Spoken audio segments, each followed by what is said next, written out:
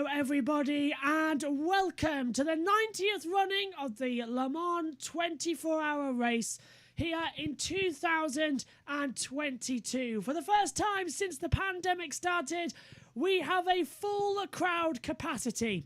And considering I'm going to be remaining in these clothes for 24 hours, it's not perfectly good that I've already started sweating completely through them as we get ready for both Formula One and World Endurance. But Le Mans takes precedence. I'm Joshua Birch. I'll be talking you through 21 of the 24 hours as well. Missing a couple for Formula 1 and Formula 2. Megan Birch will be with us. Let's listen to the French national anthem.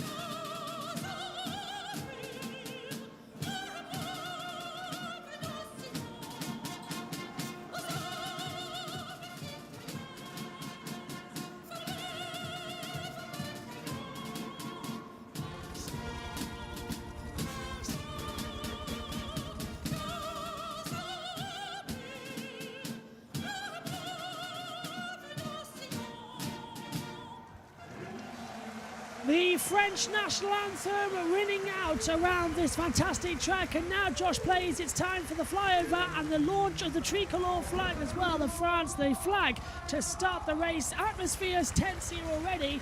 Are you feeling prepared for this one? I certainly am. No, I'm not. 8 hours standing by in the background, and then going to sleep for 4 hours. Then doing 2 hours again on standby, then spending a day at Brands Hatch for American Speed Fest. But all I have to say is helicopter. Absolutely, as I've just heard Tom Gamore's voice in the background. So Tom's on Eurosport duty as well, it seems. So he's getting everywhere. He was at Biggin Hill just about 2 hours ago. So Tom's having literally no sleep, it seems, as the flags begin to drop out. Apologies, by the way, we seem to be on a 15-second delay. Not our fault. Hopefully you can bear with us, so it doesn't really matter. At least we're broadcasting the race, eh? It's not as big as it was 40 seconds ago, a couple of years ago here at Le Mans. But it's all looking okay as they're about to drop out the helicopter down at Recruitment to deliver the flag as well. Starting grid looks quite good. The spotter's guide is already as well up here in the comms box, about to put those up as well. And let's go back down, actually, because they're still being quiet. The national anthem is still playing. In terms of the fact they're all waiting for the fly pass to begin. And there he goes. Drops out of the helicopter with the starting flag just at the back as well, onto the start-finish line, and will begin the run back down as well. It's not effectively parachuting, but it is jumping out of a helicopter that is quite high above the ground. Would you do that, Josh? Yes. At that height, yes. Any higher, probably no. Yeah, I tend to agree with you on that. Just about safe enough, but the feeling must be so bizarre, just jumping and falling to the ground. Special forces here delivering the tricolour as they do every year. The tricolour that will, of course, start this iconic race. Yeah, we saw them, didn't we, Josh, a few days ago in practice, actually practicing this as well. I think it was, what was it, FP1? They came over the track, FP2, yeah, and they came over the circuit and just had a little test run as well before the main event, make sure that everything was safe. They were happy with the way the ground was as well, and looks to be quite good. And away goes the second lot as well, out there now as well. These are delivering the pole of the flag as well. And certainly as well, we're getting ready for 24 hours. Pleasure to have you all along with us here for this one. It's going to be another cracker as well. And does anybody know that after the stream, can I change the stream latency back to low? If I keep the stream open and just stop it on OBS, can I change the latency back to normal? I think so. I'm going to have a go at that anyway, just to see if we can or not. So stand by while we just, because we want to get... The sad answer is no. No, you can't. That's a shame. Oh, well, never mind. No. That's a disappointment and a half anyway, as we get ready to go into the comms box now as well. Hello, everybody. Sorry about that. Just got back from having a haircut. Oh, very nice. Let's go down then and listen to some of the drivers. Robert Kibitz is being interviewed. Guys, last year in WRT, last lap, retirement, so ready to make up and recover this year. Yeah, retirement being leading the race, I think is the worst you can get, but we know Le Mans can offer all kind of emotions. We were not the first ones, of course. Yeah, it was hard, but we have a lot of credit. Le Mans owns us, so hopefully this year will be better, more lucky. But yeah, anyway, it will be a huge experience, and it's so complex race, so we have to keep our head down and keep focus and keep going. Good. Estella Truss, are you bringing some luck to the team? Yeah, hopefully, we can catch up, as Robert said. We really, last year was hard. I still think about it sometimes, so, we want to go back. You've won it many times. We need to get our first one. Good luck, Mr. Colombo, as well. Good race, man. It was a hard battle with WRT Inspire. It was a cool one. Guinaël, you're with the Iron Dimes, I think. Yes, I'm with Sarah. It's your second time here at Le Mans, Sarah, with the Iron Dames this weekend, wearing this nice pink suits. How is it for you girls so far? Well, so far it's quite fantastic. I mean, it's my second time here, but the first time with the fans, with the full crowd. And it's a great feeling. I mean, so far everything went pretty well for us, so we're just crossing fingers that it keeps going like that.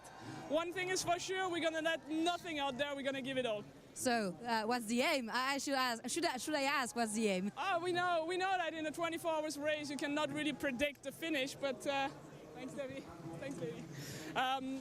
For sure, we know that we have the pace to fight in the top 5, maybe even for a podium. So definitely, we would love to do that.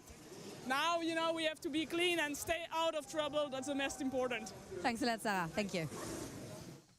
A lot of great action then as the teams continue to mill around the back half of this track as well and get ready. And I suppose also, Josh, last time you're going to sort of have a sense of normality for 24 hours. It's non-stop racing as well. Many people wake up in the morning, think, what's the last television show I'm going to watch before I get a chance to watch it in Monday morning? What's the last thing I'm going to have before I have all this fast protein stuff for the race? The drivers, the teams, the media as well, all sort of very affected by this. You don't switch off for 24 hours. It's non-stop. It really, really is, as we see the starting drivers jumping into their cars. I believe that was the number 7 Toyota Gazoo Racing.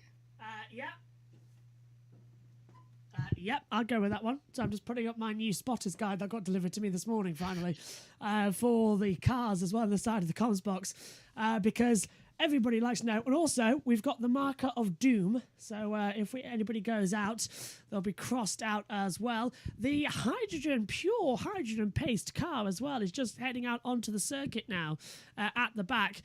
Also, apologies that we haven't been able to bring you anything from Radio Le Mans at the moment, but we are going to have in a second them up in the side of our ears. Everything's very much just getting ready for the start of this one.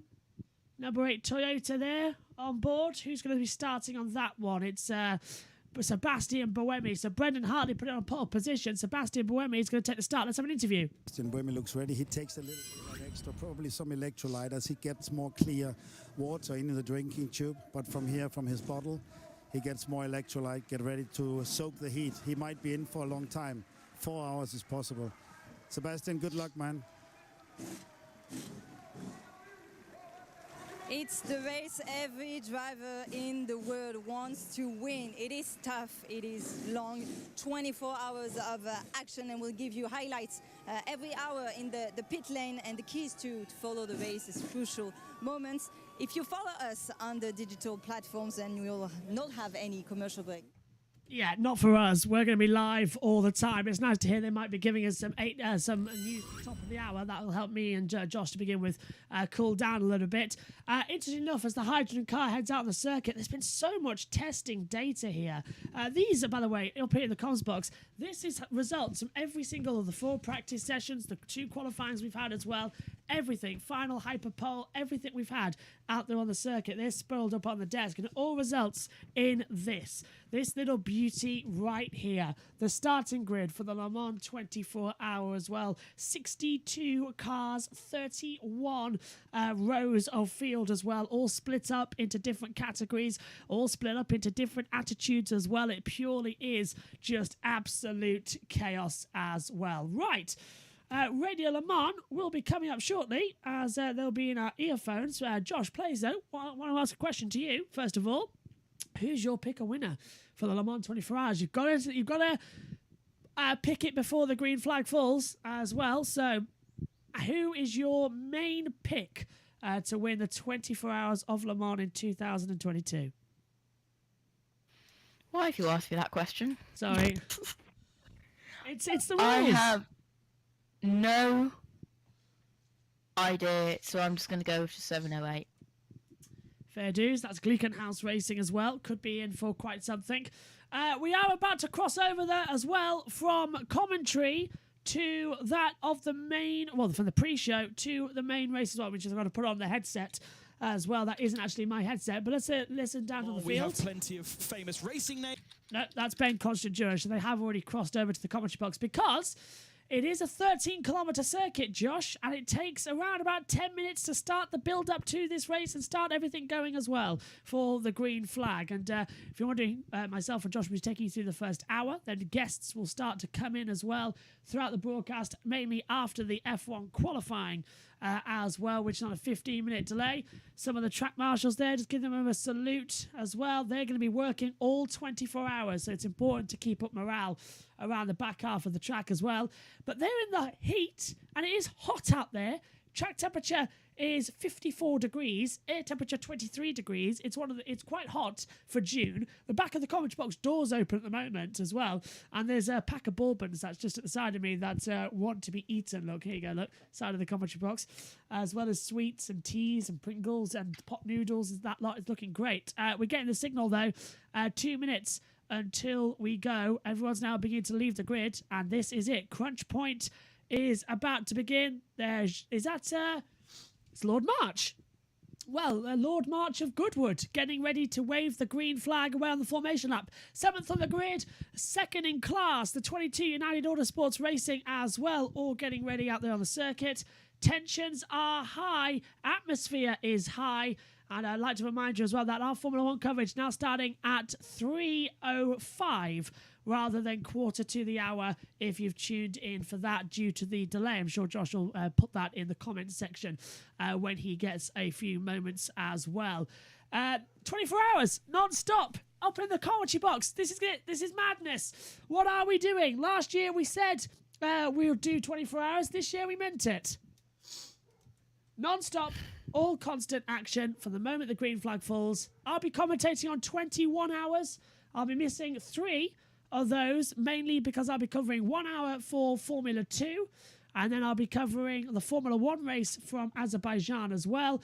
Megan Birch and Edward Hunter will take you through that 2-hour gap, and in the morning, Megan Birch will take you through as well with Radio Le Mans and Ian Birch making appearances as well in the morning. As they come through, all ready to go. And the tension's rising. And Josh has got some images for us. Is that your setup at the moment for your lunch? This is my setup for the next 8 hours. I've got 3 minutes to go, by the way, until the flag. 3 minutes.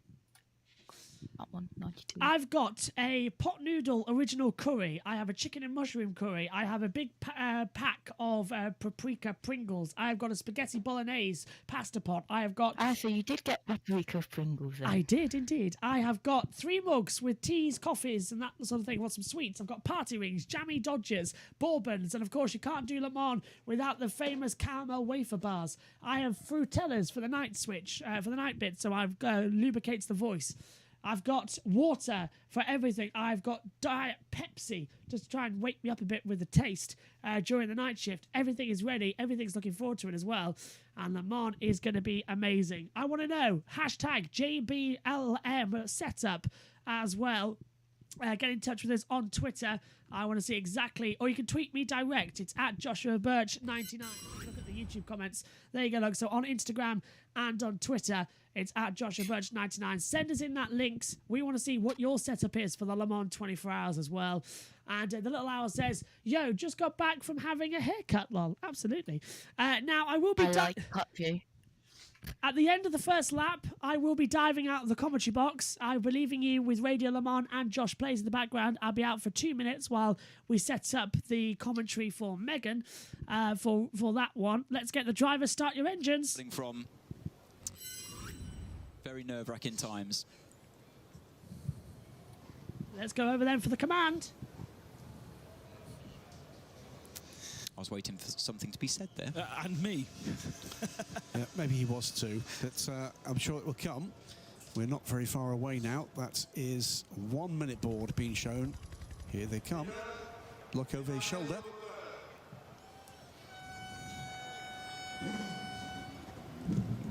They're behind you. And that's quite funny. The engines are fired up here at Le Mans. We are all set to go for the first hour then as well. As we put the headset on, the fly past begins in earnest in the background as well. 24 hours, the first hour coming up shortly. The formation that will begin ASAP. And let's just listen to the fly past. It's such a momentous occasion. It's almost like with the blue, the white and the red, it is like we're at Silverstone, Josh, but of course it's the French flag as the arrows go across as well. And now the green flag about to fly, and the Porsche safety car will lead them away. 24 hours coming up. Are you ready? I don't think we are. Lord March of Goodwood is about to wave the flag, setting them off on the formation lap as well. Tensions at an all-time high, anticipation at an all-time high. Green flag, and away we go on the formation lap. And the cars now begin to feed out. This starts a long process. The drivers already 4-hour stints for them as well. For most of them, they're going to be here for the entire 24 hours, whether you stay awake, whether you sleep. That is a different matter. And the Penske having a bit of problem getting going there in LMP2. Is it not getting going? We saw Penske had a problem this morning with the rear brake ducts. It's got going now as well, which is good news. Sebastian Buemi starting in the number 8 hypercar. Mike Conway starting at the moment in the number 7 Toyota just alongside. So there's anticipation and need there as well as they fly through. And hopefully, Josh, we're going to have a good race here. Yep, and as we see, 64 and 63, I believe, take. Oh, yeah, I am there's the so Corvettes. jealous right now. My friend is stood to the round by the final chicane. Oh, Ready Rakudamon. for the start. That's a great place to watch the start from as well as they come through. Once all the best sector times, by the way, have been set, we will filter over to the main graphic as well, which shows us who's driving the car, how many stints they've done as well. That'll be throughout the night as well. So do not worry, you are not missing anything here. The Porsche safety car, there are 3 of them going round. Here's the grid then. Row 1 sees the number 8 Toyota Gazoo Racing alongside the number 7 Toyota. Row 2, Gleekenhaus Racing, row 2 sees Gleekenhaus Racing starting 4th, the 709, the 36 Alpines alongside him. 5th on row 3, Gleekenhaus 708, the 31 WRT for LMP2. Further down, the 22 United Autosports in 7th alongside the Jolter 38 starting in 8th. Then further down as well, 9th on the grid, Real Time Racing by WRT 41 alongside the 9 Prima Orlean team in 10th. Then on row 6, the 23 United Autosports alongside the number 1 Richard Millet Racing team. Row 7, the 65 Pioneers Racing alongside the 5 Team Penske, starting 14th. Row 8 sees Team WRT 32 alongside the 30 of Donquy team as well. Richard Bradley starting in that car. Row 9, 37 Cool Racing and 28 Jolter as well, with Jonathan Aberdeen starting in control of that one. Further down, the IDEX Sport 48 starting 19th. The Inter-Europol Competition starting 20th, the number 34. Then on row 11, Ben Hanley in the number 24 Nissan Racing alongside the Ultimate in 35 car as well. On row row 12, the ARC Bravalista starting 23rd, 24th, and 39 Graf Racing as well. On row 13, 25th for the number 3 DKR Engineering alongside 26th, the 47 Algarve Pro Racing.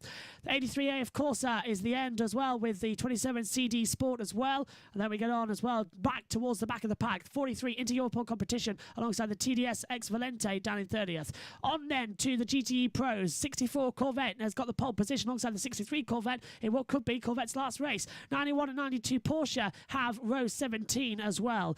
On row 18, it's the 52 AF Corsa alongside the 51 AF Corsa who hit problems in practice number 1, looking good right now.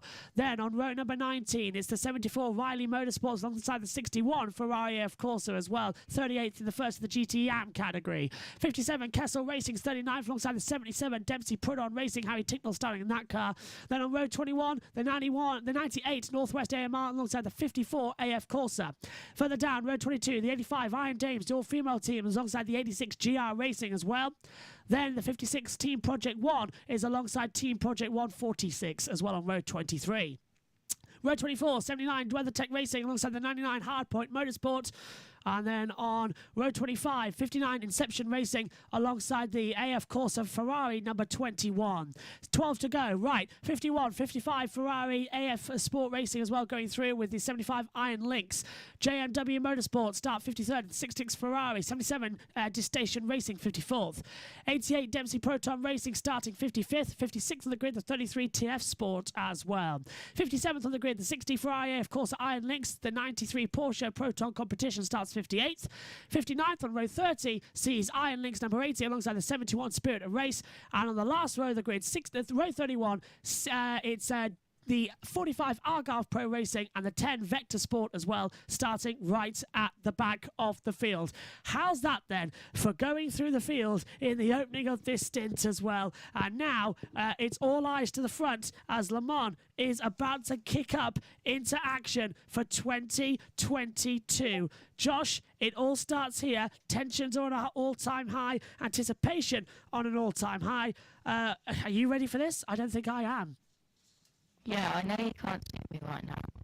Oh, you've gone very crackly at the moment. Sorry. Yeah. Okay, well, we'll fix what problem Josh is having in a few moments' time. Cars just circulating at the back. That's never, ever great news as well to have that type of problem. Round 3 of the 2022 World Endurance Championship. We've had 2 races already, as you know, but this is the big one. The 1,000 miles of Sebring, then the 6 hours of Spa, and now it is the 24 hours of Le Mans to kick everything into action. The start procedure will come up. Question. I can hear you, Josh. I can hear you. Turn your camera off and I can see you, and that might work. But I can hear you, Josh. Can you hear me? Yeah, it's just that basically I plugged in a fan to my computer and that's messed everything up. Never plug in anything into your computer, as the commentary box door's actually closed as well, so that's not good news. Let's see, this is a long enough cable. If I take this as well, I might be able to whack it open again. There we go. As well, always handy to have an umbrella around the area. The car's then just coming around the back half of the circuit. Tell you one thing I haven't actually seen in these notes anywhere. I can't see my track map. So I don't think it's actually printed out, which is awkward. I'll go sort that out in a few moments' time. The cars then beginning to line up 2 by 2. Josh, can you still hear me? Yep. What do you think then's going to happen with side-by-side action? Who's going to lead into turn 1? We've seen yellows on the opening laps before here at Le Mans. Will we have them here today, or do you think we might just get away with some green flag running? I think we might have a yellow in turn 1. Yeah, you've gone very muffly. Yeah. Or up through the Dunlop chicane. That's okay then. Tensions beginning to rise. Absolutely coming through. As the tension now beginning up there. Seems like my phone didn't want to switch on there for a second, so we'll just put that down. Cars just exiting there onto the back towards the Porsche curves. You can always see where the Porsche curves are because it says Team Porsche just alongside it as well. And this is it then. Tensions rise. 24 hours of Le Mans is coming up. I know we keep repeating it, but when the cars are taking this long to get to the grid, you might just have to repeat yourself a little bit more, because it will be a rolling start, as we know. But they are taking their time, aren't they? Now that the Porsche curves, the safety car is going to disappear, and that famous music will begin to play in the background as well of the space station of, what was it, Space 2001 or Space 1999. Either way, it's time to write yourself into the history books. The aerial camera begins to go as well. Anticipation is up there. Here we go then. Who will be written into the history books as being the best team of drivers in the world?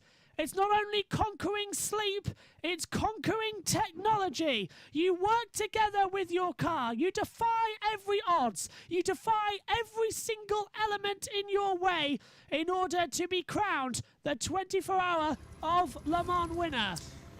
The music in the background, the tension is coming up as well. Action is about to happen. Green flags then are around. The Porsche safety car will take them through. We're coming into the Porsche curves. It's the number 7 in second position is on the inside line. The number 8 Toyota has the outside line up until the first corners. It's timed perfectly. 24 Hours of Le Mans is now. We're actually on it. Usually they time it bang on the clock. It's just ticked over. 3 o'clock here in the UK, which is 4 o'clock over there. So they're a little bit late here. The Porsche needs to get out of the way. Here we go then. It's time to write yourself into the history books. For the 90th time, the Le Mans 24-hour is under starters' orders. The tricolor flies. The 24 Hours of Le Mans begins now. And it's a good start by the number 7 Toyota, who will immediately have the inside line down towards turn number 1 and takes the lead. The number 8 Toyota is going to have the braking zone in the inside into the Dunlop chicane. We're going to crash already. Someone's gone deep into the gravel. We've got a yellow flag already, Josh, and that's through the gravel. You were right, a yellow immediately. Good start in the LMP2 field as well, and everyone now just holding the way as they head down through La Chapelle. Green flag. That's good news. Number 8 Toyota lead. Number 7 and on yellow again. It's the 22. Oh no! It's the 22 of the United Autosports, and they were pole position in this race. In LMP2, I can't believe it. How do you make a mistake like that? The pole sitter in LMP2 is caught out at turn 1 as we head down the Mulsanne straight towards the Daytona chicane for the first time. We might have to have a safety car already because the field's too bunched up. 13 kilometres though, Josh. Anything can happen. Anything can happen. I believe it is beat, so a slow zone car or full course yellow will come out, I think. Yeah, bound to have some delay as they come through down the back straightaway for the first time then. And has it got out of the gravel? No, that's another car. There's a secondary car involved down there now on the track. That seems to have stopped. Can't work out. I think that's the 41 real-time racing. It could be the 39 graph, as we have now got a slow zone in effect down in that zone 1, so through the first Dunlops, and there's a secondary yellow now, Josh, down at the Daytona chicane. So drama already, and we're not even, 2 minutes into this race. We're 1:45 into it. Yeah, slow zone, turn 1, and if I do some magic, you can now see me. Hello. Fantastic. Hello. We can not yet. You're still there, but hello. As they come through, Panis Racing number 65 has moved up into 11th position then as things currently stand as well. Clean start then from the hypercar era. But according to my monitor, the 36 Alpine has dropped behind Robert Kubica at the moment, who is in the Prima. Number 9. So Hypercar Elf already got the jump at the start. Well, LMP2 can keep up with him this year. And look, it is true. It is true. Robbie Kubica is ahead of that Alpine currently being driven by Nicolas Lapierre. Now, I've never seen that before. An LMP2 ahead of the LMP1, but it should be noted that that hypercar of the Elf Alpine is actually a grandfathered LMP2 car, and it's the last year it will be allowed to compete in hypercar. Anyway, back to you, Josh. Oh, are you not there? Yeah. I was here, but I was like, yeah, double yellow. Yeah, double yellow now at the Daytona chicane as we come round Arnage once again. Looks to be quite competitive. We'll complete the first lap and then we're going to dash off to Radio Le Mans for a few moments as we start our Formula One coverage. So do not leave the room. Stay with us here. It's going to be quite chaotic on the opening laps as well. It's a good time also to get an update. Slow zone there in effect in the first couple of corners. In the GTE Pro category, the 64 Corvette ahead of the 63 Corvettes, 92 and 91 Porsches before the Ferraris 5, 6 and 7 with the 52, the 51 and the 74 as well running through. And now the first lap has been completed. It took a total of 3 minutes and 33 seconds to complete that first lap. So do your own mathematics as we're under the slow zone. We're going to pass over now to Radio Le Mans. Stay with us here. We'll be back with you shortly. Yeah, because Willow in soon to be lapped, and you're really going to struggle to get a lap back. Although I suppose if you're going to lose a lap at any point in the race, it's better that it's on the first lap and you've got pretty much the full 24 hours to attempt to recover. But 3 safety cars here, no wave buys as we have in the standard World Endurance Championship rounds. So tricky. Everybody bunching up. Now, of course, when you go into a slow zone, the first phase is just standard yellow flags, and there's nothing stopping the gap that built up in the first lap from condensing completely. That's exactly what we've got on the main straight. So, Willow in his car, you probably got to hear him in the background. They were overlapping up ahead as well. Oh, and he got completely sandwiched from left and right, from the hard-charging P2s behind him. It was a pincer movement. I'll need to be able to describe that to you again to realise exactly which cars were involved. But that's what's done the damage on the nose of the United Autosports car, which has then pitched it into the gravel. I have to say, I did question a little bit putting Willow in at the start. I wasn't going to say anything, but in that instance, absolutely 100%, there's nothing he could have done there. He was absolutely minding his own business. He wasn't squeezing anyone out on the left or the right, and he just had 2 cars come across him. The one from the right literally sending him straight off into the gravel. I really feel for the team and for him personally, because he'll be absolutely gutted in this situation right now. And even when it's not your fault, you still think, well, could I have done something a bit differently?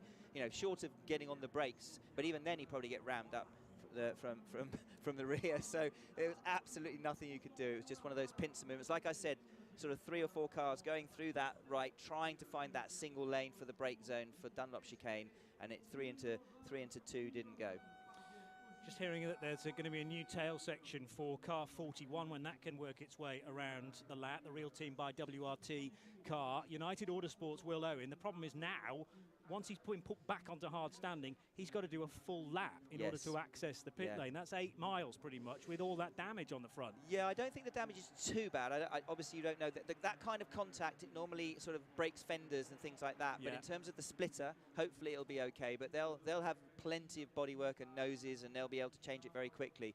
So it's just the flapping nature as you're coming back in, because obviously if you're going slowly, you're still doing sort of 150, 200 kilometers an hour coming back in at a reasonably slow pace. So he has to be careful not to damage the car too much, and hopefully he hasn't got a puncture as well. Nice little move there in the green flag area by Nicolas Lapierre, who got a good run on Robert Kubica into the second chicane, was able to get right underneath the tailpipes of the Polish driver who leads LMP2. So we now have 5 hypercars to the front again. But Lapierre's going to have to work hard to manage to shake the Prema all-in team car completely. So number 36 back up to 5th after he lost that position early in the race.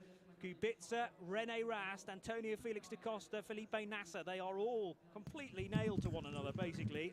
Nice to hear as well as we're back in. Thanks for that for Radio Le Mans, just taking over a couple of seconds. Louise Beckett's down trackside. The team are ready. They've got a full set of tyres out. They're going to refuel, obviously. And they've pushed out a rear wing. There is a nose there as well. I've asked the team. They said they just don't know what state the car's in at the moment. So they're getting everything ready for that 22 to come back, hopefully. Fingers crossed that all the most important... Yeah, absolutely. Josh Blaze is still with me up here in the comms box as well. And Josh, I think you've got news for us as well. The times now can go full battle screen. What are you showing us here, Josh? This is a onboard video of the start from the number 8 of Toyota Gazoo Racing. Oh, let's see it. Give me a second. Let's go into combox camera 3. I think it is. Yes, it is. Right, let's see it. Go on, Josh. Hit the button. Let's take a look on board then with the Toyota on a replay. 64 Corvette still in the way in the Pro category. Are you playing it, or can I not see it yet? Oh, there it is. A little bit of a slow getaway. The internet's not being our best friend at the moment. But it was a good launch, wasn't it, for the number 8 Toyota, and then it was number 7. Now, watching the background, that's where we're going to see some smoke happen as well. There we go. There's the dust in the background. There's the outside of Mike Conway trying to get through, but the 8 of Boemi held it stiff as well as it came through. Thanks, Josh. Pit lane, Louise. Your team have just come into the garage. I'm too far away to see what's happening at the moment, but I'll make my way down there. That's the 41. So the 41 car of the real time by WRT has finally made it back to the pit lane, but correct me if I'm wrong, Josh, it's a lap down now on the overall times due to missing out on a number of the situations out there. I believe so. And it's interesting to point out as well that the 41 as well this morning in the warm-up session didn't do all that well. Oh, and I don't know if there's a problem with the internet. Oh, no, it's just me. The 41 this morning in the warm-up session was 5th overall for the real-time by WRT. Did 334.362. Was top of the LMP2 category, so it's not good to see it at the moment. Right, leaders at the moment. The number 8 Toyota leading the way in the hypercar era. Prima lead the way in LMP2. Nice to hear, by the way, that the Alpine Elf has passed Robert Kubica. So Nicolas Lapierre now more back into position. Am I regretting my wardrobe choice for 24 hours? Maybe. It's one of the hottest days of the year. 22 United Autosports is into the pit lane. Josh, finally, broken wing. It's going to come in, and Will Owens, who's at the wheel, not had the best opportunity out there, has he, to start off at a good Le Mans 24-hour? No, and I think I'm just loading up a replay of the start crash. If you've got the replay, we'll show the replay. It's what Twitter's all about. It will be a lot easier later on tonight, by the way, when we have Ethernet connected back up to the MacBook in around about an hour's time after the Formula 1 qualifying, which is going to get underway in 5 minutes. Megan and Dad are just about to start the commentary on that as well, which is going to be interesting to see how they do commentating on it, because I haven't seen it before. I'm doing this instead of that. Okay, back to you then, Josh. You have... Oh, wrong camera. I need button 3. Let's take a look at the replay then, a start crash, and hope it works to take a look at. And this was involving... Oh, Radio NASA. Yep, copy. We see. You're pulling away from the car behind. Leaders in front. Stay with those guys. Yeah, and go on, Josh, if you're playing it. Let's take a look then at the start. Is it not loading on your end? Oh, yes, here we go. So this was the start of the Le Mans 24-hour around about 12 minutes ago. Good launch, as we saw. They were quite late starting everything as well, to be fair, and the tricolor didn't actually wave bang on time. It was a good start from the Toyotas. Further behind, though, was where the crash happened, Josh, and it just went straight off into the gravel. Straight off there, look, bang, into the gravel trap. That, as we know, was the number 22 United Autosports as well. That got caught up in all that drama and all that action. But actually looks good. Megan and Dad commentating on that session looks actually really good. Reminder they are a bit delayed, but all fun and action. Cheers for that. And there's the car in the gravel trap. That's what me and Josh saw as they went back up to the pit lane as well. So that was the start of the session. Okay, at the moment, 3 laps down then of the Le Mans 24-hour. Toyota Gazoo Racing are first and second. Boemi is ahead of Mike Conway. Oliver Platt is in third place for the Gleekenhaus cars. And fourth as well for Frank Maluex as well. And now this is the battle in LMP2 between Prima and WRT. And there already is the cars that started this race further back down the field. As here's the Iron Dames pink Ferrari, who's 57th overall. And is that crabbing, Josh? Is there a problem there? I think there is. There's something wrong there. Yeah. Definitely something wrong on the front. I'm going to say puncture. I'm going to go out on a limb here and say that's a puncture or something already, which is not great news. So 23 hours to go of the Le Mans 24 hours. It's been a crazy start, hasn't it? As we now look at the 77 Dempsey Proton Racing, who's currently leading the Pro-Am category as well. There's Michelle Gatting, who was watching on in the back of the pit lane. She'll be on later in this session. Okay. Go on, Josh. Here is the replay I thought I loaded last time. This is the onboard crash, yes? Yes. Again, wrong camera angle. That's emergency screen 2.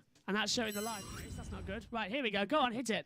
And this is on board with one of the pros. And it was, 3 into 1 doesn't go, and front wing got ripped off there, and that was absolutely nothing that the United Autosport racing car could do there at all. He got taken out completely by the two around him's stupidity as well. So I'm not happy with that. Are you happy with that, Josh? Not really. Oh, Iron Dames back into the pit lane then. I think it's a puncture. It's a rear right puncture as the Iron Dames are in now as well. Rear right is down, and it is indeed a puncture. Oh, dear. You just don't know what to say anymore, do you? It's one of those situations where you sort of just close your eyes and hope it's all going to go away. Anyway, we've got a battle on our hands. The 56 Porsche as well, which is running in 9th position, is chasing down the 98 Aston Martin, is going for a mill on the inside of the 61 Ferrari on the run down to the curve of Michelin chicane. It's got the brakes on the inside line, late on it as you can get, and he's taken him. Great move there from that Aston Martin. Now going through up into the field and up into the order there, Josh. Yeah, that was a good move. Oh, sorry. Get the... Yeah, Michelle Gatta is in the pit lane now for the Iron Dames squad as well. So definitely punctures a law as now the Porsche tries to go through on the inside line. Gleekenhouse Racing just at the fastest up of the race on a 3:30.683. So we're only 4 laps in, and already they're lapping quite quick. The two Porsches, the two Toyotas better lap up quite quickly as we keep through. This headset is so uncomfortable for me. It works perfect for Dad, but it doesn't work perfectly for me. And it's very hot in this commentary box. So I'm looking forward, actually, Josh, to the cool night shift where it's going to be hopefully freezing cold air. I definitely could take it. A few cars look like they've got slow punctures out there as well. They're all desperately trying to get through. 15 minutes down, 23 hours to go. If it keeps up with this intensity, I think I'm willing to say it's going to be quite exciting. Yeah, there we go. As we had a brief yellow. 3 hours, 44 minutes left.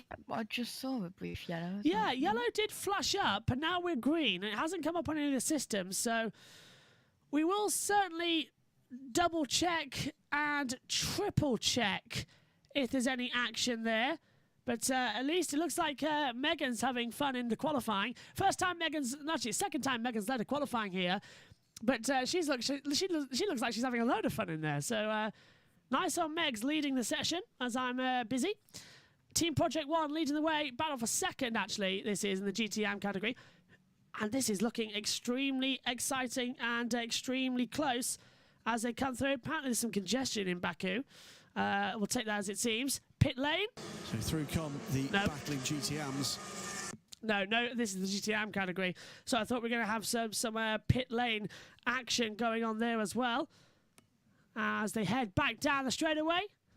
Keeps on calm. Keeps on being as well. Quite exciting. Here comes the LMP2 then. That's standing right at the back of the field. The Argyle Pro Racing. It's the 45 with James Allen at the wheel. Not that James Allen, who was an ITV-F1 commentator. 85 Louise Beckett. I heard you say it was clearly a puncher how quick they were in and out. They say they don't know how. There was no contact, so they don't know how they picked it up. Thanks, Louise. So, a mysterious puncture, Josh. That's never the great news to hear throughout a session. And a mysterious one at that could only mean trouble. Absolute trouble if they're not careful. Yeah, that could be a problem, and this is going to be hard. Well, harder, it would be easier for you, but as I'm not used to multiple people speaking, I've got Megan and Ian in one ear, you in the other. Yeah, not used to it, are you? Are they doing well? They sound like they're keeping the conversation going. Yeah, they're doing well. All right, that's good then. very risky, leaving them one of the biggest qualifying sessions of the year. But the number one, Richard Millet, is hunting down the 23 as well of the United Autosports USA, who is running in 5th place in the LMP2 category as well at the moment, as they fly back through. Just to let you know, Megan and Ian cannot actually see the YouTube chat. They've only got... but down to the pits. Of the 41 WRT LMP2. What happened to Ferdinand at the start? Do you know what happened? Yeah, it looked like initially he got a really good start, and he was going side by side with the United, and it looked like there was some chaos on the inside. And unfortunately, the United was forced onto 30, and he had nowhere to go. He was already fully outside, and the contact gave us a puncture. Obviously, we lost a lot of time. Was the car damaged more than the puncture? Did you change any parts on it? Yeah, we had to change the rear tail because the tire was scraping on the bottom. There's some side pod damage, but it's okay to run, so we kept it on. Thanks a lot. Thank you. All action further down then, as it's battling in the GTE Pro categories, as one of the Aston Martins goes very wide indeed as well. That's not great news. That's the 98 Northwest AMR, who decided to take a little extra trip through the back, and it's just got out okay. The two Ferraris, though, are going to absolutely swamp it down the back straight, and Ferrari looking incredibly strong here at the moment, Josh. Just 3 laps. And that's Ben. Ben Contenjuris just trying to find a way through into the background there. It wants to find a way through everywhere as well as they come through. Em is already saying, by the way, in the YouTube chat for the F1 that Perez is going to be on pole. Up here in our chat, we've got Adam as well, who says, sent you a DM on Twitter about when I'll join you for coverage. I did see it, Adam, and I'm going to get it, as this is contact. That's why the Aston Martin lost so much time. The Ferrari number 90 went right through on the inside, and just took off the position there. Ferrari 80, I should say. It's the Iron Lynx car that took the over-strung position. I thought I'd be able to stay in these clothes all day. I might need some change of clothes at some point in the Le Mans 24-hour race. But it's so hot up here as well. I can't imagine what it is for the drivers over there as well. What is it? Track temperature now 55.9 degrees. Air temperature 24.7. Humidity at 49%. It's going to be so hot down there at the moment as they rung on. This is the battle for 11th and LMP2 between the number 11 Cool Racing and the number 28 Jolter. The Jolter has the inside line with Jonathan Aberdeen at the wheel. It becomes the outside line though into Arnage, and it's got through. So the 28 Jolter moves up into 11th position. The 37 Cool Racing down into 12th already here at Le Mans. 23 hours and 38 minutes to go. Talk about action as well.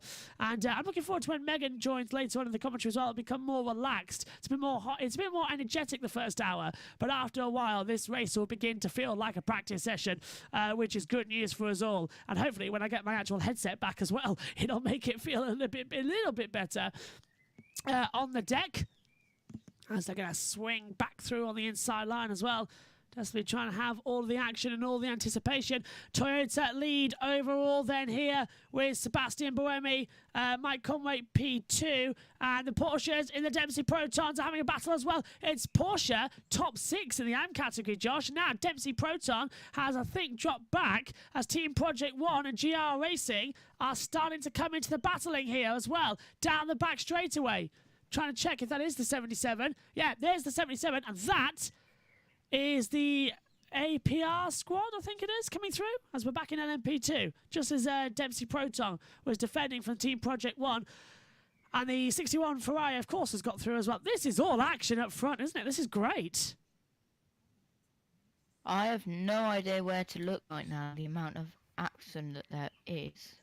I'm just crossing my fingers and hoping this is a good race. Don't think you can keep an eye on where to look, to be fair. Everything is so dramatic up here as well. As look at that timing screen, all out of position there. Let's get it back in operation, shall we? And looking all nice and neat for the commentary. Dempsey Proton, I believe, has lost the lead.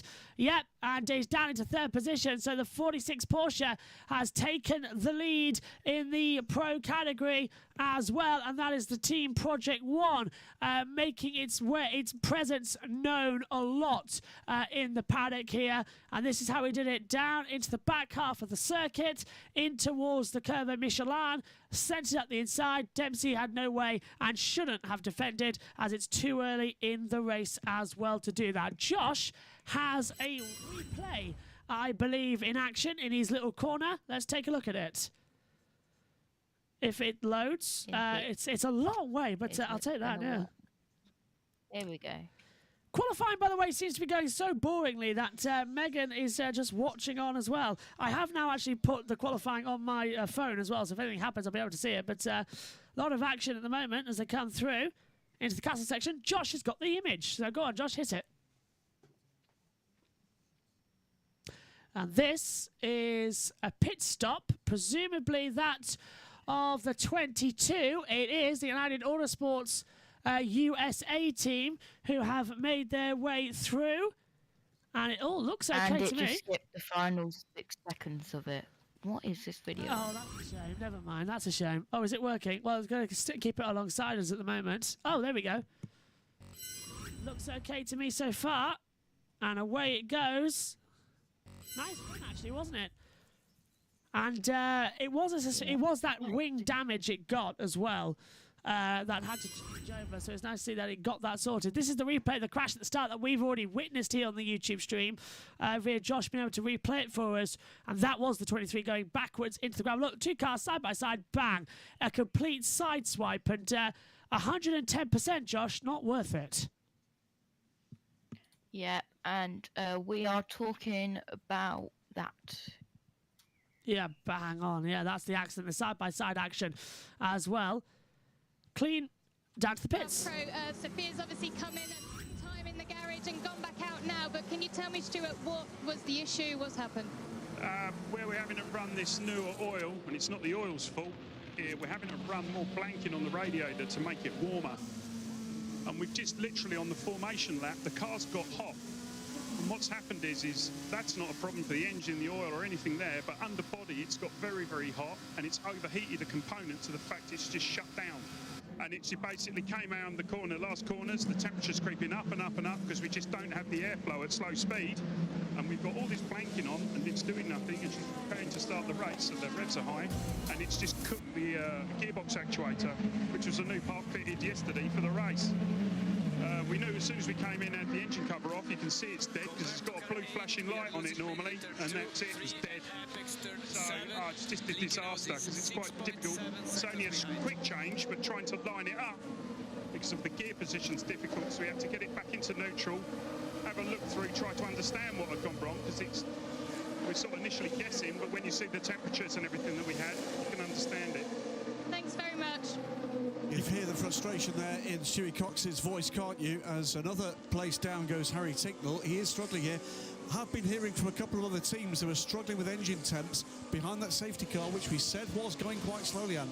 We did, yeah, we called it at the time. We said this could cause havoc with temperatures rising with the cars going so slowly, and there you go. The proof there that it was affecting some cars. So, I mean, you have to run the blanking, obviously, for later on in the race. It's one of the many compromises you have to make with this race. And I'm back in the box. I'm sure Josh might know where it's ended up as well. Do you know where I ended up? And into the pit comes the number 31 car as well. Sorry, the number 3 car comes in for DKR Engineering for a first stint as well in the pits. I guess you know where I just ended up, didn't you, Josh? Yeah, you went to the Formula 1 stream, and Ian has just said Josh has just done more exercise than he did at PE at school by running between commentary boxes. I went to double check if the ITV qualifying had started, because we're taping that via the Cloner box situation out there. So went to double check while that replay was on, and then had a quick hello on the F1 commentary. So technically I can say I have been on every stream that we've done this year. So just a quick hello from me there. 1 minute stop-go penalty for car 31 for causing a collision at Marshall Post 2 at the start of the race. So it's a 1 minute stop-go, Josh, which is going to be a lot in terms of lost position in this race already. Yeah, that's not good getting a 1 minute stop and go penalty this early in the race, only 28 minutes of the hang on, race. race control. Information to pit lane. 1 minute stop and go penalty on car 31. 3-1 for causing a collision at T1 at the start of the race. 1 minute stop and go penalty on car 31. 1 minute stop go. 1 minute stop go penalty on car 31 then for contact to start the race, and that then, Josh, is the decision for the team WRT for making contact with the 22 United Autosports right at the start of the race. So I think a good decision for stop and go penalty there. Yeah, it seems to be okay to me in that situation. Boy, this is exciting, Ramon. Isn't it great fun? And you can see all the race control messages that you need to appear in the comms box as well. Oh, there's a yellow flag out in Formula 1 qualifying. I don't know what that's for because I'm not actually there. It's green flag here at the moment, but if it goes red, I can already sense Megan dreading if it does that. And she's 40 seconds behind the coverage. So actually, she's not. She's actually 20 seconds behind. She's actually okay. It's gone green, thankfully.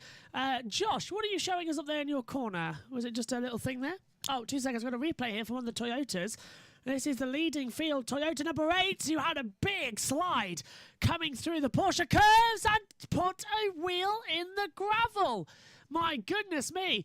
And the gap now 1.2 seconds as into LMP2, the Prima number 9 and the 38 Jolter come in together for their first stops of the day. Down to you, Josh. Yes, this is the number 9 Prima. And this is the race leader when they came into the pit lane as well. So that is all the action happening down there. That's a gorgeous picture. Absolutely gorgeous as well. So Prima in, Jolter in, 23 United Autosport in, 5 Penske in, 6 in as well. So they're all coming in now into the pit lane, as you can see. So this is the first of the scheduled stops for the Le Mans 24-hour in LMP2 into Europol competition. We'll go through and take over, quickly clean the windscreen, and look at this, the gap at the front that was 2 seconds has now dropped to 0.337. The number 7 Toyota and the number 8 Toyota are already going into the battle, and this is what we've been craving for, Josh, for over, well, half an hour now. Yeah, tons of battling going. Let's try that again. Yeah, go on, try again. Tons of battling across, and here is. Yeah. Well, look at this. Nearly all of the. If we take a look down on the field here, look at how many LMP2s are in the pit lane. And they're coming out of it as well. So they've all made their stop. WRT Jolter has jumped the number 9 Prima. So the 38 Jolter has got out ahead of Robert Kubica in that number 9 Prima. Brilliant. Oh, and there's a red flag in Formula 1 quali. Stroll. Stroll in the wall. Whereabouts, Josh?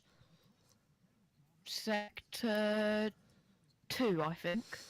Oh, well, that's not good for Megan as well. Strolling the wall again, says a little owl over there on that coverage. So that's going to excite Megan. It's not Stroll in a minute. It is Stroll. Yeah, it's Stroll. Oh, and that is... 2. Yeah, and this is the 24 of the Nielsen Racing going ever so slightly wide at the pit entrance and causing problems. So very strange there as to what was going on. But, okay, good to me. Antonio Garcia has just set the fastest lap of the race so far. You can see in the LMGTE Pro category, a 349.941 as we return you to the full screen. Quite a lot of the outlaps. Now, these hypercars can go round about 5 to 7 laps longer than that of the LMP2. So their stints aren't over yet. Every half hour, the LMP2s have to come in. Every hour, the hypercars can come in. And this is a replay of the hypercar action. Who is this? It's the Toyotas getting blocked And that is Sebastian Buemi, number 8 Toyota, going way wide coming into Indianapolis just to try and get ahead, it looked like. As they were into the Dunlop curve in the first 2 corners now as well. Looking fun and looking good action here already. So 23 hours, 27 minutes to go here at Le Mans. And we can't get anybody else on the broadcast bar Josh until after the F1 qualifying because I need the bus mixer back. Because right now Josh is hearing me via the MacBook camera microphones as well. But we need the Ethernet because we can just about handle Josh going through there as well without it going funny. Let's take a look at the pro categories in GTE, the Grand Tourers, as it's the 63 Corvette leading the way to the 64 Corvette on the run down towards the Curve Michelin chicane on the towards Mulsanne. And looking strong to me so far. You can see Josh is trying to listen into something as well in the rear of the cars as he tries to do his race control messages for about 7 different sports. Into Europole competition, the number 43 car with Fabio Schroesser is into the pit lane now as well to take over and to have his first stop in the afternoon. He's gone longer than I thought he would there, Josh, to be fair. I'm asking as well, but yeah, go on, Josh. I realised it might not have been the best time to ask you. No, I've got a red flag in Formula 1. I'm getting photos up for Le Mans. I've a fan which is making my mic go all crazy. You also turned down low as well. And that's not Let It Snow. It's not a football. It's not a football. That is better. That is better. Rene Rast has come into the pit lane then for the number 31 WRT as well. And I presume that will be its penalty, which is why it's coming down to minute stop-go penalty. So it's not that long, but at least not 5 minutes. And Josh has got a photograph for us again. Are these all coming from your friend who's trackside? No. Ah, good. Okay. I thought it might have been. What we're looking at here? None of my friends who's trackside yet. And these are all from the Wonderful World of Wheat deck. Nice. So this is from people around the circuit then, yeah. Yeah, so that's the number 63 and a couple of other curves. That looks going into through the Dunlop chicane first sector. And this is the number 31 here's in the the pit replay to start from aerial. Yeah, that's the number 31 car is in the pit lane now, the WRT, who's serving its 1 minute stop-go penalty with Rene Rast, who got that penalty overall. They are in the pit lane and are dropping time. You can see them down in 24th at the moment. There is the car now. For that contact at the start of the race, having the situations run off as well. And look at this, the 2 Toyotas, they like their team orders, but how long is it going to be until they get told, no, just hold station? I don't know why, a lot of oversteer. Copy, we do brake balance and shift and corner by corner if we need to. Sebastian Buemi not happy with the state of that car, saying we'll go corner by corner if necessary as well, and they're trying desperately to hold the advantage. Toyota Gazoo Racing lead the way as things stand with a 1-2 with car 8 first and car 7 second. Fabio Schroesser has rejoined the track on an out lap now. He's 17th. If they're orange, by the way, that means on an out lap. I'm sure you might figure that out with the timing tower and the messages coming through as well. But a lot of action and a lot of situations all the way around. Also, Megan and Edward Hunter will be taking through, when me and Dad commentate on the F1, Megan and Ed will be commentating on the Le Mans 24-hour race. So that's confidence there that we're leaving it in good hands. The same with Formula 1 qualifying right now for the Azerbaijan Grand Prix, making their appearances. And Ian Birch was actually worried about coming to the commentary box tomorrow, claiming that it was going to be very cold in there. I don't think he's going to be making that comment. It is absolutely roasting in this commentary box. The door is open. I swear it's around about 25 degrees here as well. The big light also doesn't help as we look at the aerial views now, Josh, of the 2 Toyotas down the Mulsanne Straight. Yeah, just please note for Formula 1 fans, the session will resume in under 3 minutes. What's that? Oh, is that Formula 1? Okay. So Megan will be delighted to hear that. Are they still in Q1? How long's to go? 2 minutes 30 of Q1. Blimey. They haven't even made out Q2. And it's already was very delayed as well. I think Megan is having a couple of hours off before she joins us in the box for the rest of this. But I'll tell you what, guys. if it wasn't for Megan, there would be no Formula One coverage of qualifying. Not that she's agreed to stand in as the commentator, but the fact that she's letting us use her laptop as well to do the broadcasting this weekend. So, must admit, Megan deserves a big round of applause over the F1 chat comments. If you want to pop over there and say congratulations and come back over and say thank you. Not that we should, but you know what I mean. Megan has very kindly stepped in and helped me out as well, and helped us all out as well, because the F1 commitment while we do Le Mans. Delighted to say this will never happen again, though. We'll never have Le Mans clash on a Formula One weekend again. We might have it clash on a MotoGP, but we can deal with that. It's 45 minutes out of 3 hours that we have to miss for this year. Well, I have to miss. Megan will be doing this tomorrow. Okay, car still coming through at the back half of the circuit. This is the two Toyotas looking good. It's gone quite quick, 40 minutes. We've been under it for 38 minutes as well. And into the pit lane, the 23 United Autosports is into the pit lane again. And that's a new changeover, and it's unscheduled, isn't it, Josh, as well? After, well, actually, half an hour might be scheduled. It's only been after 10 minutes. Yeah, 10 minutes. I don't think that would be a scheduled stop. Must have had a slow puncture or something down that line as well. We'll keep an eye on it coming up shortly as well as the field heads down the back of the track. Let's take a look at what Grid Network was saying, because I just got a direct message. I thought we were going to have some pit radio there as well as they come through. As they come out now down the back. It's Kobe says, at Joshua Birch, I know you're busy at the moment, but when you see this, is it possible for you to record a short recap about Le Mans for the wrap-up show? If not, no worries, I'll throw some together. Oh, no, absolutely, I'll do it, Kobe, if you're watching. I'll do it. I'll still be awake. Yeah, I'll do it, don't worry. And into the pit lane, Josh, after 40 minutes. I said they can go a couple of laps longer. It's the number 7 Toyota making its first stop of the Le Mans 24-hour. Mike Conway at the wheel. And we might go down pit road in a few seconds' time, but this is looking good. 40 minutes then, Josh. Note that down. LMP2s can go 30 minutes. Hypercars can go 40 minutes. And at the moment, the clock is still going for the GTs. But fill her up, Governor. Full on tyre change, full on everything else, and clean your windscreen while you're at it as well. And the 709 Glickenhaus Racing is into the pit lane as well as the number 26 Alpine Elf is in there as well. So they've started to come into the pit lane then as things stand, as this is 709 Glickenhaus now changing over with its tyres and situations as well. Looking good to me. Just they're not changing the tyres there, it looks like, Josh. They're just having the fuel added on yet. Although we're not allowed to change the tyres after the fuel comes out, so we'll double check. But Josh has got some. I keep doing that. It keeps going wrong on the graphics. Apologies for this. You've got a replay, Josh. What are we looking at?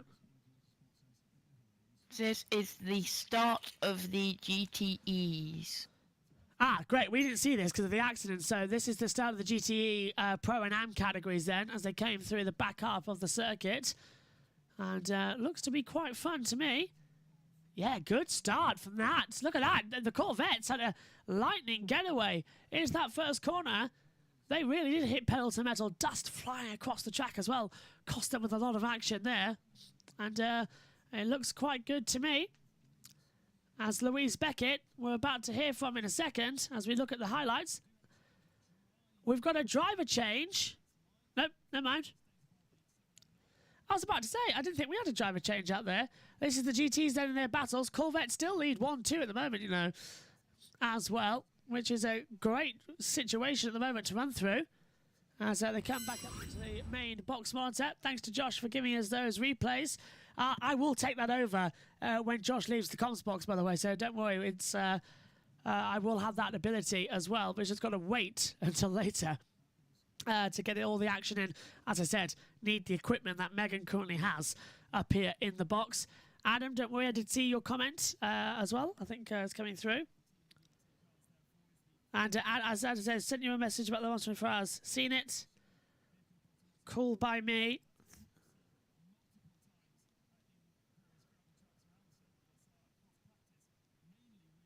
So I'm just getting told in my ear as well that the Team Penske is running in third at the moment, the number 5 car, the Jolter 28. They are reporting on the radio that their rear right tyres are not feeling correct. So I wonder if there's a problem, because we already saw the Iron Dames had a puncture on the rear left earlier on in the race as well. So we will keep you up to date with that, as into the pit lane comes the 41 real time. And this definitely is not a scheduled stop, Josh. They've only been out there for 15 minutes. So this is their first routine stop of the day, not their first stop overall. So this is their first routine after the race. So this is they're actually ahead of the game. They might be able to get some positions back later on. So not bad overall. As I've just realised I have a kettle in this commentary box, but I've got no plug for it. So that always works well. Sebastian, and on the other hand, the Aston Martin. The Aston Martin going way wide to go through on the inside line as well. That's the 98 Northwest AMR trying to overtake I think that was the Ferrari. It's a 33 passing the 59 on the back of the track. That's what I'm being told in my ear with the correction over that on the point as well. Fantastic run so far in this action as well, as the field continues on for all the run. Race leaders in there, Josh, as well, and so is the 8 cars in, and the 708 car are into the pit lane. So Toyota and Glickenhaus are into the pit lane to set their actions up as well. Fingers crossed this is going to be a smooth stop, but does this mean gap was 1 minute 5? Mike Conway might take the lead here, Josh. So our first lead change could happen. But I think so. Louise Beckett has got an interview. Sorry to cut across you. Louise Beckett's got an interview. We've seen and I'm going to go over to Formula 1.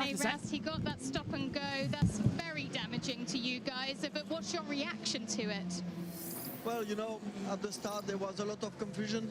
Difficult to say what happened exactly. There was a contact. Yeah, I think Rene did not do anything wrong, but yeah, at the end we have to accept the decision of the steward. Let's see, the race is going to be long. Well, you know from last year that anything can happen here. Yeah, exactly. Okay, thank you. Great to hear from Vincent Voss. Not been an easy start for him. We do have a change for the lead then. The number 7 machine has got ahead of the number 8 in the pit stops. And that came courtesy of a quicker pit stop for the number 7, a minute and 7 on pit road rather than a minute and 10 seconds. So, and that is, well, just about exactly what the difference is here. The second and a half behind, and now a second and a half ahead. You got the feeling that Buemi was a little bit slower than what Conway could manage in the end of that first stint. So will be interesting to see if the number 7 machine can now start pulling away from the number 8, as Buemi had done in the first part of the stint. Would the team have done anything to try? Was there anything they could do to try and stop the oversteer that Buemi was complaining about?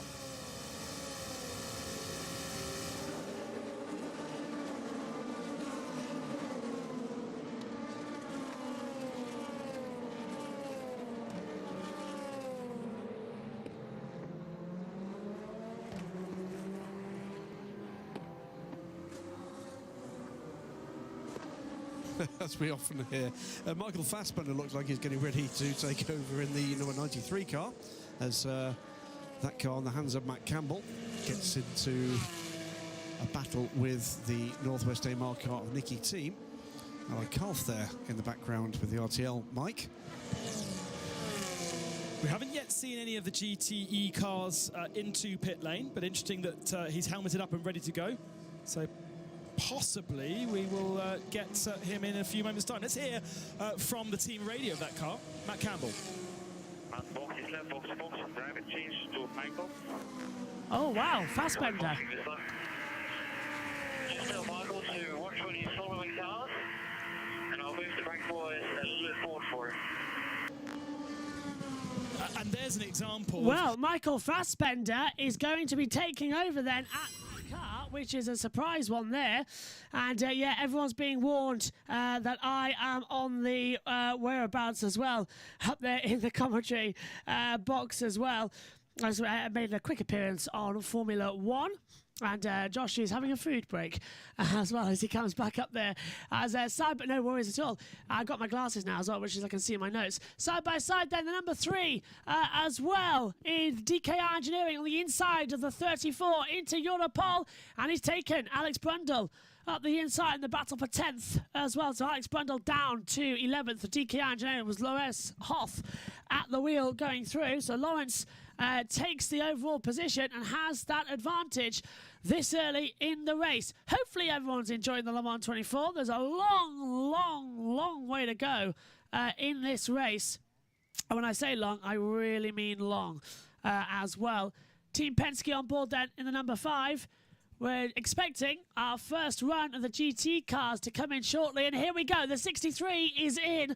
So the 63 Corvette is into the pit lane. No tyres changed just yet. Full fuel before going. Into the pit lane also comes the Ferrari. And we're going to have to slow down the exit now into the pit lane. It is a race of 2 halves, so this is everyone who's coming in the pit lane. It's mainly the AM category, Josh, who have entered the pit lane. As in now for our first driver change, the 93 changeover, Michael Fassbender's getting in the car. Down to you, Josh, if you can hear us. Tons of... Right now. Yeah, I can hear us, Josh. I can hear you. Yeah, but I can hear you. Cool action. Michael Fassbender then changing in, and that is the first one. And Kobe has just said out as well, wish I could join, but I got to focus on Road America and Sonoma. But he's then put, but... I wonder if that means he might be tempted to come in for a little bit as well. It's a long 24-hour race as well, Kobe. So you're more than welcome anytime you can make it as well. As is anybody who wants to come in. Oops, is that? Can you hear me, Josh? Can you hear me? I can hear you. Are they on Formula One? Is Megan and Ian still talking? Yeah. Oh, it was a glitch my side. I got worried for a second because the spinning wheel of death was on there. And this is the Ferrari number 83. Oh! Unsafe release with one of its own teammates. And he let him go, tried to bring him back, but that might be a penalty on the board there, in my opinion. That was a big no-no to an unsafe release. A lot of action then in this one already. This is great. Yeah, and that looked like an unsafe release for me. It was the 83 Ferrari, so that is in the AM category, I believe. Yeah, it's the 85. No, it's the well, hang on a minute. Where's the 83? If you can find it.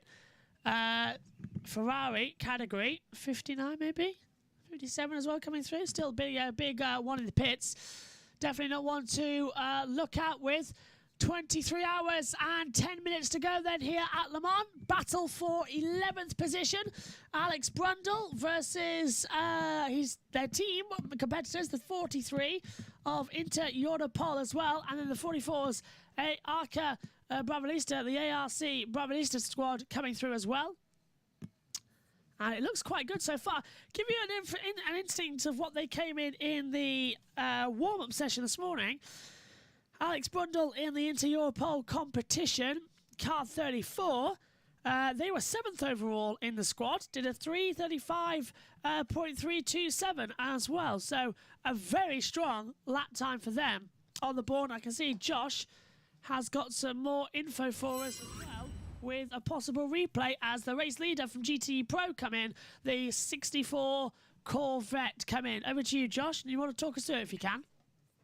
Yep, this is a replay of the hypercar pit stop. So if I just do that, I disappear and press that. So here comes the hypercars out. I believe that was one of the Toyota Gazoo Racings of number 7 or 8. That looked like. And then here we come. I'm great at doing voiceovers, by the way. You're welcome.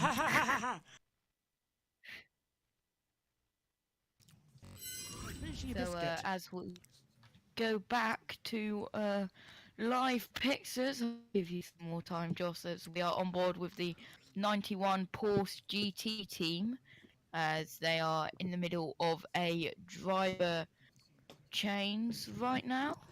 Yeah, the 64 Corvette in for the lead. So that's promoted to the 92 Porsche to take the lead in GTE Pro. 64 Corvette second, 91 Porsche in third. I was quickly finishing off a biscuit, as it's a very long 24 hours and I had to skip lunch thanks to that red flag in practice 3 for F1 that delayed the start of the session, with the crash in F2, I should say, as well. I think Megan is going to be... Megan's settling very well, worryingly well, into the lead commentary role on Formula One. I think I've trained her too well. Go on. Yeah, you might want to be worried, Josh. Might want to be a little bit worried. It's good news if I'm ever ill, though, that she can just take over under the drop of a hat. Although I should be worried. Right, into the pit lane. Drive-through penalty for car 35, overtaking under yellow and pushing a car off the track. So the 35 is the ultimate as well in LMP2, driven by Lehover and Herta as well. Not Herta as in IndyCar, Herta with a U at the end. Having their changeover as well. And the 54 Ferrari in the AM category. The AF Corsa is in the pit lane as well. 7-time WeatherTech in, Dempsey Proton in as well. We're currently looking at the GT field because it's their turn for a pit stop as well. That's why the timing screens are showing a different area of the board, because they are in there. So we've got to focus on them in the pit lane as things stand. Looks okay to me. Right, okay, let's go back up then to the top of the field and focus on Hypercar. And this was what I was on about earlier on. And Josh has managed to find it. That's the Aston Martin getting forced off by the Team Project 1, I believe. It could be Iron Lynx, but I'm fairly certain it's the Team Project 1 car. Over to you then, Josh. Is that a video I have no or an idea. image? All I know is that it's 2 cars. One's green and black, one's an Aston Martin, one's white, and there's another car. Is that a video or an image? It's an image. Yeah. Image. That's what I was on about earlier on in the broadcast with the forcing off the track earlier on. Okay, keeps on going as we come into Mulsanne, the back half of the circuit.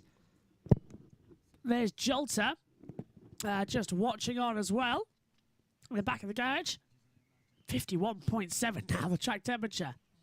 It's going up and down, up and down, up and down all the time, which is exciting to watch as well. Is there 10 minutes to go in the F1 qualifying? It's right about that, isn't it? 10 minutes in Q2. Blimey, it's been going on a long time, hasn't it? I'm surprised Megan can commentate for that long, as usually. She'll be back with us later on in the afternoon as well, which I'm sure is going to delight her. But she has to come in. Do you know why? The Paprika Pringles. So she has to turn up in the commentary box at some point. And also all the sweeties and that lot as well. And she loves the party rings and she loves the caramel wafers. But I've got ownership of the bourbons. They're my favourites. As into the pit lane. On board with the 92 now coming off board in the pit lane. Some adjustments to the rear wing looks like, and a clean of the windscreen. No tyres, it looks like. I believe they got tyres a little bit earlier on, not yet for the tyres. Yeah, it's just fuel, isn't it? No tyres prepared down there. Obviously, you're not allowed to have the tyres changed at the same time the fuel's going in after a fire a couple of years ago. So you have to wait until the fuel's been released. But as you say, Josh, I didn't see any tyres at the side of the garage anywhere or anyone preparing to put the tyres on. No. So they're double stinting the tyres, which could be a worry because we've seen numerous punctures so far today. But still, this is exciting stuff. As remember, top of every hour, Eurosport are going to be giving you a little update as what's happened as part of the world feed coverage as well. So not even we get away with it as well. Not even you do if you're watching on the world feed. So we will be crossing over to them shortly as well in about 3 minutes for a little update on the first hour.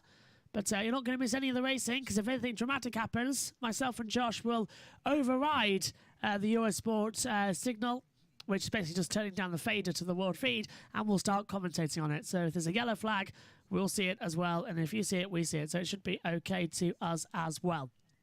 But I am worried. Do you know the one thing I'm worried about, Josh? Megan is What getting. are you worried about? Megan's getting the hang of doing the lead. We got a yellow flag out on the track. Now, where is this one located? Why is the yellow flag out there?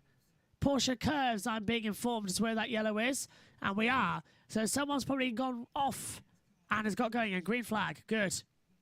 No need to wait for anything else as they come back through. Can you hear me, Josh?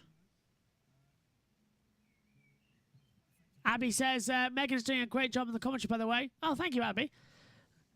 I think Josh has disappeared. I think the laptop's Wi-Fi signal has been lost. So we'll wait to get that back ever so shortly, which is the one thing I was worried about. It should have been. We should have got the little adapter back by now so we can put the laptop on Ethernet. But Megan's using it on her laptop, commentating on the Formula 1. So we've got an action already further back as well in LMP2. In the battles as well. Let's get my glasses on so I can try and work out who it is for. It's the 29 in a battle as well. Nick de Vries in the Nick de Vries, by the way, in the TDS X Valente, looking good. Right, 29 we need to look for as well. Jill to 28. Okay, so there we go. It's the 5 Penske and 32 Team WRT. So this is the battle for 4th overall in the category. Yellow flag is out again. No. Forget it. Green flag. It's the laptop, isn't it? It's Wi-Fi signals got corrupted, so that's why it's not showing. And there, do you hear the little da-da in the? Josh is back. Josh, can you hear me? Yeah, it's the Wi-Fi signal to the laptop, so nothing we can do at the current moment. Actually, there might be if I am a wizard, and I am a wizard because I can just do this, can't I?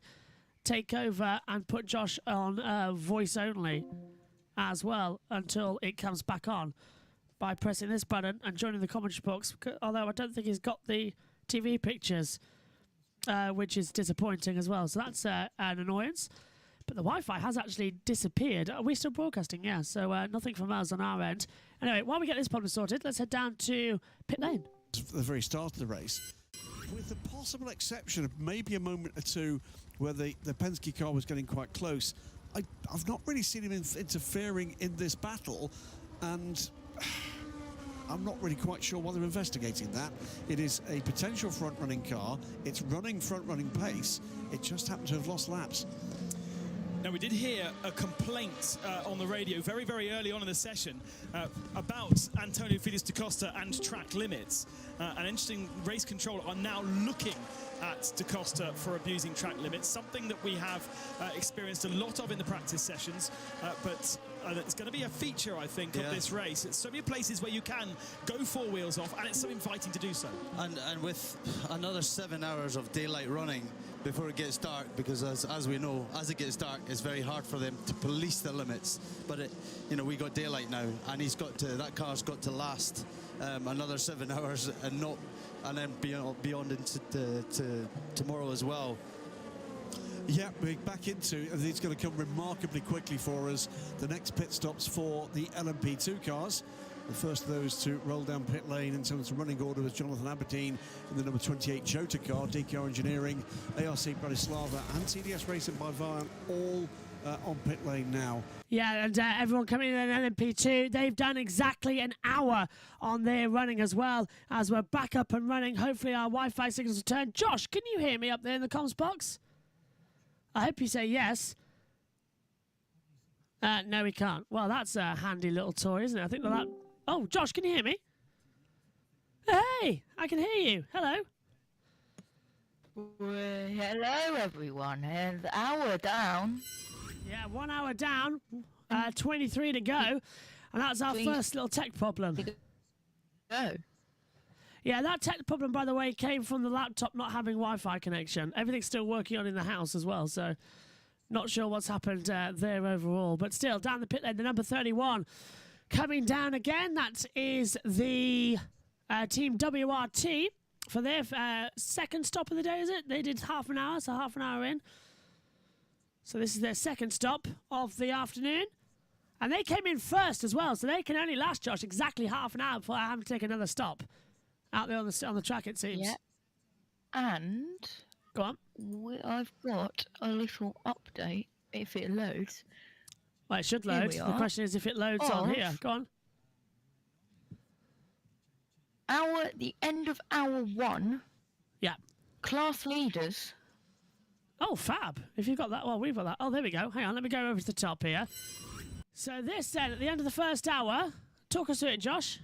Your graphic. So Hypercar is in Hypercar number 7 Toyota Gazoo Racing completed 16 laps. In LMP2 is the 32 Toyota and also done 16 laps. In GTE Pro is the Corvette Racing 64 and has done 15 laps. And finally in GTE Am, Hardpoint Motorsport number 99 has completed 14 laps. And in overall race classification, number 7 Toyota Gazoo Racing first, the 38 6th, the 64 30th, and the 99 37th. Back to you. Josh, a fantastic graphic there. I love that one. For a good on-the-hour update. And so far, by the way, just like to point out, a lot of positivity coming on Megan's comments as well. Abby did say Megan is doing a great job on commentary, by the way. Thank you. I'm not even looking at any F1 qualifying. I'll watch the highlights. Megan is doing quite well. That's scary. That Megan's doing that well. I've trained her way too well as a commentator. Yes, she's got a second career. To go through. But that's brilliant. At least then I can trust Megan can take over when I'm disposed. What's not disposed of? What's the word? Indisposed. That's the one. Elsewhere, like here at Le Mans. So I'm not feeling. Oh, there's a yellow flag. So someone's gone off. So she's not going to like that if it stays. Megan is going to be joining us in the Le Mans commentary box at some point to debrief me on the F1 qualifying. So you all get an update on that as well as we keep an eye on. But there's a long race here, so the first 2 pit stops as well already going through. We're expecting the hypercars to pit again in another 10 minutes. So already 2 stops in. We're expecting a total of around about 40 stops from out the hypercar. Double that, 80 stops then for LMP2. Driver changes as well, driver hours, loads of time, loads of graphics, and we can't wait for this race to go on. 1 hour down already. And it's always the easiest couple of hours as well that I like as well. And Megan wasn't kidding, actually. Our track map got attacked by the paper. The paper literally has eaten my track map. Everything's sort of slanted on the map as well, in front of us in the comms box. So that's good on her. It stayed green, though, so Q2 has entered, which means Q3 won't take that long, hopefully, to maintain. Only 1 red flag was drawn on the wall, and Josh has got some more images for us. Do you want me to cross over to your corner?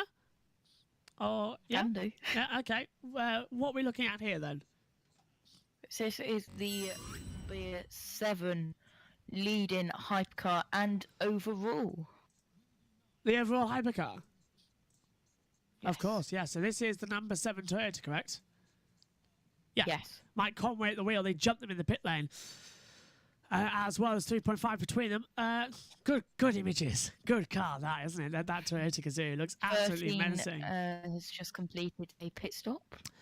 Yeah, and that is Eric Trollier, I think, who is coming back in pits. Coming out of the pit, sorry. On that deck. And I think everyone's having some glasses of water. Pit lane. Louise. TDS car coming. That was a slow puncture on the rear left for them, so they've quickly changed that one, and he's back out again. So a slow puncture on the back of... Maybe car 48 lost a wheel at MP23. There's a wheel at Marshall Post 23, I think, from the Iron Dames squad. So that must be from earlier on in the race that they've found. Louise has told us that 13 car had a... that was Mateus Beach, who had the problem with the tyre. We've had a driver change, by the way. Francos Pedro has changed over to Nicholas Nielsen. Rodrigo Sales has changed to Ben Hanley. And James Allen's changed to Stephen Thomas out there on the board as well at the moment in the classes. As far as we've made it out to be. What a great couple of sessions we're having. British Touring Car qualifying's on, by the way, at the same time as us here. Not that we're seeing it. I'm sure Josh is keeping an eye on it in some of his data control centre. And as soon as I'm finished over here, I am going to have to catch up on Formula One qualifying race control messages, British touring cars practice race control messages, and qualifying race control messages. I caught up on. Sorry, Here come we across go, a lot of drama. Battle, double. Yeah, side. It's the 708, it's 709, sorry, Glickenhaus Racing battling with the number 36 Alpine, and they're just clearing some lap traffic as well out there. It's getting very chaotic in that pack. They're struggling to get it through, but that Glickenhaus looks slow compared to that of the 36 Alpine, so the gap is still increasing, and the race is on here at Le Mans. And Josh has got another image for us. Yes, this is the number 38 in the pit lane getting some fuel, and then this is quite funny actually. Right, so that is what the number 3 looks like, DKR right? Engineering, yeah? Yeah. So this is what it's being compared to. Ontara, yeah. Oh my god, it's like a clownfish. I haven't twigged that before. That's a brilliant idea, yeah. It does look like a massive clownfish, doesn't it? That's great.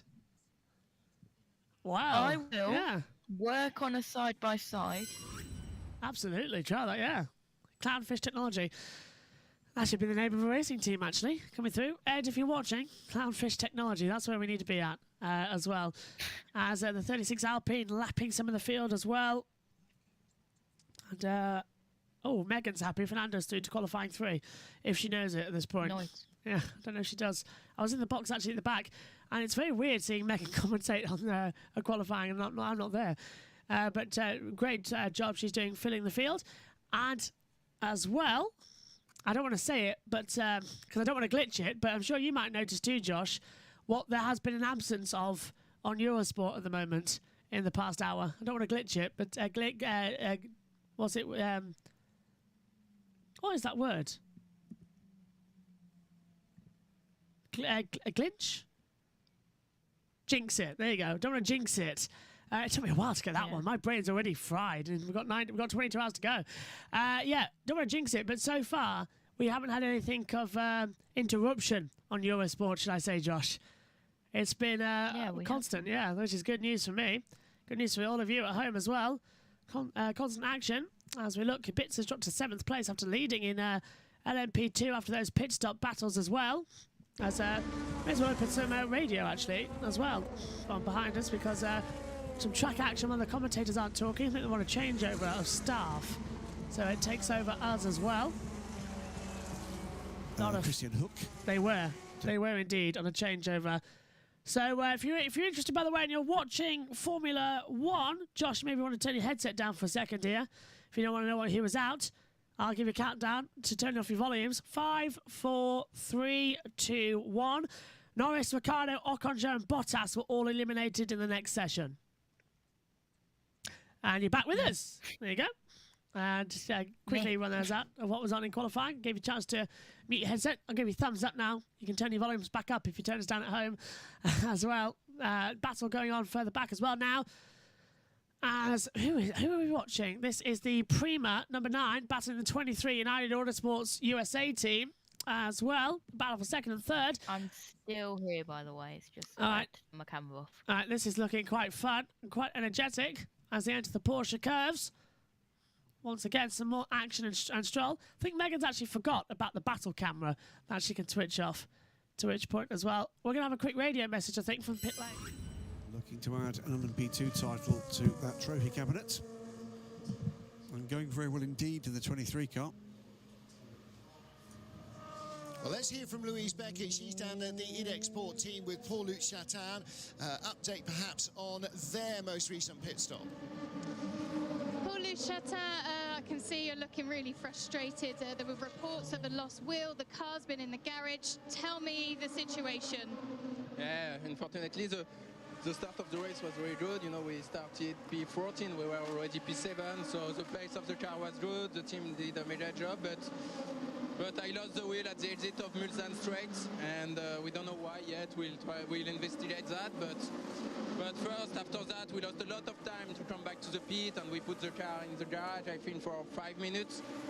So I don't know, but yeah, I think we are already 2 laps done compared to the first cars, which is of course not the best start of the race for us. After, you know, it's 24 hours race. It will be long, but if we are honest, it will be difficult for us now. Okay, thank you. Thank you very much.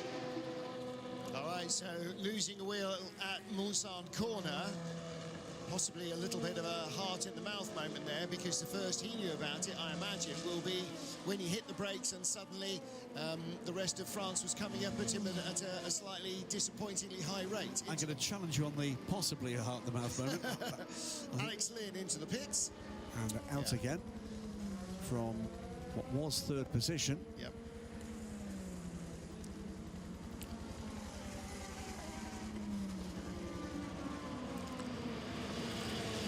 So that was the car, of course, that had the delamination, wasn't it? So it's running off strategy, but on good pace for Alex Lynn. Leading cars in the GTM class, Alessio Picciariello has gone forward and has gone by Matteo Caroli. They're the 1-2, and they're now on the tail of the 7th GT Pro car. That is the Riley Motorsport run car, the Be Safe racing car. What is Be Safe Racing? I'm sure thousands of you asking. Well, it's a team that races regularly in Ferrari Challenge in the United States.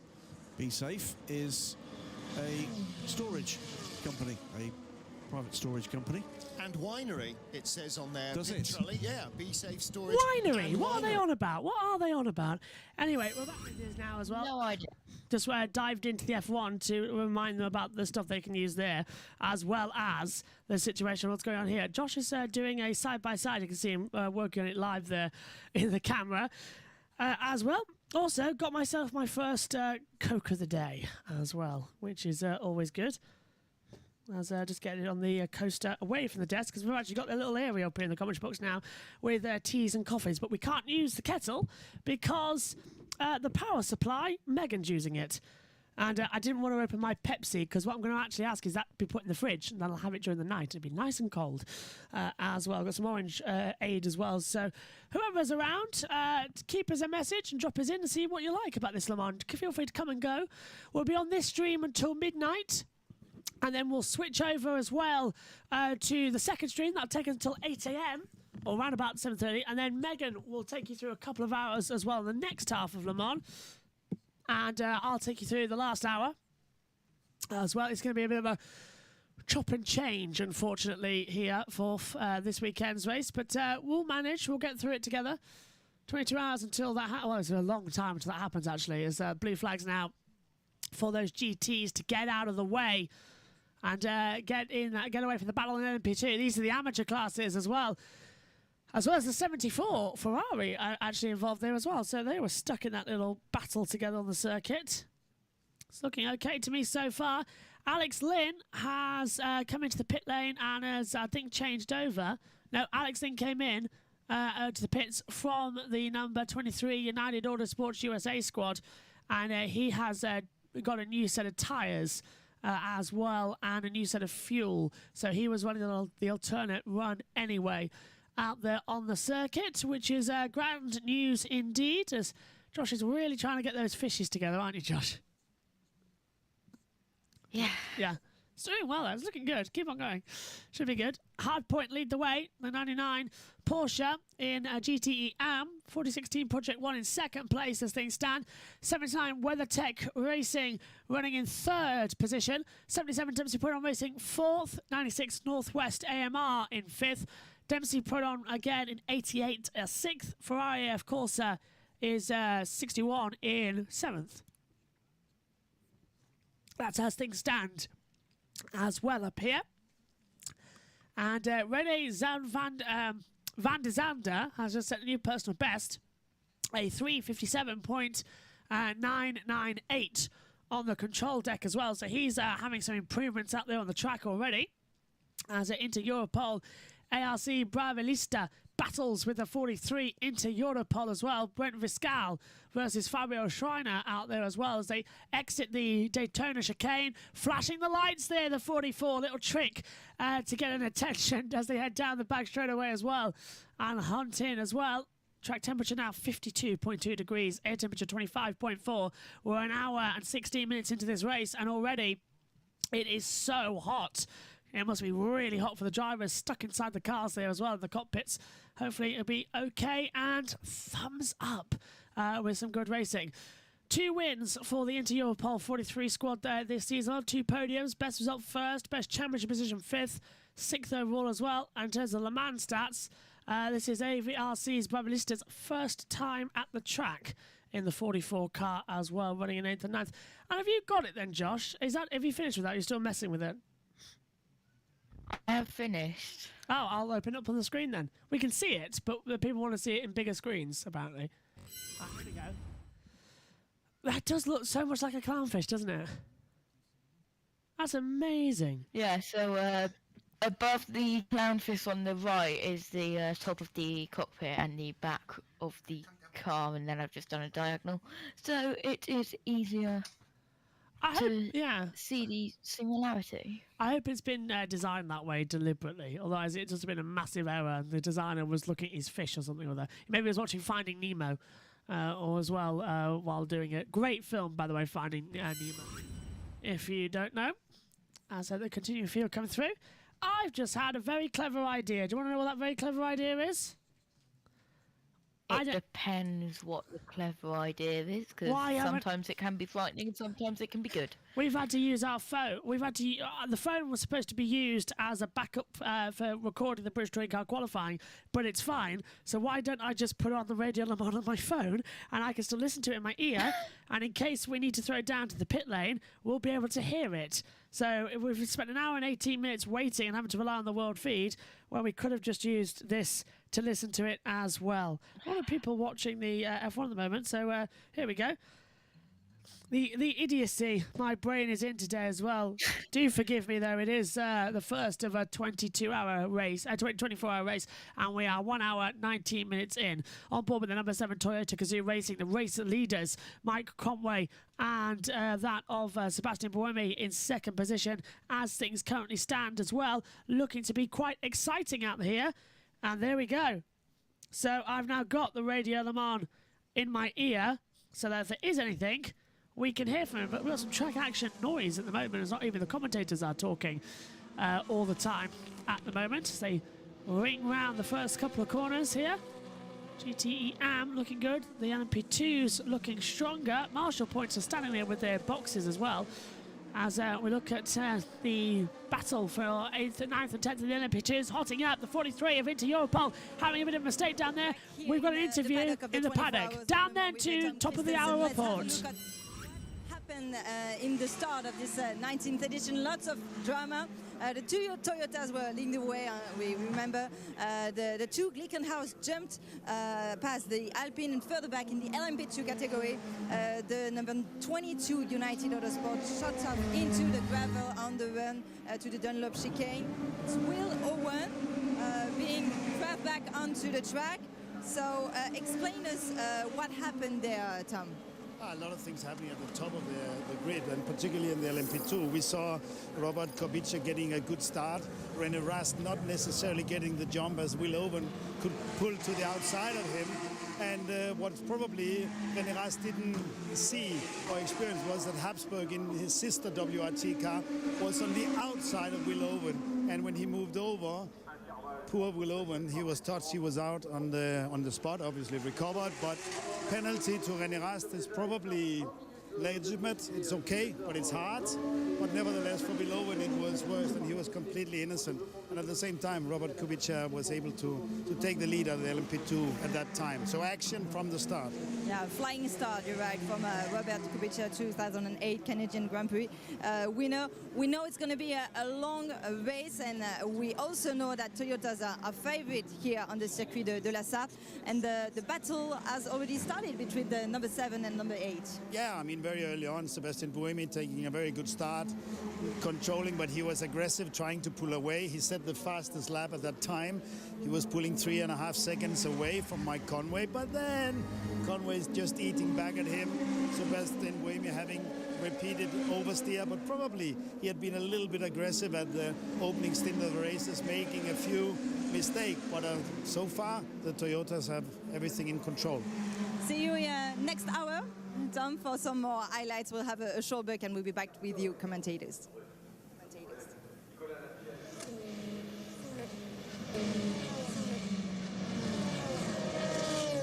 This program is presented by Total Energies, official supply of 100% certified sustainable fuel for the 24 Hours of Le Mans.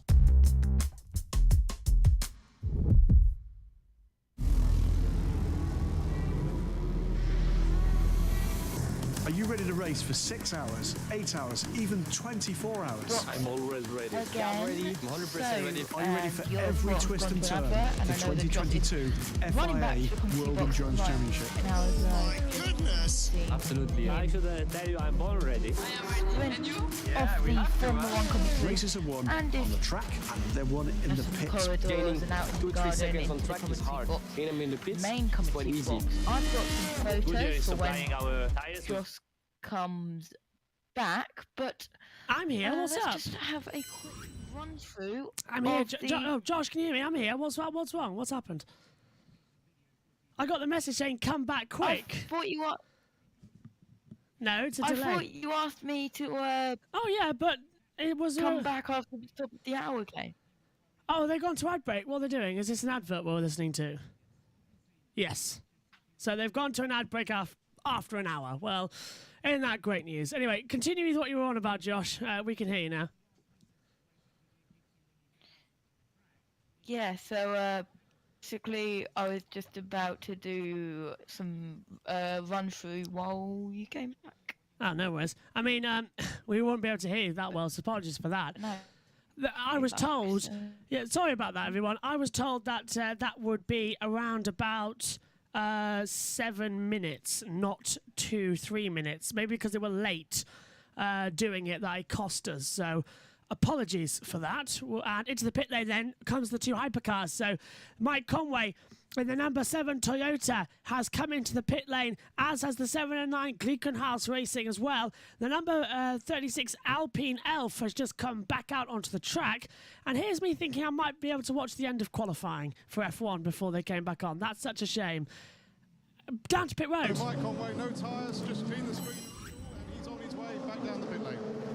And we'll stay in the pits because to the other end, and Joe watching pit stops for Glickenhaus. Yeah, just pulling in as the Toyota goes by. The number 7 goes by. Frank Mayer in the 709. 4th place Glickenhaus now in the pits for what is looking very much like to be fuel only. So even though the team gets the tyres readied, it appears that the decision, I'm not really sure what the decision process is. They get the tyres ready, maybe because on inspection they find something wrong with the tyre, but the tyre performance is kind of what you're going to gauge your tyre change on, and whatever the driver's going to tell you, you know, keep the tyres on, fueling's done. And Frank Mayer back out, he kind of chugs off the pit apron in kind of a slow style, but then he gets it underway. So just fuel only for the 709. And great to hear as well. The number 7 back out on the track there as well. Mike Conway still at control of that Josh. car. Go on, Josh. I thought I'd let you know that Megan Stream is having some problems. Really? All right. And is freezing and timing screens. Okay, I'm going to go fix that. I'll leave you with Radio Le Mans. Right, we've got altogether, what is it now? 10 cars on the lead lap. The leading 5 hypercars obviously are on the leading lap, but the leading, tell a lie, 4 LMP2 cars are also on the same lap as the overall race leader. Gradually, of course, that will change, and we'll be interested in who's on the lead lap within P2, but at the moment at least, some of the P2 cars still on the overall lead lap as well. Mike Conway then, as a result of coming in first, now loses the lead. We expect to see Sebastian Buemi coming in at the end of this lap. He's in the lead of the race at the moment, so if you count up the number of changes of lead, that's another one to add to your tally. Sebastian Buemi leads the race, but he'll be into the pits at the end of this lap for an equivalent fuel stop, and by now we're only doing fuel stops. The next one, after another 40 minutes, will be when we start to see driver changes, I think, Johnny. Here's Joe watching another unexpected stop for the number 48 E-Deck, we heard only what feels like a few moments ago from Paul Chatin.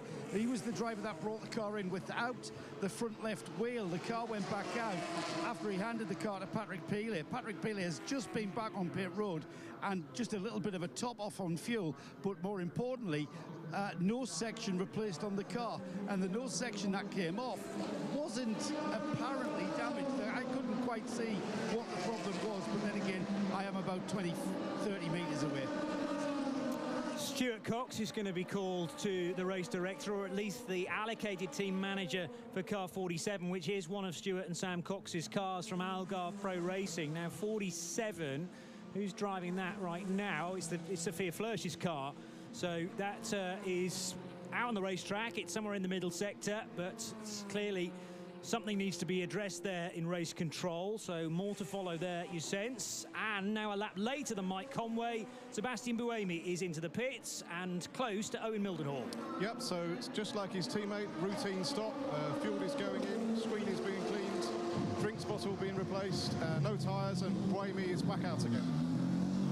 And also the 708 out of third place. That's the third place Glickenhaus. Again, standard protocol up at Glickenhaus, fuel only. Tyres are readied, but they're not going to go on the car, and neither is there going to be a driver change. So fueling going on now for just a few more moments, and then this car will surely be back out into the track. Also hearing that the team manager for car 7, which is the Toyota of Mike Conway, has been called to race control as well. Now that's not the car that's on the brink of the track limit abuse. So why has car 7 or its team manager potentially got a conversation to be had at race control? This is an intriguing race here, and plenty of teams just going through their program, but there's like an underlying current of narrative here that we're trying to dig into. Absolutely, and I'm watching every car go through Tête Rouge, which is a critical corner, and they've got these gullies that they actually have cut down into the track on the left-hand side. But the speed you're going at, you can actually go over those gullies and not really go in them. You kind of it's almost like an aggressive curve, but you can still run them. And I've noticed that I would say nearly every car I watch go through there, especially the prototypes, are exceeding track limits coming out of Tête Rouge because their right-hand wheels are barely on the track. Like a scale electric car then, they're finding that groove which is just naturally dragging them towards it. Out of Arnage, shuffling of order in LMP2. It's a class that's still led by Antonio Felix da Costa, but Charles Lacey's pushing really hard in the maroon, metallic maroon coloured Richard Mille racing car ahead of Joop van Uitert now, Ricky Taylor for Cool Racing, and the highest of the Pro-Ams, Bent Viscal, who I'm becoming a big fan of for ARC Bratislava. They have another Orica 07.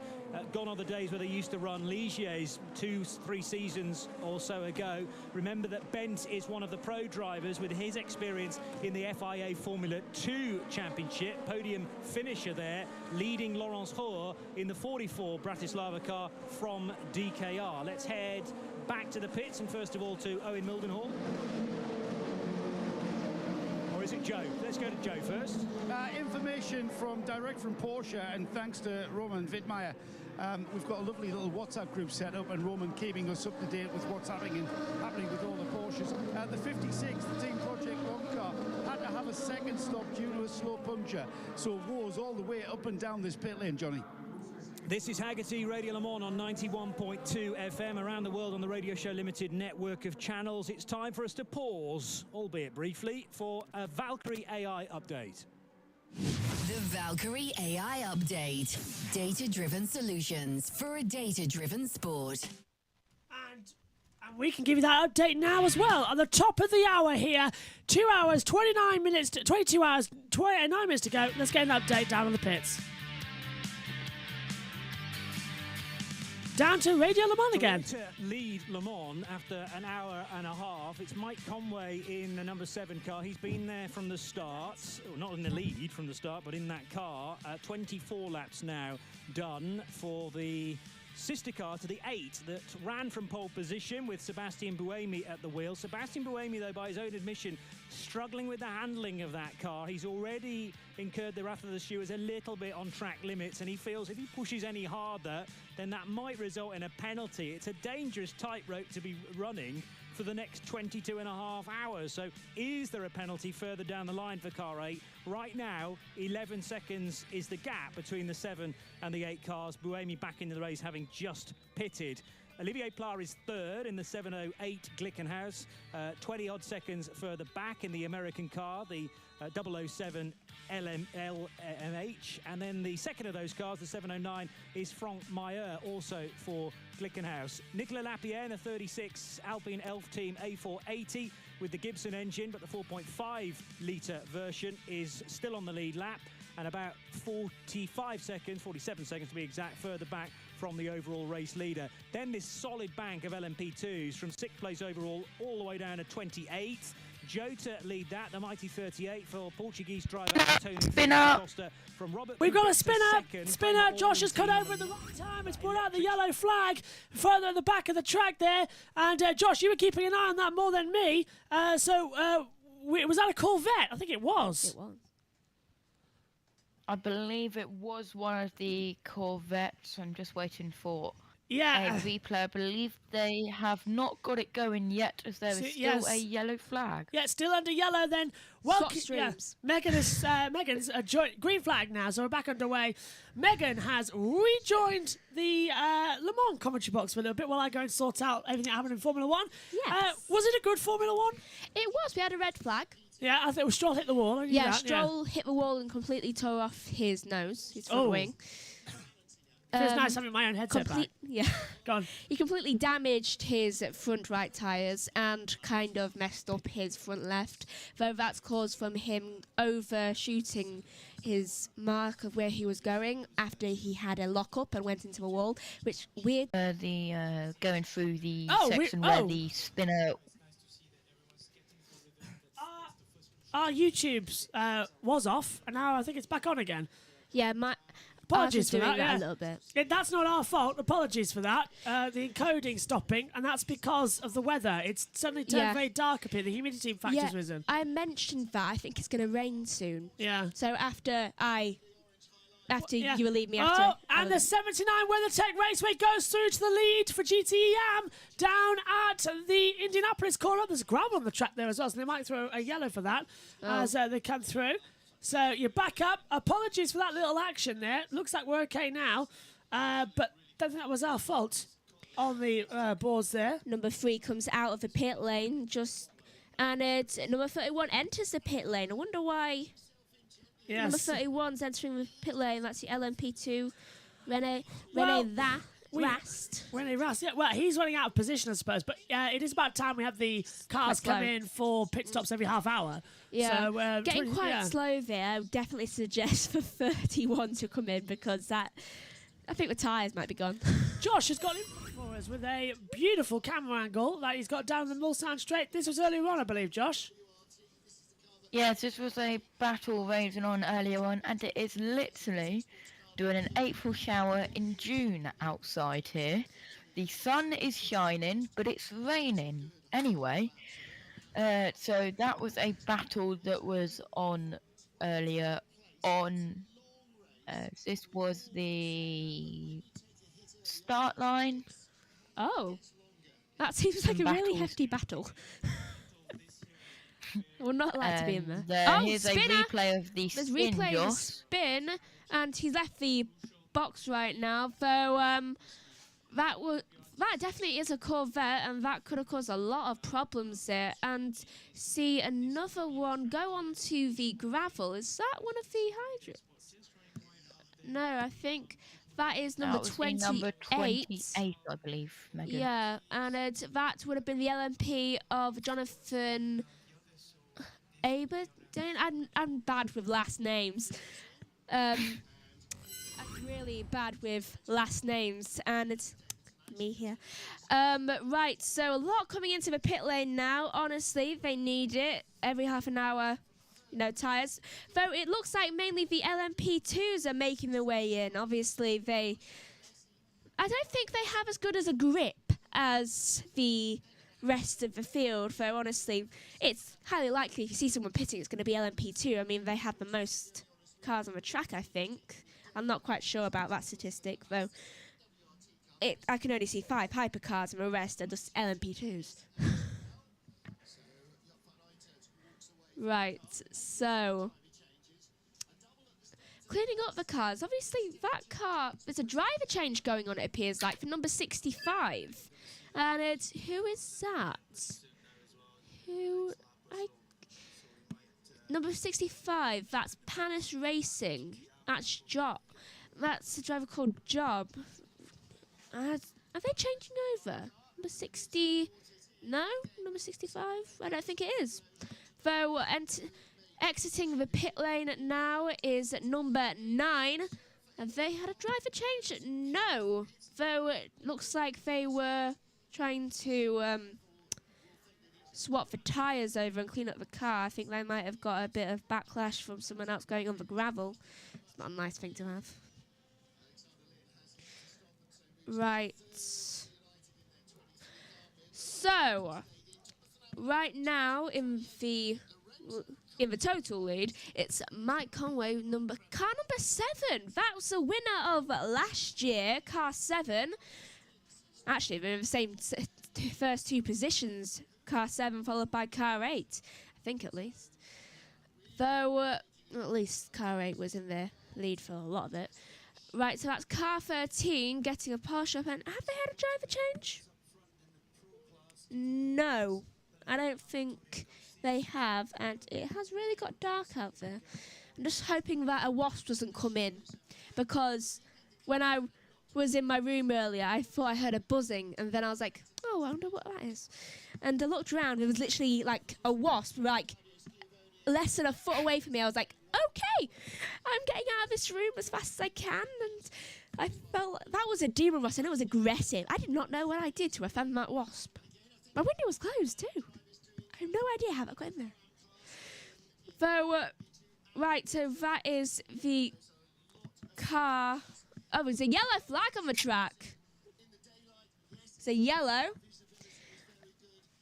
As car 13 exits the pit lane, that looks like someone's gone on the gravel. I think it might have been number 43 coming off of the gravel. Must have had a spin there. Well, it's showing as the Inter-Europol Competizione car as well, currently with Fabio Schrieffer at the wheel.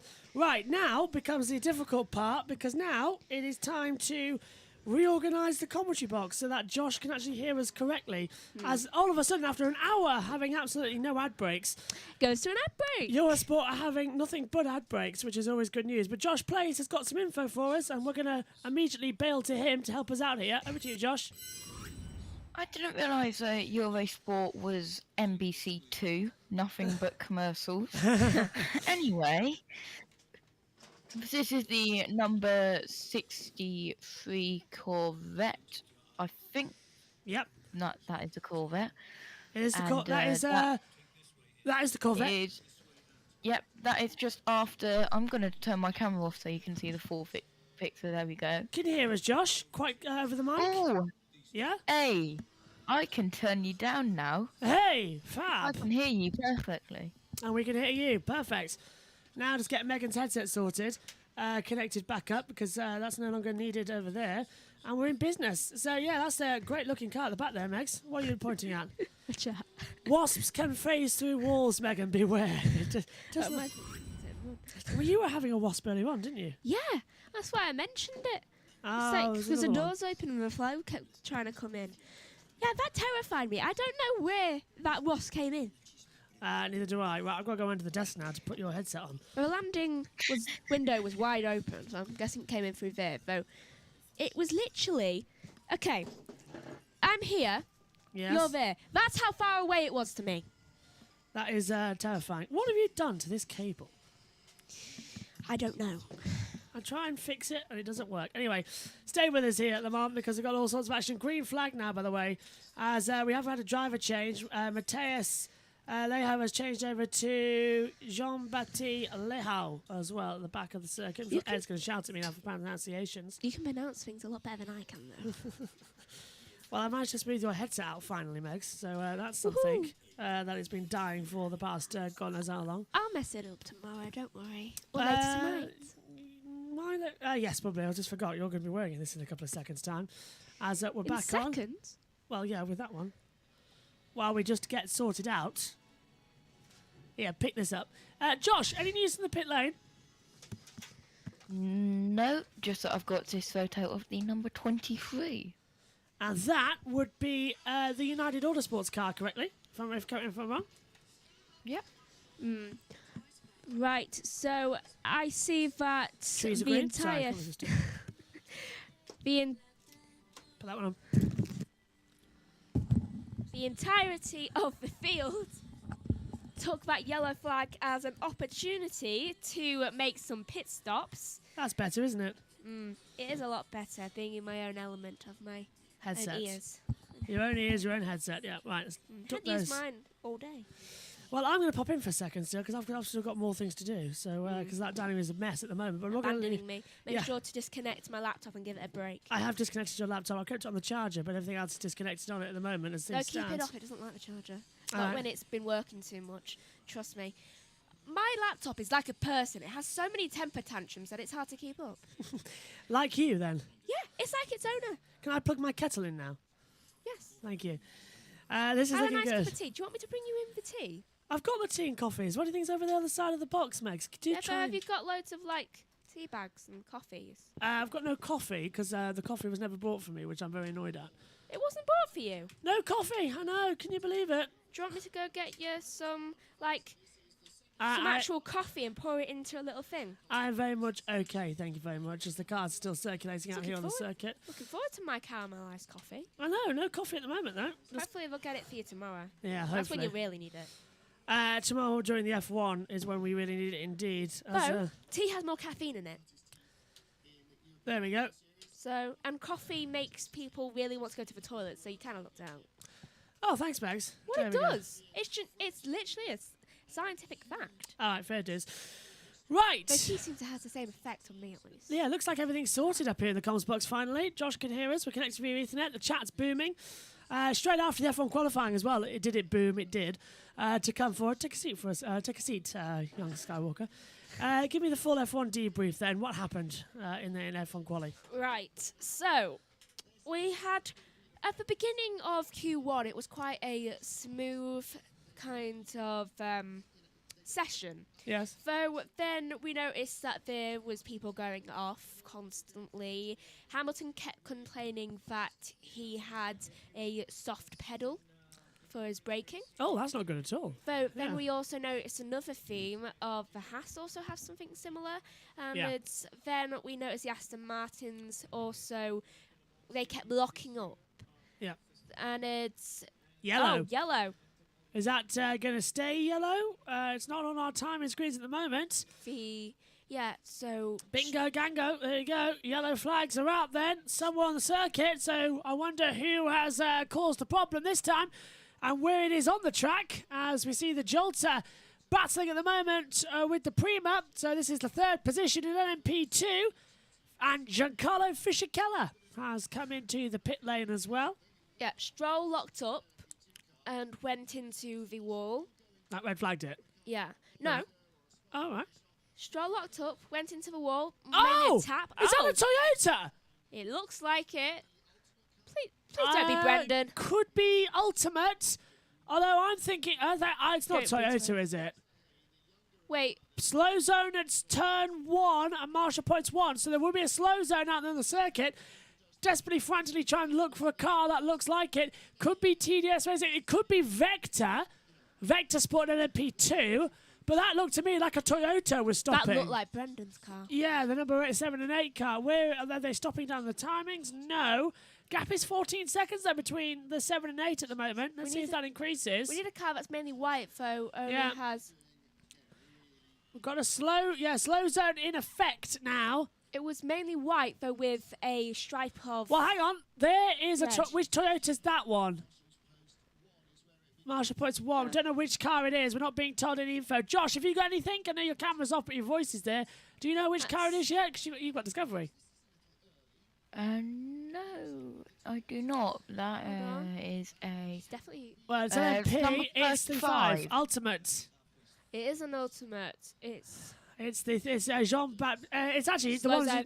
Slow zone in effect. Yeah, it's the ones I've just changed over. Jean-Marie as well, who's just got in control of that car. And they've just changed over to the next half of Le Mans. Megs. I'll continue with my update. Yeah, well, there's a slow zone. Oh, that's the 709 Gleekenhaus car that has come into the pit lane. And that was running 5th overall in class, but a shot for the win seems to have hit problems. I wonder if that's rear brakes. We had here temperature worries as the battle goes on for third in LMP2 between the 28 Jolt and the number 9 Prima. Megan. Right, so Stroll basically tapped the wall. Yeah. It wasn't that hard of a hit, not as hard as Vettel's. Right, later on in the session, yeah. Yeah. So then he seemed to get it going again, though it was his front Gonna have to stop, yeah, battle for third, changing. Prima dives to the outside line, coming into the Porsche curves. The Jolter holds the inside line. That Prima's gonna go all the way around the outside, touches the grass as well, trying to find a way through. Kicked up some of the dirt as well, Megs. Yeah, and everything seemed fine with Stroll after that, though then, do you know where they go around the corner and it's really, really close to the wall? The castle section? No, before that. 10-15. Might be, yeah. Right, yeah.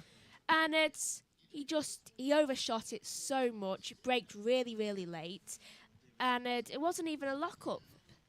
So he just crashed into the wall, completely demolished his front right, tore off the front wing and kind of damaged the front nose, and it didn't spin or anything. Yeah. It was literally just like straight on this is a sideways, wall, yeah. Then So just grazed against it, yeah.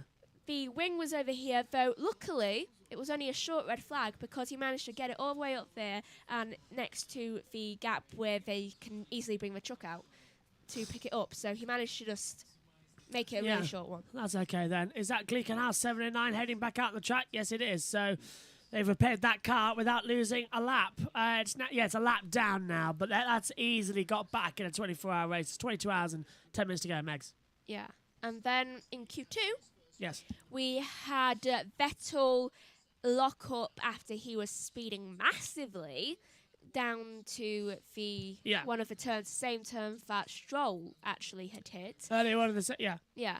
And it's even before he locked up, he was going way too fast. And I even said to Dad at the time, oh, Vettel's going a bit too fast. And then he went straight into a wall. And good timing. It's like he went straight into a wall after locking up a little bit. Though it wasn't too hard of a hit. Though it's like, imagine this is the wall. This is Vettel's car. Like going like that and then like that. Sideways and straight on, yeah. So just meet. I think, was that in the box at that point? No, you just come in. Oh, before, okay, yeah. A little bit before. So is it me or is it warm in this box? It is. It is, yeah.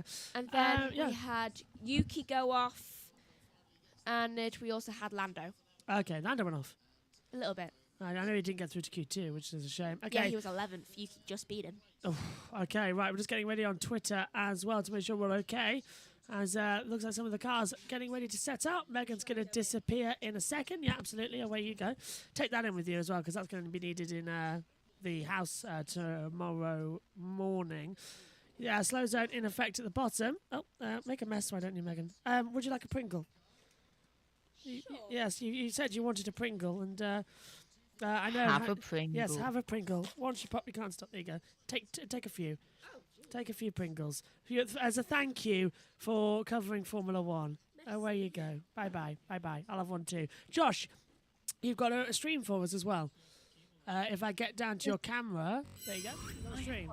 A 24-second video, Josh, and if you want, I can talk over it, and you have a 25-second break. All right, then. Okay, here we go.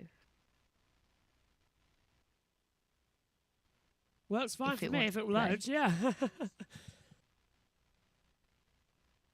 Anyway, if it's not loading now, that's a shame. Loading issues, it seems. Yeah, trying to get that working. Yeah, there's a car off. The 75 iron, yeah. The 75 Iron Lynx has gone off the circuit as well. Pierre Earhart, and then 18th in class overall in that Ferrari, has hit problems on the deck. Down there's the 92 Porsche coming in. Slow zone. And the slow zone removed. has gone. Yeah, slow zone removed. We're back to green flag. As here's comes the Ferrari. Oh, the video's loading. Great. Well, talk us through, Josh. Here is a battle between the 99 And a white car down the, I believe that's 79, down the inside. Oh, sorry to cut across you. It's contact with an LMP2 car of, I believe, the 18. Looks like could even be the Alpha. The Alpine Elf team as well. But their Iron Lynx making contact and just avoiding the barriers. Greatly held by the 75 there as well in what was a huge, huge slide. And definitely a big, big worry. So well done to the team. Well done. Back to you then, Joe. Oh, no, you're all right. As they come through. So that was very well held. As the racing goes on, is the Wi-Fi cut out again or is the stream cut out? Which has actually cut out up here in the comms box? I'm not sure because we're having loads of issues now with internet. And thanks to that rainstorm that seems to be coming in. Low cloud and low humidity has causing problems up here in the comms box. Oh, it's us causing the problems. Apologies if we're... Josh, are we lagging your end? Let me check. Because on my camera, it's just me looking at the monitor, so it's not actually giving me enough information. It says 6% lag at the moment. And yeah, we are severely lagged. And the action's still going on here then as well as TDX Valente, 16th overall in the LMP2 class, battling the 31 WRT, 3/10 between them. At the moment here at the back half of the track, desperately trying to hold on the advantage. A lot of running still going on in this race. A lot to hold on as well. As I think we're back up and running now with no problems, which is good news. On board with Sebastian Auger with the Richard Millet racing team. 38 years old actually as well. One of the oldest competitors up there in the field. The stream is good. Good, good, good. As I just saying some information. Weren't it? So, I was just saying some info that was confusing as Eurosport go for yet another ad break every 5 seconds. Well done, Eurosport. Gave us an hour free and then just decided to go for the ad breaks as well so that we buy elsewhere. So, let's take this opportunity then, I think, to head down to the pits and hear some info, I think, from Radio Le Mans shortly. Will be coming up as well, which is great news because they're having a whale of a time, it looks like, as well. Commentating the race, Edward Jones has now just left the pit lane for Jolta in the 16 car as well. As there's a steward's investigation going on as well at the moment. We'll keep an eye on what's happening there. About 5 minutes, 4 minutes and 24 seconds left until we hit the 2-hour mark up here in the comms box as well. And we'll start dragging in more people who were around for this time. Example, I think Tom Dillon can relieve you for an hour or two, Josh, as well, up here in the comms box. But we're double checking. Go on, Josh. I'm available until midnight, so if anyone pulls out or there's any problems, I can jump on. Fantastic. Yeah, I want to give you a break, though. You've been on here for 2 hours, and I want to give Megan a little bit of a break as well. So I think Tom's up next now. After Tom, I think it's Synthel, and then actually then it's you again, Josh, because Synthel's coming on later on as well into the evening. As now we begin the long slog. Oh, thank you, Megan. Where's the stand? Yeah, it needs stand as well, thank you. iPads galore up here in the comms box. Otherwise, it gets very tricky to commentate, as I want to switch over for my phone as well at the moment. Still, it is Hypercar leading the way, obviously, but it's the 7 and 8 Toyotas. They've got now a 48-second advantage over the 708 Gleekenhaus Racing. And Elf team down in 4th position. The 709 has dropped to 9th overall and last in class, but it's got 4 LMP2s split between them in the middle, so that's not going to be happy at all on the running as well. You've changed hairstyles in literally the 30 seconds you've left the commentary box. You've changed hairstyles, yeah. Okay. There's a glass there, you can take that out on the way back. Thank you, Megan. I'm stuck in here for 24 hours. I've done my bit for F1 now. I'm not leaving this box until about 7 a.m. now. Let's need to go to the bathroom, yes. Anyway, off you go. As they come through as well. Bye-bye, Megan. Waiting for some more information Yeah, I do love Ed's comment there, by the way, as wasps can phase through walls, Megan, beware. Yeah, it's a door open at the back of the box, actually, at the moment. It seems to be getting a bit warmer, and internet seems hopefully to be behaving itself as things stand. As I'm being told, there's a minute 41 seconds stop for Pierre Guidi as well. As what are you up to then, Josh, up there? This looks like you're up to something. I have got a picture of the crane attending to the number 35. Brilliant. Let's flash up the combox cam then and take a look and see that. There's a lot of action down there as well. And that was down at the first sector point, wasn't it? That caused the first yellows, didn't it? Ooh. Earlier on in the circuit, yeah. Oh, Inception now. Dreams within dreams within dreams, it seems like, as well. As Megan's really done a number on my iPad as it comes through. Here we go. Looking okay, strong so far. 63 Corvette still circulating out on the circuit as things stand. As we now move into the part of the streams I like to call we're simply now watching and observing for the next few hours as well. Hopefully soon as well we'll have the Combox tour as well, and I can record. My plan is to record some things and then show it on the laptop of what's going around the commentary box, probably during the next top of the hour report, which will be coming up soon. Hopefully in the next minute or so. What is going on with that timing? It's that our timings are very much a long way off the pace. So while they just get reset up here in the box as well, because they were massively outdated with what we were watching. So here we go. Back on we go. Timing screen's looking all good to me. Come on, get the temperatures back. It says no live active session at the moment, but that's rubbish because we're looking at it. Toyota Mike Conway leads the way. There we go. 22 hours to go, and we're back in business. Well, hey, after that little error. 2 hours down already, Josh. 22 to go. Are you feeling ready for this as well, the Le Mans? It's getting quite fun, isn't it? Yes, it is getting quite fun, as it is 22 hours to go. Now. There we go. 22 Mine's hours. a bit delayed. Yeah. I think. 2 hours down, 22 to go, and not one car has retired so far in this Le Mans race. Everyone is staying out there.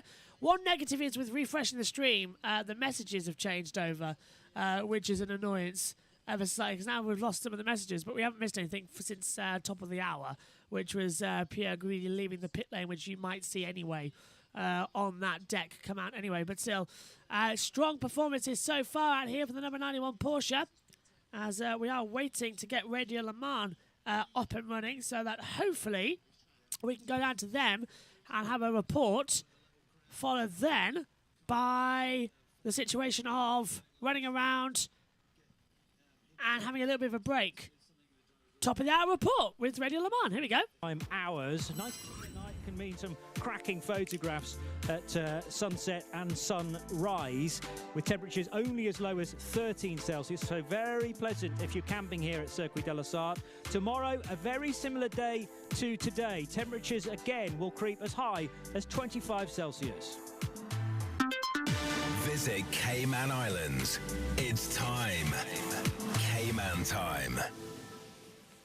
The most comprehensive coverage of the world's greatest motor race anywhere on the planet. Yeah, and it's here on the YouTube channel as well as Radio Le Mans. Thanks for them being able to listen to it. There we go, Lapierre having leaving the pit lane. Jack Aitken sets a new personal best of 3:34.841 as the Alpine. Josh is having jump back shortly. Okay, the Alpine is having a driver change down there as well. So who's getting in, I wonder? Morning. Should hear it shortly, hopefully. Mathieu Viaxier takes over at the chair after a 2 hour stint. So leaving was Lapierre. Getting in is Vaxivier. Confusing to you, confusing to me. Yeah.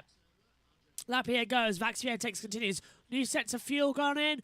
New tyres on all four sides as well for the 36 Alpine Elf. Revs up and away it goes. The LMP2 grandfathered car, which now becomes very much so the hyper car for the last year only. are you allowed to use that car. I don't know why, but the Radio Le Mans seems to be 2 minutes behind, and it's not on us, it's on them. So 3 minutes behind even, my goodness.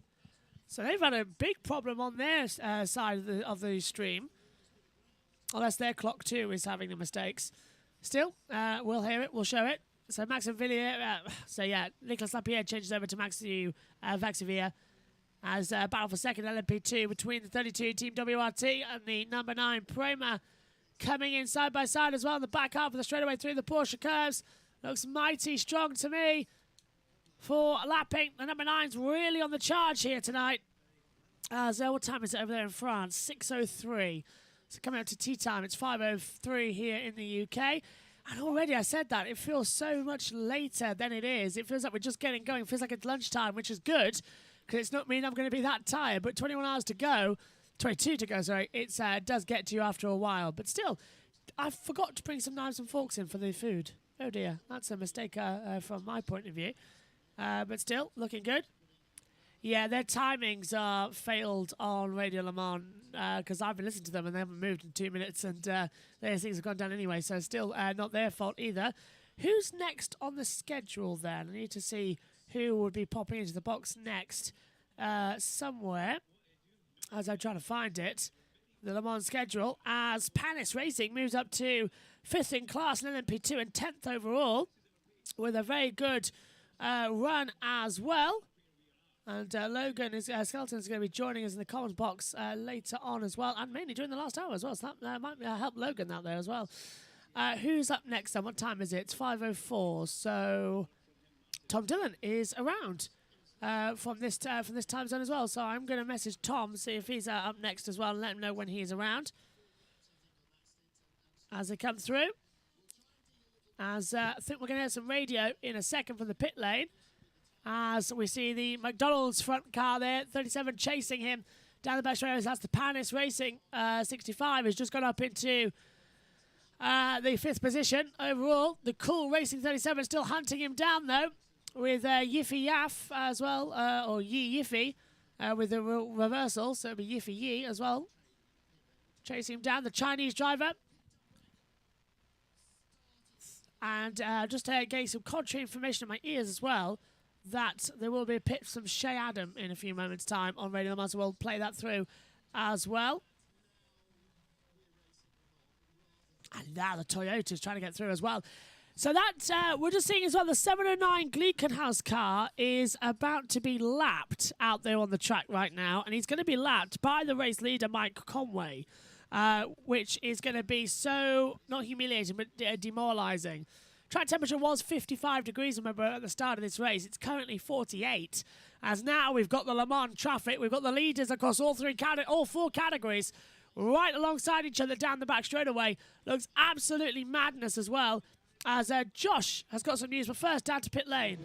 Yeah, we detected that sensor. You know, with the world situation today, we're getting a lot of funky electronics. And just to be on the safe side, we brought the car in, we changed the sensor, everything's fine. We've been running long stints on tires. We're not using too bad on the energy, so we think we're in good shape. But we just wanted to be safe. It's a long race. That was it. And they'll make the places back up. Tyres and everything okay in this heat, and the drivers happy? Yeah, no, they're very happy. We went 3 stints on one set of tires, and we may be able to do 4. So we're feeling pretty good. Chip, thank you. Thank you. Thank you. Nice, getting the updates there as well. Always like to hear from everyone. And Josh is back with some information. Josh. So, it takes 28,995 baguettes to complete a lap around Le Mans. How many baguettes? 28,000? 995. That's lunch. That's just lunch for me. Into the pits comes the number 7 Toyota. So, yeah, coming in as well. And Tom's going to come. Josh. Concerned now. Why? Oh, into the pit lane. That's a changeover there. Driver Mike Conway gets out of the way. And who's gone in the number 7 Toyota? Pit lane. The number 7 Toyota. It's over to Jose Maria Lopez. I think that was who was getting in that car. If we're going to change driver, change tyres as well. I know that the driver can be changed while the fuel goes in. That's happening now. Getting some assistance with the belts. He pulls on the handle and shuts the door on the left-hand side of the car. We've still got a mechanic in the right-hand side of the car, and the fuel still goes in. The fueling is done. Car goes up on the jack, so now we know that the Michelin rubber is going to be renewed, even though purple sectors show that those tyres are perfectly good, and considering how hot the conditions are, completely different to midweek.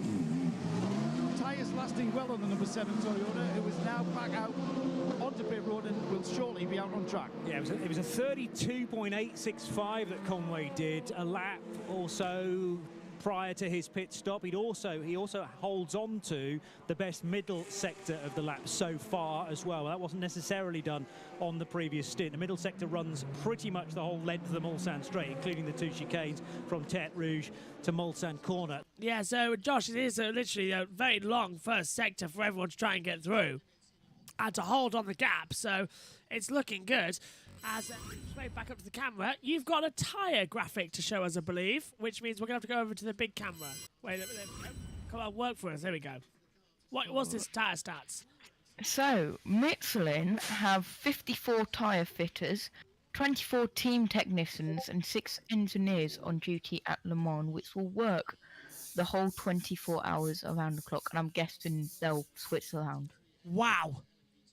That is insane. Absolute madness as well. Hang on, 2 seconds, Josh. Being at the Dunlop curve, and he thought, oh, 3 prototypes coming through, and he actually drove off the circuit rather than outbrake himself or interrupt them. So I think that was probably sensible. Maybe a little overcautious, but as Paul has been pointing out, you do not want to run beyond the racing lines, not because of track limits, but because of debris and all the guff and stones you can in your tyres. Buemi's Yeah, so that was what's going on here. Here's Sebastian Buemi, who is looking quick in that number 8 Toyota, as well as things stand, Josh. Battle is on here at the moment in this race, isn't it? This is looking great as I take a seat for the first time in a while, as that is the 31 in the pit lane as well from LMP2, having a driver change over there for Team WRT as well. And we'll tell you who that is in a few moments when we get that information coming to us in the box as well. And Tom has said, to be honest, probably looking at after tea now, so 7:30, 8 is when Tom's going to get in for the happy hour. So sooner or later, Synth will be in as well, so don't worry, Josh, you will have a break because we'll throw over and bring Megan in for a little stint as well. And I don't want to break. Well, you don't want to break, you don't have to break, but everyone's going to have a break at some point rather than me. Right, which one are we looking at here? Is that Jolter? That is number 38. Jolter, got that one bang on straight away. And yeah. You are now. Are you having food? Sausage roll. Oh, is that a tomato filled sausage roll as well? No. Well, to be fair, into the pit lane now comes the race leader, the number 8 Toyota. So this is Sebastian Buemi. Is it a driver change? It is a driver change, and guess who's getting in? Brendan Hartley. You need to lock Megan out of the commentary box. I'm already texting her. Right now. I'm already texting her. Pit road. Pit activity as well, just going by. Buemi has stepped out of the car, and it's exactly the same choreographed protocol as we saw on the 7. Fueling going in, the new driver being bolted in. Not sure who got in the car, as I couldn't see. But that's going to go off as expected, and it's going to be new. Now then, are they scrubbed? No, brand new Michelin Pilot Sports for the Toyota number 8. Interesting, thank you. And Tom Christensen. Of the section of the track, which is really demanding, really challenging from the car and the drivers. They have been accelerating from the slow corner, Anage, all the way up to around 320 for the hypercars, LMP2 cars a little bit less, and GT cars a little bit more down in speed. When they arrive, and they really take a deep breath because through this right-hander, what you just see in the background, is taking but just 1 gear down, flat out through the left kink, going into another left, nearly flat kink, before you have a long breathing right-hander, which we call Maison Blanc. And then leading into the final one, which is off bank, called karting really can bite you. So just by driving the car on the limit through this section is incredibly demanding, and you hardly breathe in the hypercars. Traffic management through here means that you can lose a lot of time if you are getting nervously sitting behind another car and you are a little bit nervous, or you're a little bit not really biting him and passing him, you can lose a lot of time. On the other hand, you can look at it very positively. If you foresee the situation, if you don't get underneath him, braking into this corner, which is really a short break, you might have a better flow through the corner, better momentum, and pass the GT car before the next kink. As you know, there are 4 classes here, so 4 different tempi in the different categories.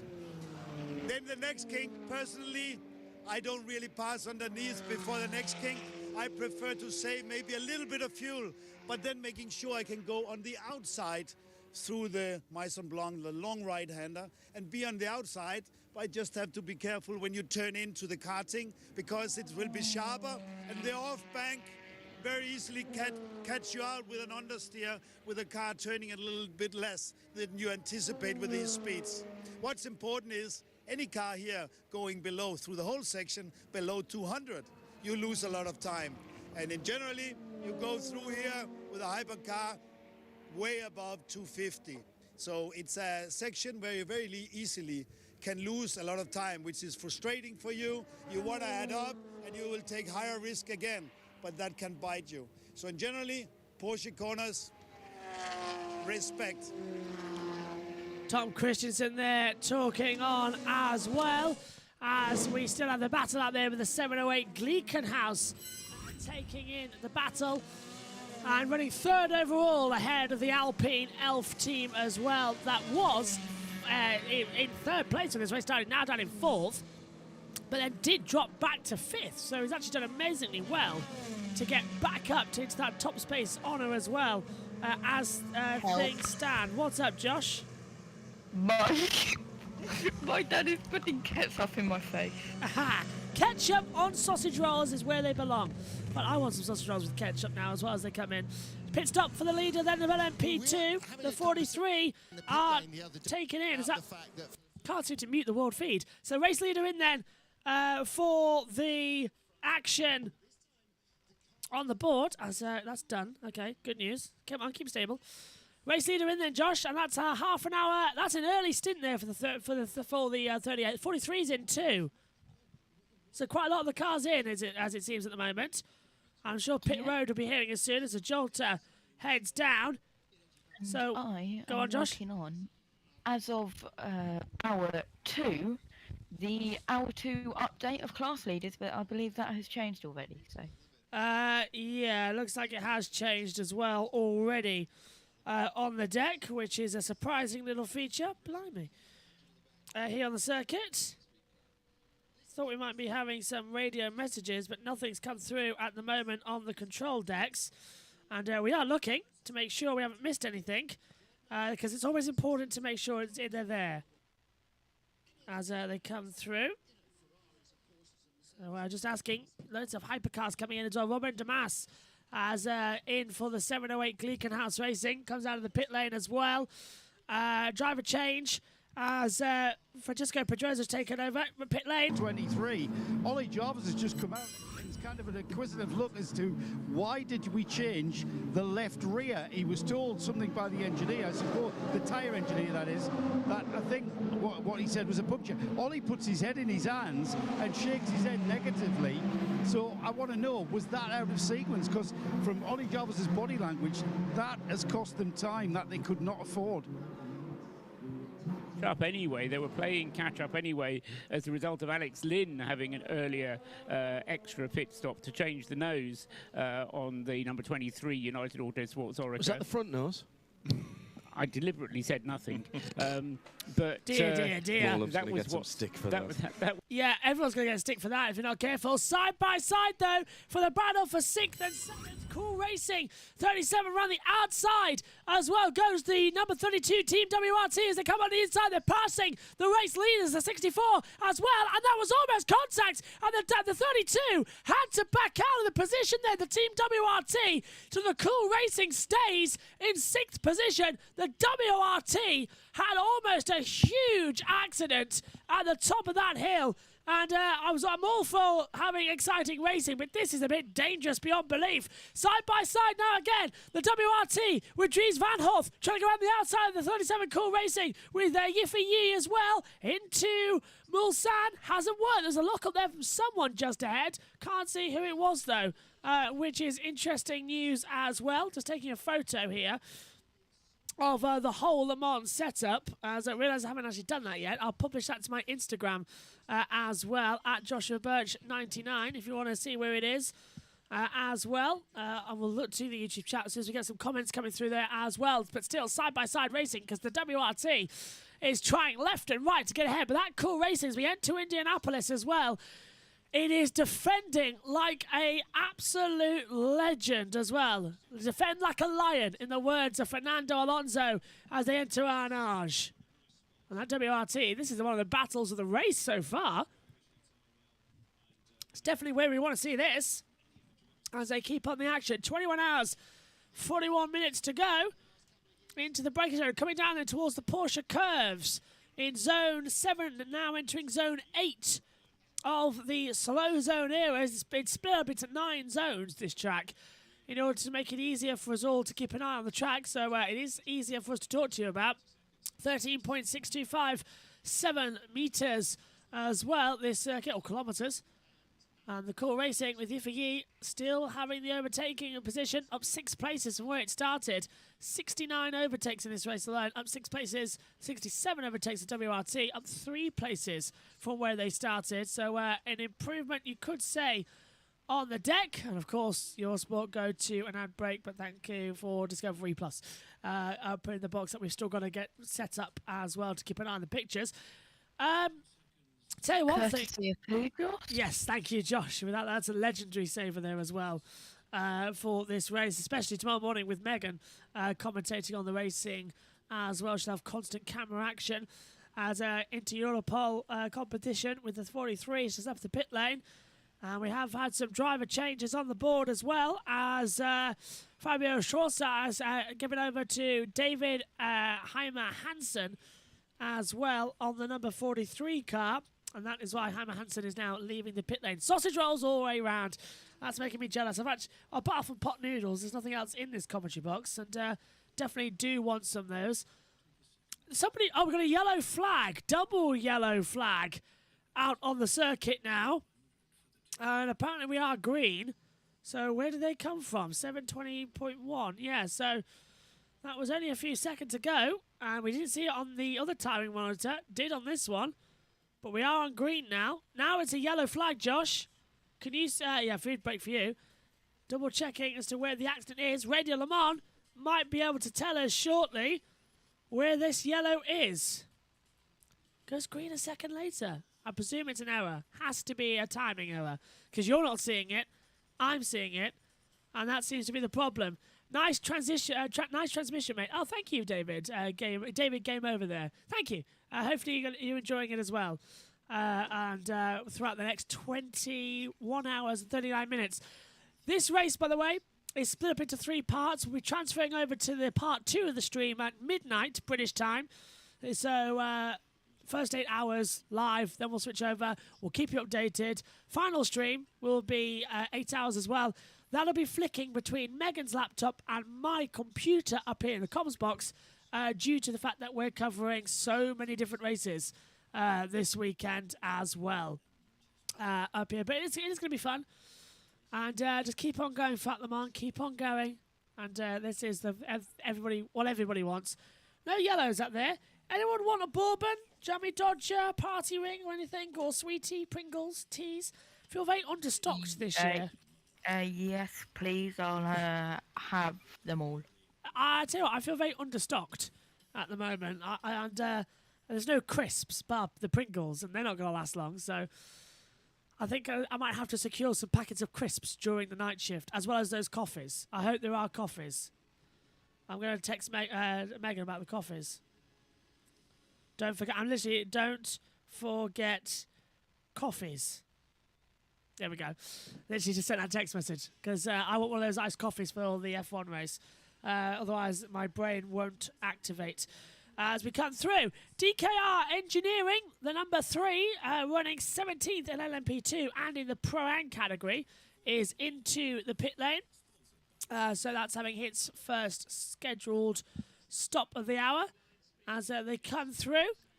Corvette Racing, battle for second with the 91 Porsche GT team looking quite fun now. As DKR still in the pits now.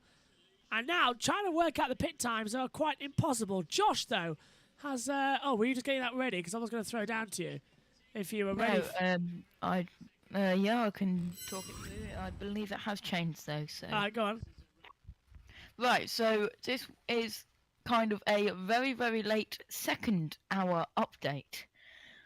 So, overall race classification, hypercar leader first, LMP2 leader 5th, GTE Pro 31st and GTE AM 37th. Now, the focus on the class. The Toyota Gazoo Racing number 7 is still leading, I think, overall. Yeah. And then LMP2 is the now, number 38. So, Hypercar have completed 33 laps as of the second hour, and LMP2 32 laps to the leader. Then in GTE Pro is the Corvette Racing number 63 with 30 laps completed, and then GTE AM WeatherTech Racing number 79 with 29 laps completed. Tell you what, this is the one race I'd actually do.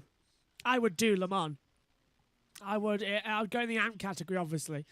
But I would do the Le Mans race without a doubt. I'd even give up an F1 commentary to go race at Le Mans. It's one of those things that you can tick off your bucket list and say you've done it. And I don't mean to boast, but I think I've got the speed. I know everybody thinks, oh, yeah, you've got the speed, have you?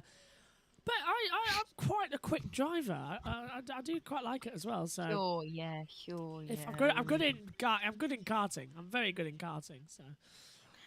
Unfortunately, Josh, hate to break it to you, Le Mans is very different to karting. Bit late, down to your you. in-lap. Players must have still been good. Yeah, I didn't know about that until I came in and saw. But balance was pretty good. Stayed quite consistent. Just tried to manage the first stint, really not to, damage them, and then they seemed to stay with me all the way through. So, early days, but a couple of wild moments with some traffic. A couple of cars in front of me had some huge moments, and don't need that. Trying to stay out of trouble. Good stuff, Mike. Thank you. And we've just seen the number 3 DKR Engineering go off in Indianapolis and break the front wing. That is why it came in for an unscheduled stop. We didn't see the damage. We just saw it came into the pits. What's the number 3 car? I only know the Clownfish car. Yeah, it's DKR Engineering. That is the Clownfish car. Have you got that image? It does look like a clownfish, that livery, on the tail thing. This is what we are referencing to. Yeah, it does honestly look like a clownfish, the cars. It's amazing. I'm literally just keeping that open, so when we talk about the number 3, I can just go like that. Like just now, yeah. So perfectly run. Absolutely perfectly timed as well. As they come through. Pit road. We've got something else going on. I don't think this is ever anything you can get out of your system, and it is obviously going to be a real challenge to have a fully electric car ever do anything like this. So I'm rather glad to be here and listen to the noise, watch the sights and the smells. Well, and I'm absolutely with you. I went into Formula E as a sort of, with no preconceived idea or perception of it, and my takeaway was, whatever it is they're racing, they're really racing. It is cracking racing, and it is pushing the bounds of technology, and that's what motorsport and Le Mans especially has done for so many years. So And I do think there's room for everything. People may not like Le Mans, they may be Formula One heads, they may be petrol heads, they may not like electric racing, they may not like touring cars. I don't care, you know, there's room for everybody. My point has always been, when I've answered that sort of criticism, I am really competitive. I would like to destroy my children when it comes to Monopoly, and I have no qualms about doing so. Well, no mother doesn't cheat at Monopoly. I mean, this is an absolutely guaranteed fact. No, I'm just competitive. And I don't care what it is. It can be an electric car, it could be a sports car, it could be a classic car. I still want to get out there, race, and just compete. So, and there is room for it all. That's great to hear. Maybe don't take it to go, Mike, as well. But I have solved, Josh, if you're there, I have solved the crisp issue. Oven-baked cheese and onion 6-pack. Brand new. Solved and fixed. And in it goes to the com box. Now, battle for 4th in LMP2. The 37 Cool Racing, the 65 Panis Racing, and the 32 Team WRT are all out there together and having a very strong battle as well. This is going well, isn't it? Oh, and sunshine. Complete sunshine through the back of the commentary box, to which point I want to show you how bright it is actually for a second here. Let's switch off the light of the commentary box and just show you how bright it is in here as well. That's the light of the commentary box off, and it is so bright through the back of that commentary box. It's actually quite nice. Light goes back on though. We are racing after all. And sneezing, it seems, as he comes back through. I went too close to the door. But anyway, it's a very bright light. That sun, I know the sun is bright, but my goodness, after being dark for the past couple of hours, whoosh, in it comes. That's nicely done and looking good out there. Just being told as well that the jumping of the control is out of their control. The timings are getting a bit wrong, yeah. We're taking it from our world feed, by the way, is coming from the ACO timing. And that's where we're getting from timing 71, which comes from the ACO. And that's why it's sometimes in sync, sometimes isn't in sync. Yeah. But it is showing us the correct times of 21 hours and 38 minutes to go. Look, now it's just jumped to 37, which is linked up to our TV pictures perfectly. So it is linked. Now it keeps jumping around left, right, and centre. As just trying to hold on as the Panis Racing as well tries to hold on as well. That's down in 10th position overall, but 5th in class, and it's in that battle as well with the 32 of the United Autosports as well. We're about to have the half-hour update, I believe, as cars get off the track left, right, and centre. Let's go over to them to Hackety Radio for the race update, as we've got all sorts of dramas going on the circuit, loads of battles with 2 hours and 30 minutes down. Let's go over to the update. Here's the update then, with still 21 and a half hours to go here at Le Mans 2022. Starting GT and WeatherTech Racing, Julian Andlauer is in 37th position and leads that class. He's actually 6th as far as GT cars are at the moment, and has got the AF Corsa Pro car between himself and Seb Priaulx in the 77 AM Dempsey Proton Racing car. In 3rd position, it's the Northwest Aston Martin team, David Pittard, the Pitbull, as we like to call him, from his Nürburgring Nordschleife exploits. The number 98 car then in 3rd position in class. The top 6 completed by Team Project One, Nicholas Leutwiler, who's about another 12 seconds further back in the number 46 Porsche. Andrew Harrianto in the hard point absolute racing number 99, and then in 6th position the AF Corsa Louis Pret, the Monegasque driver, in the number 61 in 44th position overall. In the pros, it's Corvettes 1st and 2nd from the 2 Porsches in 2nd and 3rd, 63, 64, 91 and 92, separated by about 40 seconds or thereabouts. AF Corsa in 5th position, and in 6th position Alessandro Perguidi in the 51. So that's 52 from 51 in the 5th and 6th places for the 2 Ferraris. In a closely fought LMP2 battle, it's Will Stevens now at the wheel of the Mighty 38 from Jota. The British team are 6th overall and are leading by about half a minute from Dane Cameron in the Team Penske LMP2. That's the yellow and blue number 5 Prema all on team. Lorenzo Colombo, the number 9 car, in 3rd position.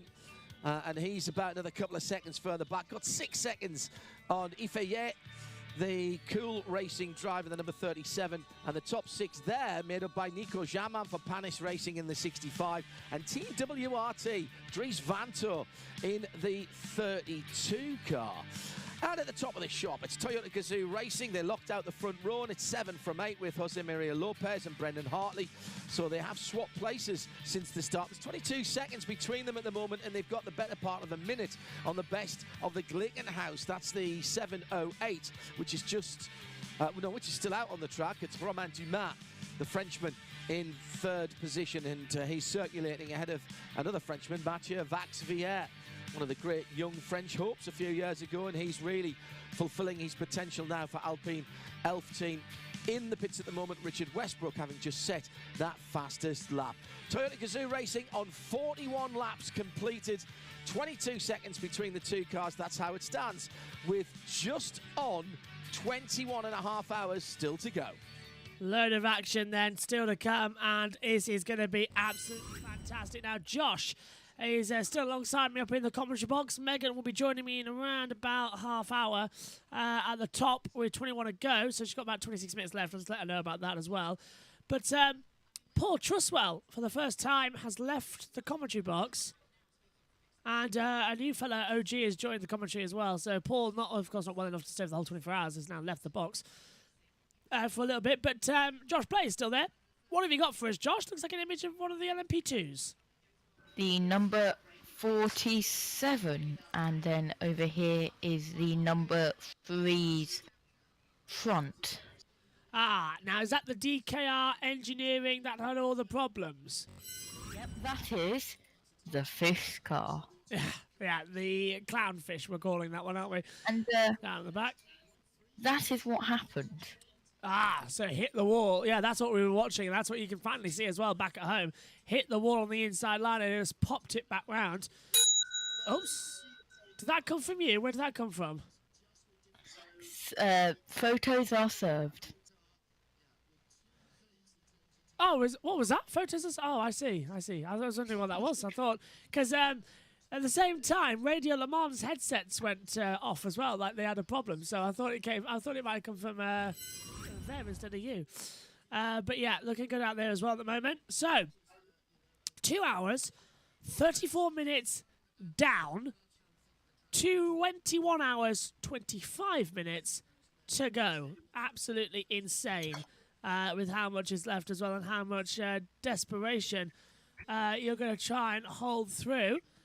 But Radio Le Mans, I think, have got some special guests in Formula Race winner Le Mans, I think, has joined it as well. I like that it's all changing up here at the moment as well. We've got guests coming as well. More people later on in the evening, not just the usual team as well, of myself, Megan and Josh. Meanwhile... Yeah, go on. You're stuck with me. Well, as you said, you're always around, so... It's very handy to be stuck as well. No one I'd rather be stuck with than a commentator who has ability to put things on their stream. So works handy as you can find the stuff and I can keep talking for a bit. It's going to be murder later when I'm going to do it on my own as well, especially when Megan's joining the box shortly. I think she'll have food first, so I'm not too sure. I know from 7:30 to 8, around that time, Tom Dillon is joining the comms team. As well, Synth will be in later on tonight as well, and mainly we'll have people throughout the night as well, which is what I'm finding strong. It's always good to have people around to keep you awake during the commentary, which quite often has a problem. Now, have you got a video for us? I've just seen you sync it up there. Is this a video from the Twitter? The Twitter? Yeah. Let's Twitter. Yeah. What is it then? I do love Twitter. It's so handy. Oh, it worked first time. GTE Axon here, Joss. And it is the 92 Porsche having a battle with a Ferrari. And this will be in the Pro category, won't it? On the way down the back straight away. So is this an overtake for the 92 Porsche? Where is it in the standings? If we take a look down at the moment, 92 Porsche is ahead of the 52A, of course. So this is an overtake down the Mulsanne straight, right round the outside line, and gets it done into the Daytona chicane. So the 92 Porsche goes up to 35th position. And the 52 Ferrari, of course, goes all the way back down to 36th position on the deck as well. Very nice, actually, on the deck there as well. As I'll just wait to hit the commentary box monitor as well on the screen because it'll be a bit easier. There's an onboard camera angle as well, Josh. We're seeing. Yeah, but it's buffering. Oh. Is that going to buffer? Yeah. All right. Well, I'll come back up to the box if it works. Oh, no, it has turned. No, it hasn't turned. Well, I'm watching a delay. Still, that's mighty handy to have one of those on the side as well. There we go. Oh, it started, then stopped again. Yeah, it's the internet connection, isn't it? Hopefully, we can have those streams up shortly as well. Once Discord's not in use, we'll drift in and get some Twitter action as well on TweetDeck. And, yeah, something's loading, isn't it? It's not working correctly, but still, looking fun here. And looking like we need the action for the Le Mans 24-hour. A lot of running, a lot of action. Do enjoy this race as well. My camera's frozen for the millionth time today. Yeah, it does look like it as well, doesn't it? As we try, I need to get that sports thing up as well to watch some of the race when we're on an ad break, because otherwise it gets very hard. Can you switch the commentary off on that race? On the Discovery, Josh, can you... What? On the... You're breaking up. Can you hear me? Can you hear me, Josh? Yeah, I can hear you. Well, can you turn the commentary off on the Discovery stream? Yeah, you can mute it. Oh, tempting. That's so tempting just to put it in the background as well for this one. Commentary box as well, looking good. Ryan's at the scenes from turn 1. As we're just getting everything set up, by the way, on the Discovery side of things. Radio Le Mans had some info for us. We're going to throw to them because I think they're going to throw down to the pit lane shortly. We're waiting for them to do so, but they're talking at the moment on an interview. For customers to race those cars. Hold that thought. A 3:28.809 last time around for Jose Maria Lopez as the number 7 Toyota went through. That's a new fastest lap of the race. We're not quite down to Hyperpole qualifying at the moment, but Jose Maria is clearly on a bit of a tear at the moment. He's been out there for 8 of what will probably be a 12-lap stint. And we'll keep an eye on his times as he's going around the circuit. But really, though, Taj, people will say it. But these race cars, they don't have anything to do with road cars, particularly GTE Pro. But that's not true, is it? That the regulations state that you have to have a certain number of components, and Corvette down through the years have been assiduous in having at least those amounts of usually components. More. Yes. Well, to be fair, I'm going to switch them off now because they're not talking any sense that we need to hear. But it's looking strong out here at the moment, isn't it, Josh, for some good action, some good racing between them all. And I'm actually really tempted as well. I think we've now got ambient sound, and I want to see if that works. Oh, that's so tempting. Just ambient sound in the background. So very tempting on the action there on Eurosport Discovery Plus to watch it. So it has got the TV action. The battle, though, is... Oh, it's not actually that far behind. That's great news.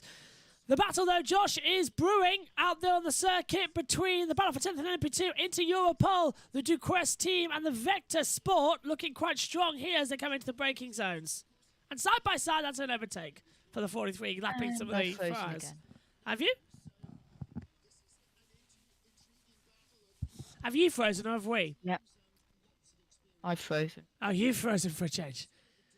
You worried me for a little bit then as well. But I can now actually see the world feed even when we go off. So thanks for that, Josh. You're a lifesaver with keeping up with what we need to see up here in the comms box as well.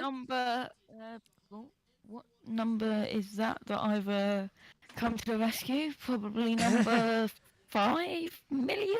5 million. And over the space of a year, probably about 5 million. Yeah, it's been a long broadcast as well. But pleasure to have you on the stream. Oh, anyway, you were saying it? You were saying, Josh? 2 days to go. Monday, the 13th of June. When's that? What's going on? 1 year. 1 year since Snetterton, yeah.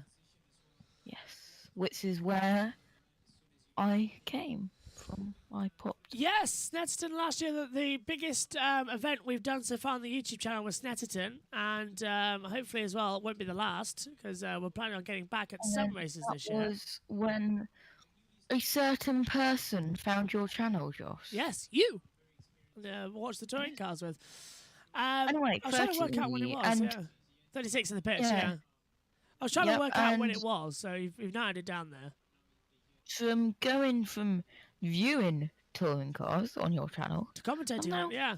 Commentating. Well, it makes more sense. Although tomorrow's touring cars is going to look a little bit different as well. We're going to try and squeeze race 1 in before the Road America IndyCar race, if it is at all possible. But more than likely, all of the races will be back to back to back, all 3 of them, straight after the IndyCar race is finished on the YouTube channel live.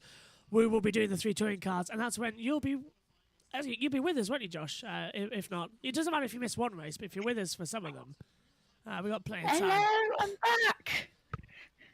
You're very glitchy, but you're back. Yeah, you're glitchy, but you're back out there as well.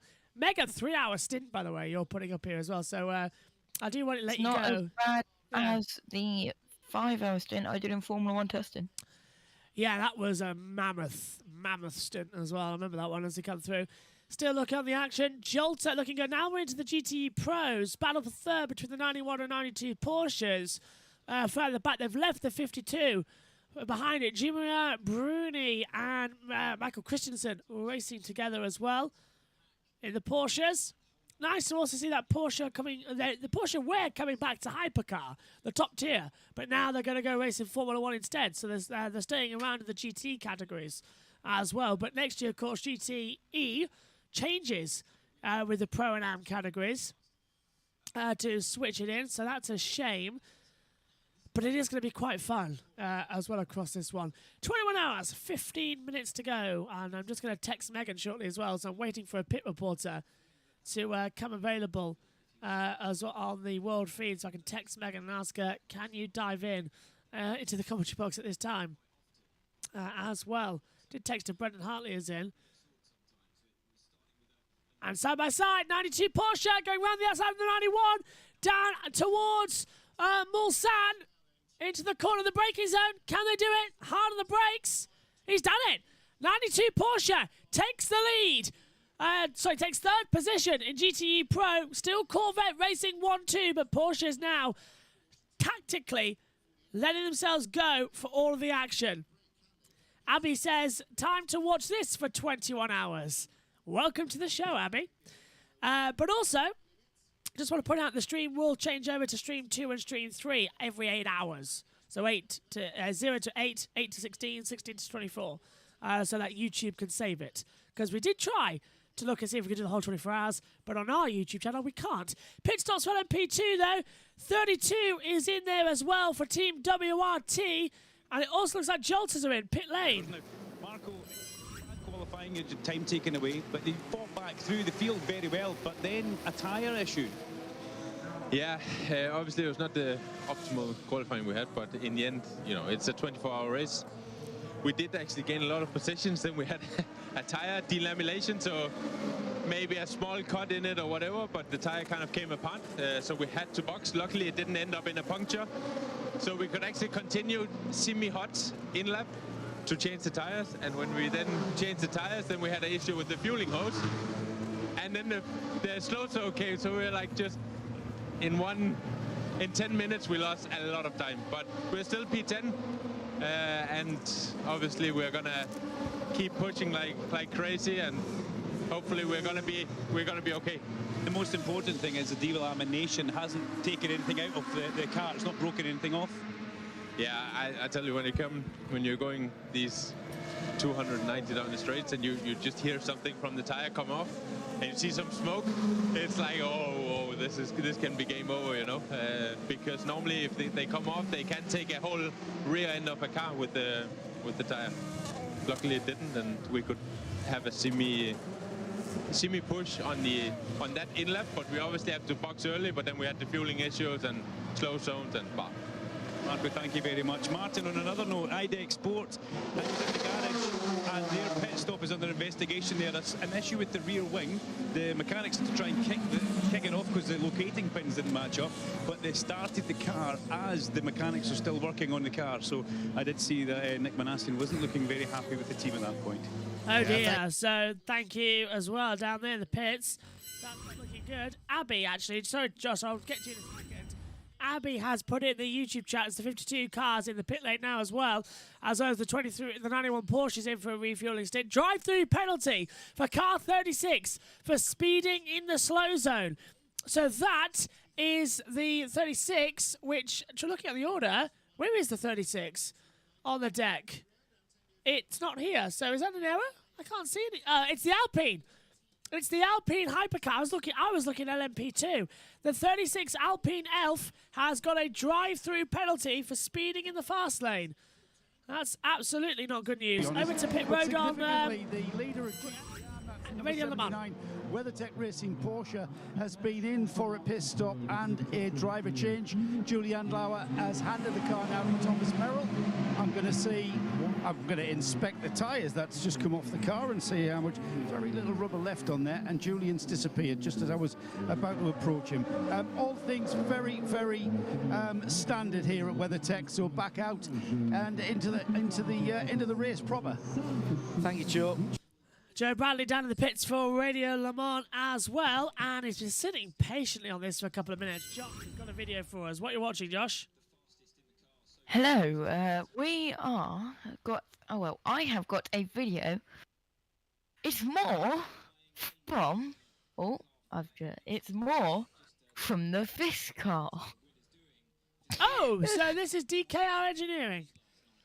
Yes, it is. 24 Hours of Le Mans have officially posted a video of the incident. Right, let's have a look at it then. So, out there on the circuit. If I can find my mouse, there we go. Let's take a look through. Here we go. And this would be the accident in video full. See, this was a couple of hours ago. Look, just spun round, hit the barrier, spun round twice. We saw that a lot. Was it practice at night? Maybe practice 3 or 4? Can't remember which one, but we saw that. Definitely practice. It was one of the practice nights. You've got the fridge raiders, I see, by the way, and some nice pasta salad. I like that look at your food. And some, is that pasties? Cornish pasties? That was the sausage roll. Yes. Oh, I see. And then the 4-packet was the pork pies. I suppose I should use that hashtag as well on my little setup we've got. I've tweeted it. Actually, I haven't even tweeted it, so let me get that sorted right now. And you can watch me do it live, look, live tweet using the hashtag JB24 setup. What was it? Hashtag JB24 setup. That's what we need to tweet. Go on. Abby has said in the chat, are you going to sleep in these 21 hours? No, you are not, aren't you? No, I will go to bed about 10:30 Sunday night. I will be up for the entire 21 hours, and I am commentating on 21 of the 24 hours. I will take an hour off to go do the F2 feature race in Baku, and then I will take 2 hours off to go commentate on the Formula 1 Azerbaijan Grand Prix. And then I'll be back for the last hour alongside Megan in the commentary box here and whoever else is around. And then after that, we will do British Touring Car Race 1 or go straight live to the to the IndyCar. And then after that, we'll do the touring cars. After that, we'll do the Grand Prix review. And after that, I'll collapse in bed. So no sleep for the wicked. Go on, Josh. You are commentating for over 24 hours. We worked out it would round about be awake for 40 hours and commentating for closer to 30 non-stop. I don't think that's ever been done before in human history, that long of a commentary. You are insane. I know. Well, it was last year on the stream when we said we'll do the whole 24 hours live. And we meant it. We really did mean it. And at the time, I remember saying, it's 6 or 7 months away or something. We'll be fine. We'll create a plan. Up until last week, we didn't have a plan for this. It's unbelievable. Abby has actually said, look, if we go to the Twitter, how long are you going to sleep, mate? I will go to bed about 10:30 Sunday night, and I will not get up until about 12 p.m. Monday morning. So 12 p.m. lunchtime Monday. So a full about 13 and a half hours sleep, something like that. Catch up.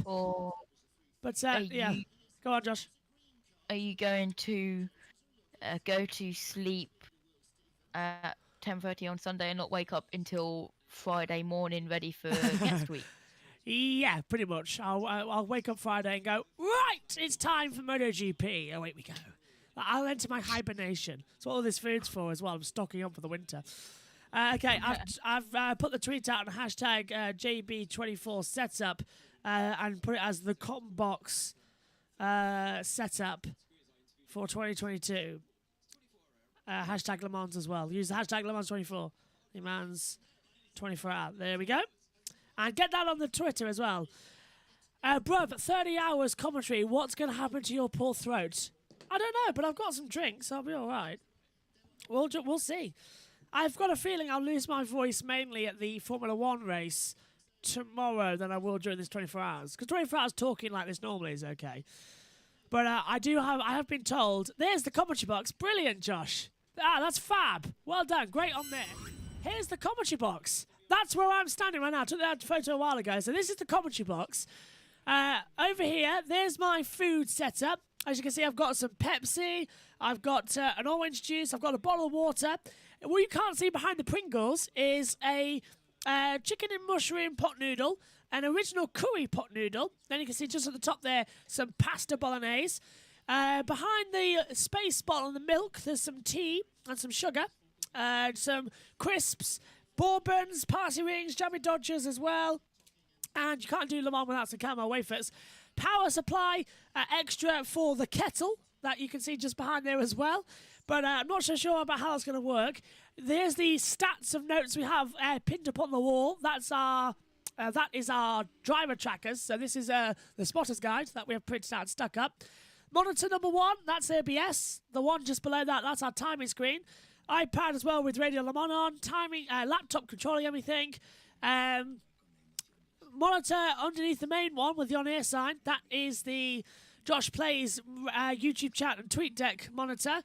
Megan's timing screen is the small square one just at the edge of your screen to the right. And, of course, the big monitor as well with the on-air. That is what I'm watching in the comms box. And then the little track map is that little bit of paper hanging off it. There's the comm box.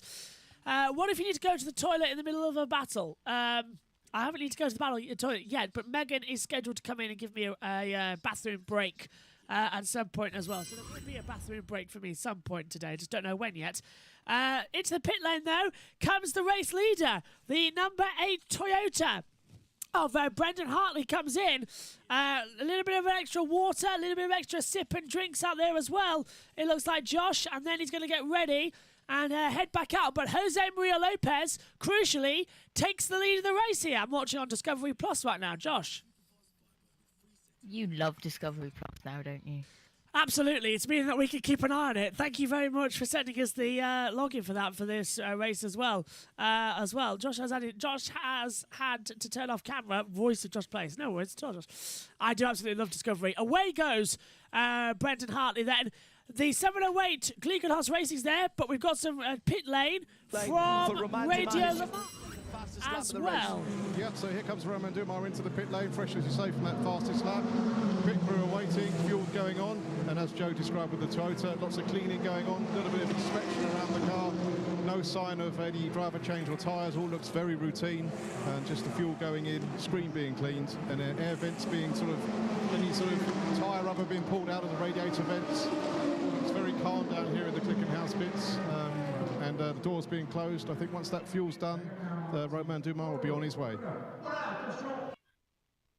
Thanks down there as well to the team, as seem to have lost Josh a little bit there, as we've got 708 Gleekenhaus having a pit stop. Can you hear us, Josh? There we go. Yeah, I can hear you. Yeah, a little bit of a glitch there. I don't know what happened, but there we go. Let's take a look at what the group chat's saying, actually, on the YouTube Twitter, because Ari says, Porsche! Ferrari in the gravel! Going through the grass. A 57 Ferrari going straight on down at Tête Rouge. and goes to a very scary rumble through the grass as well. Manages to get back on the circuit, but my goodness me, that was definitely one of the most exciting things that's happened so far today in the Le Mans race. Almost a big accident there to come through. As we'll just quickly talk about what Abby's put in. If I was going to commentate for 30 hours, I would go to sleep on Thursday and wake up Saturday, so I would have 48 hours of energy. I had to commentate on Formula 1 yesterday. And I got to bed 11:30 last night. My head hit the pillow, and I woke up at 7:30 a.m. So from 7:30 a.m. until 10:30 p.m. Sunday is how long I'm going to be awake for. We worked it out. Hello, that is remarkably familiar. Is that on here like exactly the same as mine? Where'd you get that from? It was a certain Amazon. Fab. They are handy, aren't they? It tells people especially when to not bother me. Yeah. Brain's already failed, and we've only been commentating for 3 hours as well. I have text Megan, but she hasn't texted me back yet, so that's a worry. She's only in the house. I'm just waiting for a long view of ad breaking as well. Eurosport are back on as well, so we can keep an eye on the bigger picture, so the laptop at the moment, but Discovery Plus is absolutely amazing for keeping up with this race as well. Ad-free as well, so that's something. At least we can commentate for you. As Hypercar, Brendan Hartley's at the pit lane, so is Romain Damas as well. Just being told as well, we've got some info coming from Radio Le Mans. Greensboro, North we need to Carolina, show. where we're from a couple weeks ago. And we brought the car through our hometown, and Richard was telling me he's here and cooperating, and Hendricks is here also, getting ideas for next year. I saw Chad Knaus here the other day. It's his second time here. He was a little bit incognito last time he was here. This time he was walking the whole track earlier in the week. When you've got people like that who've won, 8 Cup Championships alongside Jimmy Johnson, that's when you begin to understand the international, the global appeal of this race. Absolutely. I mean, there's nothing like Le Mans. I mean, again, it's a dream come true to just be here and participate in this, and we're real thankful that we're aligned with Riley Motorsports, who's got the history they do. So be safe. What is Be Safe for our listeners that don't know? Okay, so my day job, I build things, and good. We like people who do stuff. Building stuff is underrated, I think. That's right. Well, thank you. So we build apartments, we build industrial, we build self-storage, and so Be Safe is one of the brands I own that's got self-storage facilities throughout the Southeast U.S. Just in the US at the moment? Just US currently. You couldn't possibly come over and do some stuff in the UK, because I've got a bit of an issue with space at the moment to do with cars, and I could really do with a bit of extra space. You never can tell what's in the future. That is very good indeed. Right, what do you want to get out of Le Mans? Obviously you want to get to the finish, but you've put yourself in the pro class. Why did you put yourself in the pro class? Well, I didn't think I was up to it as far as being in an AM driver this year. So, we decided, talking to Bill, we decided to go to pro class, fewer cars, better chances potentially. Yeah. I think we've got an excellent driver lineup. We got started late. We didn't start putting this team together until like July, August last year. So, but I think we've got an excellent driver lineup. Again, we've got the history of Riley Racing, Motorsports, and so yeah, it's definitely an uphill battle. But what we're trying to get out of it, we want to be competitive. We'd love to be on the podium, of course. We're struggling. There's no doubt. That's good news. And not that we're struggling. That's probably the wrong thing to say at the wrong time there. As we're back up in the comms box as well. We have 3 hours down, 21 hours to go as well. Let's take a look. We've got Tom Christensen, top of the hour on Eurosport. That's what we were waiting for. Time for the top of the hour. Let's have a look at what happened in the past hour with the hypercar class. The Glickenhaus car, number 709, had some engine cuts due to fuel flow problems, so they were P4 at that time, and they're now running P5, 1 lap down to the leader, the Toyota, which is leading the class. Let's have a look as well at the GTE Pro class, where the Corvettes Ferraris are leading the class with the number 63 leading over number 64, which is chased by both Porsches, number 92 ahead of number 91. It's going to be a tough fight between the American and the German brand in this GTE Pro class. The Ferraris are a bit back now, but they maybe come back over the course of the race. Let's have now a guest, and we'll be talking about the LMP2 class with someone who knows Le Mans really well, Emmanuel Collard, back at Le Mans in the LMP2 class, because you still were there in GT class.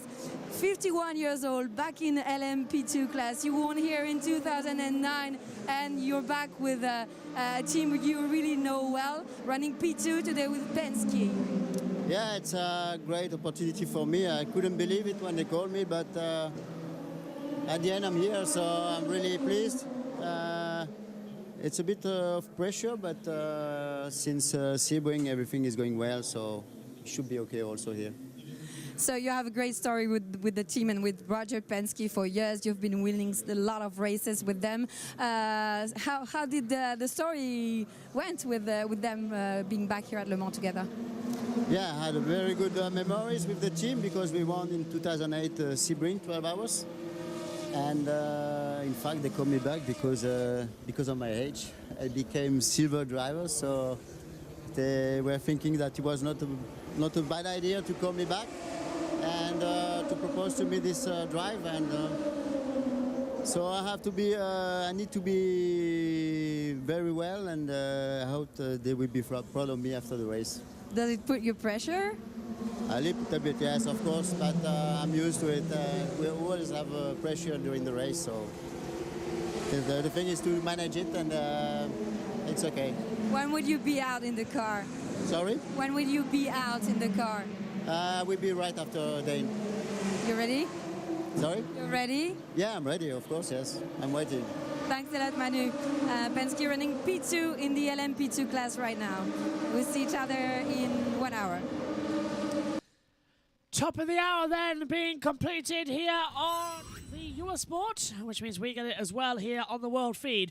So, please, 2 seconds, Josh, because we've got a message to come through from Abby. It says, poor drivers, how do they be awake for 24 hours and how do they refuel the car? And how many laps? Well, usually we've done 50 laps right now in 3 hours. So we're aiming to do, if we haven't had a safety car yet, or a full course yellow. We've had a slow zone, one of them, but we're aiming mainly for around about 370 odd laps, mainly might be completed. So that's something to keep an eye on. Away from that, it could be anything like the drivers will be on rotation of 3. So they'll each do like 2 hours each, maybe 3 hours sometimes, then they change over. No driver can do more than 8 hours in the car. So there is a driver limit on 8 hours. So that is something you've got to remain a factor of.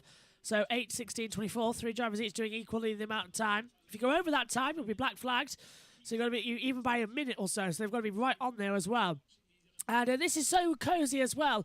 I'm on vacation. It's cold. It's below 15 degrees Celsius. It's night, and I'm on my balcony inside a sleeping bag watching this stream right now. Well, pleasure to have you, Ken Company, as well, all the way around the world, wherever you are. Abby's absolutely fantastic as well. Just keep us on, and we've got the timing screens as well. Josh Blaze, however, I think has got some info for us because he's got the top of the hour graphic that's been sitting there for about 5 minutes, isn't it, Josh? Hello.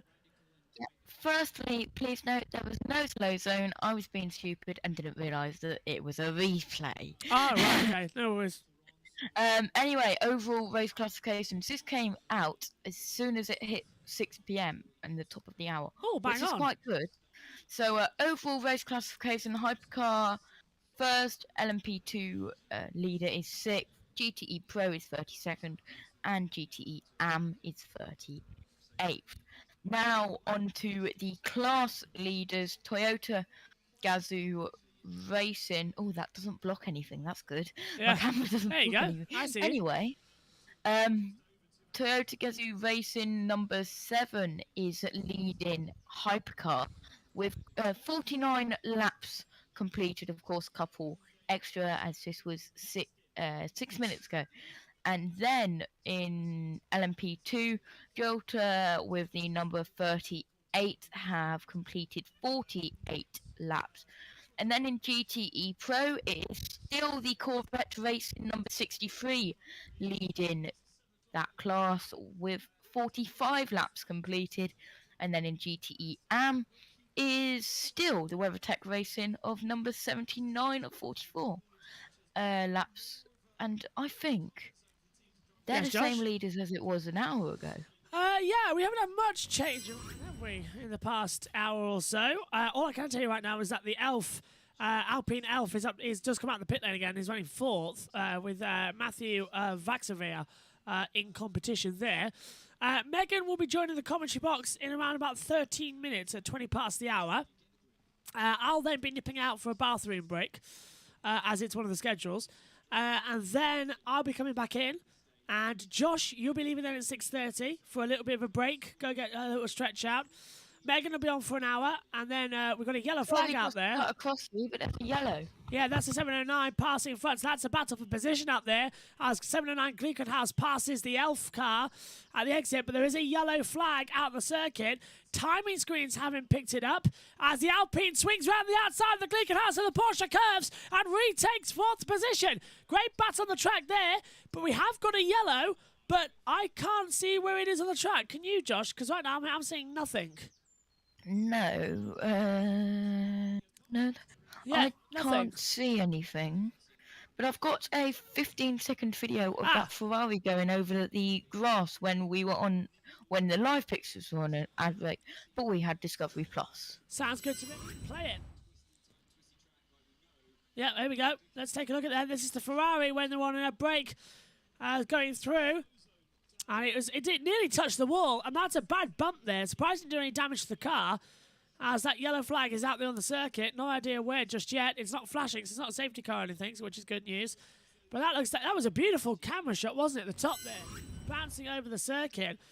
When Josh leaves, slow zone. Yeah, that's from Mulsanne to Arnage, so including Indianapolis. So slow zone 6 has been activated by the race director, Eduardo Freitas.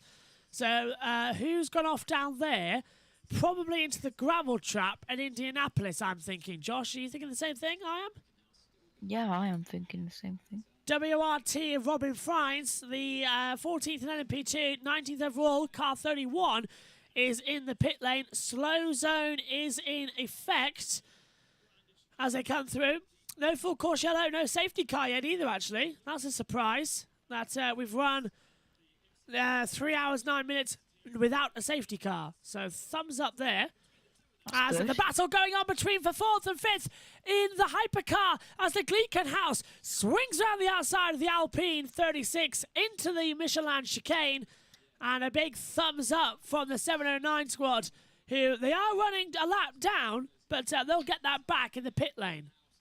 So it's not too bad just yet. Still don't know where this yellow or why this yellow's out either at the moment. Robin Frines has left the pit lane, by the way, for WRT, so that's great news. Hopefully TweetDeck's working its magic as well out there. Is there anyone in the gravel there? No. Can't see anyone in the gravel down it. And the 709 hit the brakes for the slow zone. Thought that was going to be a bigger problem than it was, to be fair. So, around the back. There it is. There it is. It's a Porsche. Now, is that a Pro? It's an AM. So, it's a GTE AM Porsche who has spun off into the gravel. And it's the Team Project 1, number 46, with Nicholas Lutfrier, who has beached it. It's the 46 indeed. And he's beached it. And he was down in the order. Right. Duncan Vincent. Yeah, I've never done an interview sitting down before, but we're in WRT. Ferdy pulled me up a chair because, well, you know, you can just tell by somebody's facial expression how they're feeling. Ferdy, Ferdinand Hansberg, tell us exactly what happened going into turn 1 at the start there. Yeah, we had I had a bit of a slow start behind the United, and they backed off just before the line, and which meant I could catch up again. I was able to pull up alongside the United on the left, and my sister car, driven by René Rast, didn't know that there was a car on the or to the left of him. He didn't turn right, he turned left and crashed into the United, which I nearly got away with, but the United just clipped me on the rear as the United went off. And yeah, I got a puncture and a damaged rear tail, like the tail end. And we're a lap down now, so it's just a really, really terrible start, but we are really quick and we just keep on trying. It's 20 hours to go, so yeah. There's no lasting effects from that damage. The car is still quick enough to contend if it can get back there. If we can get back on the lead lap, yeah, absolutely. I just don't see quite, well, now it's just a race against ourselves and the hope. Ferdy, thank you very much, no problem. With that, guys, back to you in the booth. Thanks, Duncan, down there as well. As we're hearing from him, back up, Josh Place has happily put Slow Zone 6 activated on his stream there as well, which helps us all out. Yeah, so, Josh, we're going to let you go in 15 odd minutes or so, and then you can go and have a stretch around and have a break, because Megan will be in for an hour. And then Tom Dillon will join the commentary box for a little bit, and then we'll have Josh back in as well, I believe. And then Edward Hunter's going to be popping in at some point. I am still keeping my phone. Oh, that was a big jump over the curb for number 56. And this is on board. The Alpine, yeah. Jumping. Let's take a look. Is this the replay again? Yeah, so that 36 Alpine was not looking great. He's pushing on, though, so it's okay. Whatever happened to that car, which is a miracle in many respects. Go on, Josh. Still... Oh, I've just realised that needs to come down a bit on Saunders. Slows... it's going to end in a minute anyway. So that slow zone is going to end. But let's take a look at that 36. Did it jump over the curb? Yes, it went flying. It went flying as I was looking on Discovery Plus at that time as well. As there's a fly, not a wasp or anything in the commentary box now at the moment. The door, by the way, deactivated, green. Yeah, we are about to green flag running. And by the way, for those of you who want to know, the commentary box door is still wide open. It's a lovely evening here, as it's 6:13 here in the UK, 7:14 over there in France. So is mine. There we go. Yeah, Slow Zone Pazina has ended now, as you say. But there, that's a great view there. It's very sunny actually. Although I kind of regret that I'm not going to be able to look at a live picture for. I miss all of Sunday. Are you ready? Go on. To see yourself looking at yourself. This sounds like the Inception stuff. Oh, there we go. There's the laptop. Oh, yes, I see now. Your race control setup's quite good. I like it. Cozier. That as well. is on top of a tumble dryer. That's nothing. You should have seen this commentary box during lockdown. We had an oven in here. Because we couldn't get anyone round to fix up our new oven to the house, the oven was literally where I'm standing right now, and everything else was shoved up forward. I literally had a tiny little monitor to commentate on in that. Not even the 40-inch was in here. That was upstairs in my room when I was working from home on university work. So yeah, we had an oven in here during the original lockdown. I am still keeping my phone on me. Yeah. Just in case I get a notification saying, "Can you come on, please?" 46 has got a puncture on the front, and he's getting back to the track, but it's scraping the floor, and it's got a front left puncture at the Porsche curves. Yeah, a Porsche getting a puncture at the Porsche curves. How ironic. That was close. Sorry, it nearly was. And he's going to the cutback. And I feel that situation, it's what's the song? All dressed up and nowhere to go. I think it's Meatloaf. And basically, there's a little stand down again, and he's standing there with his hands in the air. I'm going to try and find out why, but obviously he's been told to wait a bit. I was waiting for that car to come in, and I'm not sure who's more disappointed, Ryan or myself. Okay, well, thanks for Tom Christensen, because he's now down in the pit lane as well, talking about the marshals. At Le Mans 24 Hours. At the moment, it looked like this is all of his Michelin tyres. 1,800 marshals from 20 countries all around the world. And we speak to one of them today. It's Julian from the UK. Julian, could you give us a little hello, sir? Could you give us a little bit of an input about being a marshal here at the 24 Hours? It's good to be part of the 24 Hour, one of the biggest motor racing in the world. It's a good team, family run around the posts. It's the knowledge of the marshals that are here, knowing how to deal with the hybrid cars and the different sorts of cars, how to get them out if there's big incidents. You are in direct contact with the race control. So obviously in this station, with how many personnel are you here with direct control to the race? On this post, we have 33 marshals. We have a selection of 10 British marshals. I think it's 10 Belgian marshals, and then the rest are topped up with the French marshals, just so we've got a good insight and experience on the post. How many years have you been serving as a marshal here? This is my 11th year. What is the key on SS de la Forêt? It's very challenging corners, I may say. And what has been the most dramatic situations you have been interfered with here? It can vary. We had one yesterday that comes straight on. He had suspension failure. Nothing dramatic, but you've got to be ready for anything. How close the cars are racing, just a slight contact could be a major incident. And we've got the knowledge on post to deal with whatever's thrown at us. Got a yellow. It's amazing, and thank you very much. I mean, all you guys that do a brilliant job. 1,800 marshals from all around the world are gathering for this race. It's really unique. 225 of these are ladies, and that's an enormous work you do. Thank you very much from my side. No problem, thank you. Wonderful there. Without the marshals, we cannot go racing. We did have a brief yellow flag there a few moments ago, but we are good. The 46 Porsche's got back in, but the front left is absolutely shot going there as well. As we were going to go to Josh, but with the video, he'll be back shortly now on his camera, as well as the aerial camera still goes on. A lot of action there, so the 46 is going to be taking another run as well into the pit lane. And that's not me, Josh, by the way, if you're just joining us. That's Josh Plays. As Will Stevens, called on the time screens here, William Stevens, he's into the pit lane as well. Down to the pit lane, I believe. Well, absolutely destroyed there on Nicky Lightfiler's machine. Most definitely looking very second-hand, and they've put the car straight into the box. Obviously, there's a lot of activity around it. The driver getting out looking very, very dejected, and obviously don't know cause and effect at the moment, but they've done the driver swap already on the apron. The car's in. But as you say, sort of David Coulthard style, straight in Grand Prix, managed to collect the inside of the pit wall on the way in, because 2 flat tyres will cause it to understeer, in my understanding.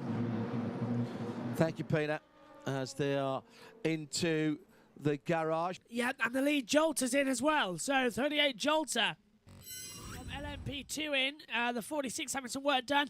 So 38 Jolter in.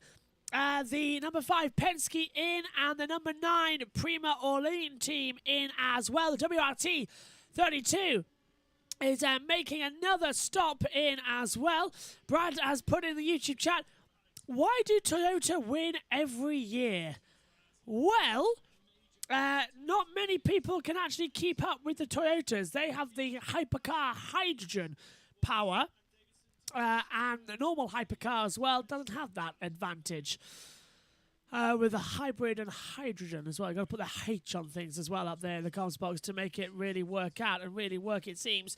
But Toyota did look vulnerable, but right now they are 20 seconds ahead of each other and 1 minute 46 ahead of the Alpine. The Glickenhaus team have run into problems this weekend as well. They look like they could punch a armour in on the Toyotas, but it's a long race, Brian. I'd just like to remind you that so far, Toyota didn't win the last race in Spa.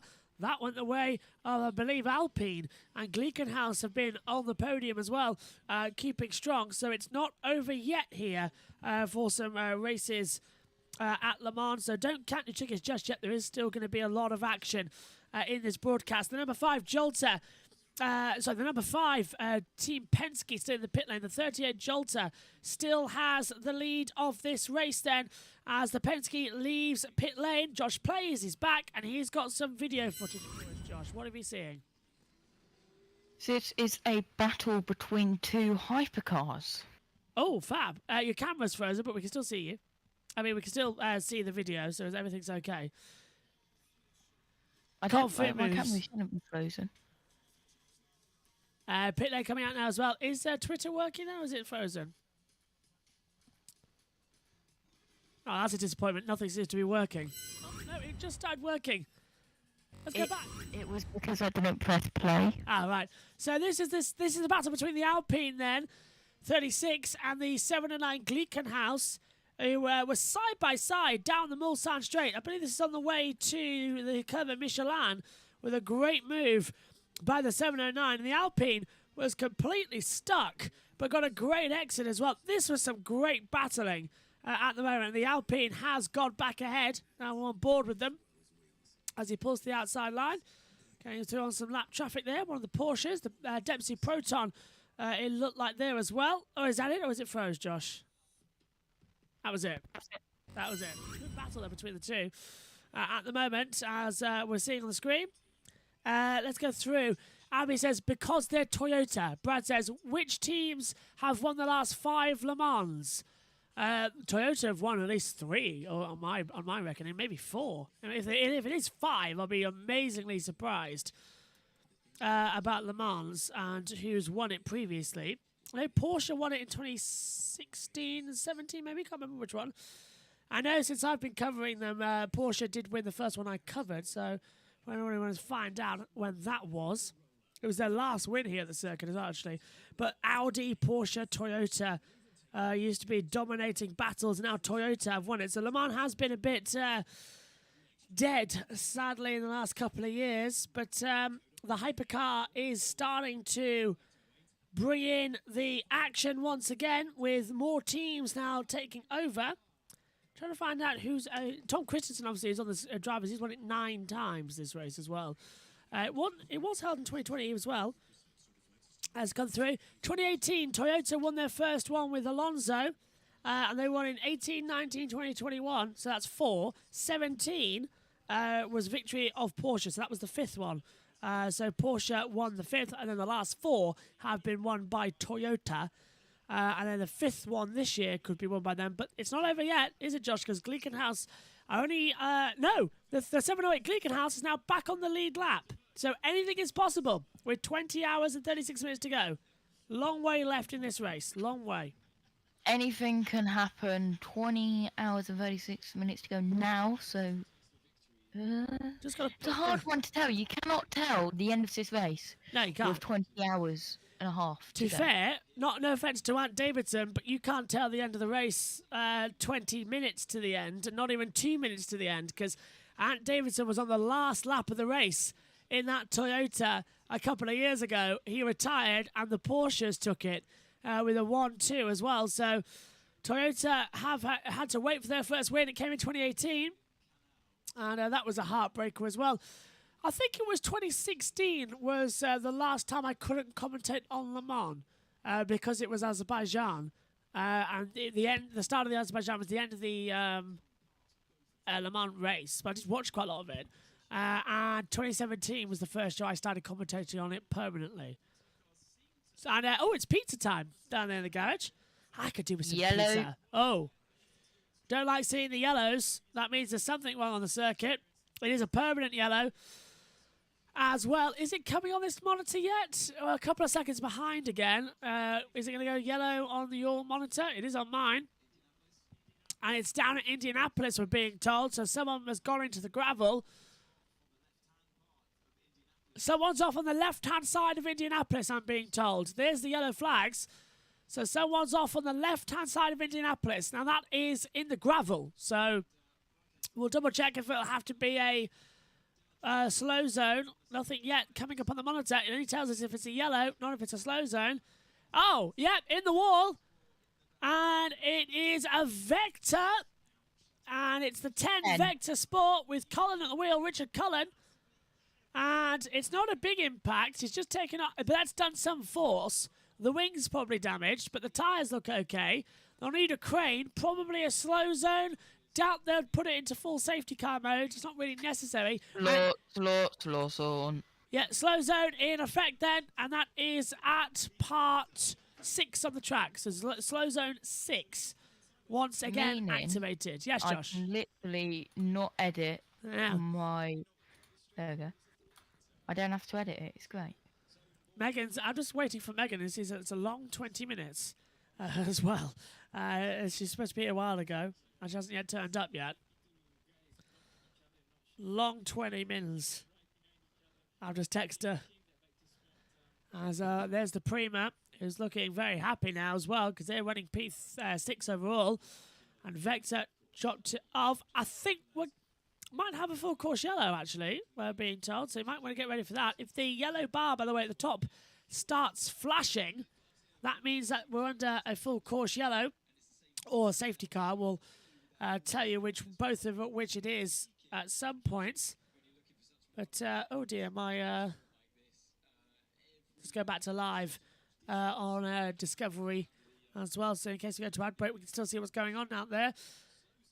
Sebastian Bourdais for Vector, thinking and getting very, very worried that he might have lost out on this one as well. As we're going to wait for, hopefully, a pit stop soon. 1/2 coming up, isn't it? Oh, finally, she's alive. Hello, Megan. Slow zones out there for the 10 Vector hitting the wall as well. So I'll leave you with Megan, and I'm going for a well-earned break. Not much. I'm just going to go quickly to the bathroom. I'll be back in 2 minutes. Over to you, Megs. Right. Hello, Megan. Hi. Right, so there are 20 hours and 32 minutes to go, and makes it sound like it's not that long, when in fact, compared to Joshua, I bet it's going to be like, it's so long. That's what I think he's going to say about that. And it's, what actually happened? Why is there a slow zone? A car went into the wall on the inside of Indianapolis. Which car? And number 10. Are they out now? Like, are they out?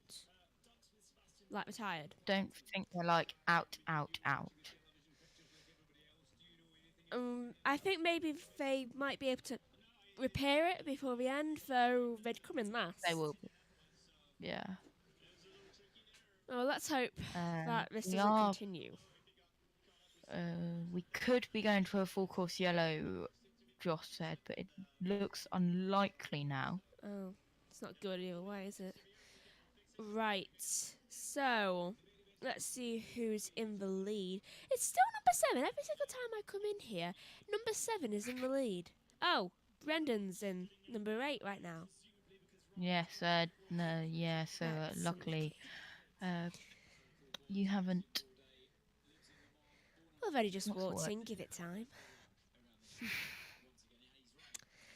I've only been here 2 minutes. Curtis had to wait a lot longer than that before. So, doing in the LMP2 category, it's looking good for William Stevens with Jota, I think the team name is. So, Jota, that's it. And then Team Penske with Dane Cameron doing well. That's all I can see from that screen. I'm too scared to touch this screen in case I mess something up by accident. Because... And I think it's number 3. You go to a Plays Corner. It's a new thing. Well, that's... So I think I remember hearing that. Though, yeah, it's new. Don't you just kind of wish that one of them would just crash again during a slow zone? Because I think that'd be hilarious. It's like, not like crash, they're just like spin. Because it'd cause so much more commotion. I have a new thing. It's called Plays Corner. And, because I'm the technical guy. Yeah. Anyway, shall we, while we're under a slow zone, and that's a puncture, that's the number 10 who went into the wall at Indianapolis. That was actually the car. Are they going to be able to continue just yet? Because I think we're sending them out there, and I still see a little bit of damage to the car, but that's not safe. Yeah, there's a big bit of damage, but they'll get the repairs. Slow zone is still out, I'm guessing, for debris clearance slash gravel clearance slash tyre repair slash anything. They need a new wing, number 10. They need a new wing. They're sending them back out. So number 10 is continuing after the trip into the barriers at Indianapolis. We should be deactivating the slow zone very shortly, and you will know when the slow zone is deactivated, as the slow zone 6 activated message above me will disappear. Is it wise to send 10 out there with still damage? Oh, See, skipping a corner there yeah, from number 10. the Dunlop chicane straight off the straight coming out of the pit lane. I think yeah, it's safe TV to say. directors, keep an eye on that, please. I think it's safe to say 10 won't win this. So no one put your money on 10, please. Oh, and also, Megan, What? you know No when one's you're taking over tomorrow morning, Yes, unfortunately. and the Discovery Plus didn't work out Yeah. because it's entertainment only. Mm. Well, I might have sorted something with Josh, so you do get Discovery Plus. Oh, good. But Not honestly, Sky Go. I could generally just do a session just based on looking at the statistics of a a bee has timing come into the screen. commentary box. No, I don't think it has. No, my commentary box. Oh. It's happening everywhere today. Do you want to quickly sort that out so you don't get stung? No, it's fine. Make sure the window's open so it can go out. The door's wide open, that's why it came in. And wasps. At least it's not a wasp. Yeah, like mine. That could have stung me 1,000 times over. I love how I'm just like not bothered about it, and Megan was I'm just gonna exit stage left. Well, if you knew exactly the situation that was happening, you'd understand that I had no way to actually get it out. And I had to get up, and I was just like, I went all the way over to the side of my bedroom. When it went to near me, I ran through the door and ran into the bathroom. Right, Megan. So somewhere in the comments box, you should have Discovery Plus somewhere. I'm honestly not sure. I think I can see it here. Yeah, it's on the map book. Yeah. Right. Still on slow zone. Everyone seems to not be sliding about like they were before. Let's see this corner. You said that timed perfectly with the World Superbike with a advert with Jonathan Ray slipping off. Oh dear. Yeah, I had to call someone to actually get that wasp out my room. It was absolutely terrifying. I was like, okay, I could get seriously injured. Joshua! Ian! Dad! Help! Well, I wouldn't exactly shout Ian. I know. Dad! No, I had to call my other brother because Joshua was in here, obviously, in the commentary box, and Dad was downstairs. On Formula One? Yeah, I Practice think. 3 with me? Yeah. The one, the only. Yeah, and I had to call my other brother. Ross, I was like, Tay! I shouted like really loud, and I was just like, I ran to the bathroom, and even he said it like that was an aggressive wasp. The perfect hiding space, yeah, definitely. It was like even he said that was an aggressive wasp. I don't know what made it so angry. It was angry because it's my room. I don't know what it's angry about. The wasp knew that you would be taking over Formula One qualifying. Well, I hope it wasn't angry because of that. Though, I mean, it did do very well. Yeah, thank you. Oh, it's time for autoclass replay. Well, we can't exactly sing like slogans. Yeah, because it's copyright. Yeah. But yeah. Anyway. Hello. Hello. Welcome back. Just we were talking about definitely the not wasp going really off topic. Scandal. Well, we're under slow zone, so we're all right. Josh is being kind enough to give his login for Discovery. He told me. Yeah, whole race coverage. Yeah, saying about the Wasswing, and I literally had to shout Day. Yeah, and it's literally madness at the moment. And right, Josh, you've got something. What's that? Yeah, this is my. You know when I said I was a basic trained marshal? Yes, I do remember. Well, that is my certificate to prove it. Wait, how do you become a marshal? I'd love to do this. I'm trained in CPR. That's good, actually. How do you do this, then, Josh? Please tell me. I got invited by the Chief Marshal of the Very Safe Marshals Association. See, he's a better pit reporter than us. He's getting invited everywhere. Hey, I, for 5 years, have been trained in CPR. Yes, that could be handy if I ever get killed. Yeah, because, like... Don't really actually think about it. After my first year of secondary, literally, they made us all do a CPR course for the last day. I've done that, yeah. Yeah, Tuffers was the one who made us all do it. I did that, yeah. I was the only one who kissed the doll. Everyone had to. Yeah, well, nobody did in my time. I did it. I learned it all. I threw myself right in. Green flag, and away we go here with 22, 22 left on the board. I can dissect a pig.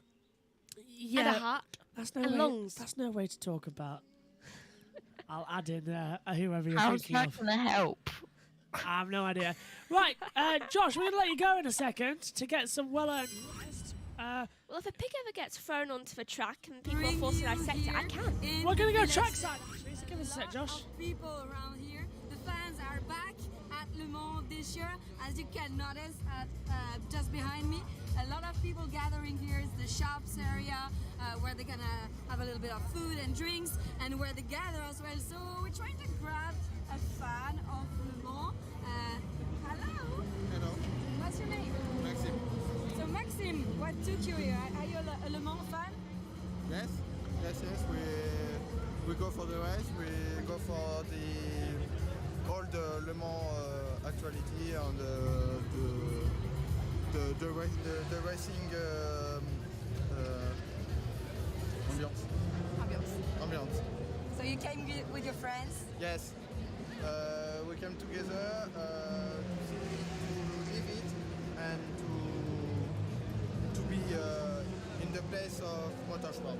Did you plan to sleep or to stay awake the entire night? There's no plan actually. That's at the time we decide what we do. And what's the next place you're gonna go? We're gonna make a tour of the city and exposition, and at the sun going down, we are going to Mulsanne. Oh, nice place to go, Mulsanne. Thank you. Thanks a lot for your time. Maybe a little bit of shopping to get some souvenirs from this 2022 edition of the 24 Hours of Le Mans. Right, so back to the thing, and hold on. Thank you very much. I'll let you get I generally don't know what to do right now. Worth noting. Right, When we get into those. I'm just gonna mute it. Yeah, I think that's what I meant to do, mute it. Because I generally just had a... Have you been left alone again, Megan? Yeah, drink. How dare Gotta get a drink. Right, I've just muted it because I honestly have like a complete think if you brain press blank. number 3, Megan. Oh, I can see a... Is that a chocolate Can I have tart it? being Can I brought have to it? someone? No, don't eat it. Can I have a it? glass of milk. Glass of milk, thank you.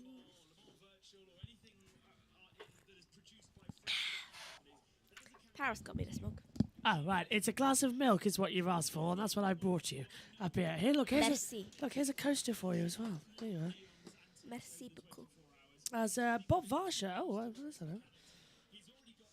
that? Looking good to me. Drive-through penalty. Oh. Car 85. Slow zone infringement. And that is the Iron Dames, the old female lineup, has got the penalty. Oh, no.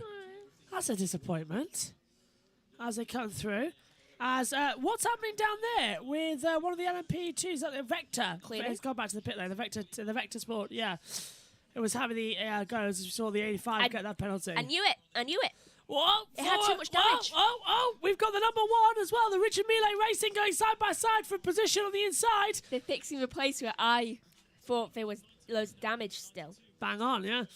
Right, Josh, are you around? Can you hear us? Yes, I'm around. Hello. What have you got to show us? And then we're going to let you go for a break. I feel like you need a lot more food. That's what I thought. You had a I lot have more last got 2 videos. Okay, let's show them. I know what you're thinking. I thought that. I've got This teaser. is the first slow zone. You need more. Yeah. And this is slow zone 1. And this is the GTM. So this is what caused it.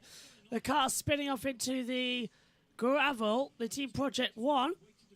Nearly hit the barrier. Didn't it? It was too far backwards on that part of the track. If you need any more, there's still some Pringles left from Jubilee. Oh, that's handy.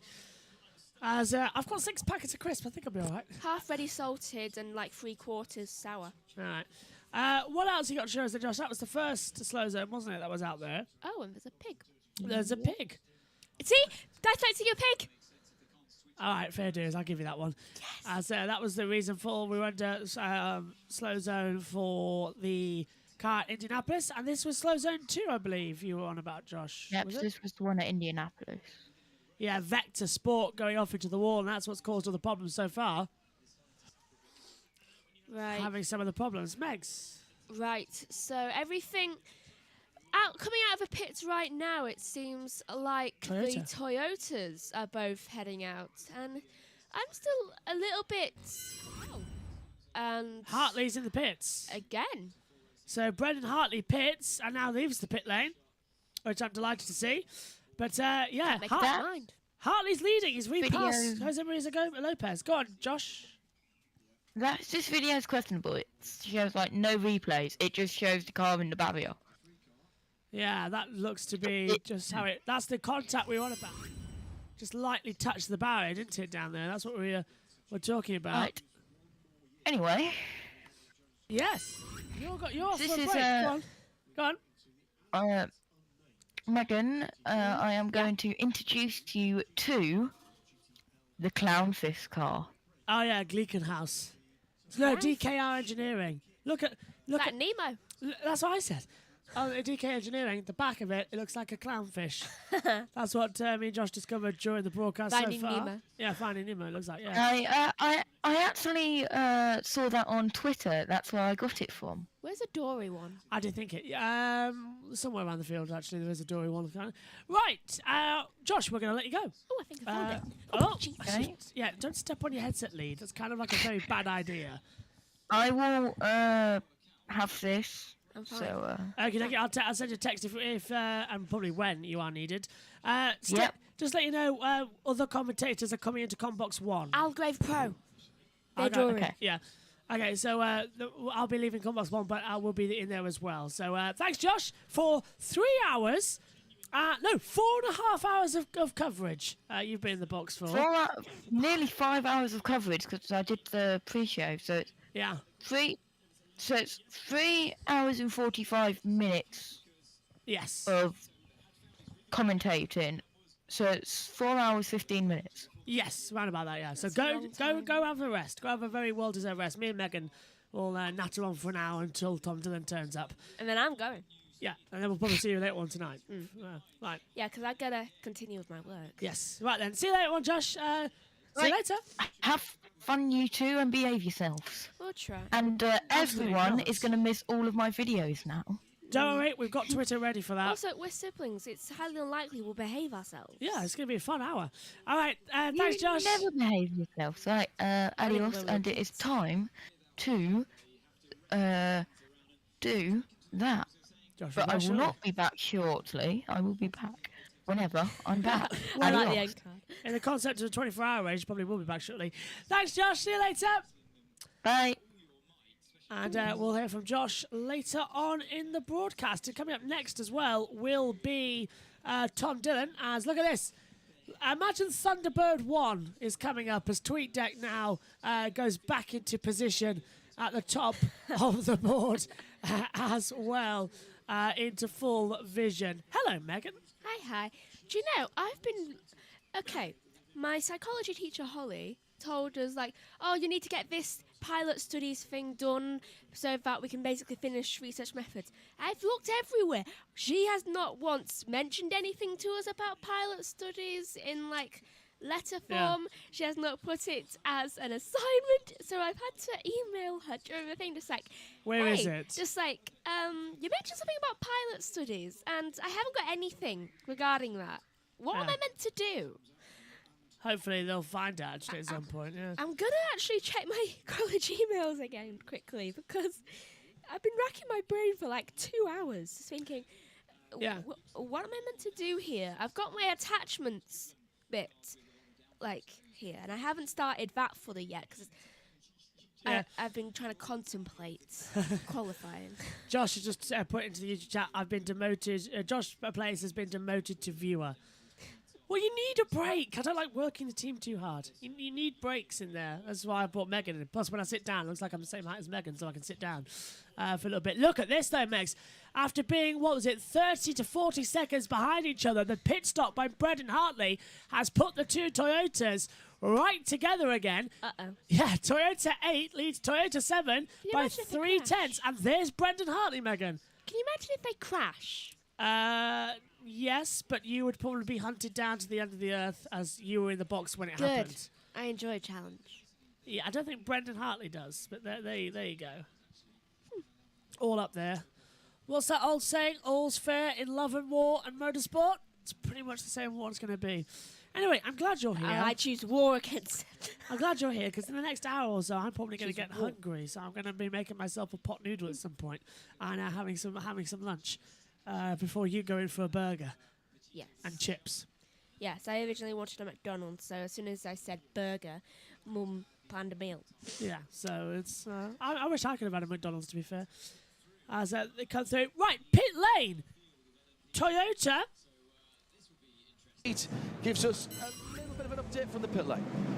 Yeah, from the number 30 Dukian car entry. I've got a Reshad de Groot with us. There's been a lot of work going on at the front, down in the footwell there. Can you tell us what's going on?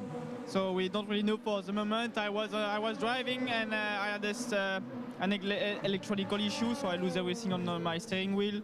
And we had to box a few times, and now the guys are checking the car, but we need to see what's happened and find a solution. Well, obviously, but when you say you lost everything on the steering wheel, in what way?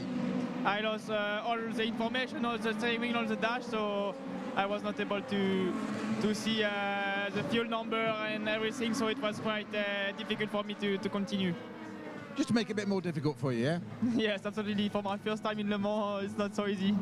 Well, they've got to make it a good debut, but they're doing some work at the back as well, so they've got the rear end off as well. I've seen somebody down there. Any idea what's going on there? I really don't know for the moment. I just need to speak with everyone. Okay, Reshad, thank you very much. Down in the pit lane then, already as the 63 Corvette comes in from the lead of GTE Pro. She didn't answer. She hasn't answered. I'm going to have to text some of the people in my psychology. Yeah, well, Just saying, like, did you give you any homework? Just like, do you have any idea whether it's homework? But I know what the reaction is going to be. They're going to be like, what? What I don't homework? understand. Yeah. What homework? I'm just going to be like, if you listen, you know. Maybe be on the air. What? I know she mentioned something. Question, what dinner should I have? Should I have the original curry, the chicken and mushroom, or the pasta bolognese? Well, you had bolognese last night, so not that. I think this pasta bolognese, you know, turns into a bowl. We'll have to test it out. I don't know. But I don't know. I'm leaning to more the curry, to be fair. Maybe yeah, the spice. I was about to say curry. The chicken and mushroom during the night, I Keep thought. you awake. Yeah, curry thought, yeah. That'll be dinner. And then I'll probably have the curry some point during that. Let us know what you think we should eat up here in the Cars box. Although we have got the party rings and everything and some bourbons and that lot. We've got some of those sweets as well for the night. We've got a lot more in here, but I know what you mean. It's just we could do some bit of fruit, I thought. Something fruity. Well, we do have some strawberries and blueberries. Oh, well, some strawberries brought in would be nice, and I could dip them in the sugar. That's over there. I say healthy. Luke has just had a heart attack. If he's watching that there as well. It's like something healthy. Here's the sugar. That meme, just like... Let's head down to into the pit lane now. In the grid this year, Jordan Taylor. Well, he has got a moustache, Ben. Alexander Sims has got a rival moustache, but Jordan, you've just stepped out the car. Please talk us through your stint. Yeah, it was good. I mean, we had a nice little lead when I got in, so I just didn't want to lose that. The car was really good. We were able to double stint the tires there. We weren't sure with the track heating up. It's the hottest it's been all week, so we weren't sure how the car would react to it, but thankfully it was pretty solid all the way through. And I think we got a little bit lucky with one of the slow zones, which helped extend our lead a little bit, but yeah, so far so good. After the slow zones, are your tires switching on quick enough after that area? I mean, if you get one slow zone, it's okay. If you get it 2 laps in a row, then it keeps dropping and it makes it difficult. So I think if in the night we get 2 laps straight of slow zone or 3 laps, it could become an issue. Thanks, buddy. Good luck. Thank you. All excited then down there, the two Toyotas getting very close together out there on the circuit. Tensions will definitely begin to rise. As I just refreshed it, trying to go to the English part. I think we're already there. As we're trying to look for the video streams for the race control that we were talking about, but we can't actually see them, which is annoying. Down to the pit lane for another interview. Jordan, you're looking very relaxed, like you've done no real work there.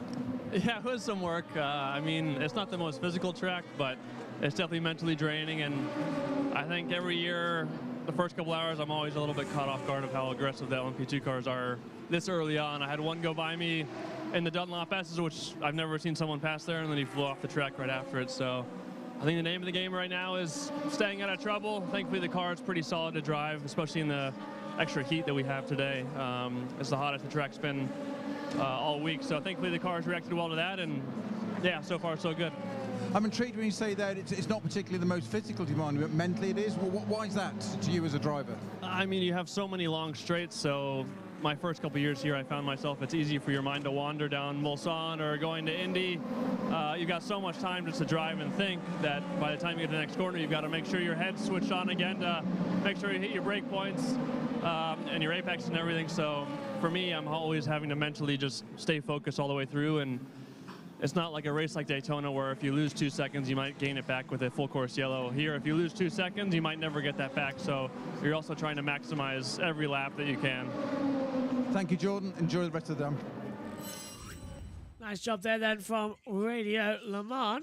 And you getting used to listening to two people. Oh, 36 Alpine is going into the garage. It didn't get going after being released from the pit lane. And now Maximilian Verhexe is having Matthew Verhexe, having problems.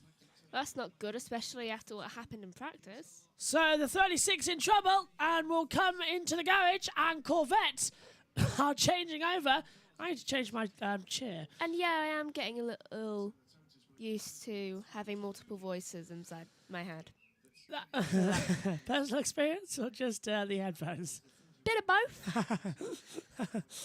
It is handy to listen to them as well. And Jolter in as well for LMP2 for their half-hour stint. Corvette in as well. So now we're having the dual pit stop times as well coming through, which is getting entertaining.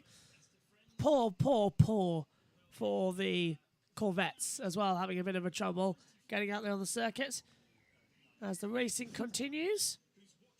Can't believe it's 7 o'clock nearly in the UK.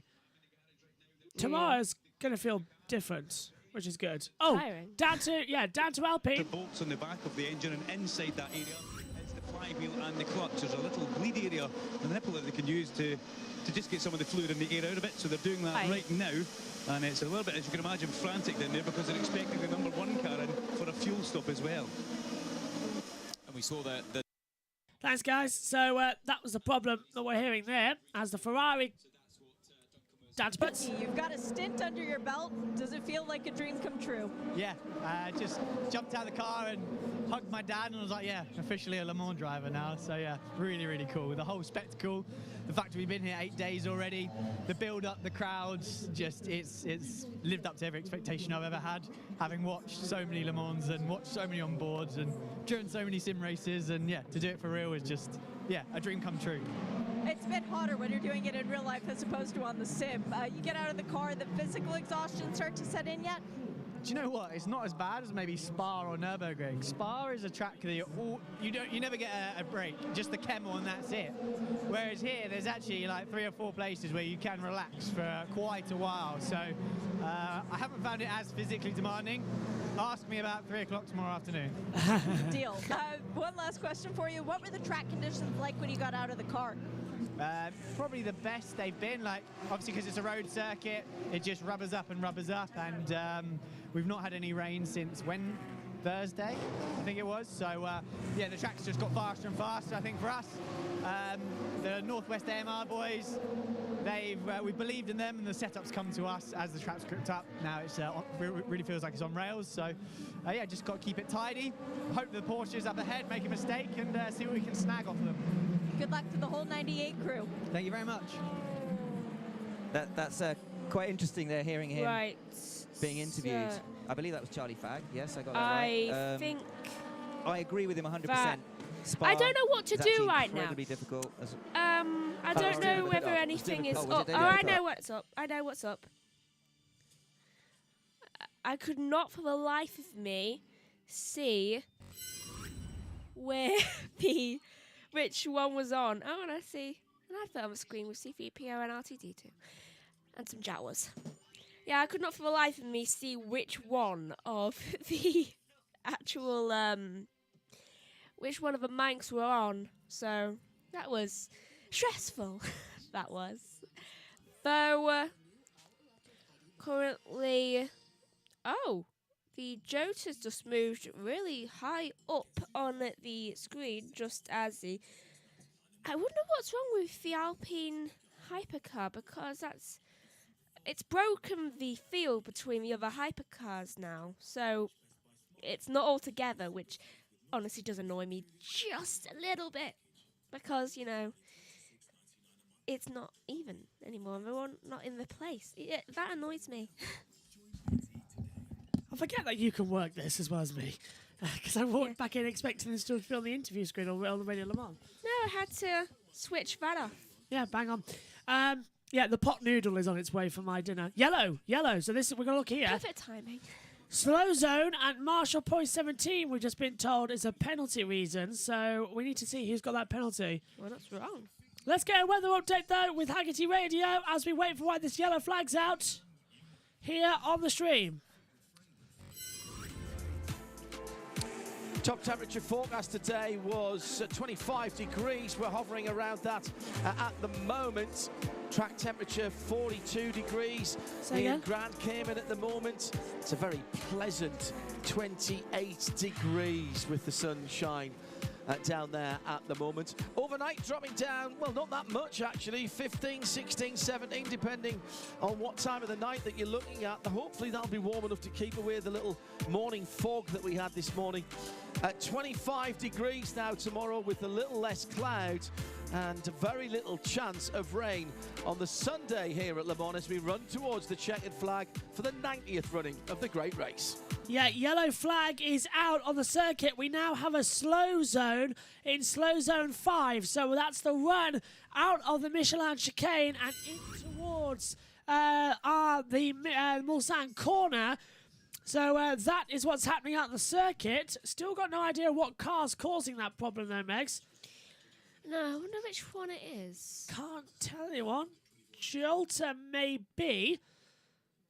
But we just ticked down. 4 hours down. 20 to go. Well, hey. We're halfway there, everyone. Not bad, eh? As let's take an update of where we are after 4 hours. Oh, man. Yes, leader in LMP1, which is the hypercar, is Toyota 8 as well, and 7. We said that. As it comes through. On the screen. Oh, are we going down pit lane?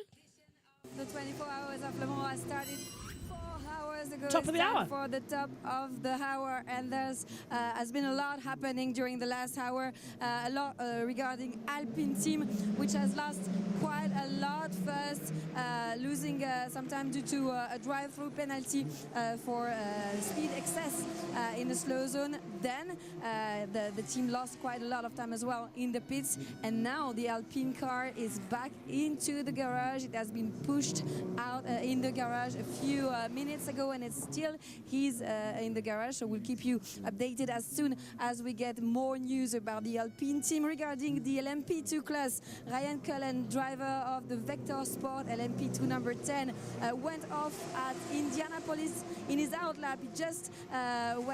He was just out of the pit lane, and Sébastien Bourdet was just out of the car. So Ryan Cullen went off at Indianapolis, and it took quite a lot of time for him to make it back to the pits.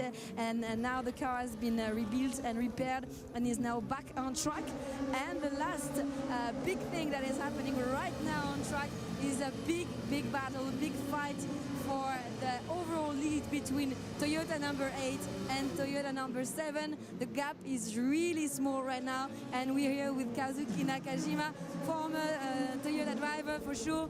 You won here at Le Mans 3 times, Kazuki, 9 years with Toyota. First, can you talk to us about your new role within the team? Okay, so my new role is basically part of the top management of Toyota Gazoo Racing Europe, which is running with this team.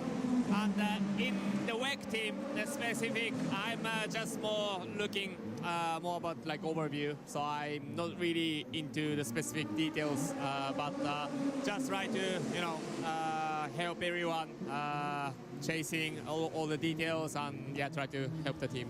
So it's your first Le Mans wearing a shirt instead of a racing suit. How does it feel? I mean, I'm still very excited and very enjoying to be here. And Le Mans is always a special place to me. And even not as a race car driver, I'm really happy to be back here. And yeah, to be part of Le Mans is such a special experience. Let's talk about the battle that is happening right now between both Toyotas. There's a tough fight going on. There's no team orders or strategy regarding this fight. No, we just need to make sure that I would say the two cars doesn't crush each other. Otherwise, it's all down to the drivers to control the risk and the pace. And after the start, I think it was a little bit more difficult for car 8, but after 4 hours, now it's back to 0 gap between the cars. So yeah, it's a little bit of I'd say the nervous moment for the team, but at least we are having good race and the pace is good. So yeah, I just hope that it continues like this, maybe not, battling all the time until 24 hours, but let's see how it goes. Thanks a lot, Kazuki Nakajima, and we'll keep watching this nice battle between Toyota number 8 and Toyota number 7. Thank you, Kazuki. Yeah, thank you. 2, 1, slow zone 5 is now removed. Zone 5 is now removed. Green flag, and away we go then, here at Le Mans, and the battle is on already between the number 4, as actually that's the Team Penske getting back ahead of the Richard Millet Racing Team, and it's all action further back down the straightaway, Megs. That is definitely close. I really hate pack racing, only for one reason, the fact that when you're going around a corner and everyone is about to go around that corner, and it's just going to cause another accident after another caution. Yeah, it's like watching hell unfold into level 7. Live in front of your eyes as my pot noodle's ready. Aha! Din Dins is here as well, so I'll be taking a few sips of these. But I think we've got some tracks, people trackside as well shortly that we'll be hearing from. I did actually have an idea of what to do with this while I'm eating this, because you don't want to be hearing me. I was going to let you talk through a little bit. So run us through the hypercars, which is just the H's. Right, so in the hypercars, first right now is the Toyota of number 8, who is currently being driven by Brendan Hartley. Then in second, it is also a Toyota, and that is car number 7. That's been driven by, I think I'm saying the name right, Jose Maria Lopez. Yeah, that's right. Yeah, Jose Maria Lopez. Bang on. That's wrong. It's not ready yet. Needs a couple more minutes. That is not done yet. Why did it taste wrong? Yeah, they're still there. Right, Alpine 36 are getting let out onto the circuit again. Now, how many laps have they lost? They've lost 4 laps, Megs. They're down in 27th place. Oh, wow. What an outing. That's music to our ears, isn't it, as a driver? Yeah, it's always nice. They need a safety car. It's better than people looking the other way when you get out of the car, which I've had a few times. So, no, it's good. It's really enjoyable to drive. The car's good. we had a slight issue, so we had to pull the car into the garage, so I lost a couple of minutes. But yeah, it's nice to be in that position sometimes, quite early in the race, and we're not laps down, still on the lead lap. So I think we're on the lead lap anyway, or pretty close. So, you know, there's still plenty to push for. So it's still What a long was the way issue, to go. Richard? I'm not very technical, but it's something to do with That's why I asked it. Yeah, I've got no idea. But some sensor connector or something. So, you know, nothing major, but a little bit disappointing. But, you know, it's still early doors, and we've got a quick car. So that's the main thing. Just what a driver wants. Just what a driver wants in Le Mans. It's really enjoyable, actually. It's I like it when the sun comes down. It's an extra challenge, and it's there's a lot of traffic out there, but everyone's, you know, very respectful. It's good fun. I'm really enjoying it.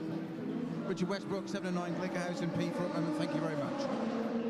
We saw the Vector Sport LMP2 machine back in the garage. That was after Ryan Cullen had gone just a bit too deep and gone off in Indianapolis. They brought the car in, changed the nose, and then sent him back out. He continued around slowly. He reported back to the team that he felt something that was wrong. Well, there was something wrong. The front right wishbone was broken, so the crew fixed it. They're 6 laps down, but they're still fighting because, hey, there's a long way to go. First one to say it. Ka-ching! €10 in the jar. Thank you, Shea. Yeah, don't say it. Long way to go. €10. We've said it, but we don't count. Yeah. Anyway, Yeah, it look still at this. happens. 36 then is battling actually in position with the ERCs. As we see the 708 cars about to lap the Alpine. So this is not going well at all for them. Alpine 4 laps down on the deck now, Megs. They're going to have really bad luck. They have got a long time left, though. 19 hours, 20 hours racing. They really, really need a... They need a safety car, or at least a virtual, to like make sure they get back up. They do, yeah. As we come through. I can't imagine that'll be possible, honestly. Josh has said to look on Discord. They use Discord. Where is that? How did you get that? Live data race control, slow zone investigation. Where? Send me that link, Josh. If you've got it. I don't know where he's got that from, but I want that link. The mysteries of where Josh gets his information. I know. You watch, he's just got a bribery station. Just like bribes people every 5 seconds. It's like, here's some money. He'd probably tell me it's actually available on Discovery if I use it or something. I think actually looking at it, it is Discovery Plus. Oh no, he's got it. Has he? I don't know. Have we got race control messages up here in the box? Megan. The commentary might just begin to change. Oh my god. We have race control. We have race control messages up here in the comms box. Brilliant. Oh my word. Well, this is going to be exciting. Thank you, Josh. Didn't know they were there. Look at that. Data, weather and control. You're like a kid in a candy shop now. I am. I want to get that on the stream somehow, those messages. Oh, no, we've got the race control message here, but at least we can tell. Thank you, Josh. As well, so Slow Zone 5 under investigation. That was the last message that came through a few moments ago. And Team Manager Car 1 to look on Discord. Oh, yeah. Tell you what, Josh. That is brilliant. It's a shame there's no slow zones or anything. Driver trackers, that'd be fun. If there was a driver tracker, you'd save us a lot of runs there, mate. Okay, question. Do you know how last time we could see into like the pit? Yeah. No, not the pit. I don't mean that. What's the thing where? Hold on. He's actually sent us a link to where everything is on this on the Discord on the Discovery app. Do you know there is so much. Do you know the rows of tables with all the people who make the decisions? Oh yeah, 2 seconds. Max Veer is down the pits. You lost can we see that? During this stint, Mathieu. First with a drive-through, then with a pit stop problem, and now you were back a few minutes ago in the garage. Can you explain us what happened? Yeah, well, with the drive-through, I think it's a slow zone procedure with Nico before. Yeah, I mean it was not a good start, and then we have this issue with the clutch, is what command the clutch at the electric. So, I mean, it's a shame. We did well to solve the problem, but yeah, now we are far at the back. Was already hard to be to fight with the performance, but at the end we are trying to do our maximum, and now it will be to focus without a mistake until the end of the race. We saw the car being overlapped by LMP2 cars in the straight line a few seconds ago. Is it a problem you can fix, or you have to deal with it? I mean, we will see with the strategy. You mean to come back with the LMP2? No. Can you fix the clutch problem, or you have to deal with it? Yeah, no. I think it's fixed now. They changed it, so we'll be okay for the end of the race. And finger crossed, we don't have any issue until the end of the race. Yeah. Thanks a lot, Mathieu. Thank you. Megan. Driver tracker. Finally, Josh Plays comes to the rescue for about the 5 billionth time this season. We have a driver tracker, everyone, for Le Mans. Yes! Josh, you have literally saved our bacon numerous times. That helps us out. We're just adjusting it so that it's in full, because right now it's showing Twitter as well. So we're just adjusting it so that we get it in its full glory. But, Megs, we've got a driver tracker. This is witchcraft, surely. Are we allowed such technologies? Apparently so. Well, this is golden opportunity in news then. What I'm doing right now is I'm just adjusting it. So we'll see it in a second. What is going on, Megan? Is there a fly near my food? Yes, it's trying to eat it. Trying to eat my food? Well, it was trying to eat the wall, though. It's close enough. Yeah, it's close. Well, and the wall's close enough to my food. Is that what you're saying? No, I'm saying the fly's so close. Oh, I see. Okay, there we go. Well, that's better, isn't it? Timings and driver tracker. That's a lot better. Josh, you've saved our bacon there, my friend. And then they have a driver tracker. I have to take a photo from my phone because I think you snap until it turns black because it's clever. How? When I try that, it doesn't work. It's going through onto my other MacBook screen and it's coming on via HDMI lead. So technically, we've got clever there. Josh, wish we'd have thought of that 4 hours ago when we had to use Twitter. But still, I'll take it for the next 20 hours, wouldn't you? We've got a driver tracker. It will certainly save you a lot of time of guessing who's crashed. Yes, it will, and it will also. I tell you what, there's also a lot more of on board, so we're going to have a lot of fun over the next next 20 hours because we can take over the screen. This is the one that Josh has just been telling us about, by the way, as well as on the overall monitor. If I turn over and look to the Mac. That's what it looks like right now, but this is the screen he's just been on about, which is telling us everything that we need to know up here in the comms box.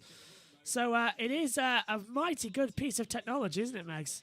It is quite Side by side, meanwhile, for second in the LMP2s, Felipe Nasr in the Penske at the back, and Dries Vathorth as well coming into the middle, and this is so close now on the battle on the action zones, Megs. I feel... a Jota just entered the pits of Edward Jones. Is that a driver?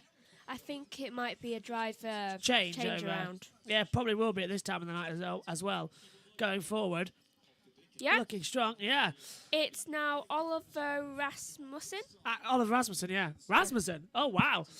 As the number 5 Penske gets ahead of the 32 out there, Megs. Looking good out there. I'm trying not to get my microphone covered in this. Over to you. Just like, move it up like that. Right, so we can see inside the Penske pits there, they're all looking very worried. It's a word I would use. I think they're worried about losing position because of them getting basically chased down at the moment. And it's... What's that? Why are there flashing lights on some cars and not on others? I wonder. It's just tell the other drivers I'm faster. I'm going to go ahead of you, and sometimes it's a different class system, so they let them know that they're going to overtake. Well, there's a definitely different classes, it seems like. Josh is on the Discord as well, actually, texting me, living map positions. There's a whole other plethora that I'm sure I'll get used to over the next couple of hours. But right now, this is the golden one we needed. Literally, I was searching for... warning flag for car 80. Driver... hesitant for abusing track limits. So it's a warning for car 80. And that... What does car 80 ever do to people? Car 80 is the Iron Lynx team in GTE AM. Out there at the back. Everything that has the word iron in it today is getting like reprimanded. Iron helps us play. Hello, Joe. Has it come through? Oh, look, your spot's gone off here. Never mind. Oh, do you know my Bang. Chromecast? Go on. Do you know how whenever I go onto Disney Plus, sometimes after I leave it for a little while, it just starts loading for ages and ages on one specific episode and won't let me pick anything else. Bizarre. It's been doing that for 2 days. We'll keep an eye on that then. I left it to do a commentary. I came back, it was still loading. Josh says, you love it, don't you? I do. I really do. I've got the full access to everything now as well. So, yeah.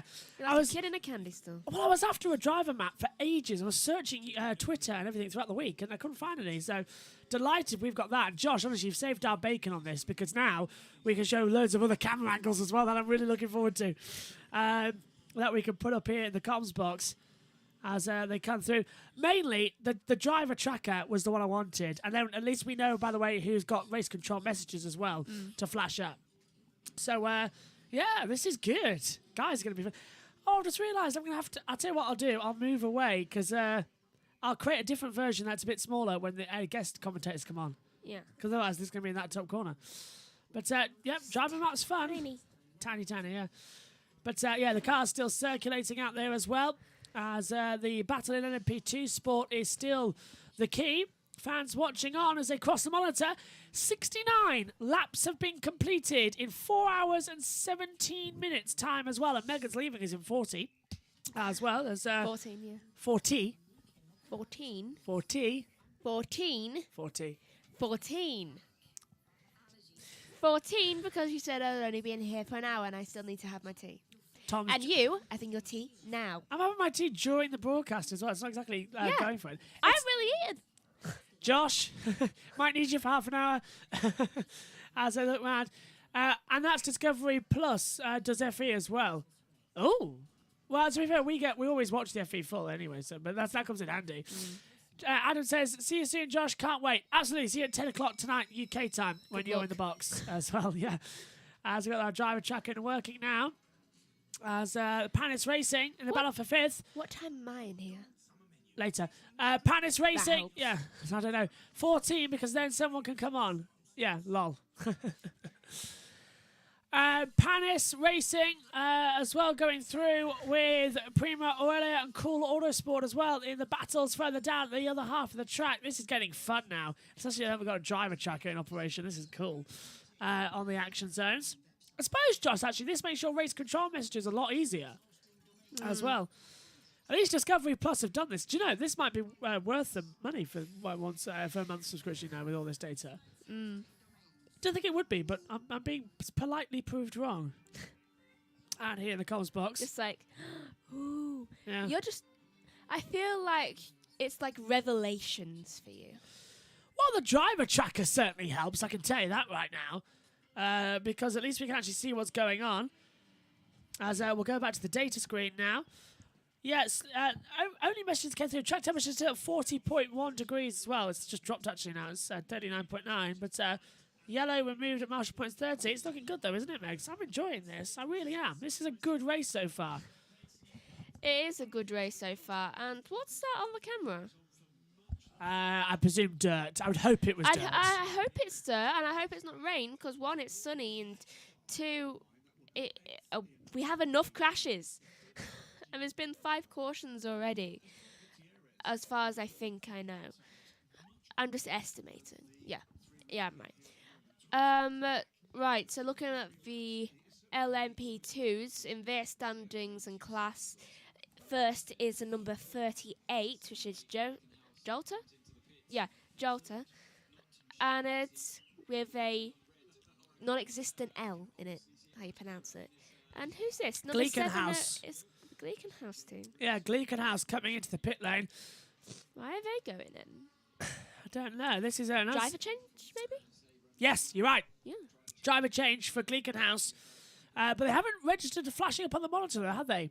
As they come into the pits. So that's a quick driver change. And who's going into it? Well, Dumas gets out. Who's gone in?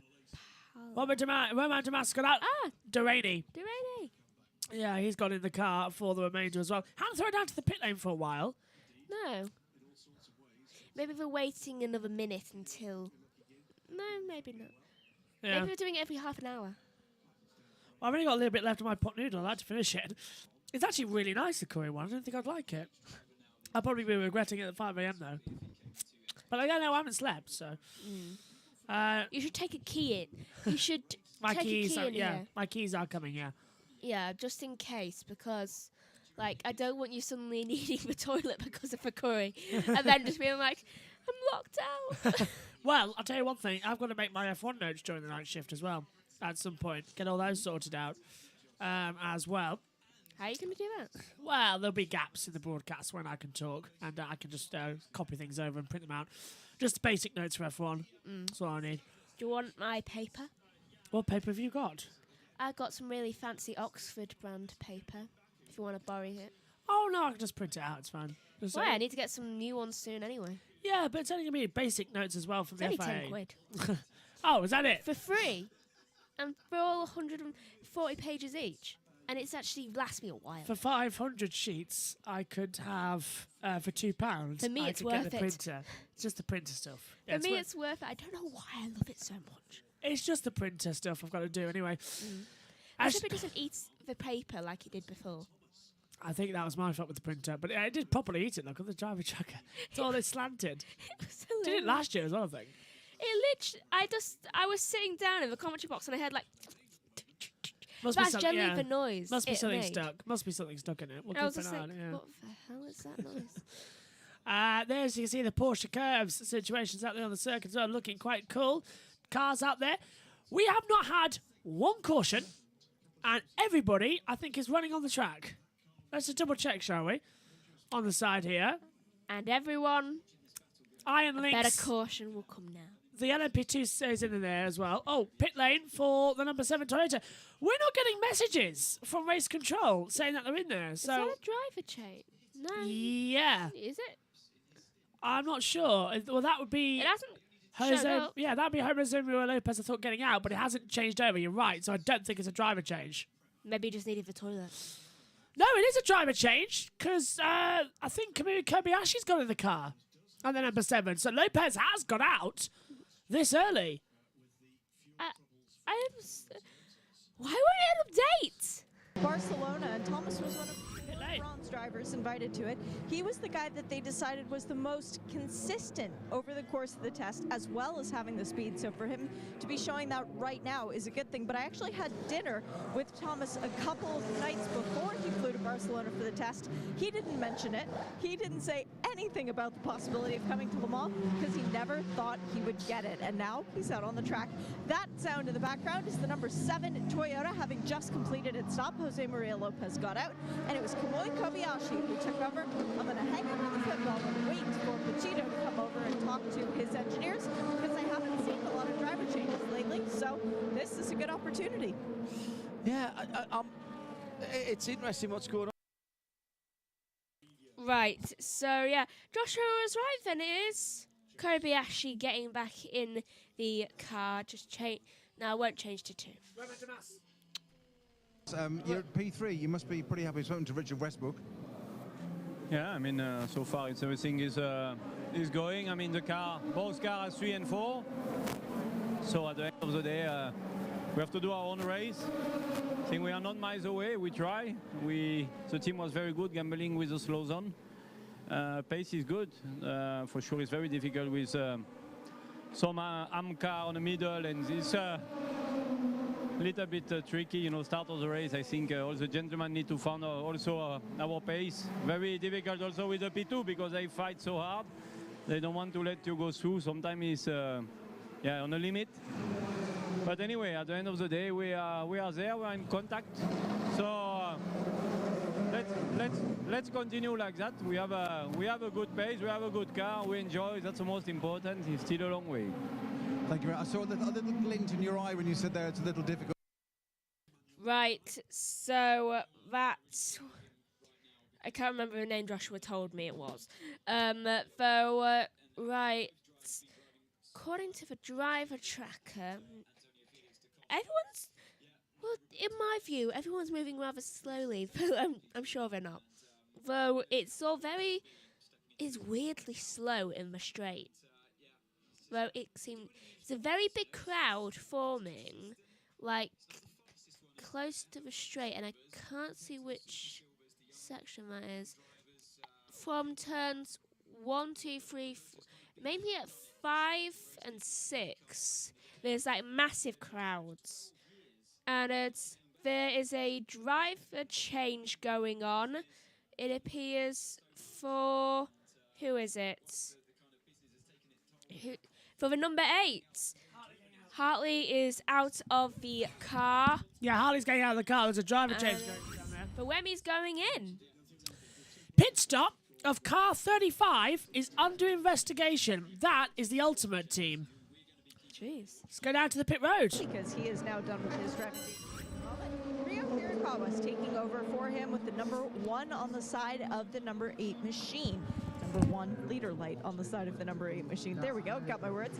Belting himself in is Rio with the driver assistant in the other side of the cockpit. They do have a new drinks bottle for Rio as well, so he doesn't have to share with Brendan. And they have 4 new Michelins. Let's see if they are going to employ them. Oh, yes. See, it's different. When they are going to do a tire change at Toyota, the tire change guys are holding the guns before anything else kicks off. There we go. Right sides are done. Running around to the lefts. And left front is on. There goes the left rear. Running back around the back of the car. Hit the magic big red button. Car drops off the air jacks. And Rio is out for his first stint of the race. Thank you very much, Shay, down there in the pit lane as well. We are about to welcome back Josh to the commentary for a little bit. I want to make clear, because it's unfair to keep dragging him in, because we will have another guest joining us shortly as well up here in the comms box. We are just making sure, by the way, that we don't lose our timing screens, that we've just got the driver tracker and we don't want to lose it. So we're just screaming it, but the update's coming shortly, which is good time. Let's have a word with Alex Lim. I haven't gotten a chance to talk to you since the start of the race. It's been difficult for United Autosport, but there are no signs of you guys giving up. What can you do to put yourself back at the head of the P2 field? Run full gas now for, I mean, it's still 19 hours to go, and the rate of attrition in this category is really high, so yeah, we need to go maximum attack. And it was a shame, because I think we got it's not a shame really, because we've still got a very fast car. We just need to start making progress, which should be fairly simple. It's going to be me and Ollie through the night, so yeah, I can guarantee you there won't be holding anything back. Are you surprised by the tire wear? I've heard from a lot of P2 teams that they are triple stinting instead of quadruple stinting. Yes, I am very surprised. I'm very surprised that some of the failures of the tires, not really, not really on, but hey, everyone's dealing with it, and we've dealt with a few now, so hopefully that's our bad luck done. Thanks, Alex. Definitely not counting you out. Sorry? Definitely not counting you out. You're never out of the fight. I love his attitude. Down but not out seems to be the situation as Josh Plays is back with us in the console. He's actually just doing several thousands of bits of stuff at the moment before rejoining us as well here at Lamar. There's a lot more action going on. Hello, if Josh can hear me, because I don't know where he is. You're swinging me back in, don't you? Yeah, sorry, you only get a little break. You'll have a lot. I have not. Go on. This is leftover rice. Blimey, have you eaten it? Oh, it's not that much. Okay. Well, if it helps, Josh, you will be going in literally half an hour or so. So Guess what? It's fine. Joss, the master of technology, strikes again with the driver tracker. Oh, absolutely. We were waiting. Well, I was hoping there'd be a driver tracker somewhere, but you've actually saved us with we got a 1 minute stop-go penalty for car 1 of the Richard Mille Racing for crossing the white line at pit entry and forcing another car as well off the track. So that's not great news as well. Say again, Josh. Now that I've given you this, that means it is a war. It is a battle. Oh, and warning flag, car 99. Well, there you go. You got it. Driver rump for abusing track limits. So it's all coming through now. Let's go to the YouTube chat quickly, which I need to just as well, because that's not the driver tracker. As Adam says, oh, hang on, let's go down. Hello to Octavius as well. Where are we? Apparently timing screen looks frozen. Yeah, I think you're right. We'll try and refresh it. Yeah, it is. Is it frozen on your end too, Josh? No, there's no point trying to refresh it. Yeah, so we'll hopefully it'll come back loading soon. Timing screen is frozen on your stream.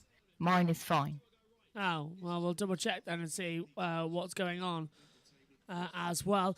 But still, let's have a look-sees as well. Where do we get up to? Octavia said, how have they hired the Monaco GPT directors for this weekend? I know.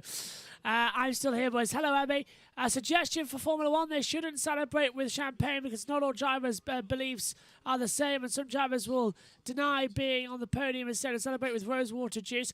I suggest, actually, in Jeddah, they actually use non-alcoholic champagne now. As well for the Jeddah instead of the rosewater. I thought it was a great idea. Let's have the non-alcoholic champagne instead. That's a great way around it. It still sprays the same as well. Timing screen is frozen, says Octavius. Absolutely. We'll get it sorted. And Adam says, Adam plays games. I'll be joining Josh at 5 p.m. Eastern at 10 p.m. British Summer Time for a few hours. Yep, looking forward to it as well. And Abby's going to go to sleep soon as well. Hopefully, you're going to stay up for quite a long time as well. But that's in a couple of hours' time that Adam will be joining, so there's still lots to play for. Back over to the stream where we all are. Driver truck in the bottom corner, looking good as well. Hopefully we'll get that sorted. And warning, car 99, rump for abusing track limits. Down to the pits. Jim Glickenhaus, you've got to be pretty happy at the moment. Yeah, we're running pretty well. We're reducing the gap to P2. The car's running great. The Ryan's reducing his gap in the 709. It's a long way to go, but the car's running really well, both of them. You must feel like a sort of proud parent at the moment. Well, you know, it's a long race, but I think it's unbelievable that we are mentioned in the same sentence as Toyota. I mean, you know, we're a bit smaller than them. On a good day, they probably make more cars in 3 minutes than we do in 3 years. We're a teeny little team, but I think it's fair to say that what we've done is pretty cool. The fans like it, and who knows where we'll be on Sunday, but we're pretty optimistic. Now, Jim, you've just mentioned there that Toyota make, you know, it's obviously a global car brand, make more than you do in so many minutes, but you are expanding too. What can you tell us about that expansion from Glickenhaus? There are a lot of interesting things happening. We just passed one of our last major crash tests, so we're able to start delivering to, you know, our customers. But and we have a lot of sales. I mean, we look like we could sell about 300 cars a year.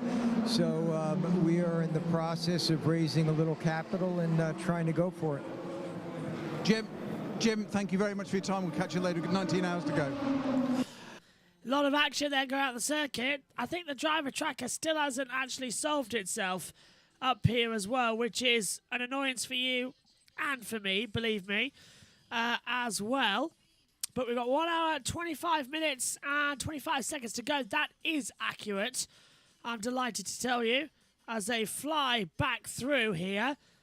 And, yeah, the timing screens have frozen because Hartley's no longer in the car and Lopez is in the car. So maybe it has corrected itself. I'm not too sure at the moment. Josh, I think, is getting... Are you getting some images ready for us? I think you were? Might be. Fab. We'll get a cut over to you when it needs to be as we're getting ready. Into the battle, though, for 8th and LMP2 is hotting up with the 43 into Europol, the 32 Team WRT, and the 23 United, and 31 as well of WRT, still completing together and looking absolutely fantastic, I might just point out as well, as 4 hours, 35 minutes down in the Le Mans 24-hour race, still on the accelerator, as the battle cutting up. 2 seconds, Josh. It's time for the half-hour report, I believe, from the Radio Le Mans. And then we'll come over to you, Josh, with your things getting ready. But it's time for John Hindale to talk us through what's happened so far. If you're Josh joining us here at Le Mans. Welcome to those of you around the world who are joining us just after 4 a.m. in South Australia. Screezilla says the new Porsche will be called Bob, obviously. Nick Damon said Barry, actually, so there we are. Here's how it stands then with 19.5 hours to go. Toyota Gazoo Racing 1 and 2, the 8 and 7 are 3 seconds apart, with Ryo Hirakawa and Kami Kobayashi behind the wheel of those cars respectively. Then it's the two Glickenhaus. Pipo Durrani is about 1 minute and 10 seconds behind the second place Toyota Gazoo Racing GR010. And it is Ryan Briscoe in the 709, another 55 seconds further back. But how about this? The LMP2 cars, only 2 laps there or thereabouts at the lead of that class, behind the leaders after 4.5 hours plus of racing here. Roberto Gonzalez is in the lead. Jota, the number 38. It's about 1 minute and 40 seconds on Felipe Nasr. For Team Penske, the number 5 car has been flying in this stint with Felipe behind the wheel. Then it's Julian Canal for Panis Racing, the number 65. Then Louis Delatraz for Prema in the number 9 car. All of these cars are pretty much nose to tail on the circuit, including that Oliver Rasmussen in the Jota number 28, Nicholas Croyton in the Cool Racing 37. And then only another 10 seconds further back, Rolf Nation for Team WRT in 7th position in the class. In Pro-Am, Graf Racing have just rejoined with Sebastian Paget, behind the wheel of his Oreca, the number 39. He's on an outlap in the moment, whilst the next cars in Pro-Am, AF Corsa and Francois Perodo and Matt Bell and Nielsen Racing, the number 24. The team from Corby in Northamptonshire, they are in 3rd place in the Pro-Am category. Corvette still lead GTE Pro, the number 63 car, 29th overall. Nicky Katzberg is driving that at the moment. Then it's the 2 Porsches. Slightly different, must be a slightly different pit strategy there for the 2 Porsches to be ahead of Alexander Sins, Richard Leitz and Lawrence Vantur in the 91 and 92, then the 64 Corvette, and then 52 and 51, the 2 AF Corsa Ferraris. Top 3 in Pro. Thomas Merrill doing a stellar job at the moment. His lap times are awesome.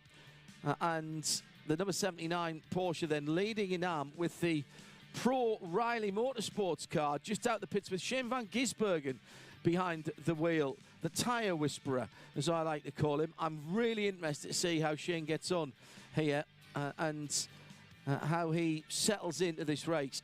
However, in the Am category, second is Paul Dallalanek getting his taste of Le Mans 2020 in the number 98 Aston Martin Vantage. And Christian Reed, the only man who has done every single race in the current iteration of FIA WEC. He is in 3rd position in the number 77 Dempsey Proton Racing Porsche. The leaders have completed 75 laps. 4 hours and 39 minutes have been completed of the 24 hours at Le Mans 2022. Yeah, massively our timing screen's delayed. We're still showing 69 laps on that deck as well, and we've tried resetting them, but nothing's happened. What? Right, we've got penalties galore at the moment. It's a 1-minute stop-go, as we said earlier on, for car 1 for crossing the line of pit entry. Warning for car 99 for driver bump for abusing track limits.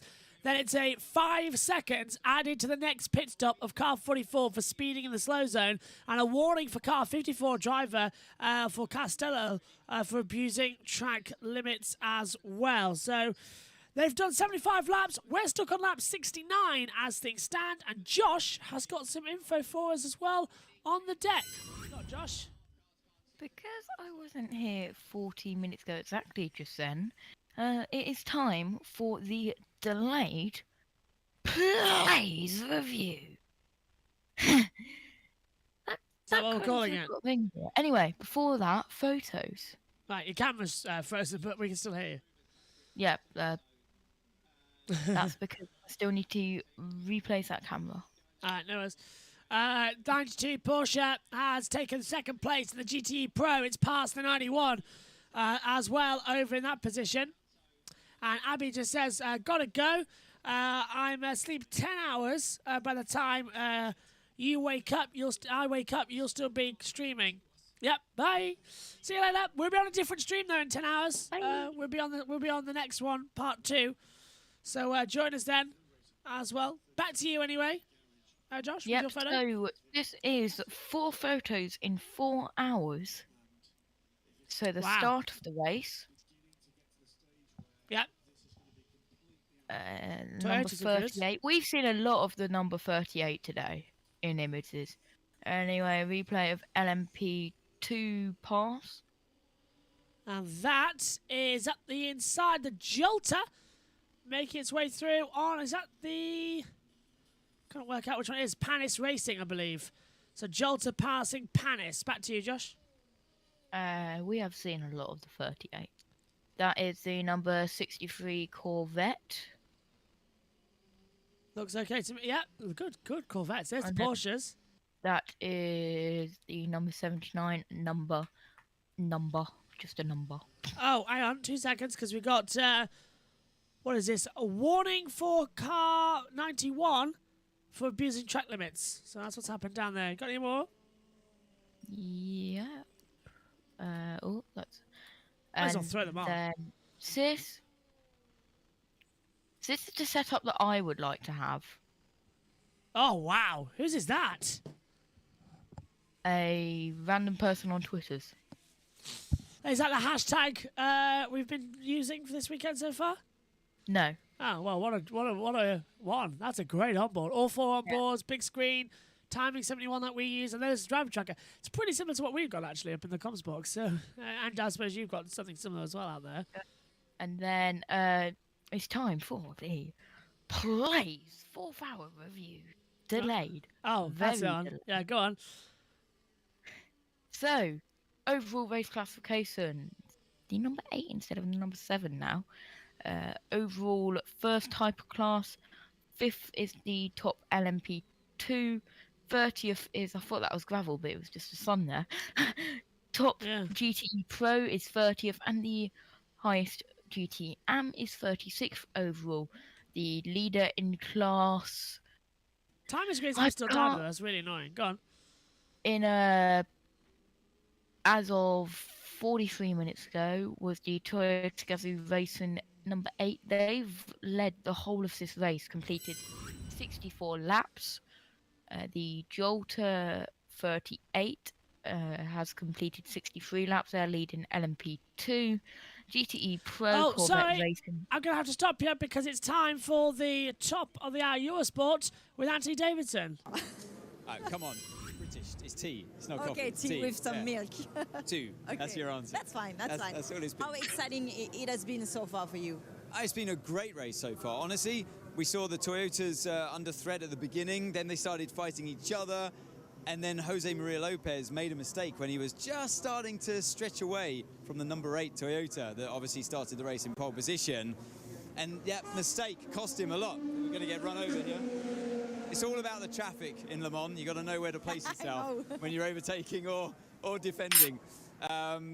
So, yeah, look, Jose lost that lead critically, and the number 8 was able to get back in front with Brendan at the wheel. So, yeah, that race rages on now that Ryo Hirakawa has taken over. It'll be fascinating to see how he gets on. And for me, he's got a lot to prove still as the new driver, replacing Kazuki Nakajima at Toyota. So we'll see how he gets on there. We've seen a great battle, of course, in the LMP2 category as well. LMP2, as expected, has just been epic. The car 38, my old car, actually leads the way. Antonio Felix Acosta and Will Stevens really set the pace at the front, drove away from the competition, but now they've got their silver driver in the car, Roberto Gonzalez, and he's going to be nervous, actually. You know, he'll feel the responsibility of keeping that going, trying to maintain as much of that lead as he can, while the other platinum and gold drivers will inevitably start catching him up. So what's the plan for you now? You're going to get some rest, just like the drivers? Maybe who's in now you're out? Maybe another cup of tea, I don't know. Definitely some food, yeah. It's important to keep our energy up as well as the drivers, but it's harder out there, I can tell you. Okay, thank you, Anthony. Get some rest and be back here with the action here in the 24 Hours of Le Mans. Back to you, commentators, and we'll be back soon for more highlights for you guys. Yeah, not bad at the moment. Still would have rather have had everybody staying around, but the driver track's still in operation then. They're still stuck on lap 69, by the way. And we can't seem to work out why they have stopped as things stand. So there is a problem there with the live timing. That will hopefully get fixed. If not, that's shocking not to get that one working, because it should come immediately from the plug-in. So the plug-in must have had a problem. Josh, on your end, has timing 71 stopped at all? Because on my end, I've got nothing. No. I've not got timing 71 up, but there's official timings which they get on the pit wall on Discovery Plus. I know, but I can't put that on because I've got nowhere to put it. So you sacrifice one to get the other. Just double checking then. I'm going to use timing 71 now to see if I can actually get it on the WEC app as well on the plugin. So it's really annoying, but still looking strong here at the moment as the action goes on. Battle for 9th at the moment between the Inter-Europol United and Richie Millet as well. And I swear we saw some penalties come through a second ago that I've missed up here that I'm double checking. We had a double yellow at Marshall Point 16 actually during that talking point. But they're all okay now. Car 91 has been... Yeah. Oh, no, it isn't. No, it's double yellow still on. I think we got green though. 8 seconds we're good now. Marshall Point 16 as well. That is down at the track. It's the 709 car that's flashing. So that's down at the Michelin chicane by looking at the driver tracker. So we'll double check on that one. Go on. When a slow zone is out, it lights the track map on the race control where it is. So if zone 1 is yellow, it will put zone 1 on the track map yellow. So handy. This is helpful. This is what we need with Formula 1. Sky should do this with Formula 1, to be fair, this type of action. Instead of what they usually put on, this would be absolutely heaven. But we do get little maps as well on the F1 app, I suppose. So, but still, the actual timing screens would be greatly appreciated rather than what we have to deal with that sometimes don't work. But looking okay so far then. Double yellow removed just now then as at Marshall Point 16. So we are back to green flag running. Air temperature still 24.6 degrees. Track temperature 37.3. So it is beginning to drop. And I'm going to try and hopefully relaunch our timings on the Chrome app as well. So if it fixes there, I'll know it's on to work at some points in the futures. We're nearly going to let you go for that break, Josh, by the way. A proper break, and not Megan coming in only for half an hour, and then disappearing again. So you nearly will have your time to disappear. 19 hours to go of this race at the moment here at Le Mans. As I think our timing... Oh, our timing screen's actually gone red now.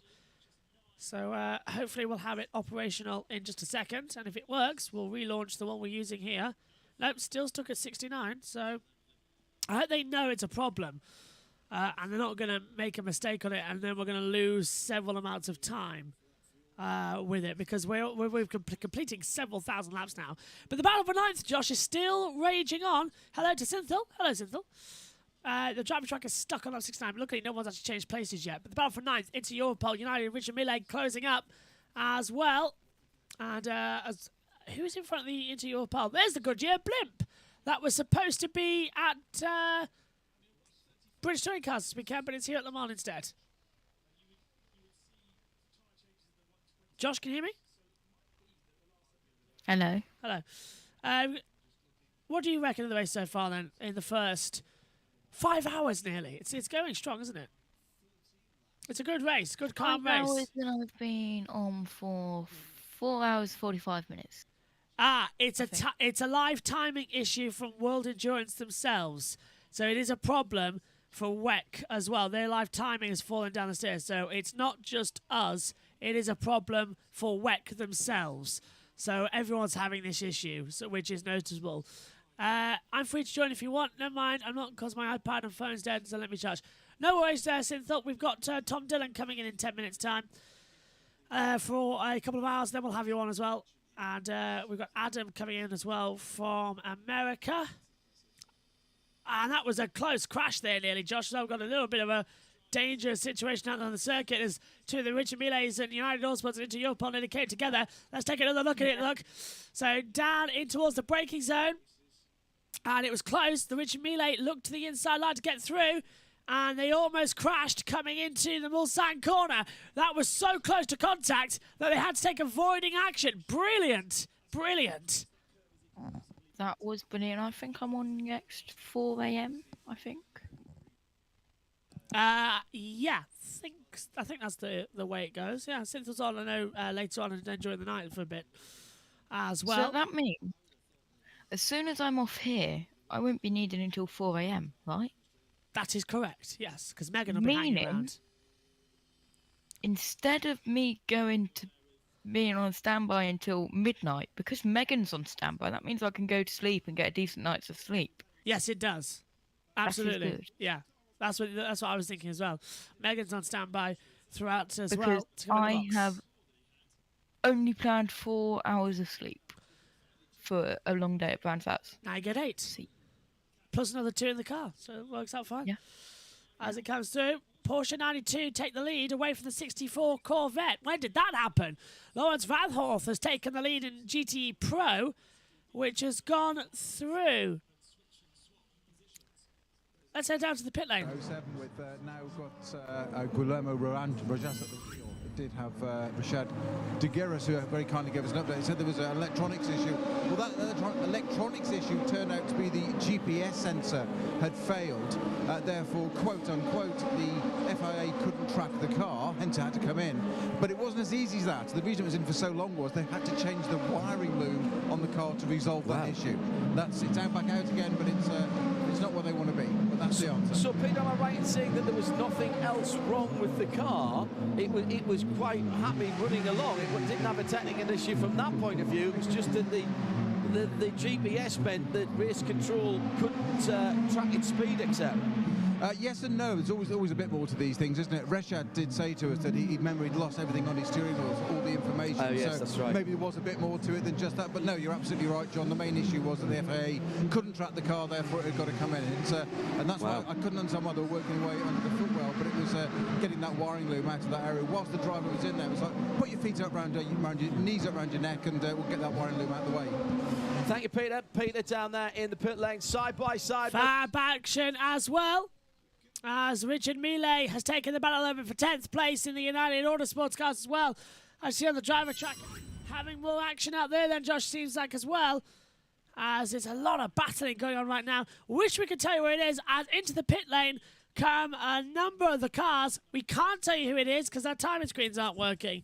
So it's the 44, the 92 and the 64. So the 2 leaders in GTE Pro are coming in, as well as the 44 Arco Bravalista car in LMP2.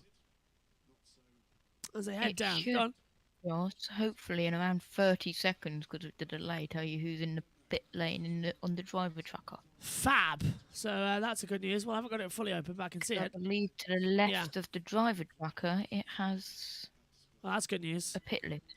That's very good news as they come through. Yeah, timing 71. Oh, car off! CD Sport is off into the gravel. Now, it is on the escape road in LMP2. Maybe they can get it going. It's down at the Porsche curves. It's gone straight through the gravel. Has come to a stop. Didn't hit the barrier. So that car should be able to get going again. But a yellow flag in effect down at the Porsche curves. As the 60 and the 92 Porsche is going to get out ahead of the 64 Corvette just about. It was a long fuel stop, but crucially they both get ahead of the LMP2, so they clear that traffic for a little bit. But the 92 Porsche takes the lead of GTE Pro ahead of the 64 as well. The 63 Corvette's gone through now as well. Double yellow at Marshall Point 12, and now a yellow at Marshall Point 30. So that's where we have it at the moment. No sign of anything else, but yeah, yellow at Marshall Point 30, which is the Porsche curves. So we will double check to see if that goes to a full yellow. Right now, it is. Do I have the yellow? Green. Green flag. Yeah, green, back to green. Don't have the greens. Yellows are yellows in, green going out then, as the 43 looks to have a battle as well out here on the circuit. This is going well.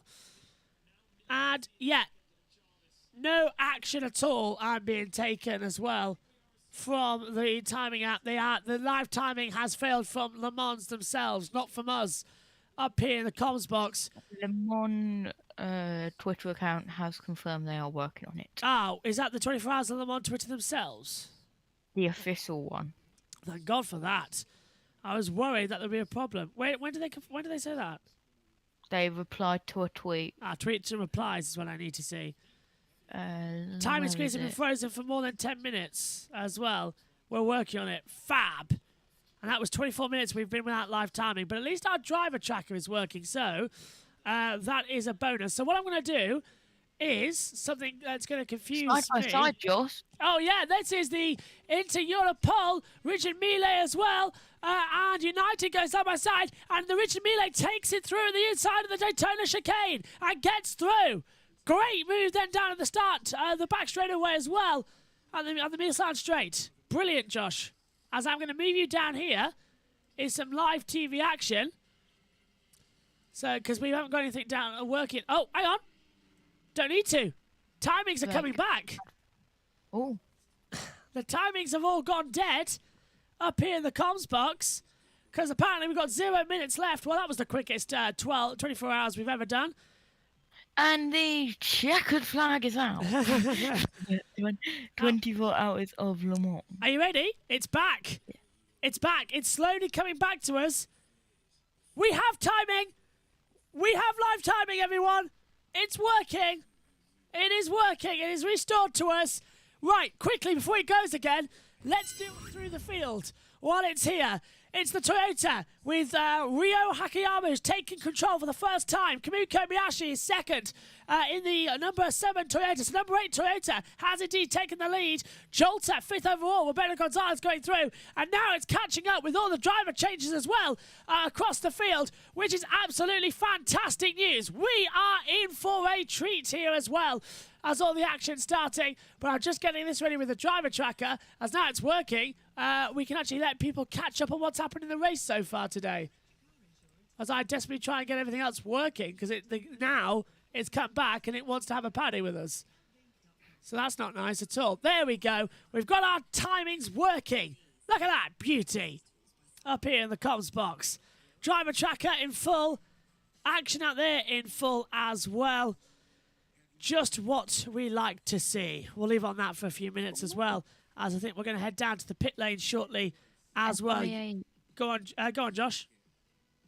FIA ETCR is live on Discovery Plus. Oh, ETCR. That's an interesting one. Right, we're going to leave it on this screen then so you can reorient yourself with what's happening in the race for a little bit before we'll have Tom Dillon joining us shortly in the comms box, which is going to be a lot of fun. But the battle for 9th is brewing up with Inter-Europol and the 10 United and the Richard Millet all looking good. Panis Racing's left the pit lane. Cool Racing and Inter-Europol are coming in now. So this battle through the Porsche cars isn't going to take too long, which is an interesting one. Oh, and those of you wanting to know what's happened in IndyCar, Alexander Rossi has taken pole for the Road America race heading into tomorrow. That's going to be fun. That's going to be really fun as well. And no further action, by the way, for Lewis Hamilton on in Haas cars. Go on. Weekend. Sorry, go on, Josh. Revenge from last weekend. Should be, yeah. I'm just letting know. So Tom, well, I'm going to try and let Tom know that he can join any time now as they come through here at the moment. Now would be the time for Discord to freeze, and guess what? Discord's frozen on the laptop, which is great news as well. But I'm loving this as Eurosport come back on the time as well. Need to message Tom for you. No, it's all right. I've got it. It started working. I'm nearly messaging George Morgan though, as we're back in action. The battle for 7th still raging on into Europol, and the United teams still close together on the back straightaway as well, closing back in. Battle for 7th and LMP2. United going to try and find a way through towards the Michelin chicane. And the Europol goes left to go defensive. Now's not the time for our top of the hour report, I'm afraid. We're going to have to deny that one because the battle's brewing now for 7th place, Josh. Yeah, amazing battle here as I get ready for the behind the lane. place, Rittenhouse now. Being told they're going to have to because they're going down the pits. Mathieu has told earlier that it's a clutch problem who kept the Alpine in the pits. The travel car went out on the track and back again in its pits box. So the sun is sinking low at the La Sarthe now. Looks like it's going to be a really long night for the Alpine guys and Philippe Sino's team, leader of the championship before this third round of the World Endurance Championship season.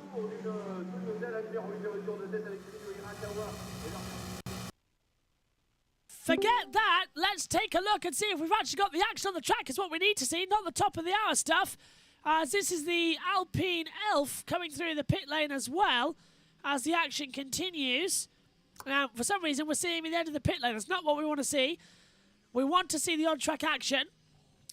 As, there we go. Toyota Gazoo Racing, by the way, 3.8 seconds to between Hakiyama and Kobayashi. But they're in the middle of the battle because the Panis Racing United Sports and Inter Europol, the United's got ahead. The United has got ahead of the Inter Europol. So while Eurosport were showing the useless top of the hour and not the correct images, we've missed the battle on the track. That was the most exciting 4 hours. Eurosport, get your act together, otherwise we're going to sack you permanently. Anyway, Josh is about to leave the box because Tom Dillon's joined us now for the next hour or so in the box. So thanks, Josh. You can now leave the box and have a very enjoyable evening of a full night's sleep. You lucky, lucky person. Bye, Tom. Hi, Tom. Right. Yep, enjoy. I will send you the 5th hour report, Josh. Thanks, Josh. Take care. See you tomorrow. Bye, everyone. And we're about to have Tom join the comms box now as well. If Josh is in it. Discord messed up, needs to restart. Okay, yeah. We'll leave the Discord voice channel. Right, bye. Bye. Right, Josh is at the box. Let's go down for an hour update. The three-quarter moon here tonight. Well, we'll be looking at around about 24 and 25 and not much chance of rain on the forecast at the moment before the checkered flag. So, joining me now in the commentary box is Tom, but we're going to, I think, have the hourly update shortly as well from Radio Le Mans, and then we'll jump back in as well with Tom as we're at the top of the hour. 5 hours down, 18 to go. Give us an update from down to the pit lane then. Peter, what do you got? Yeah, the 27 CD Sport Ligiers had a load of work going on the front left, and in this age of technology, obviously all sorts plugged in and laptops and GPS sensors and wiring loops and whatever. It's down to a simple hub issue where on the front left they've managed to get the wheel off, which was the problem, and they've had to use a wire brush to clean literally the threads where the wheel nut goes on and holds it, and put old-fashioned copper slip grease on to help that wheel back on again. So obviously something going on the front left, nothing wrong with the front right, and just at the last minute they have done a quick driver change. I think I think it was Christophe Cresp who's got into the car now. I may be wrong, just don't quote me on that, but I'm sure that's who I saw just getting in. And also at the last minute now, a new nose cone. Front right is going on, and it will be back out in a minute. The LMP2 leader was just in and out. It was fuel only for Roberto Gonzalez in the 38 Jota machine. They had new Goodyear tires. He did not need them yet. Ace, thank you very much to Radio Le Mans. And now, say a very warm hello to everyone to our next guest. It's Tom Dillon, a legend in ERC commentary as well. And again, I'm going to have to put up with in my ears for the next couple of hours Anthony Davidson, one ear, and Tom Dillon the other, who sound identical, which is very hard to pick out the two. Hello, Tom. How are you doing? Long time since Bahrain. No, Emilia Romagna. Oh, hello. I can't hear you. You're unmuted. You're mute on Discord. There you go. There you go. Hello. I know my Discord is finally working after about 8 different attempts at getting it to work. But, well, I've been enjoying the race so far and always look forward to Le Mans. And well, I think it's been a little bit quiet on the safety car front. I was expecting us to have at least one or two by this stage, but well, we've been green flag running for 5 hours now, and it is 5 hours, isn't it? Yeah. Yes. Yeah. And well, hopefully it stays that way for the time being. But there was an interesting battle in Hypercar. I was about to say LMP1, but it's not LMP1 I've been doing that all day, yeah. Yes, but interesting battle in Hypercar, and of course the GTE pros have been battling it out for what will be their final 24 hours of Le Mans as well, which is very disappointing to see. I know. I'm loving the fact that we've had these GTE battles and Corvette now disappearing as well. They're not allowed back, obviously, they've been told. As next year we're going to have a different looking class of GTEs, as well as the LMP2s being changed over as well. This is trouble for the team Penske number 5 with a suspension change up and a new front wing. So he's had damage somewhere on the circuit. But I do agree with you as well, Tom. We've had 5 hours, 6 minutes and 29 seconds of pure racing. Nobody has had accidents, no one's had any crashes, but pit lane on the world feed quick. Now great to see Penske back here at Le Mans. The brake duct hose had popped off, which is behind, basically below the light in the car, and there's a very big diameter hose. Now, if you have that on, you're going to have a lot of problems with that one overheating brake. So guess what fixed it? Yeah, a quick tie wrap, put that back on, or a zip tie, depending on what side of the pond you come from. The car's back out with a fresh nose on the Penske number 5. So, new nose on the Penske 5 then, at the moment, on the driver tracker. We've got to make a way to get that driver tracker looking a bit bigger. Although I think it looks fine if you look at it on a TV compared to what I'm looking at it is in a very small screen. So let us know if the driver tracker is actually all right as it is at the moment when the guests are on, as they come through. Porsche just heading down the back straight away. Go on then, Tom. Throughout the last 5 hours, you've mentioned the Corvettes. What has stood out to you as some interesting battles? We cover the Endurance Championship a lot on EERC. We're used to these type of races. It's not tricky yet because everyone's used to 5 hour races, 6 hours even at top. So we're not yet into the danger zone. Well, what stood out to me, actually, is the number 34 car, the Inter Europol that Alex Brundle is racing this weekend. And they started 20th, and in Alex's first stint, he got them all the way up to a lofty 11th at their best. And Esteban Gutierrez is now in that car, and they're sitting in 12th. So both them and someone's off in the gravel. Oh, dear. 2 cars off, and it's the Iron Dames in the yellow flags are out, actually, so there is something going down there.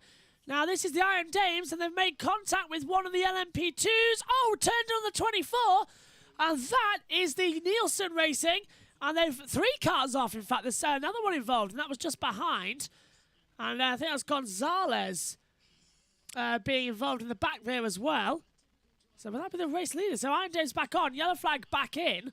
But the Iron Dames, your female racing team as well, that's no one's fault. That's a racing incident as well, in my opinion. The GT cars come up so much slower compared to that of the LMP2s. The speed difference is just too different. Yeah, absolutely. And into the Porsche curves as well. It wasn't really Porsche curves, was it? It was into the karting corner in the end. But very easy to do. And it's good to see that they've managed to get back going without too many major dramas.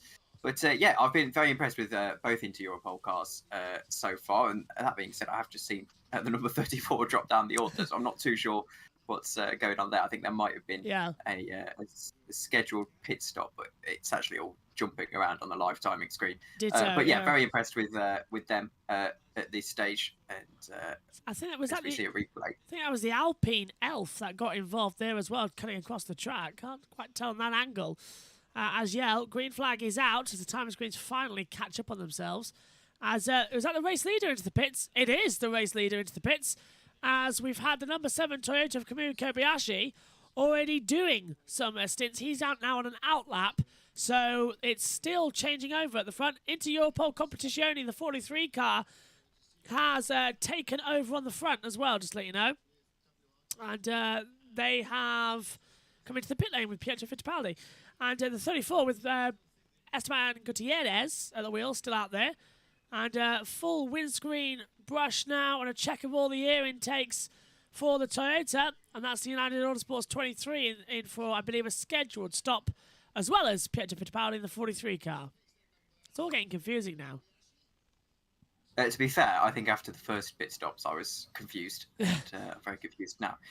I started watching WEC about 3 years ago now, and I still cannot figure out what's going on half of the time when we're getting this far into a race. I think the pit stops are so difficult to figure out, particularly with everyone on a different stints and things. And I think that's one thing you've got to get used to. It's not like F1 where you can say, oh, well, there's a clear two strategies. Yeah. We expect them in at this time. It's very different. It's difficult to see where someone actually is. But I didn't realise that AF Corsa have actually got an LMP2 in this race. It's just going to the pits. And it's the number 83. I didn't realise that was ran by what's essentially a Ferrari factory team. Is that something that they're looking to develop ahead of Hypercar next year? Yeah, I think this is their little tester into sports car racing this season as well. That they've run a car, the 83, of course, for Le Mans. I think just at Le Mans, which is interesting. They've had a good idea actually that when we eventually we are going to go. In fact, do we need to go off air? When is the next time we're off air? To change over? Not yet. We've only done 5 hours. Yeah, our next stream will be starting at 8 o'clock as well. Guys, you said it's been quiet and quiet on the crash front now. Yes. Yeah, we sort of put that on ourselves. Yeah, just to explain, we will be changing over to stream 2 at midnight British Summer Time. That's 1 a.m. over in France as well. So you've got plenty of time to keep watching us here on this stream, because every 8 hours we need to change over, which is a real pain as well. That'll be 11 UK time if we've been going for 5 hours. Yeah, that would be it. Wouldn't it be 11, not 12? 12 would be 6 hours, wouldn't it? Yes, it would. Right, well, we might have to change an hour early then, which will probably help out because we need to change over at 7 anyway, around about 7:30 to the final stream, as the two Toyotas, I think, for the first time in the pit stop stints as well, are racing together. And I wish they'd actually go, okay, guys, you can race for position now, because so far the two Toyotas have just sort of been after you. As well as we're racing out there on the circuit. There's not been any pressure to get this out done right, is there? It's just been too calm and too quiet. No, I don't think they'll be racing each other. And this is something we've seen from Toyota so often. And was it not Spa? It was the first race of the season, wasn't it? Sebring. In fact, no, again, it wasn't.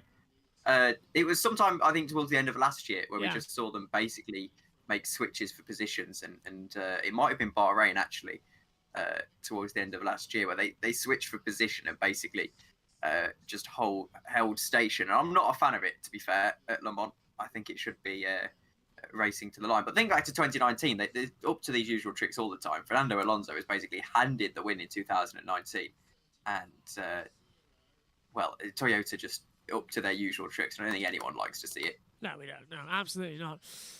Just to let you know, by the way, we are going to, when we do switch over, we'll play the intro again. So the intro will be on 2 live streams, which is going to be extremely fun if you want to stay around for that 12 o'clock.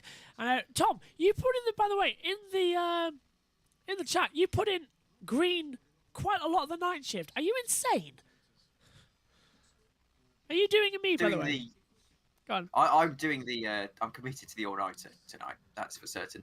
Which is going to be fun because I've got 2 hours of iRacing commentary tomorrow and about an hour and a half of F1, and it starts at 8 and will finish at about 12, those 2 commentary stints, and of course a helpful GCSE maths exam on Monday morning. So oh my God, you're insane. Perhaps jeopardising my future here, but I did that for Canada. It's Le Mans, so I think it's acceptable. Completely. And think about it, this is the best math revision you can have. You're literally reading a timing screen all the time, trying to work out stints. It's perfect mathematics. It's maths. Yeah, exactly. And to be fair, I'm used to doing GCSE exams on very little sleep. As when you've got exams in the morning, it's very difficult to get some sleep. That's the Alp. Oh, the Alpine having more drama. We're watching it. That's down at, I want to say, Mulsanne corner. And he's gone straight on, and then through the Porsche curves, he's had a few more dramas. It looks like there might be some suspension damage on that Alpine, actually. And in fact, I want to say it was the Porsche curves where he went straight on. So they're really not having the rub of the green in the last couple of hours, and it's a shame as well because they were right up there fighting with Glickenhaus as we see a camera shot of the rather dejected-looking Alpine crew. And I don't think it will be too long before we see that car actually just throw the towel into the ring. To which the answer... Okay, sorry to cut you off there. I thought we had some radio, but nothing came across, which is so often with the wet broadcasts as well, that there was nothing going on just then as Toyota beginning to get ahead. Blue flags flying away out there at the moment as apparently Jenny Gow's going back to the UK for tomorrow. She's on the Alamanti T as well, but she's going back to do Azerbaijan tomorrow. Yeah, you're insane for doing the whole night shift, but then again, I'm doing the whole race. Well, I say that, I'm not. I'm not doing the whole 24-hour race. I'm missing 3 hours. 1 hour for the Formula 2 race in Baku, and then 2 hours for the F1 race in Baku. Megan's taking over for those stints, but I will be awake the whole 24 hours anyway, so at least I'm not sneaking away. I did it for Spa last year, and it wasn't that bad in the end. Yeah. As long as I get some sleep at sort of 3 o'clock tomorrow when this race finishes, and ahead of the iRacing commentary, it should be okay. Yeah, sounds decent. But, do you find as well? Hopefully. After you're gone. No, go on. I said I was going to say, do you remember and find that there's a strange situation of when you go through the night shift, and it's one of the hardest things you'll ever do because you get to about 2 a.m. and you start to feel really tired, and then at around about 4 a.m. you make it to it, and the sun comes up, and you get like a second energy, a second burst of energy, like you've had a night's sleep, and you sort of wake up and then say, "Oh, okay." Go on. As you say that, my mum used to do night shifts quite often. She spent actually a lot of her working life doing night shifts, and during COVID, when I was having a lot of issues with sleep and things in like 2020, because basically at the start of lockdown, I ruined my sleep schedule. It was always getting to 4 a.m. and I'd be tired. I'd just be about to get to bed, and I'd see the sun come up, and you'd be, particularly in the summer, obviously, you suddenly have this new lease of life. It'd be like a second wind. And I was talking to my mum about it. She said, yeah, when we were on night shifts, it's always 4 a.m. The sun sort of starts to come up, and you get this. You just get this awakeness, and I think it's got something to do with the UV light or something. But it really does help. I found during the winter actually, when I was getting up at stupid o'clock in the morning to watch the Ashes. Yes. Because I was getting up at about, I'd set my sleep so that I'd have 7 hours, get up at about 12, and go through the night. And it was okay until I found actually about 5 a.m. when you're just getting halfway through the sort of final session, and all of a sudden the tiredness just hits you as you realise that actually you've still got a full day ahead of you. You know, you've just watched all of this, all of this sport, and then you've actually got still a full day to go. It does hit quite hard when you realise that. And when we finish here on, as I said, we've got F2 live as well. That'll be the hour at 7:55 in the morning. So Megan takes an hour there in the morning, son. Then at 11:45, Megan's taking over for World Endurance Championship as well. 2 hours with Edward Hunter on commentary for that as well. Me and Megan are back for the final hour, fingers crossed, live here in the main comms box, because as soon as we finished Formula 1, like they've all taken the flag on the cool-down lap, we're going off air for Formula 1. And then we'll do the last hour of Le Mans properly live in this comms box. Then, after the end of Le Mans, we're going to try and do the first race of the British Touring Car Championship. Then we're going to Road America for IndyCar live for their race. And straight after that, we'll do the finishing 2 races of the British Touring Car Championship, race 2 and 3. Or all 3 of them. Either way, it'll be like an hour or 90 minutes, not that bad. And then we are going to do the Grand Prix review, analysing everything happening in Formula 2 and Formula 1, and showing the F1 podium as well, as we wouldn't have shown it on the live stream earlier on in the day. So there's a lot of action here on the YouTube channel. I think everyone needs a well-earned sleep coming through. But you're getting to that time of the night now where muscles starting to get a little bit sore. The sun's going to set soon as well. We've got another, how long left? Hour, 8 minutes here in the UK, which means an hour and 8 minutes over there in France as well, because sun sets differently at different times as well. So there's not that long till sunset over there. If Josh is still hanging around, Well, maybe we'll find out. Go on. I was actually relatively smart with it, and I realised that because I'm going to be doing through the night, I might as well I purposely went to bed quite late last night so I could stay in bed until basically bang on when the Eurosport programme started. Clever. So theoretically, come 2 a.m, I should have only been up for about 12 hours. Yeah, so that should be all right. The problem with me is I've already been up 12 hours. Yes. I was well, up this is what. Yeah. So this is what I do with, particularly when we're commentating on or doing R Factor 2 24 hours. I find it always works because, particularly if you're driving, because you need to be awake and alert driving. And I think that's one of the most crucial things in a 24 hours, to be awake and just, if you get up at 2, when you get to the 2 a.m. stints and everyone's quite quiet and they're a bit flaking off, that's when you can push. That's when, you're still awake. Yeah. So it has its benefits. But looking at the sheet, actually, I am the only one who said he's available all night. So Synthil's around. Yeah, don't worry, Synthil's around. All right. And we've got I'll definitely get a couple of hours.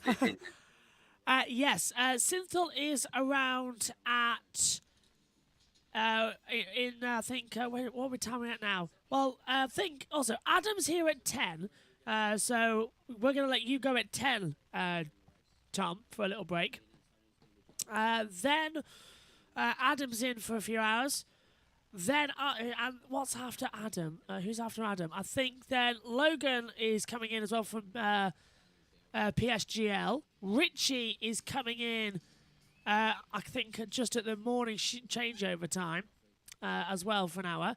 Then I think, Tom, you're in for a couple of hours. Then Josh, I think, is back later on as well. So I think it's all sorts of action all over the place at the moment as well. So timing screens are really good. And Megan is just drifting around everywhere as well when I need a break as well, that she's coming in. And then as Megan's taking over as well when I have to go. So I think it's 7:45 tomorrow morning Megan is taking over. As there's not many that left in Stream 3, actually. Me and Megan. It's Megan for the first hour from 7:45 till 9, I believe. Then I take over again. And following that, Megan's on for a couple of hours. And I should take over with the last hour as well, and the post-show. And I think, who's scheduled that down? It was you, Tom, at the end. Same as Richie, so it'll probably be you two as well and me in the box as well. I'm not sure if that's around. Get a whole team in for the end as calling the end of this one. So it's pretty messed up at the moment, but it's looking good out there. For me, I'm in at 4, I think. That's 4 a.m. Yeah, that's Josh as well. As actually, we're going to pop over to the YouTube in just a second because hello says hello guys as well from Leah. Hello everyone. Josh says let's see what we're going to get up to. 3 to 12 is a good 9 hours point. Yep, it is. Tom, go to sleep, says Josh. For me, I'm studying English when commentating with you. That's from Synthil. Yep. Good race today in the Baku. And Josh says, for me, I'm studying journalism as well. Yeah, it should be 4 a.m. He's got a good time. Okay, down to the pit lane now on Radio Le Mans to give us a little break. It's turned out to be a broken bracket for the power steering rack. And it's, the steering rack, which obviously is power steering, but power operated. But they're just pushing the car out onto the apron now as we speak. It's got to finish its pit stop, obviously, have its tyres done. But talk about old school. I've seen some of the biggest spanners and Stilsons, wrenches going into that engine bay as you could ever believe. And then they've made a bracket. Literally, Heath Robinson made a bracket out of steel or some form of metal at the back of the workshop, back of the garage, with grindstones and sparks going everywhere, and made some kind of bracket to get that back in. Talk about, think on the job and ad lib. But the car is now out. It's being refueled. It's on the pan, and any second now, the 57 Kettle car will be back in Le Mans 24 Hours. Great to hear then. Well, the car is going to head back out onto the circuit. It is the race leader, Kamui Kobayashi, who, as you can see on the driver tracker, and he's just flashing by the Porsches at the moment. 80 laps we've done then so far in this session as they come through. Fastest laps, depending on where you're looking, to be fair. Hypercar Hydrogen 327.906 from the Toyota number 8 car. But the 708 Gleekenhaus has a 328.110 as its fastest lap. So they are shifting over positions just a tad up here in the comms box. As I need to try and reorganise that camera of mine so that I can sit down for a few hours and not be so oddly shaped up here in the box. But it's looking good so far. I need to change my camera angle or figure out a way to, because it's a little bit of a weird angle I've noticed when commentating with other people. I've been doing a bit of Rocket League commentary recently, and they're very big on the webcam over there. Oh, yeah, there would be, yeah. I've noticed that everyone else has got these webcams that make them look so much better, and meanwhile I'm here with a webcam that is pointing quite downwards, and it doesn't bring out your best side, we'll put it that way. But I was actually looking whilst we were on the radio. Yeah, go on. Michael Fassbender, his lap times, because I was always very curious to see how these bronze drivers do in Le Mans, and I have to say I'm actually a little bit underwhelmed with Michael Fassbender. 4:03 is his fastest lap time, and that is about 12 seconds off of the pace of Matt Campbell. How is he that much slower? I think there was a team radio earlier on in the race, wasn't there, that said, if you want to break the car, then yeah, sure thing, give it to Michael. That was one of his own teammates. Oh, 2 seconds, Eurosport have got some pointless things now to show us. 24-hours race. Beautiful light for us, a nightmare for the drivers. Yeah, especially on the Mulsanne down to Indianapolis. You're getting through the kink, you're coming down to Indianapolis, and really the windscreen is already far away. So the flies, the dirt, the tire debris which is stuck to the windscreen, and when you then get this, you are blindfolded. Visibility is really challenged in these short moments. And the same through Porsche at the last part into Maison Blanc.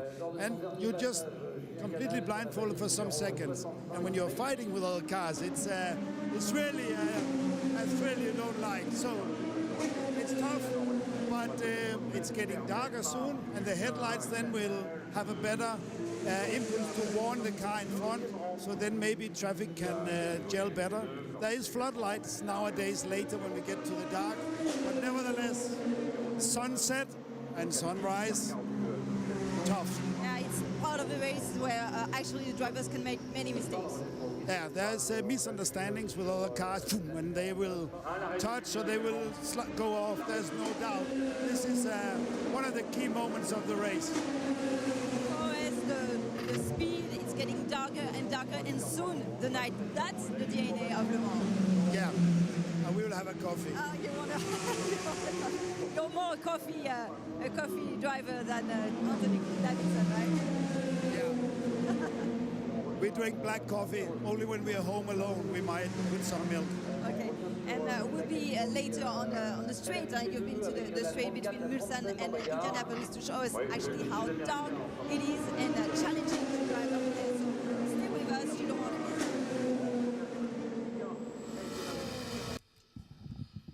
Okay, I've made it look a bit more sensible then up here in the comms box, to which I can actually reach my buttons as well, which is good news. I still look a bit ridiculous because I'm down here at the bottom, but if I sit right back, it looks just about okay. But we need another camera up here in the box.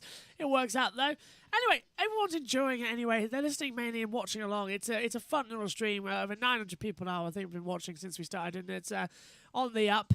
And we got another 18 hours and 30 seconds to go as they come through. Guess what? We're going to have to go back to the radio because it's... oh, hang on. Got a warning for car 91 for abusing track limits. That's the Porsche as well. Let's have an update then, half an hour. And 88 laps have been completed by the two Toyotas at the head of the field. Number 7 in the hands of Kamui Kobe, actually leading the way, and he has a an 8-second advantage over Ryo Hirakawa in the number 8 Toyota in second place. In third place is the 708 Glickenhaus in the hands of Pippo Durrani at the moment. He is a further minute and a half behind the 2 Toyotas. And then fourth overall, having just completed a pit stop, Brian Briscoe now at the wheel of the second of the Glickenhauses. That's car number 709 that had a bit of a delay whilst they changed the sensor earlier in the race, and then a further 2.5 minutes behind their sister car. So those are the top 4 in hypercar. The Alpine has lost around about 20 minutes in the pits, having a couple of longer pit stops, and is down in 31st place overall. In LMP2, the leader there is the number 38 Jota in the hands of Roberto Gonzalez, and he has a 2-minute advantage now over the Cool Racing LMP2 car, number 37. Ricky Taylor is currently at the wheel of that car, 3 seconds ahead of the Inter-Europol competition car, number 34, which is third. Esteban Gutierrez at the wheel of the third place car. In fourth place is the number 5 Team Penske car, still in the hands of Felipe Nasr, who's nearing the end of his second stint behind the wheel of the number 5 car, and he is right on the tail of the Inter-Europol competition car. And then in fifth place in the P2 category, car number 28 for Jota is Oliver Rasmussen, and Rasmussen is another 30 seconds behind in fifth place. And then in sixth place, Rolfin Eichen with the Team WRT Orica number 32. That's the top 6 in LMP2. In GTE Pro, the leader there, the number 63 Corvette, Nicky Katzberg at the wheel of that car, 30 seconds or so ahead of Alex Sims at the wheel of the number 64. So it's Corvettes 1 and 2. In third place in GT Pro is the Porsche number 92 of Laurence Van Toor, and he is around about 25 seconds ahead of the second place car in the the fourth place car in GT Pro, which is Fred Macavici in the second of the Porsches. So 92 and 91 in third and fourth in GTE Pro, and then the 2 AF Corsa Ferraris a further minute or so behind, not quite a minute actually, 30 seconds each behind them. The AF Corsa Ferraris in the order 52 ahead of 51. In GTE AM, the leader there is the WeatherTech Porsche, car number 79 in the hands of Cooper McNeil. Second in GTE AM, number 98, Nicky Thiem at the wheel of the Northwest AMR team car, which is about 20 seconds behind. And then in third place in GTE AM, the number 77 car of Harry Tinknell. In fourth place in GTE AM is the TF Sport Aston Martin, Marco Sorensen at the wheel of that car, number 33, so the Aston's well up. In fifth place in GTE AM, the AF Corsa Ferrari with Konrad Grunerald behind the wheel of that, number 61. And just to round out the top 6 in GTE AM is the Hardpoint, aka Absolute Motorsport, car number 99, the Porsche in the hands of Martin Rump. That's the positions at the end of 5.5 hours of the race. It's just gone, no, it's not just coming up to, just gone 9:30 in the evening here at Le Mans. And it's 8:30 over here, and a well done, I must say, to Paul Trustwell, who has not been well the past couple of years and has missed several Le Mans, and it's good to hear him back on that Radio Le Mans call. As right now, the battle for fourth, it's the Prima trying to swing round the inside line on the WRT as well. He's trying to tow one of the back markers and still can't find a way through at the moment with that 32, who has to cut across the escape road actually as well. So that might give the Prima some advantage coming out of the chicane. It didn't work out as the Glickenhaus still in the way. So the WRT stays in position. Not bad, actually, in this race at the moment, is it, Tom? Oh, he's going through. Prima's passed him. And, well, the WRT is going to have a see if he can get back. And I might be wrong on my stat here, but I think this is only their second year of prototype racing at WRT. They were GT drivers before, and we're just watching a replay of what happened. The Prema kind of used the Glickenhaus, who was sort of on the inside, to fly his way through. We're also currently watching a battle between the 92 Porsche and the second place Corvette. I think it's the 64. I can't quite see the overlay in that much depth. But, well, Kevin Escher's car, the number 92. And many say that he's the best best GT driver out there. It's Laurent Van Thor in there currently. His brother, actually, those two having some interesting moments recently, is currently driving the WRT car that we just watched. So we're actually going from brother to brother here. But now the camera switched back to the Inter Europol car, and I'm trying to figure out whether that's 34 or 43. I think it's 43. Yes, 43. And Yeah. what's this battle for? This is the battle for 12th position in LMP2. And no, it is the 34, actually. It's Esteban Gutierrez, according to my timing screen. Keeps switching around. I don't think the graphics know where it is. But look at that, Nick de Vries in the TDS X Valente, who wasn't even supposed to be racing at Le Mans, has come through and is now battling. His worst finish here, both times he's raced, is 19th position. So it's good to see he's looking through here as well, as we've got a warning flag for car 23 Jarvis, abusing track limits as well. And, car 83 must turn on the LHS door panel, because he's not done it. So that was a bit of a slap on the wrist there as well, as we've lost TV pictures up here in the comms box, but hopefully I think we still have some at least to keep an eye on as we come through. Let's update then with the YouTube chat, because Cynthia says, what time do you think I can join you? Tom, how long do you think I'll staying around? I'm okay whenever. I can hop off at 9 or 10, depends on how long you want me for. When did you come on? 8? Yes. If you want to hop off at 9, I'll get Cynthia on for an hour, then get Adam on for an hour, then I'll have you back on at the changeover point. Yep, that sounds good. Yeah, it's live editing with TV. Too many guests. I'd rather have too many than none, because everyone will get a turn for voice. It's a long race. So yeah, I grab Adam on at 10. Yeah, go on. Well, I just wanted to finish the tangent, really. About, yes, please do. Yes, sorry, yeah. That we went on before everything started to happen here at Le Mans. But obviously in the number 93 car, and he is the one who's been driving a fair bit. I think it was Patrick Dempsey described him as a racing driver with a part-time job. But with 4-minute 03 lap times at Le Mans, and it's not like he was just in for... Often teams can just put a driver in to...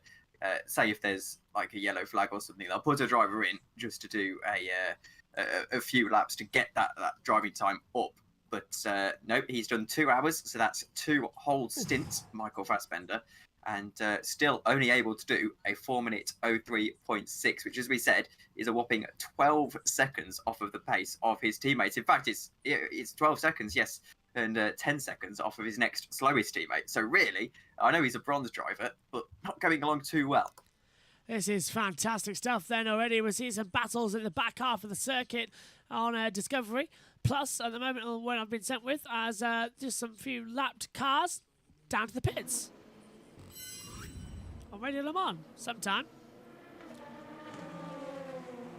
Maybe change your battery pack on. There's the battle for 9th at the moment between WRT and Panasonic. Here we go. Sorry about that. Yes, interesting, really. I've picked up my next stint, and I thought, well, I'll come and look at all the cars that are in the garage and broken. There's no cars in the garage. Nothing's broken down. It's ridiculous. No. This reliability thing's going to ruin. I'll be unemployed. We are seeing some standards up to 38, the mighty 38 coming from P2. We've also seen the Bio Circle, the green 32 car from WRT. That's also in. But yeah, this is amazing. I'm sure. I don't know if Paul's got a sort of a list of how long it's taking for the first person to have any sort of major problem. But I think we've had a bit of a nibble at the gearbox of the Alpine, but that's about it, isn't it?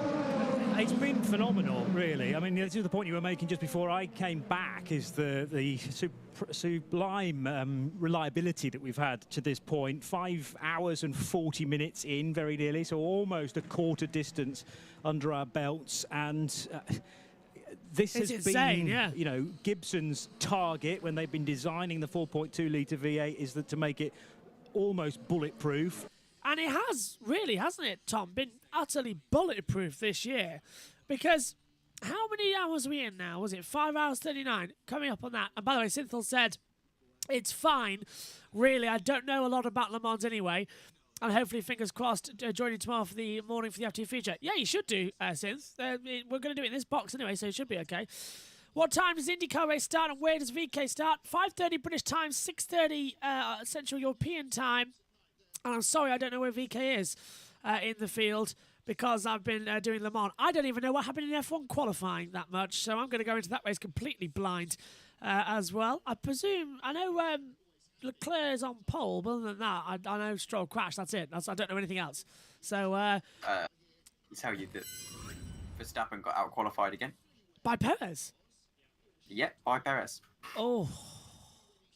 Talk about I read humiliation. a stat on Twitter that says in the last, I think it's 4 or 5 years, that makes it 64-4 for Verstappen in terms of qualifying statistics. Oh dear. That's it. That's a good stat to show actually. 64-4, and all 4 of them are Perez, presumably. I'm not too sure, but that stat is on pure pace as well. Yeah. It takes out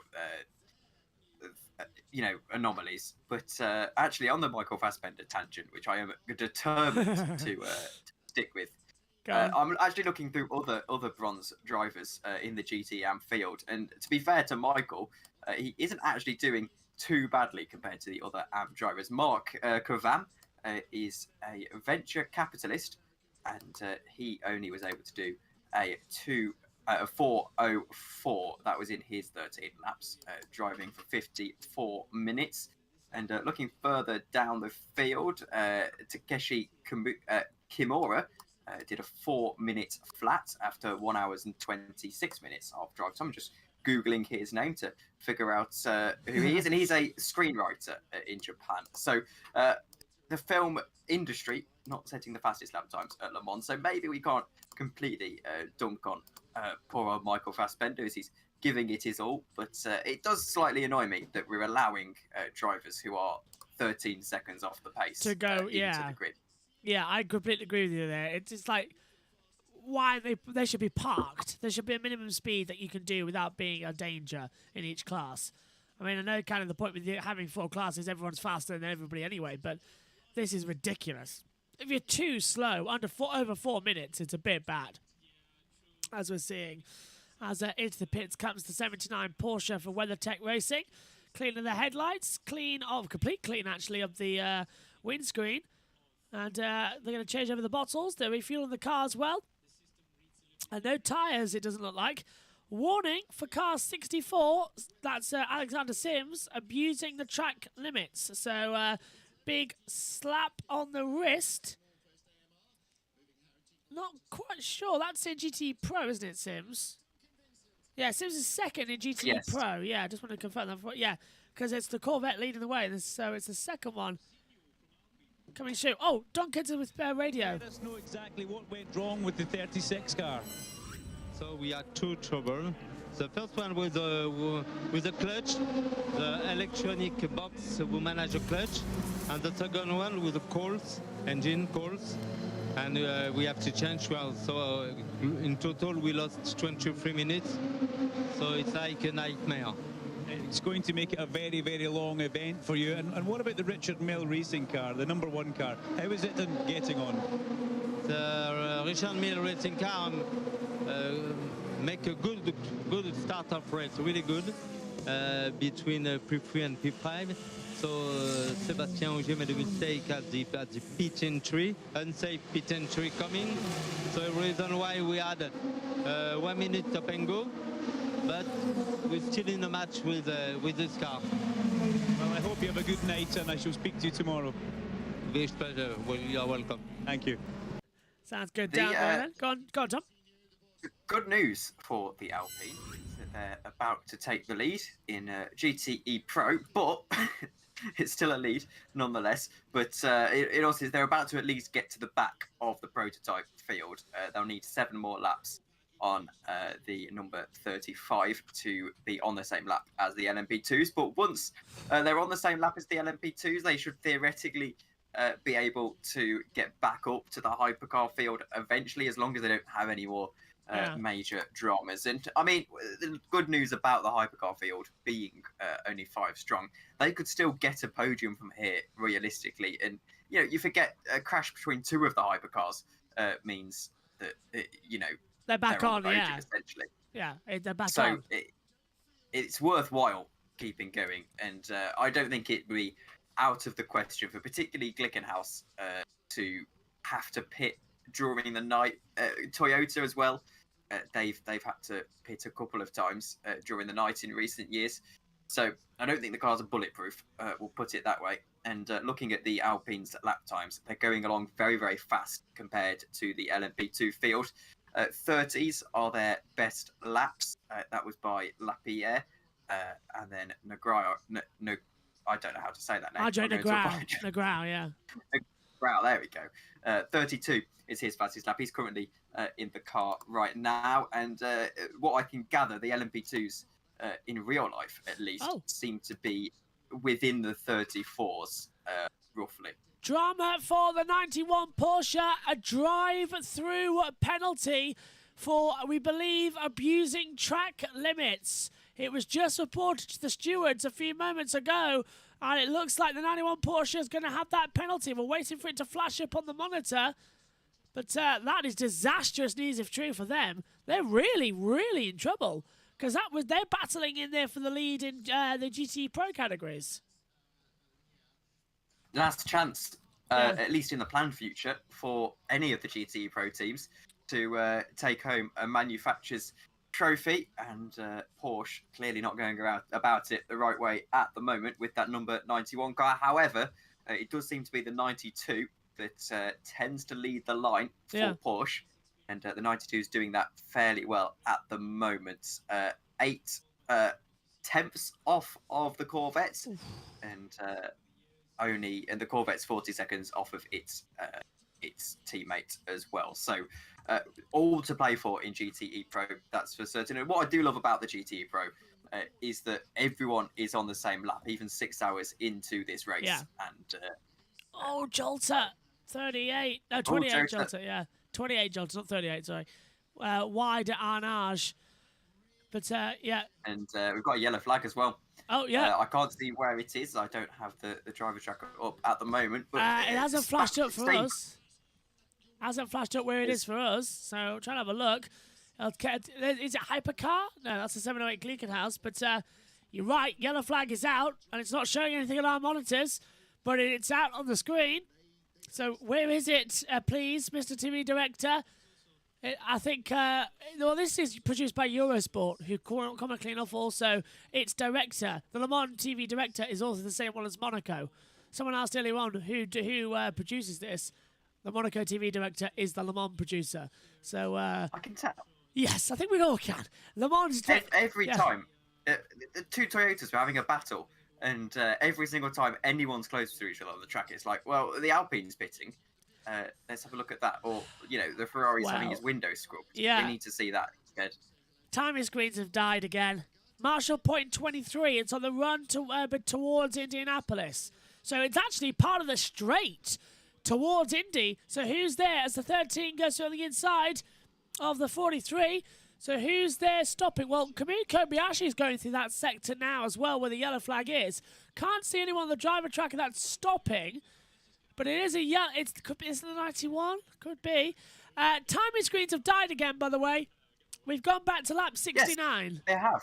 Great. The timing screens have absolutely died because suddenly the Alpine is now ahead of both the Corvette and the 35. So I think the information I was looking at this entire time and analysing is completely incorrect.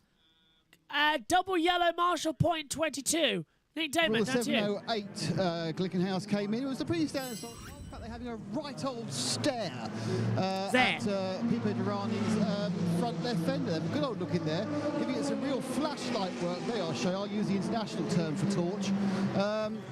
Now we also have the 63 car, which was leading in P2, P2, where am I going from?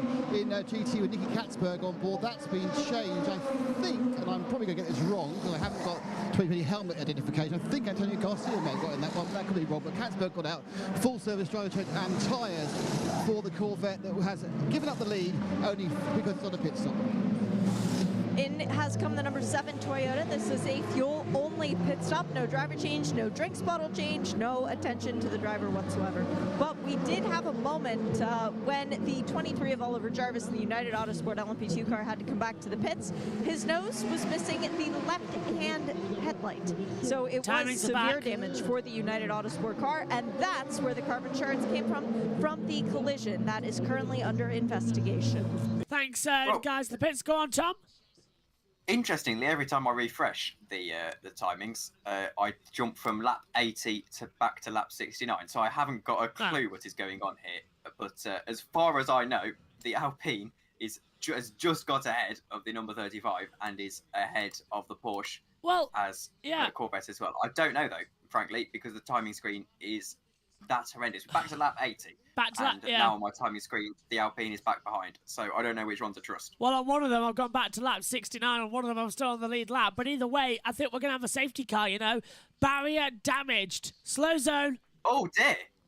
Actually, we can see on the run down into Indianapolis, there is a huge piece of carbon fibre on the right-hand side. It'll be on driver's left. Yeah. And that's directly on the racing line as well. So the slow zone pretty apt for that scenario. But I don't see the car that is involved in that getting back going, if that's what we have to go by. And any crash at Indianapolis tends to be a pretty bad one as we switch to some very brave photographers. I hope they're strapped in. Yeah, I do, because otherwise you fall out, you're done. So you can see it's down the bottom, and I think we're seeing the car, who it is, coming into the pit lane now. They've picked it up, the Monaco TV director. But that's why the yellow flag was out, because we were looking for ages. There was no car down there at all, but now the slow zone's activated, slow zone 6, and it's not, is it the 31? No, it's not the 31 WRT, so where is that? Slow zone now on the track, but got zero clue where that damage is. Driver change at WRT though. Sean Gallard gets in, we believe.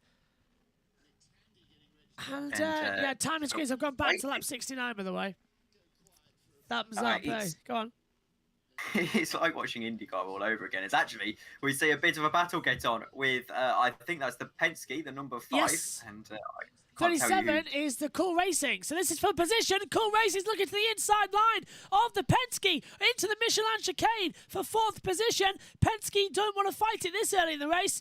And the Cool Racing go through. Feel the power, feel the speed, and all the rest of that nice, lovely lingo from Cool Runnings. Timing screens are back. Hey. Go on. And, well, 9 o'clock was just as the sun starts to set. I think official sunset usually at Le Mans is about 10 o'clock. So we're well into first of 2 happy hours, I always say. Happy hours usually about 4 a.m. as the sun comes up, and 9 a.m. At 9 p.m. as the sun comes down. So this is the stint where you'd see someone like Anthony Davis and suddenly decide to wring the neck of the car. And, well, we should see some special things happening in the next hour and a half or so until the sun does set. And well, I'll quickly Google official sunset as we still trying to figure out what the slow zone is for on the rundown to Indianapolis. I'll tell you one thing as well. I've chosen the right wardrobe. I'm wearing a long sleeve shirt, which is quite nice and quite thick. I'm wearing shorts. But it's actually the perfect weather for the commentary box. I've had the back door open now all day, so nearly 6 hours. And it's beautiful. It's still beautiful outside. And it will remain open well until it requires the necessity to be shut, because it'll be dark and late at night. 21:58 is the official sunset at 4 Le minutes. Mans, and I'm just going to Google that to see what time it is actually. It says CEST, so actually sunset is now. Right now, yeah. About 4 minutes time officially, which means over the next hour we're going to start to see the track to cool even more, and well, get into the proper night stints at Le Mans. It's incredible to think that we've already had 6 hours of racing now, and this Penske is still all over the back of the cool racing car heading through the slow zone. 18 hours to go. That's all I'm thinking of. 18 hours to go. As we count through. Still, we can't see any car in the gravel there at Indianapolis. There's just a few just the debris, marshals. yeah. So I'm not too sure what's happened. 64 Corvettes in the pit lane as well as the 92 Porsche. As the car 23 pit stop under investigation. And that is the United Autosports USA team who are under investigation for your pit stops. Well, slap on the wrist if that is the case, because if you've gone too fast in your pit lane, usually it's a good night lap. It'll get disqualified. So you get a penalty thrown in as well here at Le Mans. Wonder how many people have actually seen that story I put on a couple of hours ago. Oh, 45. Okay, not bad. Yellow, double yellow. Timing screens go back to lap 69, everyone. I'd like to hypothesize that maybe it had something to do with the Alpine. Yes. Purely because of how they seem to lose a lot. Although I suppose them losing a lot of time would be them going on Porsche curves, wouldn't there? But they lost 8 laps within the space between lap 65 and now. But I don't think that the timing works out to that in particular being Alpine. So I'm not too sure, and I can't see anyone falling down the order. So I really haven't got a clue what's going on there. And I'm sure we'll see someone having an issue, but not too sure. And one thing I do want to point out is Shane van Gisbergen is into the 74, and well, he's a driver I'm really looking forward to seeing. As he's a supercar legend and well, a very, very good driver at that. He had such a great battle at Bathurst. I suppose it was technically last year. But, the latest running of the Bathurst 1000, and well, he's hopefully going to be going along nicely here at Le Mans as well. Slow zone's been removed. We are back to pure green flag running. Not that we've actually been anywhere away from green flag running, because the timing screens have been flying around between 86 and 69, which sounds like a weird joke, but trust us that you can see it yourself. The timing screens are throwing back to lap 69 as much as they possibly can. So somebody in Le Mans timings is having a joke and flicking between them. Oh, and there goes our Eurosport pictures, right about bang on. Coming up, though, to the top of the hour, which is unusual for Eurosport to go off. That's why they're going to do their special top of the hour programme, aren't they? Which nobody cares about. Oh, for goodness sake. I know. I thought they stopped it this year, considering the fact that they'd taken the world feed. Everyone got excited, didn't they? And then it was announced that Eurosport were the world feed for this event. So every time they take over, it's Le Mans 2. Over to you, Tom.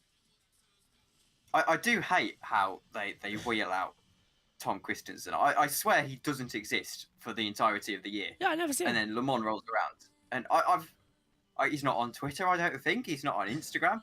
He doesn't do any media. And then Le Mans comes around and now Tom Christensen's back. And that they also have the French lady as well, who I don't know the name of. Does Amelia? Something in here, I believe? I don't know. But it slightly irks me that they have someone who doesn't speak English as their first language on leading the program. I just think that kind of is a bit counterintuitive. I mean, she's not a particularly bad pundit, but it just slightly annoys me with Eurosport. And I thought their coverage last year was so much better than it has been so far this year. And well, they still insist on cutting off the world feed mid-sentences to get to someone talking about something. Nothing ever changes on Eurosport, it seems. At least that's why. Honestly, that's why we're doing so well here on the Eurosport. It seems like, hello, pretty sure you want me to join for Le Mans? I don't really have any. I don't know a lot about it. Well, maybe during the night shift then, if you're up and around, Synth, you can just have a relax. Don't worry, it's okay. Joe Samiego said Shane van Gisbergen is leading the grid ranking at the moment. He's a really great racer, and in my opinion, underrated because he's in supercars. Completely agree with you. Shane van Gisbergen has been dominating touring cars this year. As ice cream gets displayed up here in the commentary box on the TV pictures, which after commentating for 6 hours non-stop as well as an hour as well, kind of makes me want an ice cream. But I've got some food as well, and I've got some strepsils to take and some chewies in case the saliva goes. But 6 hours non-stop, eh? 18 hours to go. Not going to get rid of me yet. We're coming up to the crossover time. Timing's gone back to lap 69 again, just to mess with us. Doesn't seem to know who it is. 5 seconds. 4, 3, 2, 1. We are one race down in the World Endurance calendar in Le Mans 24-hour race. 6 hours gone. 18 hours to go here at Le Mans. And it's Toyota leading 1-2 at the moment, but not the way you think it is. It's the 7 Toyota leading the way. Presumably we're going to have top of the field soon. And we're going to have the weather from Radio Le Mans. Quickly, Logan says, Le Mans 2023 hypercar will be lit, especially with the field expanding. Absolutely. Which team are you most excited about, Joe says as well. Let's go over to quickly to Radio Le Mans. In Le Mans is 21 Celsius, clear skies and virtually no chance of rain for the next few hours. Fairly light wind as well. Temperature's going to dip overnight to 13 Celsius, but it will remain clear with very little cloud expected until, well, possibly 6 o'clock when there's a bit more. But tomorrow looks like a cracking day all the way through the morning. Wall-to-wall sunshine. The temperature will steadily build through the morning, 16 Celsius, 18 Celsius, and by the afternoon, 4 o'clock finish, remember, for the race, it will be 24. Yellow flag is apparently out there on the circuit, but I'm not seeing anything just yet as the cards are still circulating. We're waiting to go to the top of the hour mark with your two favourite people, Tom Christensen. We'll be talking. Considering that we only heard from him about half an hour ago, should be all right. As there's some music playing in the background. Oh, yeah, no, here we go. Let's go down there to Sean Galal. 6 hours now into this 24 hours of Le Mans. So far, things are running pretty well for the Toyotas. Ryo Ikarawa leading the way in the 98 in front of Kamui Kobayashi in the number 7. Jota leads the LMP2 class, and with Sean Galal, who just jumped out of the car when asked, is on now. Tell us about your feeling. How was it? First feeling was... It was awful, but is it getting better now? Now it's getting better. I think after a stop-and-go penalty, we fought back. I think we're fighting for P5 already with the Premas and Jotas. But there was a mix-up with the sister cars, so we lost 30 seconds compared to the others and even got overtaken from the cars behind. So that was a bit of a mistake from our side and the team. But anyways, it's still 18 hours to go. So fingers crossed, we keep pushing every lap and we'll see. Yeah, you've been pretty used to win this season, so now you've been like 24 hours is still long, that's what you're saying. Yeah, last year we were a lap down and then we fought back to 0.7 seconds. So hopefully this time it won't be that close, but we'll be more in front. But anyways, it's still a long race. We just have to keep doing it step by step. We've been hot of the garage because it's pretty hot inside. Now what's the plan for you, West? When are you going to go back? I'm actually jumping in soon, so René and then it's me again. So Robin has a little sleep now because he's going to do the graveyard stand at 3. So, yeah, short dinner and then jump back in. Enjoy the quick race. Thank you. Thank you, Sean Galal.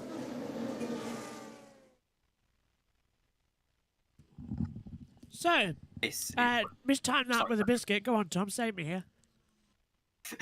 This is when I started to get jealous of the drivers, actually. Having an itinerary for the night of a bit of dinner and then jumping in for another stint. It was something I would absolutely love to do, but don't have the skill nor the money for it. But anyway, well, as we actually the Inter Europol and TDS Racing at number 13 are still having a battle, though they're a little bit further away from each other. Something I was going to mention, actually. Oh, go on. I kind of put it far down the list.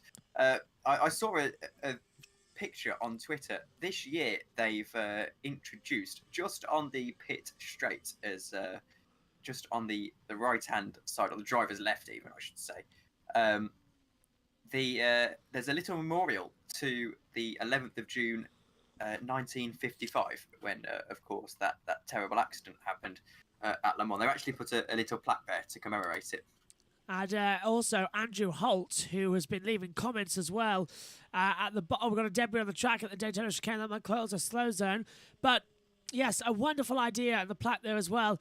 And there was a minute silence just before the race. And it was organised by Andrew Holt. And you might have seen him in the YouTube comment section as well of some of our watch-alongs this weekend. He has organised it because he sent some messages to to the teams to try and organise it. And I have revealed the plaque there as well. But this is the first time since 1955 that the Le Mans 24 Hour has taken place on this date, the 11th of June. And, of course, that was the date in 1955 of the massive accident on lap 65 of the race. And a lot of people injured that day, a lot of people killed. One of the, if not the worst motorsport disaster ever in history as well. And it was a wonderful tribute, the minute silence, and the fact that they also have, you said, Tom, I didn't notice the plaque, but great that they've put that there as well. And, yeah, 11th of June 1955, 11th of June 2022, first time we've had it racing together. And it's looking so far quite good as the number 7 Toyota cut the chicane, and it's off his car. It's an end plate off the 7 Toyota, the race leader. And that's big problems, Tom. Now, I just want to remind you what... Sorry, I'm going to cut across. I'm going to cut across because it's not his. It's not off his car. He's run over a bollard that was flattened, and he's spat it up into the air with the aerodynamics. So it's not his car damage. He's run over it, so the Toyota's okay. Go on. I was about to say, what did I say 15 minutes ago about Toyota probably needing to pit for an extended period of time for? But no, never mind. I'm not that smart. But, the plaque's obviously lovely, and it was a horrific accident. There's some brilliant British Pathé footage you can find online from that race. They did a full like race review highlights package, British Pathé, complete with the proper 1955 commentator. But if you can find that online, it's very interesting to watch. Also a bit crude. Yeah. They didn't hold back from showing things back in the 50s. Sadly not. No. Yeah. But sun's properly, it's officially set now. It's gone, And actually seeing the moon in the sky is the number 7. Goes back at least gingerly back to the Daytona chicane and makes a far less meal of it this time. But moon in the sky, and the sky is that lovely pink colour as we get into the first of 2 happy hours. If I look into the commentary, if you look at the commentary box door, because it's still open, I can still see sky. It's still bright here, but the visibility is lowering itself. But Synthel's going to dip off for a bit. See you later, Synthel. Logan says also fair play out there as well to Andrew Holt. Adam says BMW looks fabulous with the new car coming through. Ferrari and Penske 2 entering. Yes, they are.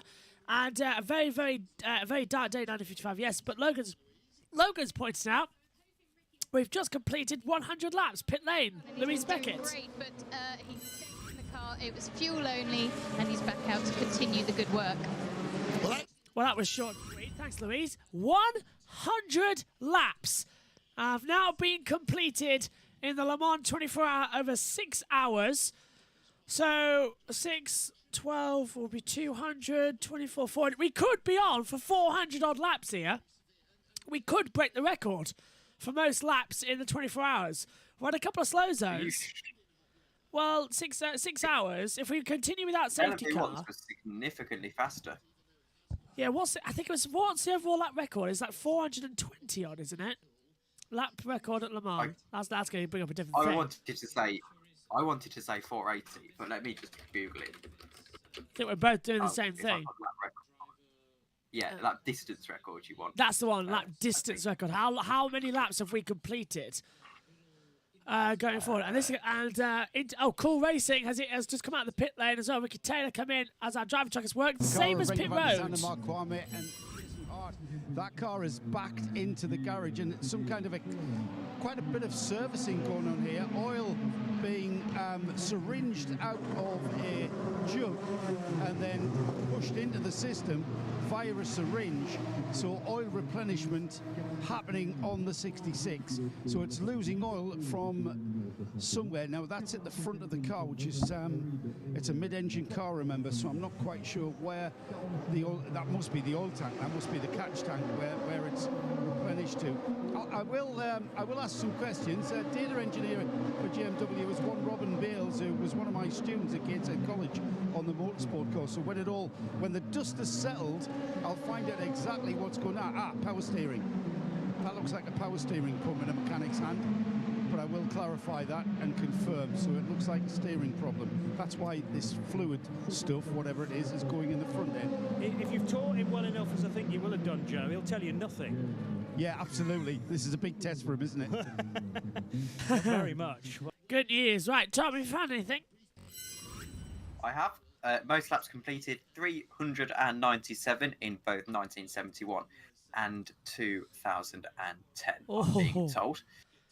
With the most distance covered being, the same, 5,410.7 kilometres. So, actually, we could perhaps be on to beat that.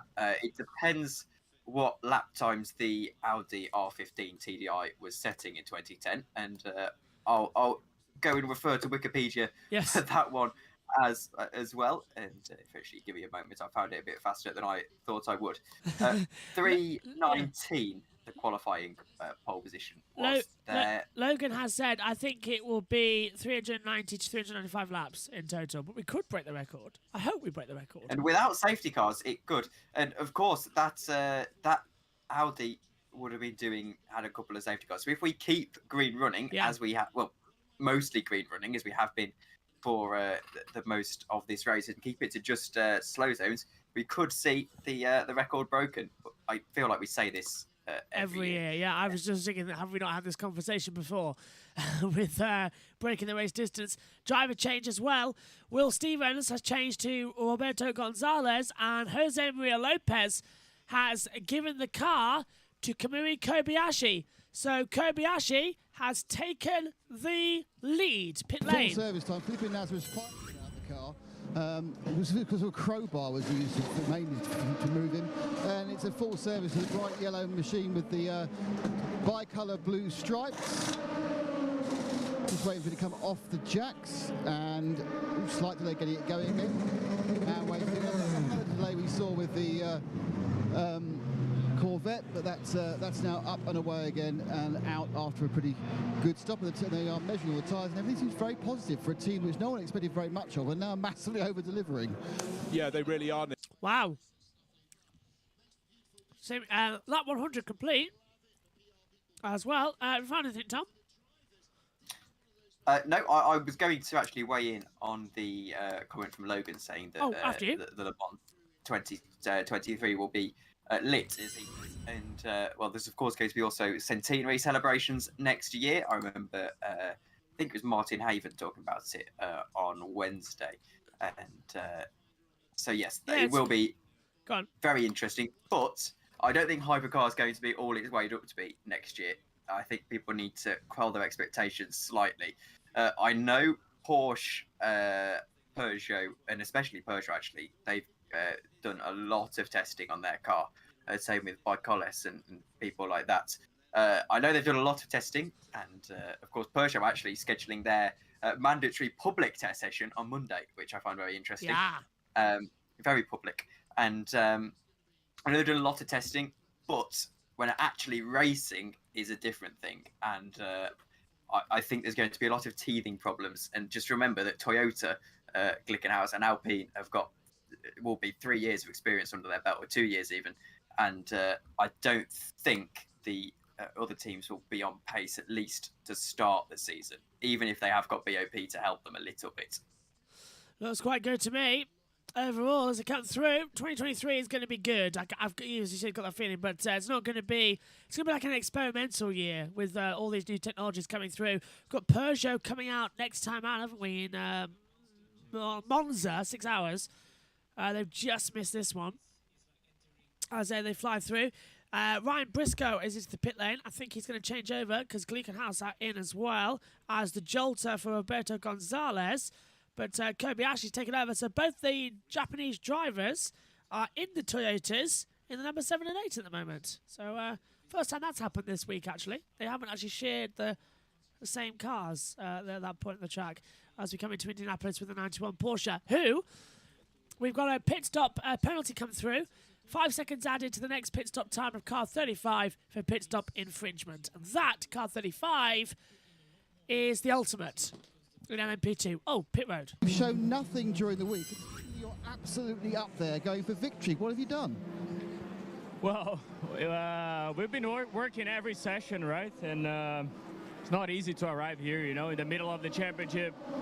Super competitive teams out there and drivers.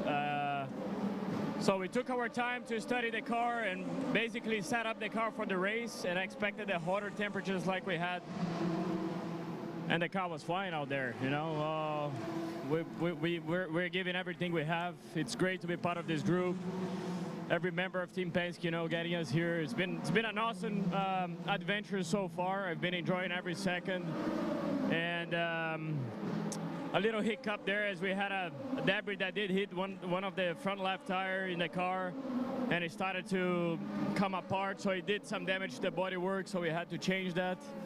But hey, we're back there and putting in great times, and I'm sure we're gonna come back in the race. Yeah, I mean, it's been interesting. You know, virtually all the cars are out there have had no attrition. How is the traffic out there? Oh, it's crazy. It's Le Mans, isn't it? So, but it's mega fun for the driver. I simply love coming here and just being able to cut through traffic and enjoy, you know, every part of the day and the night.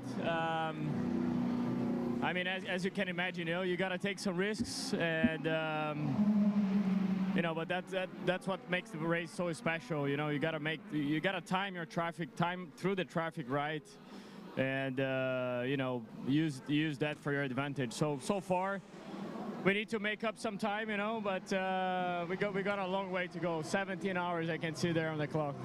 Thanks, Felipe. Thanks a lot. Cheers. And he owes us 10 euros as well. A long way to go. Cliche of that, if you say you've got to put 10 euros in the pot.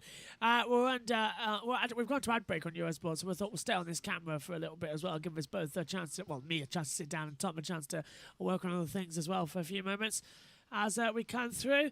Some little air defenders being put in now. Some of the kids down at the Corvette Racing, I think, as well as Papa going in the car. Go on, Tom. Well, the timing screen is well and truly messed up. Is apparently Team Penske leading the race overall, which is a shocking development. Well, all 5 hypercars disappearing, and now we've got a problem going on as well. This is fantastic. Logan says, I think it will be... we already read that one. 239 laps. GT3 will also be interested in seeing what endurance... Yeah, the GT3s next year are going to be interesting.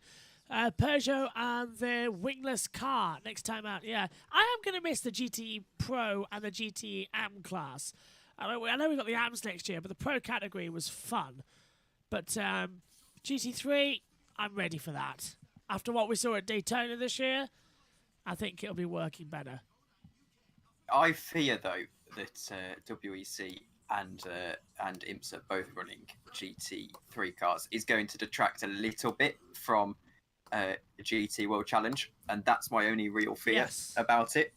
I think GT World Challenge not becoming the quote-unquote top series for GT3 might actually do more harm than good, as that's such a good series to watch, and it makes me a little bit fearful for that. But in terms of the actual racing, it should be very good. I have got a very big worry, though, that we are going to have IMSA and WEC sort of merging at one point in the future, because they're basically running exactly the same stuff across the board. So I don't know how that would be, because we've had Le Mans without WEC. WEC only came in 2012. Before that, it was the Le Mans Challenge, of course, and the Le Mans World Series, splitting between the two. But I don't know. I think WEC has got a unique selling point at this time as well. They've built up their brand as the top world endurance category as well. IMSA is the American side of it as well, but it's just confusing. It confuses me as well. But does that mean that we I don't see yeah, them. go on. I don't see them merging at all. I think very much they're looking to go back into the days of the 60s where you can take your cars across the series. And I think that makes it even more exciting, the fact that you can take a car to Daytona, pretty much have it as a test event, and then come back to Le Mans. And I like how IMSA are running GTP, which is essentially just Le Mans Hypercar, and there's so many confusions because initially they were only going to let them run LMDH, which is like the non-hybrid category essentially. If you were to take LMP1 and LMP1 non-H, then that's what the relationship between LMH and LMDH was going to be, and IMSA was only going to let you run the LMDH cars, which are essentially big LMP2 cars, more so than the hypercar. But now they've run GTP, so they literally are running the same stuff. But I don't fear they're merging because I think they very much are distinct. IMSA have their sprint races. WEC is very much a World Endurance Championship. So I don't think they'll merge at all. I think they'll very much just be in that core relationship where they're a similar series, but they're just the same. That's a relief to hear then. As we'll just pop over to the YouTube because we've got Joe Sammaker saying, unless the French family decides the offer from WEC is too good to pass up, I don't see them selling and merging. Interesting call. As timing screen still crashed up here. They're in 6th place. You're still in the fight at this stage, aren't you guys? Yeah, I mean, it's all about having clean running.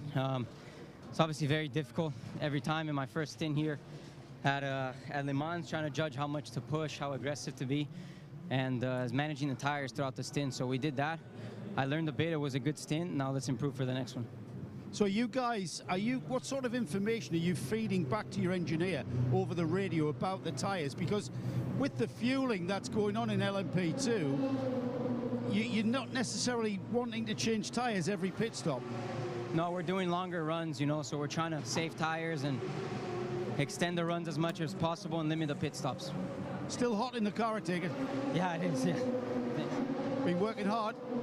You could tell that from Pietro's voice. Yeah, he's still fairly new to this type of racing, as he makes the point first Le Mans, and judging how much energy to give in the early phase so that you've got enough in the tank when you get to the afternoon tomorrow. But racing with David Heinemeier Hansen and Fabio Scherer in that LMP2 team this year in the European Le Mans Series car 43, actually right next to on the screen now the 34, but as Joe makes a point, came in for that pit stop from 6th. Yeah, and also just want to point out Pietro Fittipaldi, who should have been in Formula One, I think, permanently, after some great showings for Haas. I was very annoyed that they gave it to Magnussen, but seeing what Magnussen has done this year, it's a good news story.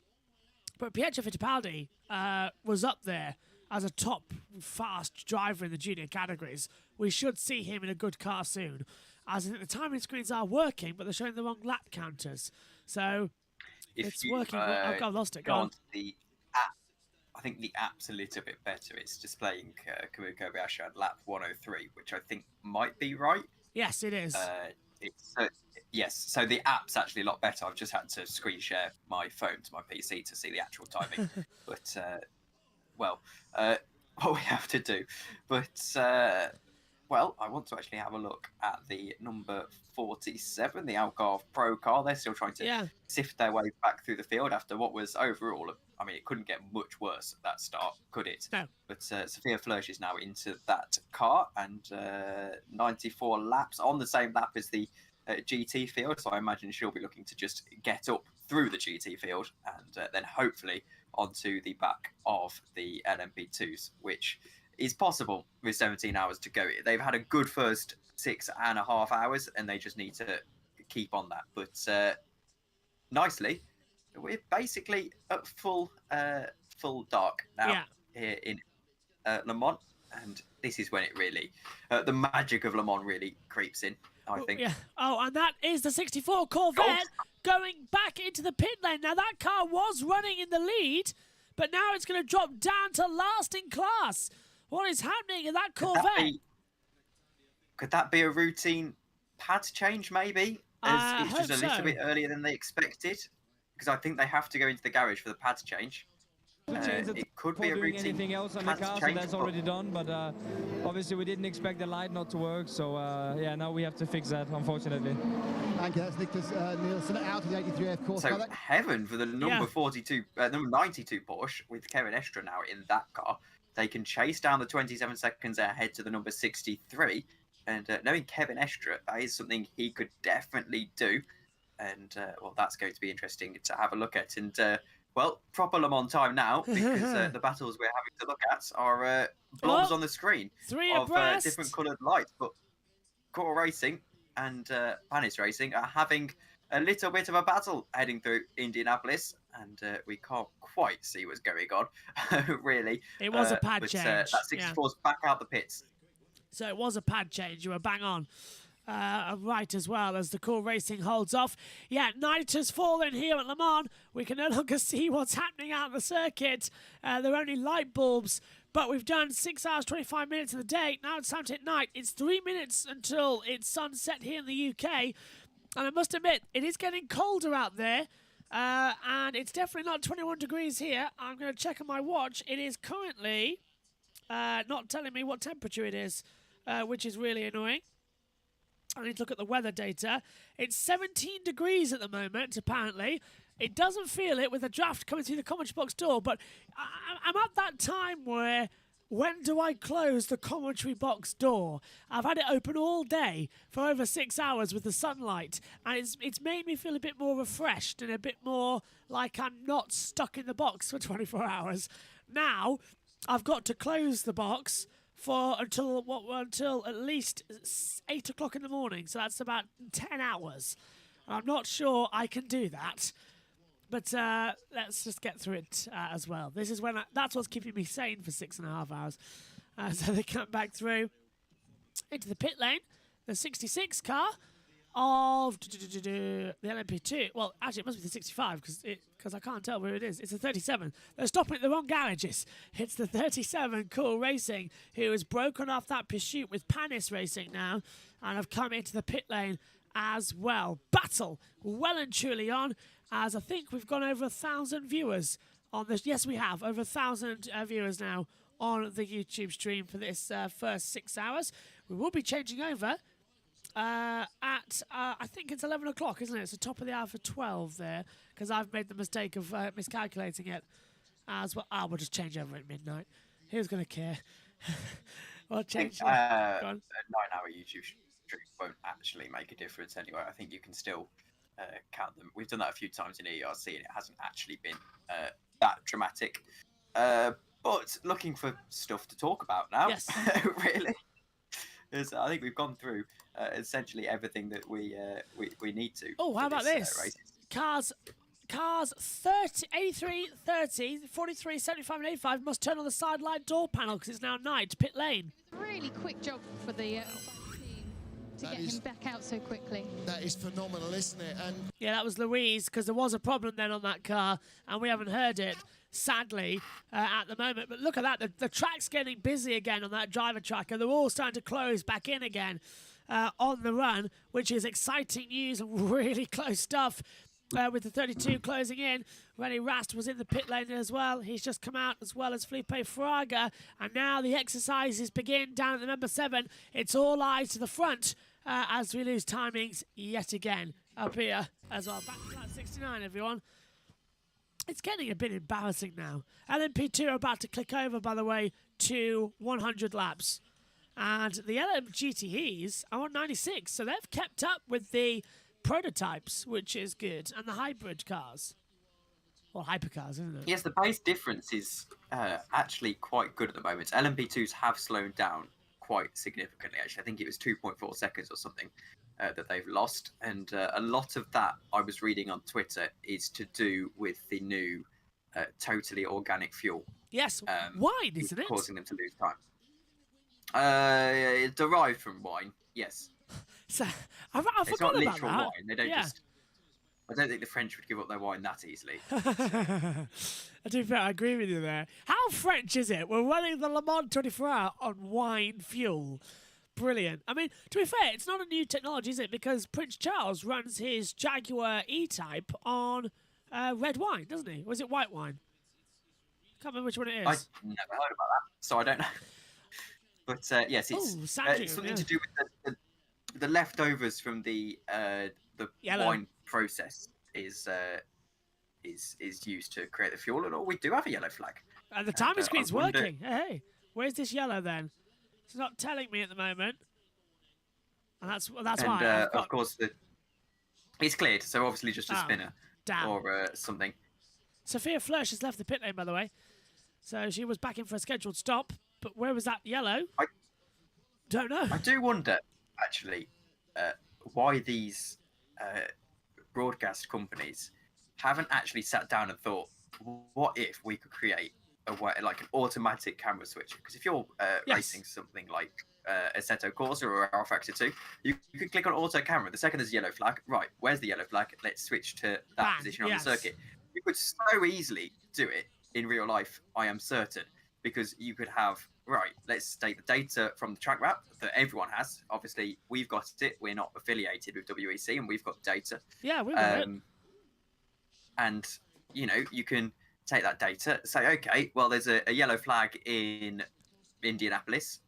Let's just switch to that camera, and then the TV director wouldn't miss stuff.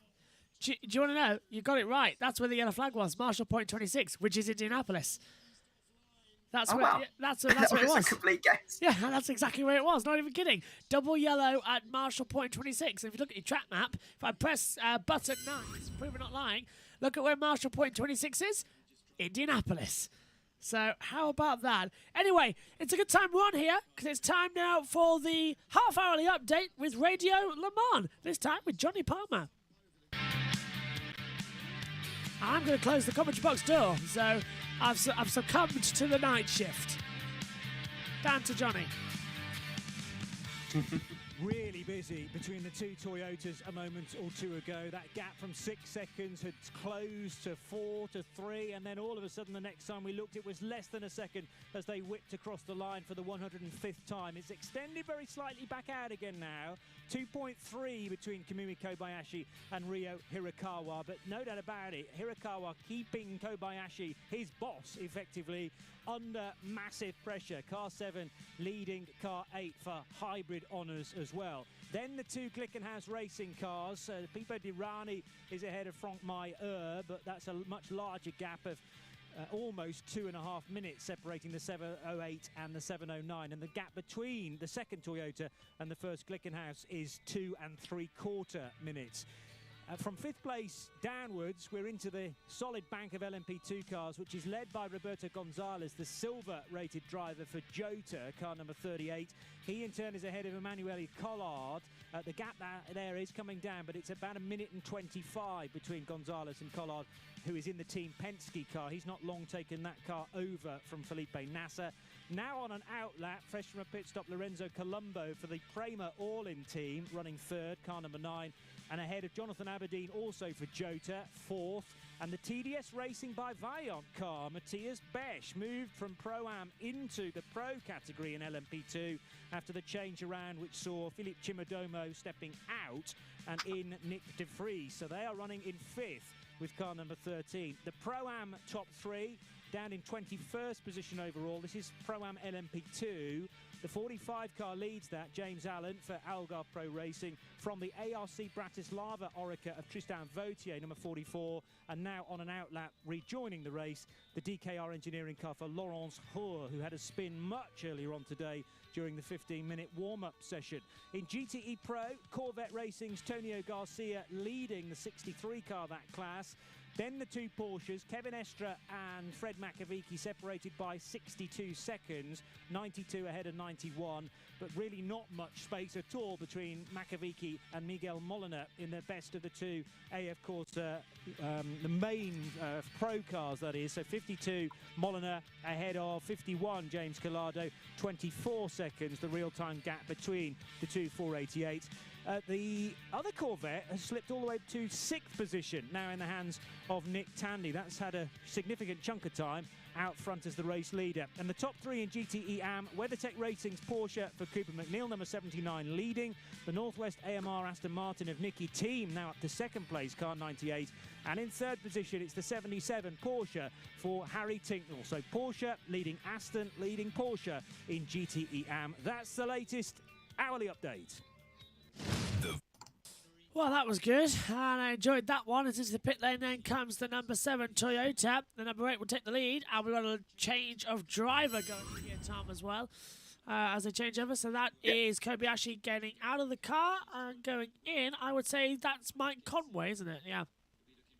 It is Mike Conway, yep, with the distinctive yellow helmet, and he started the race, and clearly they've ticked back over. But Kobayashi, of course, the team owner now, well, principal of the number, not just the number 7, of both Toyotas. And I find that weird. I wonder how he schedules stints, because I know when I'm racing in ERC, I know it's a slightly different world. I know I purposely make myself do the lead driving, schedule myself on the stints. I schedule myself on the less difficult stints, which is why I never start the race. Because, it'd just be too much effort. I agree. Number 7's pitted a lap too early. That's why I'm just getting told as well in my ears from the producers that it's coming actually 2 laps now, I'm being told, ahead of schedule, because they're into the pit lane now, because the number, the 8's coming in 2 laps' time. So Kobayashi's left over to Mike Conway early as, the 53 Ferrari nearly had a bad run there in the pit lane and get it through. I think we're going to... let's go down to the pits and save us here. Whether or not we've got a driver on the number 7, it's already going out on track. Yeah, Mike Conway's got in, Joe, so Kamui Kobayashi out and Conway in. And with it, we've got a yellow flag as well out there on the circuit. So I'm going to close down that because I can't tell where it is just yet, but we have got a yellow flag out on the circuit. I'm sure the TV directors might show us shortly where it is. But this is bad news if that turns into something. And it is a permanent yellow as well. So something has happened on the circuit as Tristan Vautier has come into the pit lane then as well out there on the circuit. We've got 6 hours and 30... Oh, a green flag. Thank God for that. Breathe a sigh of relief, everyone. Yellow was out for about 20 seconds and everyone held their heart in their mouth. Don't know what it was, though. We'll double check. Go on. As someone going through the night, I'd quite like a safety car at some point, though. It's a good opportunity to go and get some drinks and snacks and things. So I hope we don't go green running for the entire time. That would be frustrating. But anyway, Kobayashi coming in 2 laps early is exactly what I do in ERC, incidentally. Oh, no, accidentally ran out of fuel, when in reality I just can't be bothered to drive. So he's learning from the best, is Kobayashi. Yeah, I'm not surprised you do those dirty tricks of coming in 2 laps early and telling everyone, oh no, sorry, got to do it a little bit early.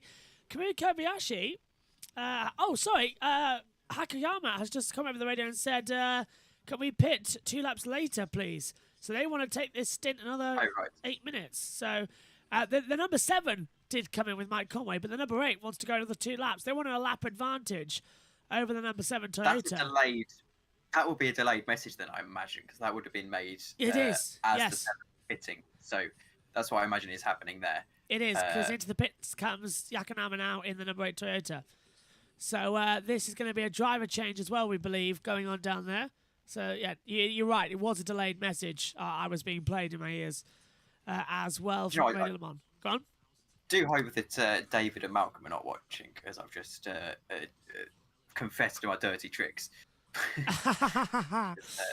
I'll be having a few words next time I do a stint spreadsheet for next week, actually. Yes. ERC at Road Atlanta is the one.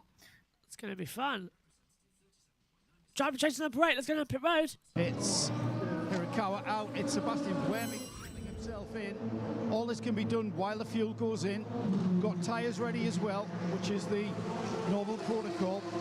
Looks like Buemi's settled in very quickly. He has a bit of assistance with his belts from the other side of the car. Already the driver's side door is shut, and the fueling, as I'm speaking, still goes on and on and on, doesn't it? It seems to take an age.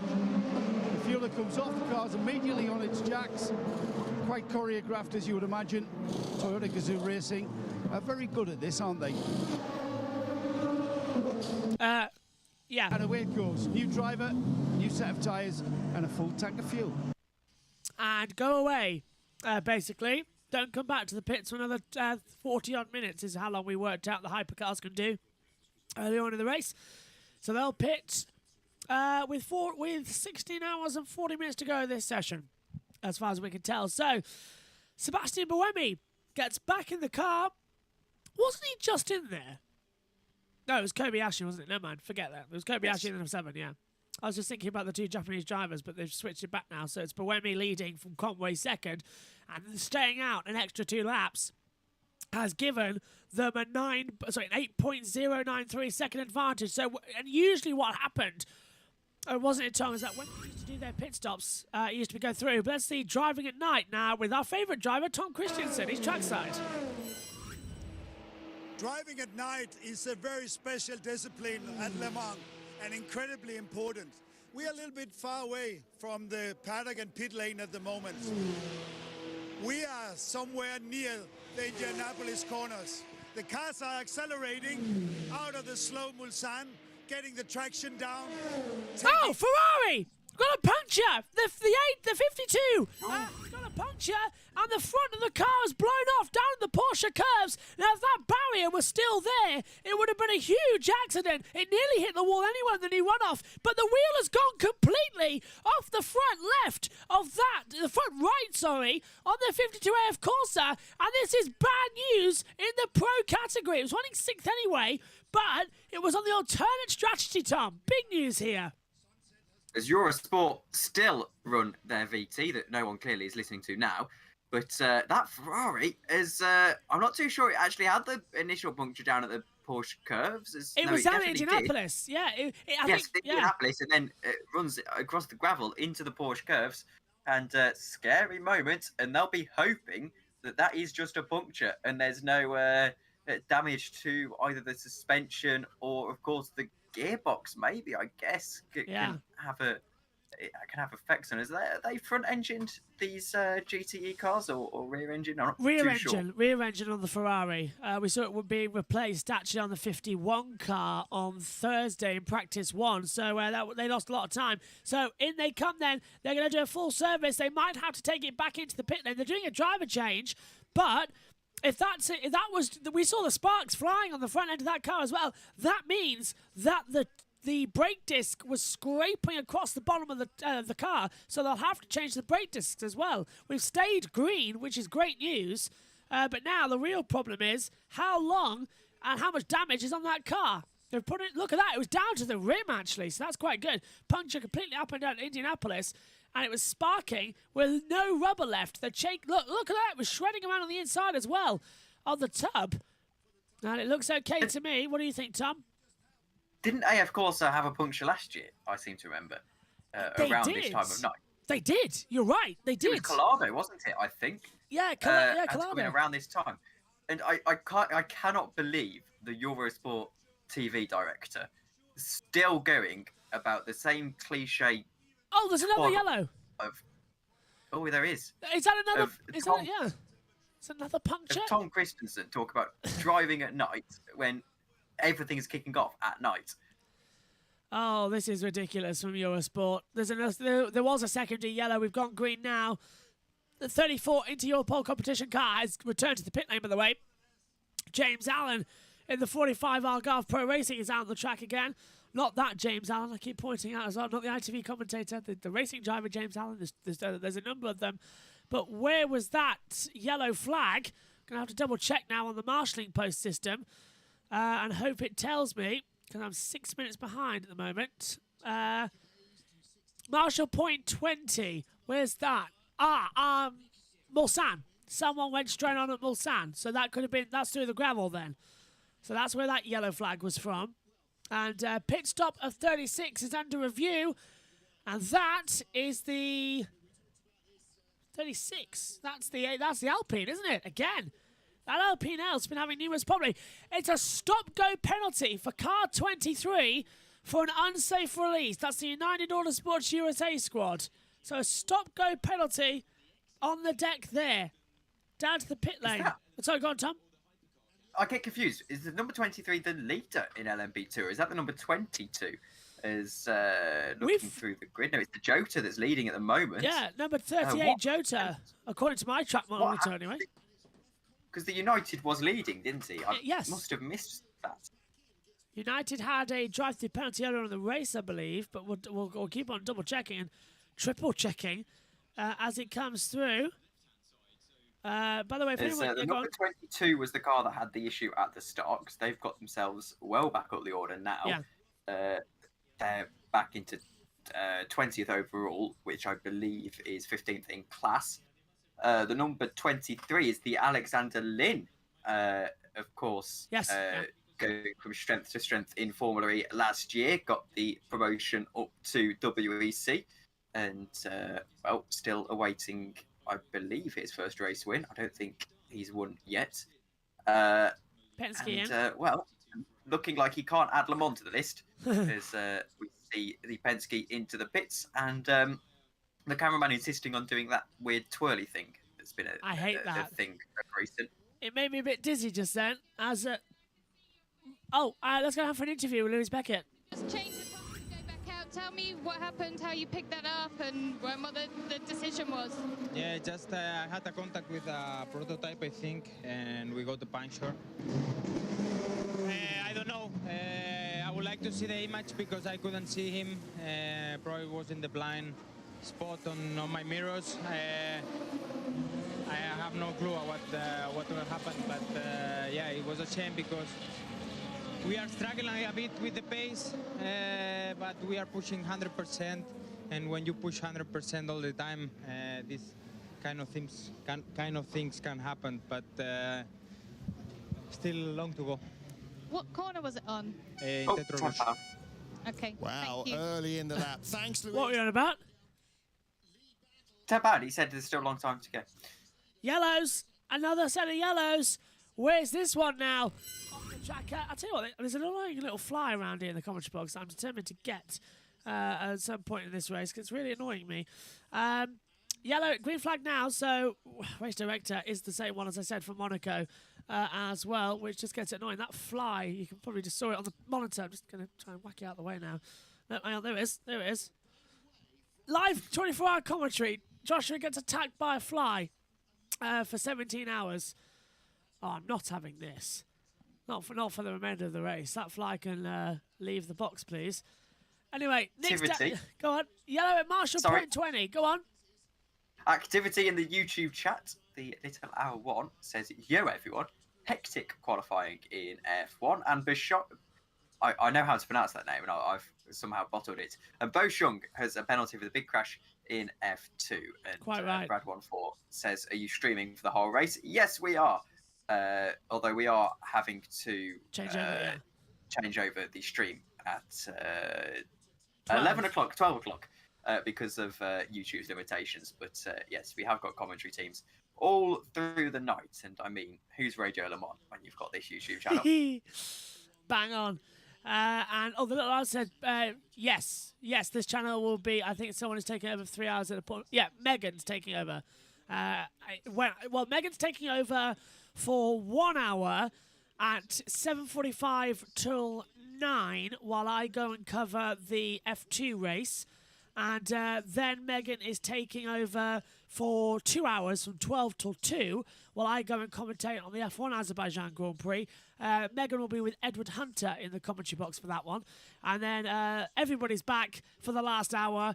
And hopefully as well, I want to have maybe just everyone in the Discord channel, and it's the last hour, everybody's in there in the audio. That'd be quite fun if everyone's around. Go on, Tom. I won't be around for the last hour, unfortunately. I'll be committed to watching it in the lounge. So not at the PC. Maybe for not that one. Tom then. Well, either way, Megan will be with us anyway in the box. But fingers crossed, F1 goes okay and there's no red flags. If there is a red flag, I'm leaving F1 and I'm commentating on the end of Le Mans. Me and Megan will do a switch over as well. So we have got backup plans. But yeah, the whole race is live. Tell that fly can buzz off as well. I'll set my alarm for the F2, absolutely. And how long is Buemi winning by? He's got 6.5 seconds to the second Toyota of Mike Conway. Everyone else, the Glickenhaus, is the last one on the lead lap, and it's around about 3 minutes, 2 seconds behind as well. So there's a long time left, though. So there's a long time left in this race. Pit lane, back down to you. Just passing some slower cars, or it's kind of messy out there. So a lot of pickup on the compound of Michelin I was on, but just trying to minimize time loss to P2 and give Julian a clean car, which I managed to do, so he'll take it from here. What's the etiquette for the GT cars for the LMP cars and the GT cars? Do you guys stay on the line, or do you have to get out of the way? The key is to stay on the line, otherwise you get a bunch of pickup, which is what you saw. But sometimes you can't help but move over a little bit for them. So, yeah, I mean, they're going to get around you any which way they can and any place that they can. So it's just about staying out of the way. But the WeatherTech Porsche's running super strong, 0 issues so far. Long way to go, but so far so good. Thank you, Cooper. Cooper McNeil. That fly is hanging around my food in the commentary box, and it's going to die now. It's not going to get my food. So Tom might bail me out here. Who's that coming out of the pit lane? The 63 Corvette. Yes, I'm assuming so. But Brad14 says in the chat, why don't they give up if they're 3 minutes behind? Because it's 17 hours left. And, I mean, if you look at it from a Formula One lens, then yes, I suppose so you'd give up. But in addition to it being a 24-hour race, then there's, of course, the whole idea that this is invaluable running for next year, and you can treat it as a test session. As oh wow, Solo in the commentary box. This is a pleasure I've never had before. But the little Al says FIA WEC has bored me at the moment. Toyota wins too much.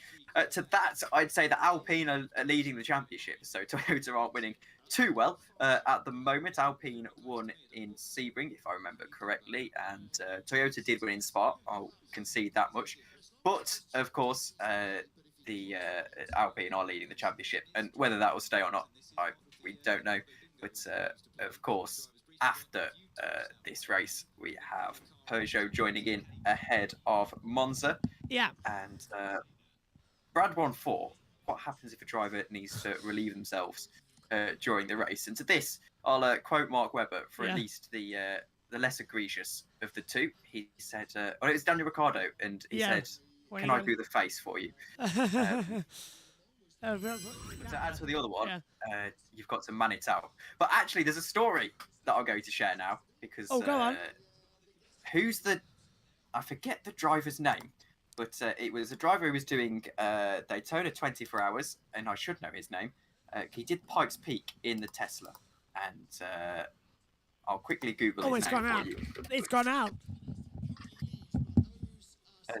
What has, sorry?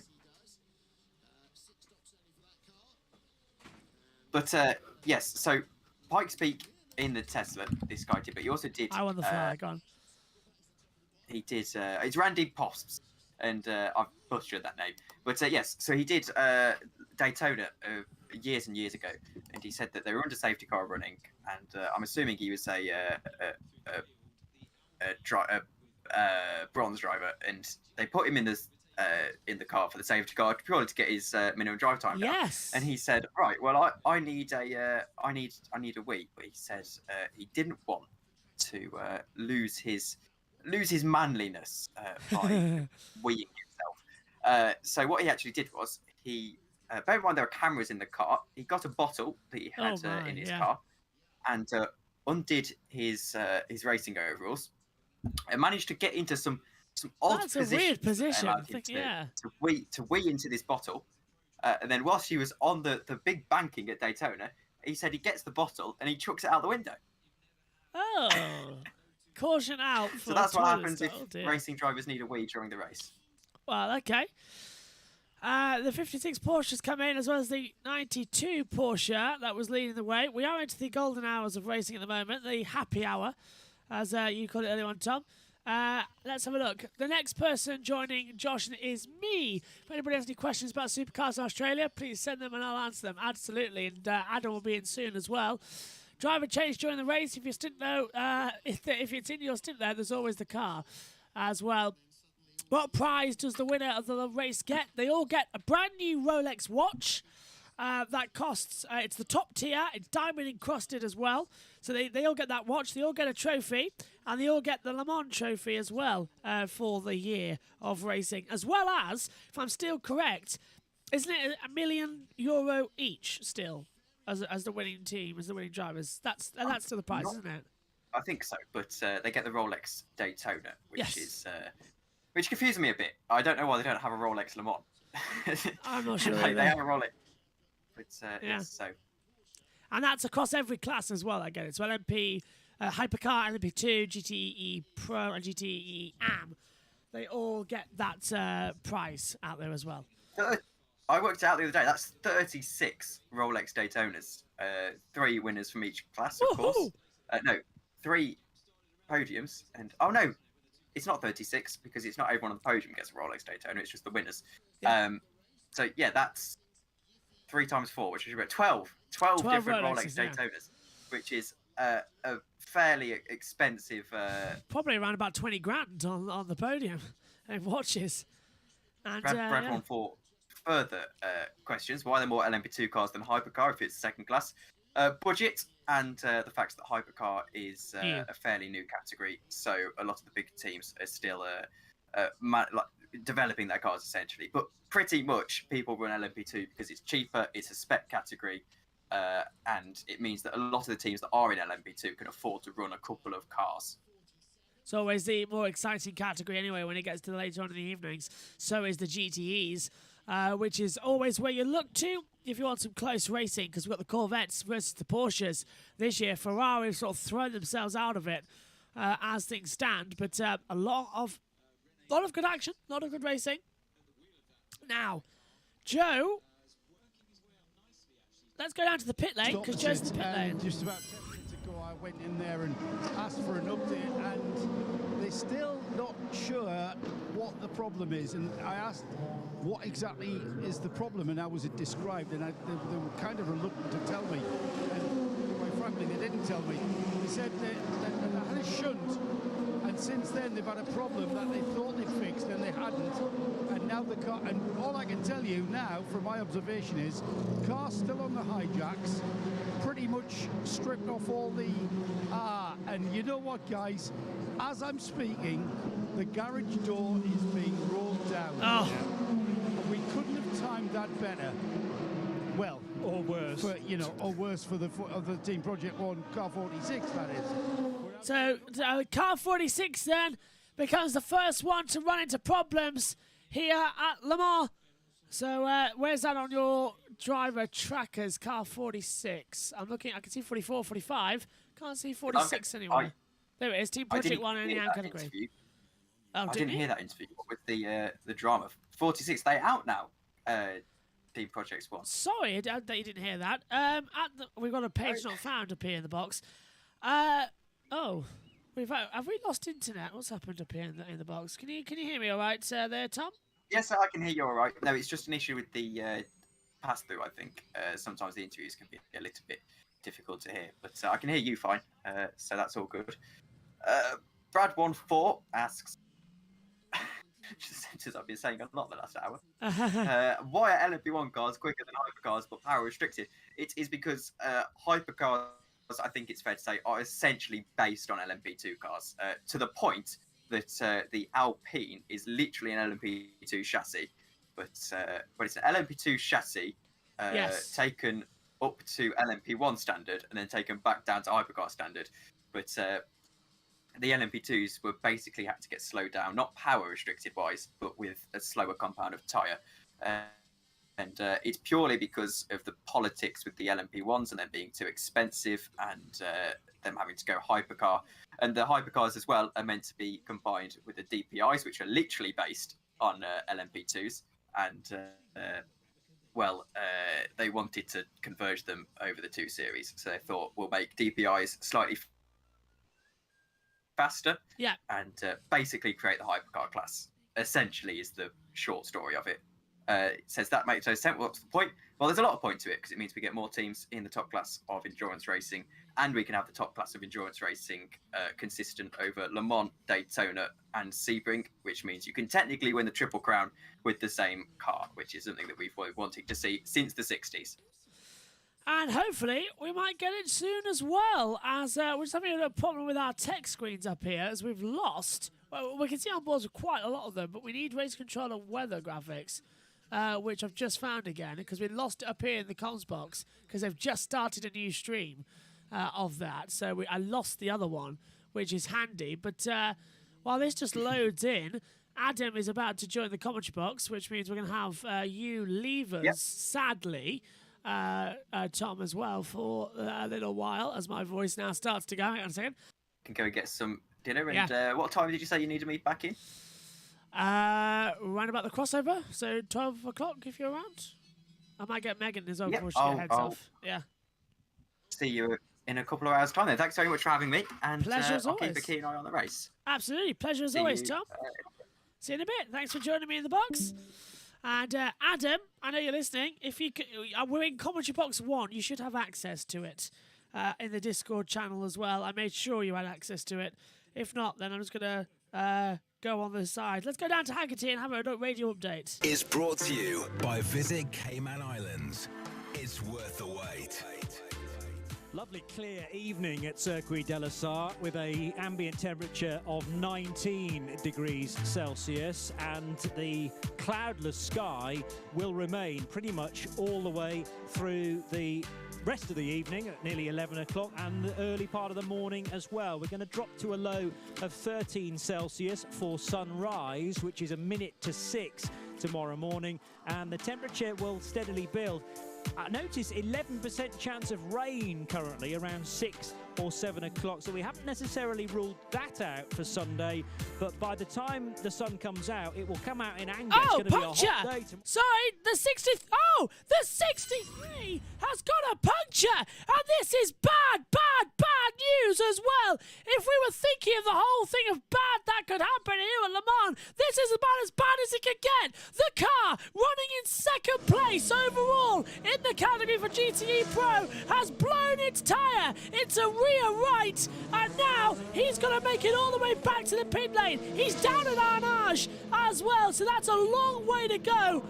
Oh, he's just approaching Indianapolis Arnage section as well. He's come out of Mulsanne, and that is a long way to go. The 91 Porsche is going to take second. The race leader in the Corvette having trouble. Porsche take the lead here at GTE Pro. Corvette in trouble, and then it goes from bad to worse. The 92 Porsche is on the Porsche curves. Let's head down to let's go down for short line interview. This 2022 edition of the 24 Hours of Le Mans, and there's a lot going on and off track here. Let's have a look at the top of the hours. The first topic we're going to talk about is about GTE Pro class, with the issues for number 64 Corvette, which was the pole sitting Corvette, which had to change its calipers a few minutes ago. It's pretty early for a regular brake change, so we'll keep an eye on this Corvette. And just a few seconds ago, we just saw number 63 Corvette just slowing down on the straight line, so we'll keep you updated as we get information from this Corvette, which was leading the GTE Pro class. In the GTE Pro class, there was another thing to say. It's number 52 that had a puncture a few minutes ago. It's the A Corsi Ferrari, which had a puncture earlier in the hour. And let's have a look as well at what happened in the hypercar class, with number 7 and number 8 still fighting for the overall lead. Number 8 is increasing its gap over number 7, but the gap is still really small, with less than 10 seconds between number 8 and number 7. So we'll keep an eye as well on the hyperclass lead battle.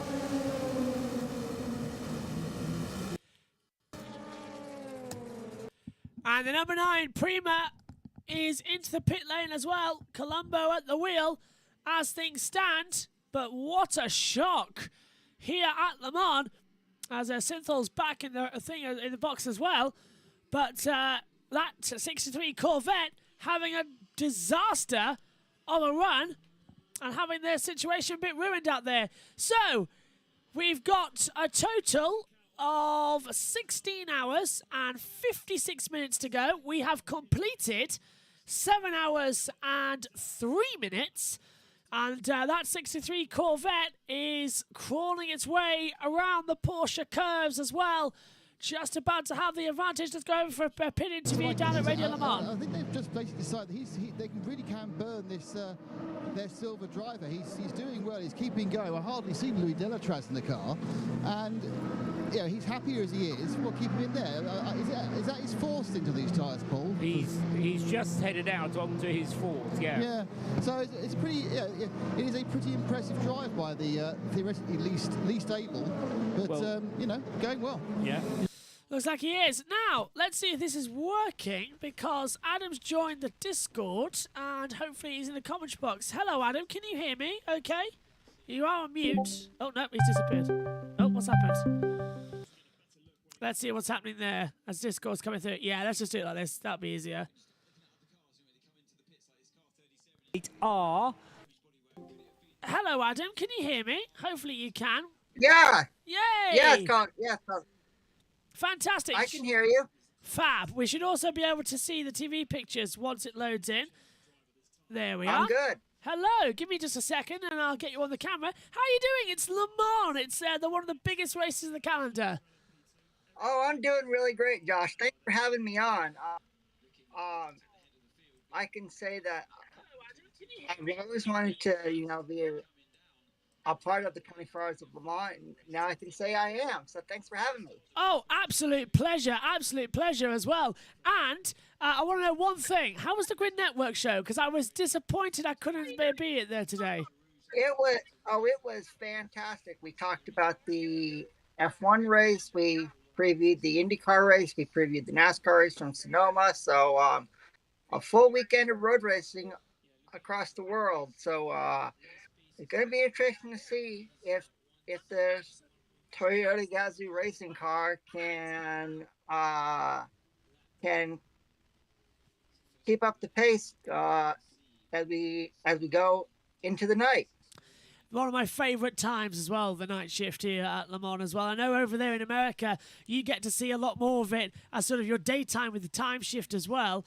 Does it get much TV coverage over there, the Le Mans race? Is NBC showing it? Actually, yes, it does, Josh. Motor Trend TV is having the entire race, and if you go to Motor Trend on demand,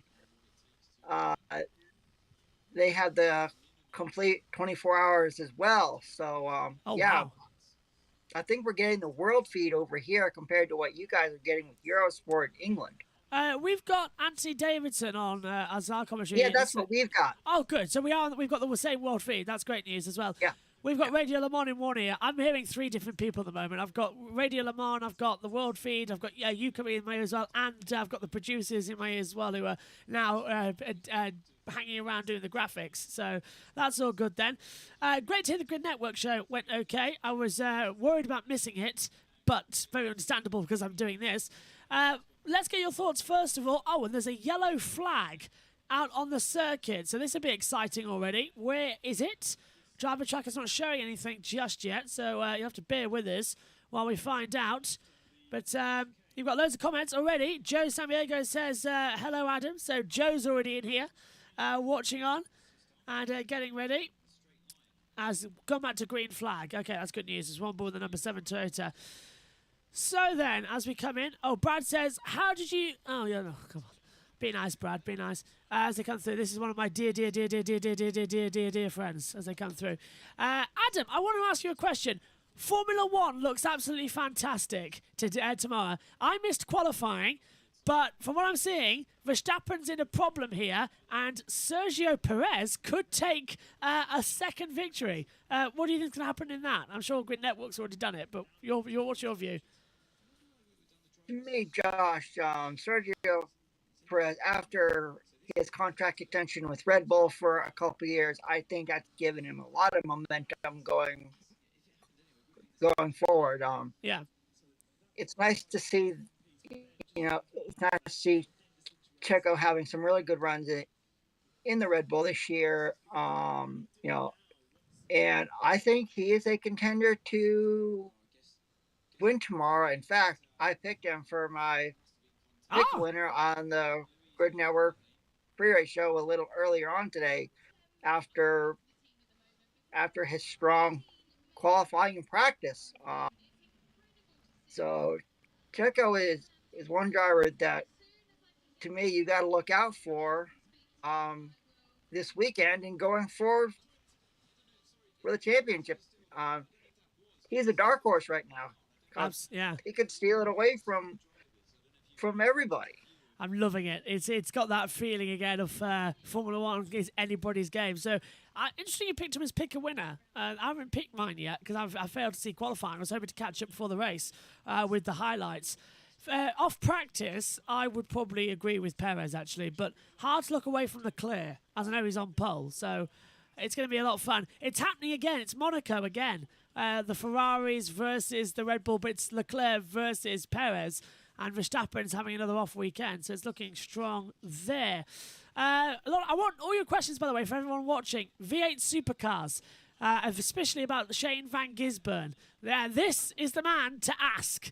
Adam is the man to ask everything going through as well. And actually, this is a good comment actually from Brad. I want to get your opinion on this. Is WWE more popular than F1 in the USA? And I want to go in on that, Adam. USA at the moment has had a massive boom of Formula One over there in the past 2 seasons. And I know WWE is very popular, but what would you say is the most popular sports over there in America? And where does F1 and sort of motorsports rank up there? Well, to me, F1 is up there. I think the Netflix Drive to Survive series has really helped, with Formula One's going forward here in the USA. The ratings on ESPN lately have gone through the roof. I think the Monaco Grand Prix got the most views that they've ever had for that race, and next year we're having the Las Vegas Grand Prix toward the end of the year. So F1 over here in the United States, it's taking off. And could we see Andretti Global on the grid in a couple years? Please. I know from everything I've heard that it could be hard for him, but it'd be weird if Andretti Global were not on the F1 grid in 2024. I mean, it'd be kind of sad. I know, I agree. We've had we've got to cut off. 93 Porsche, is that? We're double checking with you before. It is a Porsche, but which one is it? Is it Pro or Ram? That's what we need to find out here right now. It's the 93 Proton competition in the AM category, who's gone backwards into the barrier at Indianapolis. I think it could actually be, it's at Marshall Point 24, which is down there at Indianapolis. Yeah, looking strong. Let's take a look. So coming into the braking zone, it's going to have a lockup. Oh, he's hit one of the Ferraris. One of the Ferraris tried to go through on the inside. He's crashed into the gravel and he's hit the barrier.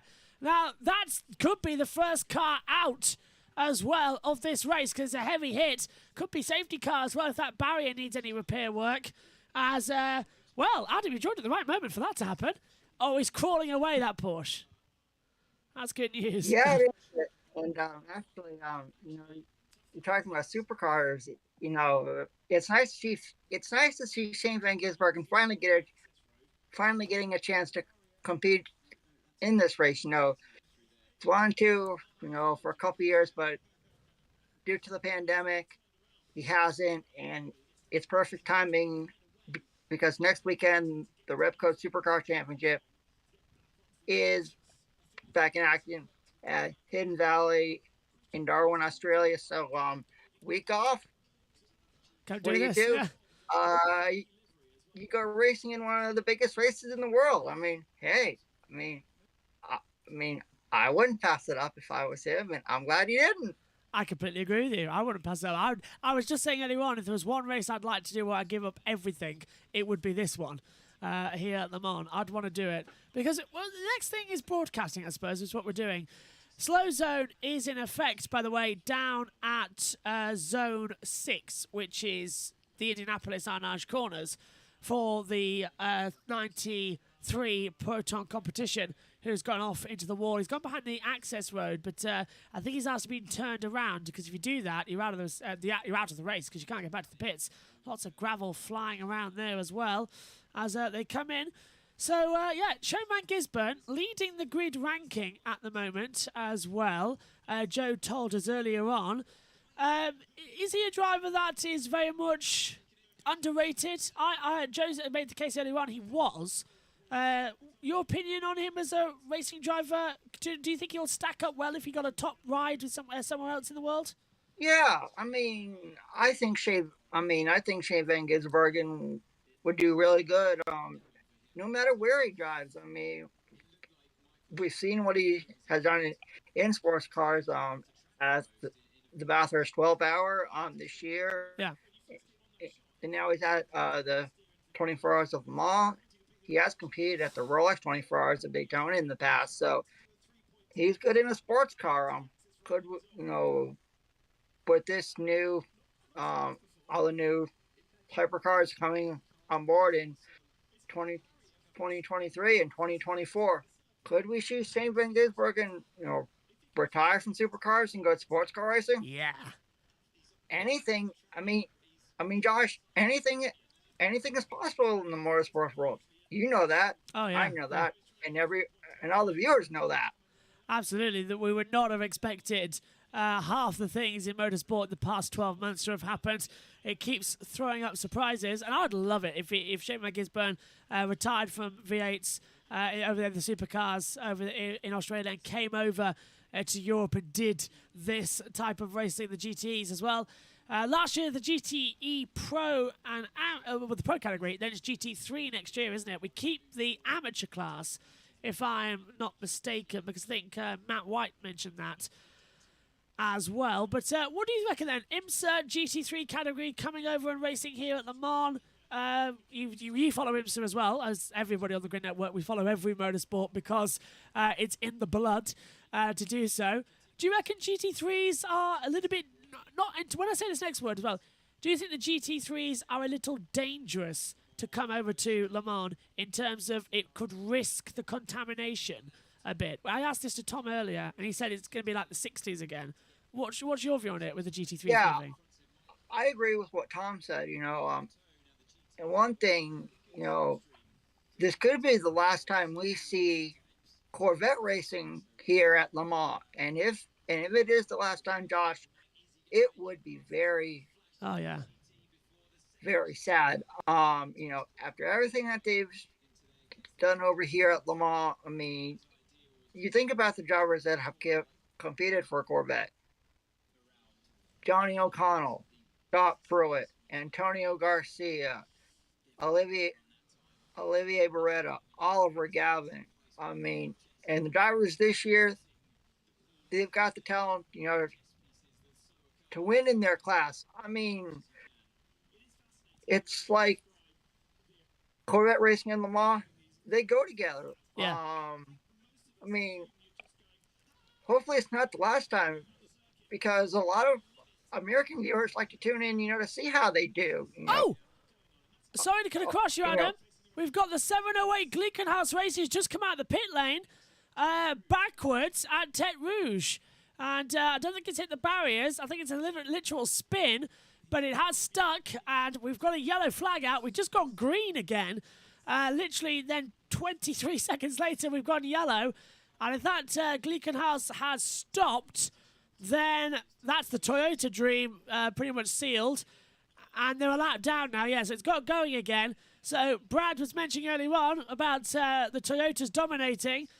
they've just got their advantage. Glickenhaus now spin and go a lap down, and they're still stuck out there. How's it happened? Coming into the braking zone, has it gone over the curbs? Oh, it's over. It's hit the accelerator, spun out the corner, and bounces off the barrier. Doesn't make contact, though, too bad, so should be able to get going. And Oliver Plas, anyway, just come out the pit lane. So the 709 spinning around. I cut you off there, Adam. I do apologise, but that's okay.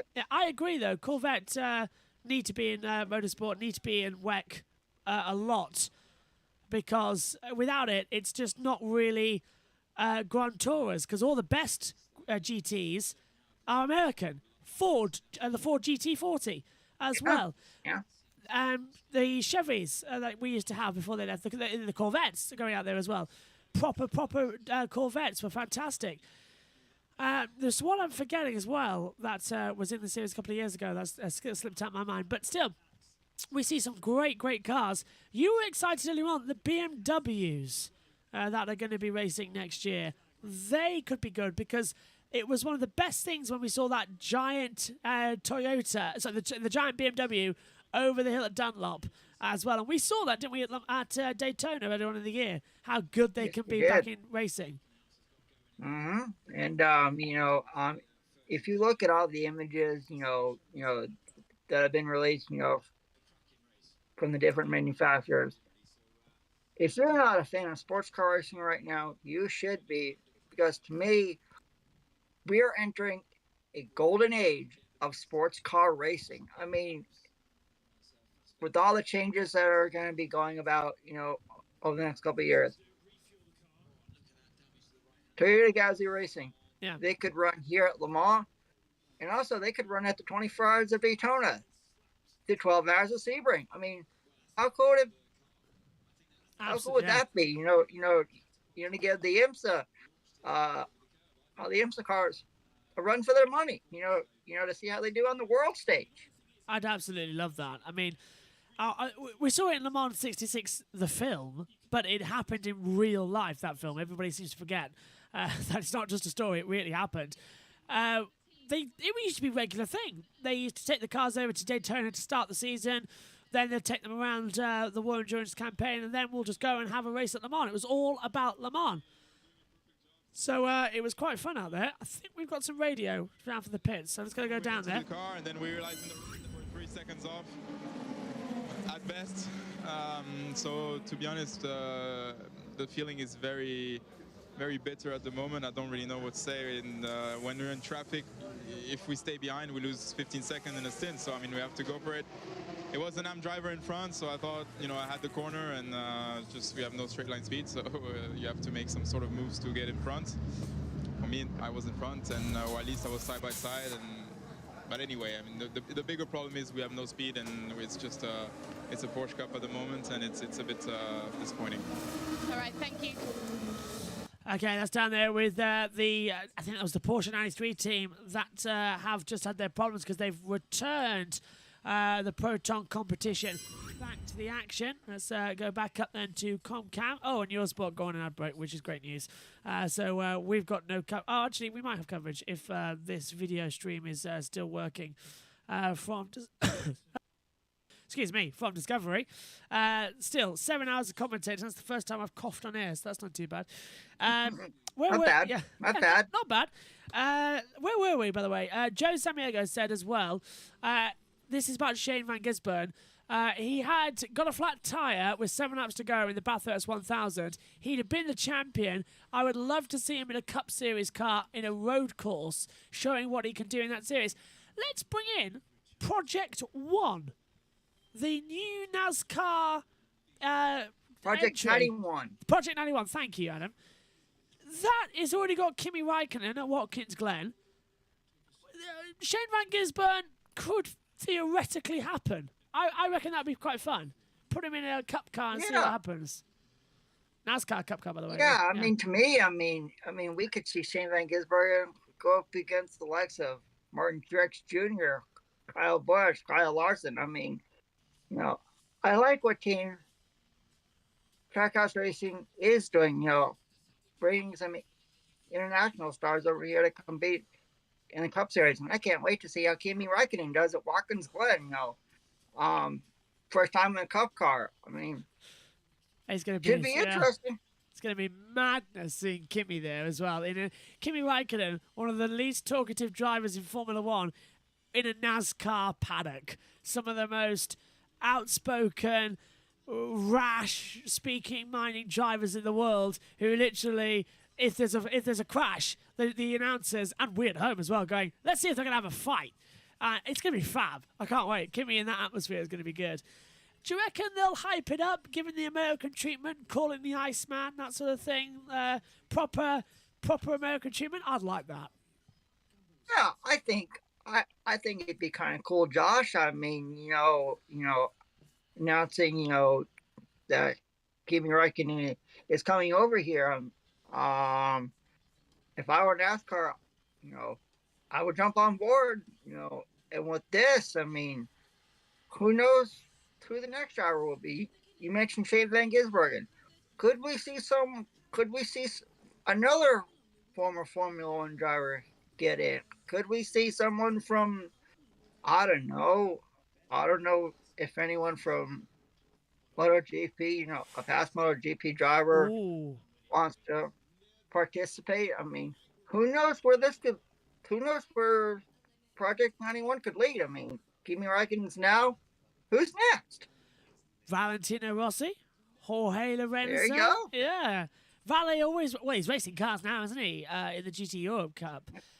That is a GT3, I suppose. But Valentino Rossi in a NASCAR race would certainly bring in the appeal. And I think it does feel like the barriers are coming down. I mean, many people say as well, I don't know why they say it, but the Iron Curtain is that was the Russia divide in Europe. But many people say the Iron Curtain's coming down on the gap between America racing and European racing. And everything's starting to intermingle as the 708 has the Glickenhaus, which is now fourth in class, has finally returned to the pit lane after crawling around on that last lap.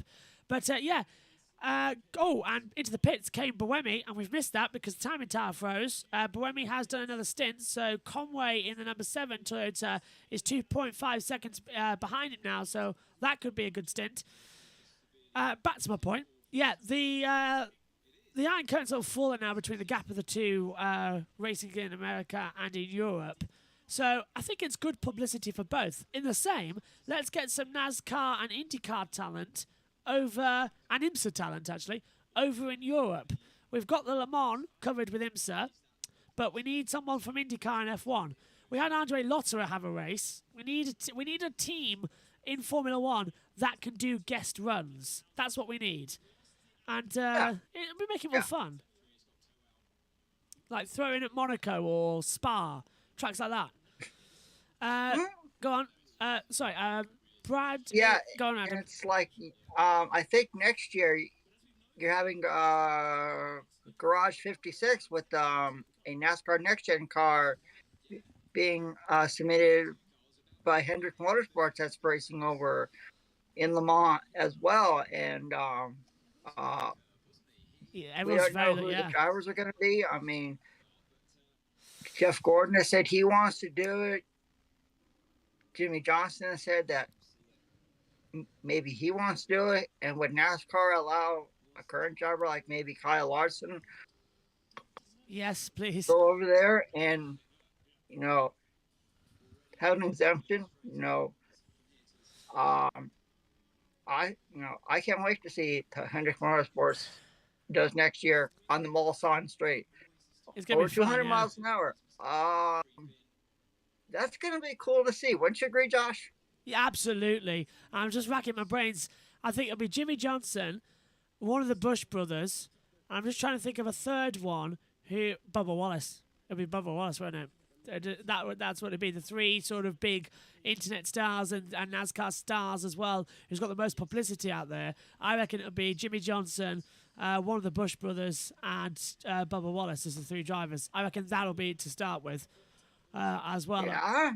See, I mean, those are good choices, Josh. I mean, I don't know if it has to be someone, from another team, but I think it'll be strictly, either current Hendrick Motorsports drivers or past Hendrick Motorsports drivers. I mean, but hey, we can all dream. Absolutely. Can't we? Yeah, absolutely. I think if you offered any of the NASCAR lot, do you want to come race at Le Mans, even though it's another team running it, I think they'll say, yeah, because I don't think they'll have a problem. Stick some sponsors on there. You haven't really got an issue, have you? Oliver Pla's back in the pit lane in the 708, so that he's got back into there as well with the problems. Synthol is having a bit of a dilemma. He's saying, you know, I might well go to sleep soon as well. Got to be up early tomorrow for a feature race anyway. I feel bad though. No, I'll try and stay awake. No, Synthol, go to sleep. Go to sleep. Yeah, yes. Synthol, go to sleep, and I will take your hour. Trust me. Absolutely. To get, at least we'll get Josh to midnight. Absolutely. And Megan is popping in at 11 as I will shift over for just a little bit while I go and have a quick bathroom break and then going to come back to the box. So Megan will be joining us, Adam, for another stint. So stay as long as you like, my friend. At least get sure me to... thing.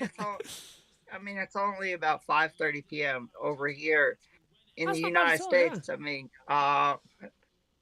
I've got, some snacks. I've got drinks. So,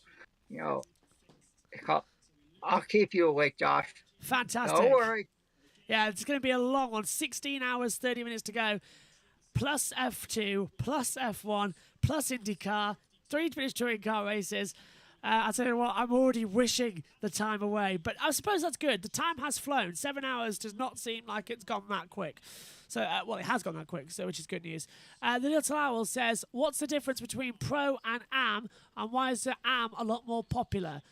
Okay, well, the difference is the Pro category is the factory teams that supply cars to the AM category. So it's the factory Porsches, the factory Ferraris, and the factory Corvettes as well. The 74 Riley is a Ferrari, and that's sort of the only special one allowed in because it was there just before the cut-off happened a couple of years ago. The AM category is amateur drivers, with at least a silver driver involved as well. Now, the bronze drivers are brand new drivers. The silver drivers are experienced, done 2 or 3.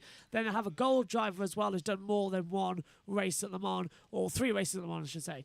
The AM category also is mainly where we see the customer teams come in. So the likes of Dempsey Proton, Iron Lynx, Spirit of Race, those sort of things. We have got factories over there, of course, running.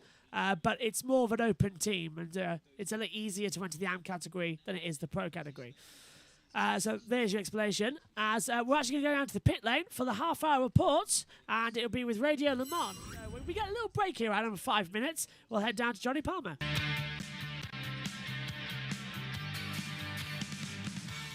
Here are the current positions on Haggerty Radio Le Mans, 91.2 FM then. Sebastian Buemi leads the motor race with 16.5 hours still to go.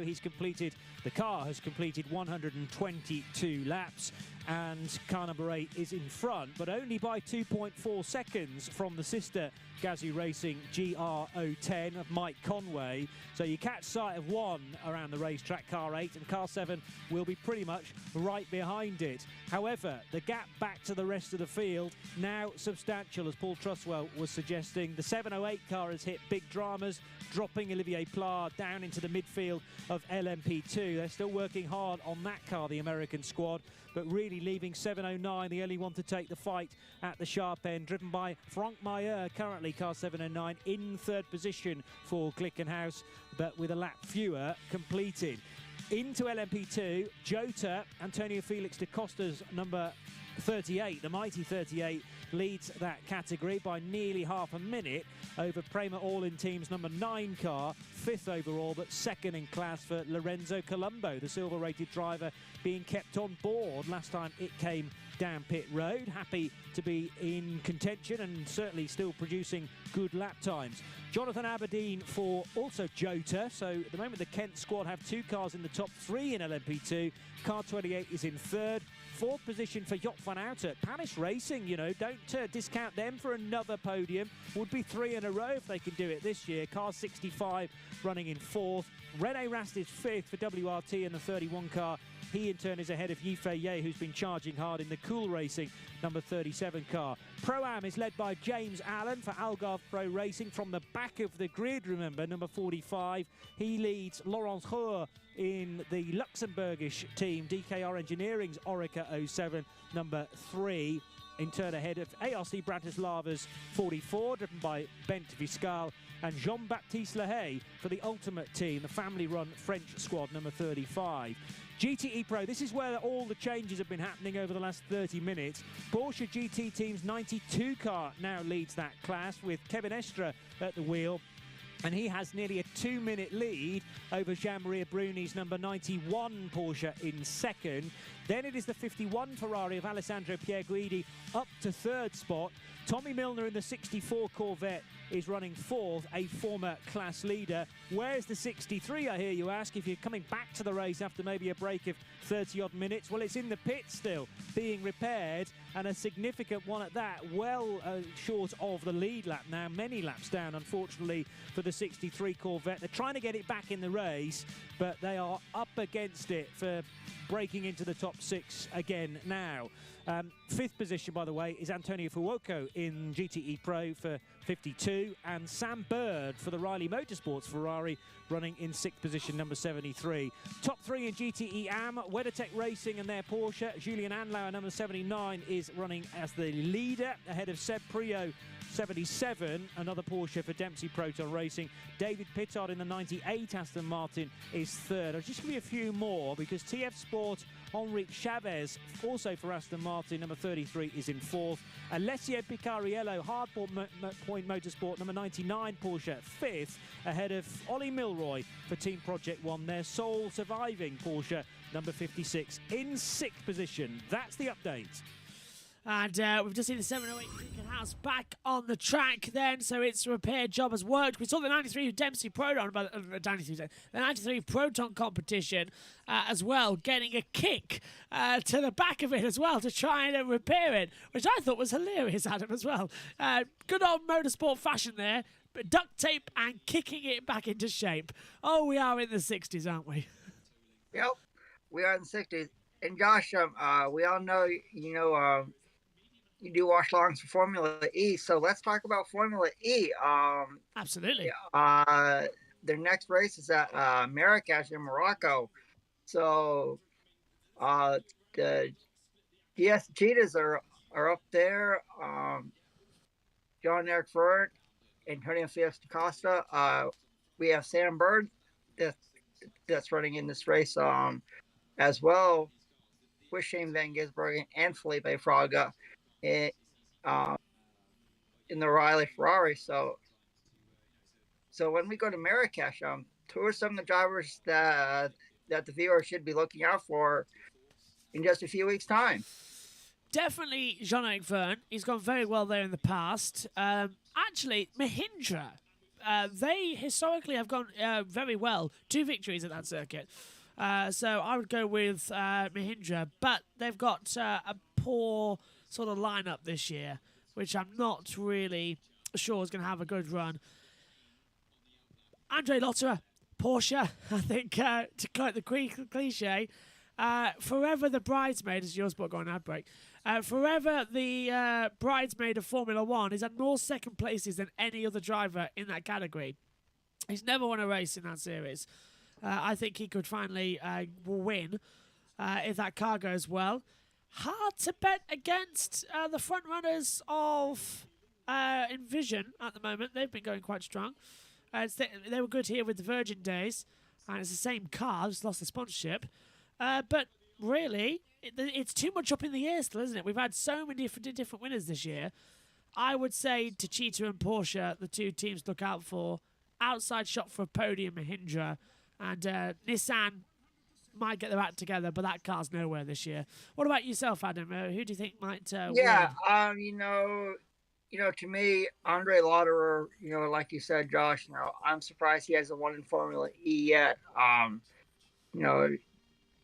John-Eric Vergne is up there. I gotta say, I think the race at Marrakesh will be one that viewers will enjoy. It does replace Vancouver, which unfortunately Formula E is not this year, but they will be there next year.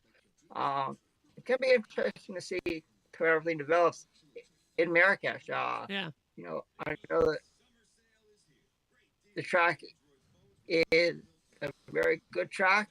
And Josh, if you had to choose, where would you like to see Formula E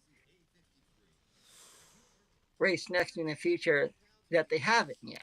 Oh, tricky. We have raced it nearly everywhere now, haven't we? South Africa, just so that it could be. Oh, Ed's in the chat. So Ed might actually. Hello, Ed. He might be able to say on Formula E as well here. I would like to see Formula E race in South Africa. It nearly happened, didn't it, with Johannesburg, and then got pulled out due to funding. I'd like to see that actually work out for once. I'd like a race actually at a historical American circuit, because I think New York is great, but we need something else. We need a historical track in America. Admittedly, I think Road America would be a good fit, but they'd have to redo the start grids. But they did it at Long Beach. It's just short enough, isn't it, Road America for a Formula E car? I'd quite like to see them in Australia. Actually, I found it. Australia in Adelaide. That's where I want them. We've got the Clipsal 500 back next year. Actually, it's this year. Oh, is it this year? Yeah, it's called the Repco Supercars Championship is ending its year at the Adelaide Street Circus. So I'd like to see Formula E at Adelaide, and I'll give you one more. How about racing at Mount Panorama Bathurst? We all know the all know the history of that track. I mean, Formula E that works at Bathurst. Why not? I mean, we could see the cars going down the Conrad straightaway. I mean, hey, I mean, it could work. I think it would. Yeah, okay, Ed and Joe, actually, you're both in the chat. Formula E experts, both of you. What do you think? Mount Panorama? I think that's good. Bathurst. Get us back to Bathurst. Formula E at Bathurst. I'm just imagining going down the corkscrew section already in the top of my head at the top of the hill. How scary that would be in a Formula car. And Gen 3 next year looks good, because we've got a comment coming through as well from the Little Owl saying, looking for it. Oh, actually, first, Diego has asked what happened to the 47 Algarve of Sophia Flörsch so far. Contact at the start of the race put them into the pits with damage. They are battling at the moment further down the field, but Sophia Flörsch is working her way back up with the rest of the team as well. So it's going to be okay. There's a long way to go in this race, 16 hours. The Little Owl then also put, who's looking forward to Gen 3? The car looks amazing. Ed says, I am. And Joe Samiega says Portland. It's in the city, 1.97 miles. So he wants Formula to race at Portland. I could see that. Yeah. I mean, IndyCar races there. Race turn one, why though. not? And plus, knowing Joe, he would probably would be on site for Grid Network covering the Formula E race if it ever does happen. I mean, that'd be fab. I mean, we can all dream. I'll tell you what, I'm looking forward to as well. With the plan is, by the way, when IndyCar get back to Portland, I want the entire Grid Network team on the commentary again, like we did last year. That's still the plan, because it just makes sense. I think Kobe last year Kobe was banished to having to do all the cameras and that lot. This year he doesn't have to. So Kobe can come on the commentary as well if he's around. And we got. Of course, Adam, you'll be on. You're one of our most experienced commentators on there at the moment. And Joe will be trackside again. Let's listen to Antonio Garcia. Sorry to cut this conversation, but he's in the pits on Eurosport. A puncture and maybe suspension failure? Yeah, that was it. I think it was a suspension failure. And it happened probably in the worst moment, or the worst point was just entering fourth chicane. I felt something. I thought it was pickup or anything else, but I gave it another try onto the main straight, and I realized something was broken basically. So the problem is like I had to do the full lap all around. I didn't know what was that. I thought it was a puncture. I didn't know, but something that you can probably change in 3 minutes, because you have to do an extra 15 Ks. Then the whole car fell apart basically. So yeah, it's a shame. We let the whole race up until now, mainly. So, yeah, not the day we wanted, for sure. Thanks a lot, Antonio. Thank you. And that's Antonio Garcia then, who's had that puncture in the 63 Corvette. Just sort of put things to misery. Joe Samaniego has now put, I would lobby for F1 to come to Portland, but it'll be hard so far. It's not. It's far from a grade 1 as well. The little owl says, I think it's a good idea. It's just the distance of the track. Yeah, it's just about enough as it comes through. But I'd do it. And back to my point. Yes, when we get back to Portland for IndyCar, Joe is planning on being trackside. I don't know if Ben's trackside again because he was for NASCAR. But either so, get everyone as we can from the Grid Network in the commentary box. Really want Julia on a MotoGP commentary as well. And I'm hoping I'm going to message her because Megan's not doing next weekend. Where are we next? Germany. So I was going to message Julia and say, do you want to come on the MotoGP race as well? Because Megan is very much understandably having a week off next week after doing everything this weekend. I said, you don't have to do Canada and you don't have to do MotoGP. Come back for Silverstone in 3 weeks' time, which is what she's going to do. And then it's called. You guys over there are real troopers. I got to tell you, having the stream of the 24 Hours of Le Mans, you have the F1 stream going on at the same time, qualifying with your sister and dad. I know they appreciate it, and to see you guys doing all this, I give you loads of credit, and I know it's not easy doing all 24 hours, Josh, but I think after this you deserve at least a 3-course yes, a 3-course meal, and a nice cold drink. I'll tell you what though, thank you. That means a lot. That gets me through it. And wonderful company as well. The commentary box helps as well. Unlike last year when we did 12 hours live, 12 hours highlights, and I was stuck on my own for quite a lot of the night shift. And if you look back at it, it's one of the most bizarre couple of hours of commentary you've ever seen. As I'm fighting fatigue. There's a yellow flag out there on the circuit. We'll double check what it is in a second. But I'll tell you one thing. We're in a bit of a tricky spot at the moment with the broadcasting because, unfortunately, it's getting quite a lot that we also record them all.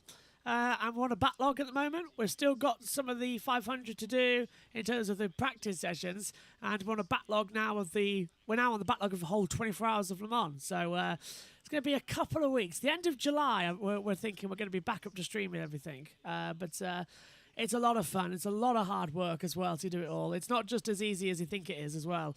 As many people have said to me, oh, it's just standing in front. No, it's a lot more tricky. You've got to make all the programs, edit all the images together, get the stream set up. It's a lot more difficult. But thank you, Adam. That means an absolute world to me as well.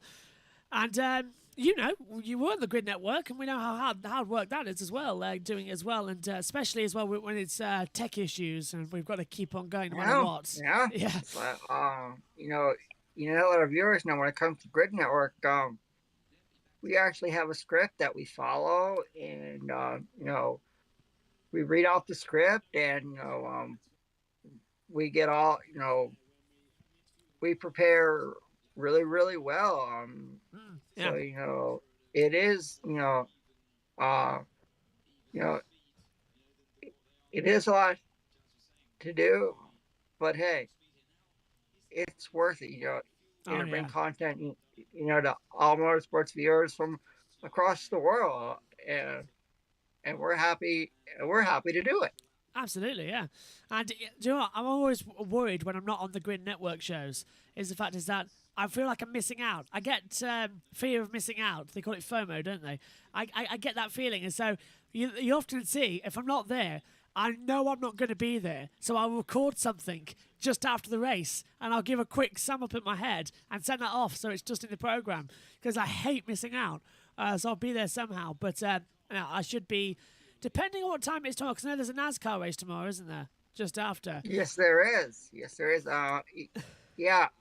From Sonoma Raceway in California. It starts at 4 p.m. Eastern time. So that's 1 p.m. Pacific, and think that 9 p.m. here, I think. yeah, Yeah. it'd be, I don't. Yeah, probably be yeah. on the air at like 9 p.m. Eastern time. Tomorrow. I don't. I Yeah. don't know what time. We will be on the air. So it would be very late. For you, John. Oh, I'll be passed out by then. Yeah. I believe that. I believe that for sure. You want about 3-course meal as well. There is actually going to be a proper, because all I'm eating throughout this next couple of hours, I've got pot noodles as well and things like that. I'll have a small breakfast brought to me tomorrow morning during the sessions, but I'm not eating all that properly. I'm just trying to keep up on fluids. But at the end of the race, of all the stuff, right about 10:30, we're reckoning 10:30, there will be a meal. So I probably won't get into bed until 11 o'clock. And I think I'm literally just going to collapse as well. I don't know. I can't remember. It was last year because Le Mans got delayed last year till August, didn't it? So I think Yes, I was on the Grid Network last year, wasn't I? At the end of the Le Mans, and you could Yes, all you tell. were. I thought so. Yeah. You were, Josh. And I gotta say, it's nice to have Le Mans back at its traditional weekend. And how cool is it, to see all the fans from across the world, return. Oh, is this what's happening on the Circuit de la Sarthe, after 43, sorry to cut across you, Adam. 43 and the 28, so the Inter-Europol and the 28 Jolter came together down at Arnage. A little contact on bodywork. They've both got away with it, but close to it being a biggie one there. Back to you, Adam. I'll hand back to you. Yeah, it's nice to see all the fans return. And, it was nice to see a proper Indy 500 this year. All the fans returning. You had back home again in Indiana played. You had, I mean, it was, to me, it felt normal. And, I know everyone, looks forward, to having them all back at this traditional June date. And hopefully it'll stay like this, hopefully for a long time. Oh, yeah, I really hope it does, because it's just a special feeling being in June with Le Mans, because it's literally, you're on about 3-course meals, Adam. It's a 3-course meal for the Triple Crown. We haven't mentioned it. This is the first time we've taught it. Yeah. What did you say? You start your day in Monaco, you have your lunch at the 500, and then you have your dessert at the NASCAR 600. And then later on, of course, 2 weeks later, you do it all again for Le Mans 24 Hours. You literally have a weekend away in France. It's fantastic. And there's a shame there's no tradition. At Monaco, we've got the champagne. In Formula One, in IndyCar, we've got the milk. We haven't really got a tradition on the podium in Le Mans. I know this is where Le Mans is where champagne started, spraying it as well. This is where it all began. But Formula One have kind of stolen it. So it kind of feels like we need a new tradition in World Endurance Championship at the moment. Maybe I know they lift the trophy up, but need something to get that feeling and the legacy. Yeah. Maybe I'll agree with that. I'm trying to think what's French drink. I know champagne is going to scream out at me, but I'm trying to think of something else that we could do. Wine? Yeah. Wine, yeah. Let's have a winery. I mean, in fact, all of the field this year are running on wine fuel anyway. Fuel derived from wine, which makes sense. Is this a interview? I mean, no, good. Why not? Oh, this is Mike Conway going wide, and he's leading the race at the moment. The number 7 Toyota, who's having a right old propulsing effect through the back half of the circuit. 91 Porsche is out on the track again, finally, as well. Actually, quick question. While we've got 8 minutes before Megan dives in, and we're waiting for the top of the hour show, because we're going to time it perfectly. Megan's going to come into the commentary box. Then we'll be on the top of the hour, and during that 5-minute top of the hour, I'm running to the bathroom. Because then I'm going to get locked out of the house until the morning. So that's going to be pleasant. Quick question to Adam. Favourite type of wine? Are you a white wine, a red wine, rosé, sweet red wine, dry red wine? If I had a choice, probably go with a red wine. Yeah. Either Chardonnay or something in that category. I can say where I work. For those of you who don't know, I work at a grocery store, so it's like I see a lot of wine being yes bought each and every day. I guess a red wine for me. I would have to agree. I'm a fan of red wine as well. I like a dry white if it's a weekday, but if it's a weekend and you're having a lovely roast meal as well, it's a red wine. It's got to be a red wine.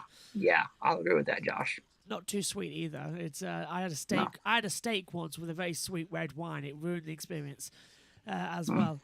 Got some questions. Actually, we've got some comments coming through. 2 seconds. You can still hear it, but I haven't put the camera on. Joe says, would love to see you and Julie on the commentary. Well, I'm going to message her tomorrow unless anybody else wants to message her. Formula E is actually going to Cape Town next year, Josh, says Edward, as well. That's fantastic. So they are going to go to South Africa. Good. It actually becomes a world championship.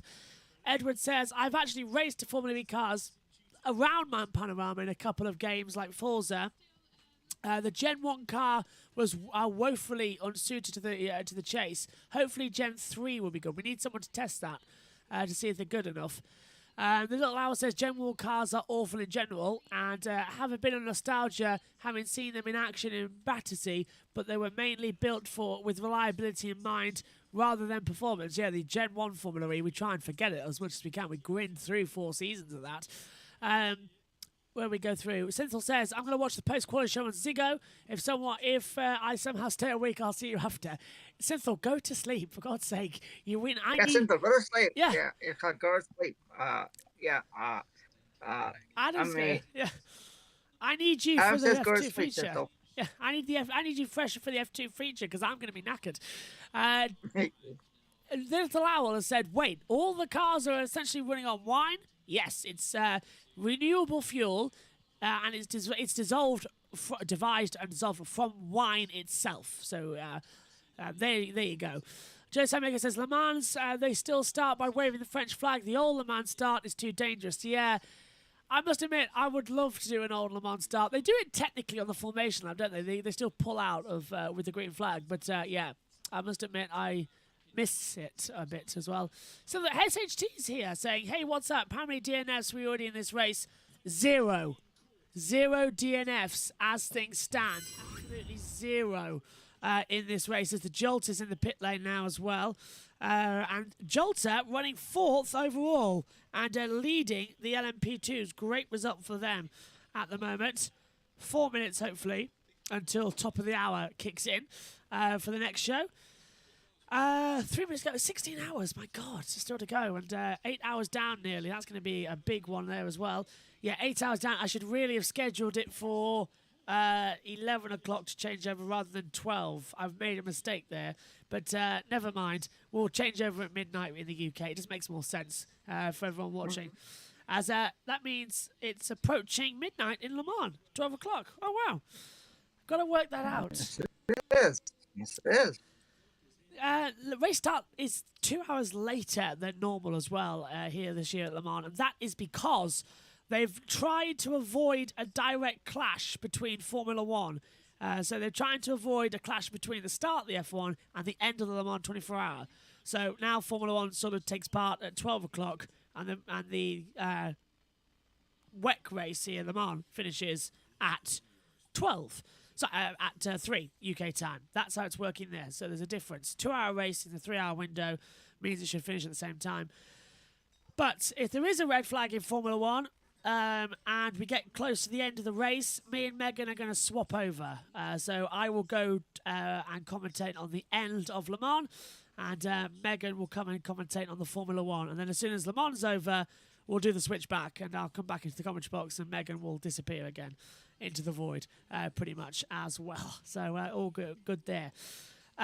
We've talked NASCAR, we've talked IMSA, we've talked Formula One, we've talked Formula E.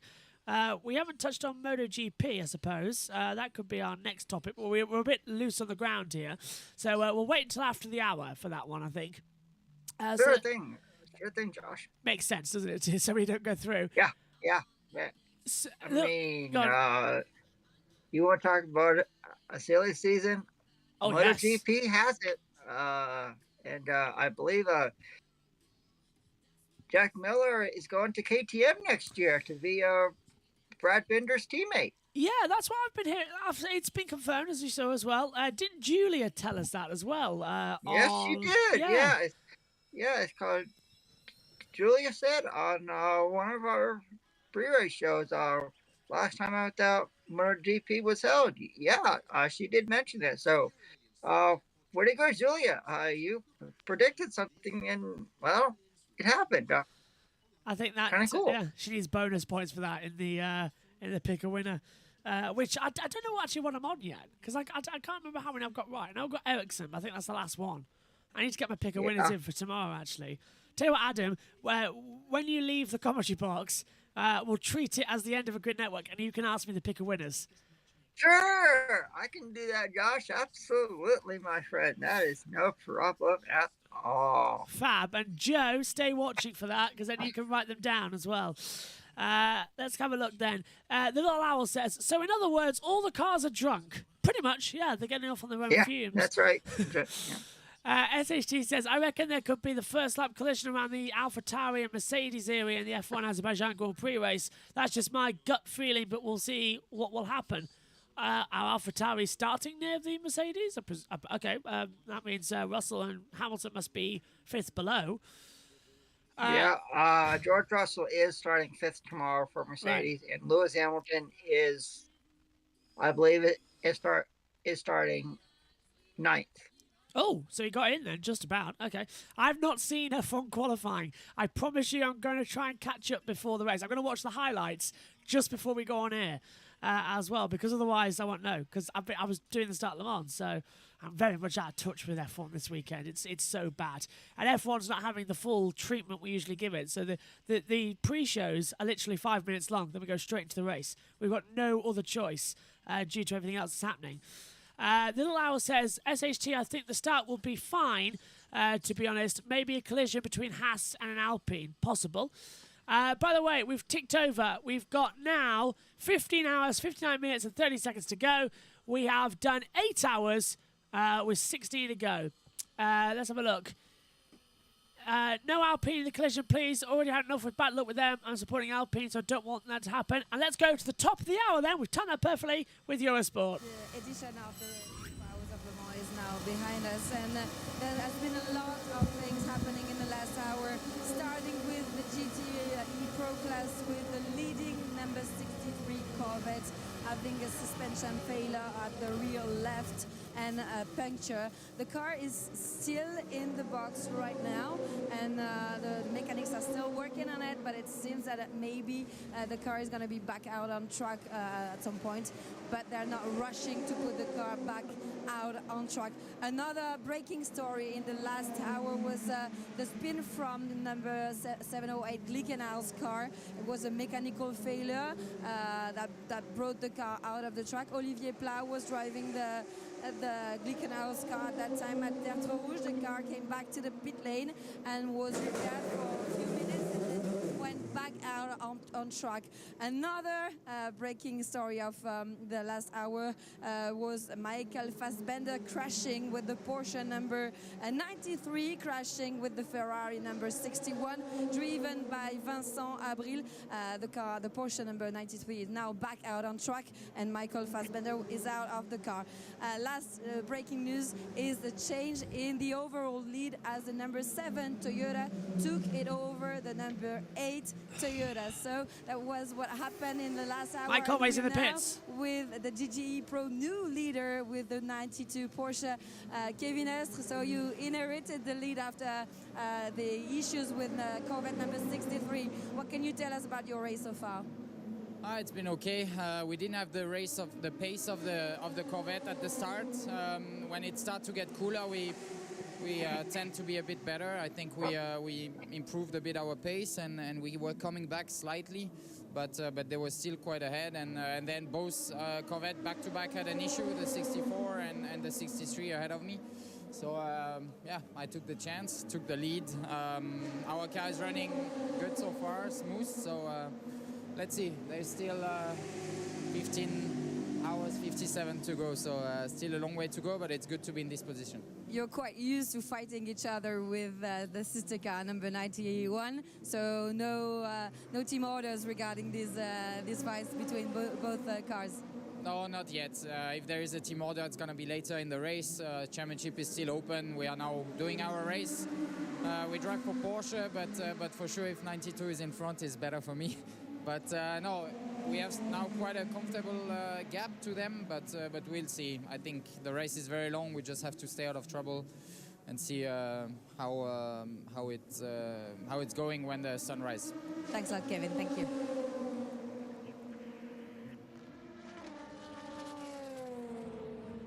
I think that's. Oh, and how I do it. having to take avoiding action there in the I Ford can still chicane. hear it, so that's it.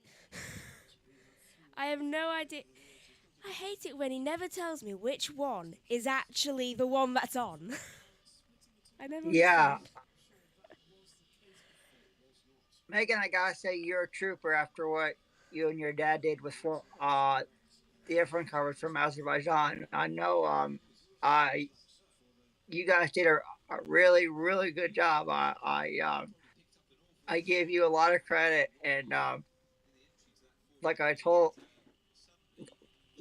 your brother, I think after all this is done, you guys deserve a 3-course meal after everything you guys have done this weekend. Thank you. Cheers all the way around. Thank you. I've also got to do some psychology work after I do 20 minutes of this, and my sound guards are falling off. And as Joshua said, I can have a week off after this, maybe two. I heard that.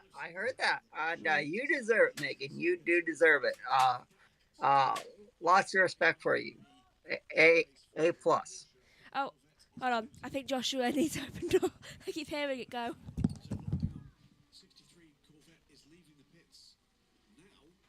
It's already on. Right, Joshua's entered the commentary box again with bearing drinks for us to have. I couldn't open the door. Oh. Nice glass of milk.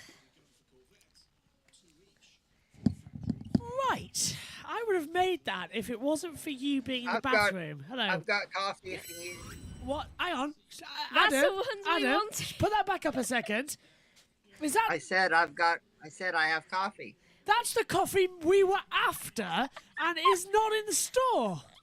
So that's literally. Oh, really? That's honestly, we wanted one. I wanted one for the F1 race. Megan wanted one for now. We should have just gone to Starbucks. We could have gone. Well, why didn't we just go to Starbucks? I don't know. We could have gone to the drive-through. And ordered one. Yeah. There's like free.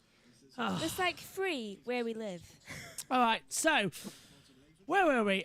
We've got Sebastian Buemi in the pits, and the number 8 Toyota. Just a fuel stop, it looks like, as well. No tyres being prepared. Mike sell them Conway too, was out you on know.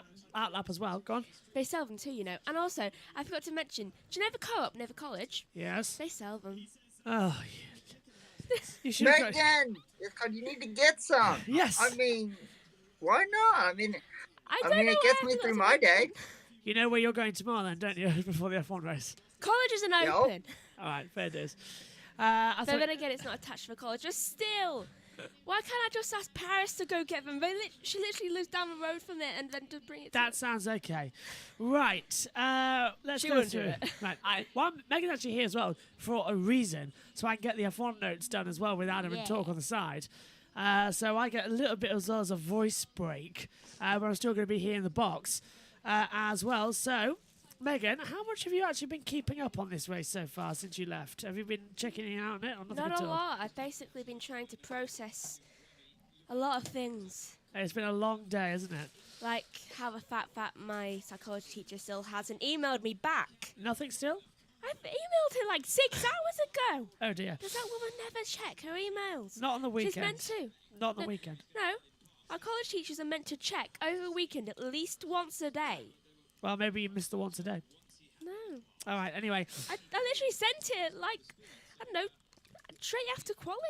All right, Adam, where do we get up to then? MotoGP, right? This silly season. Yeah, that's right. That's right, Josh. Jack Miller, wow.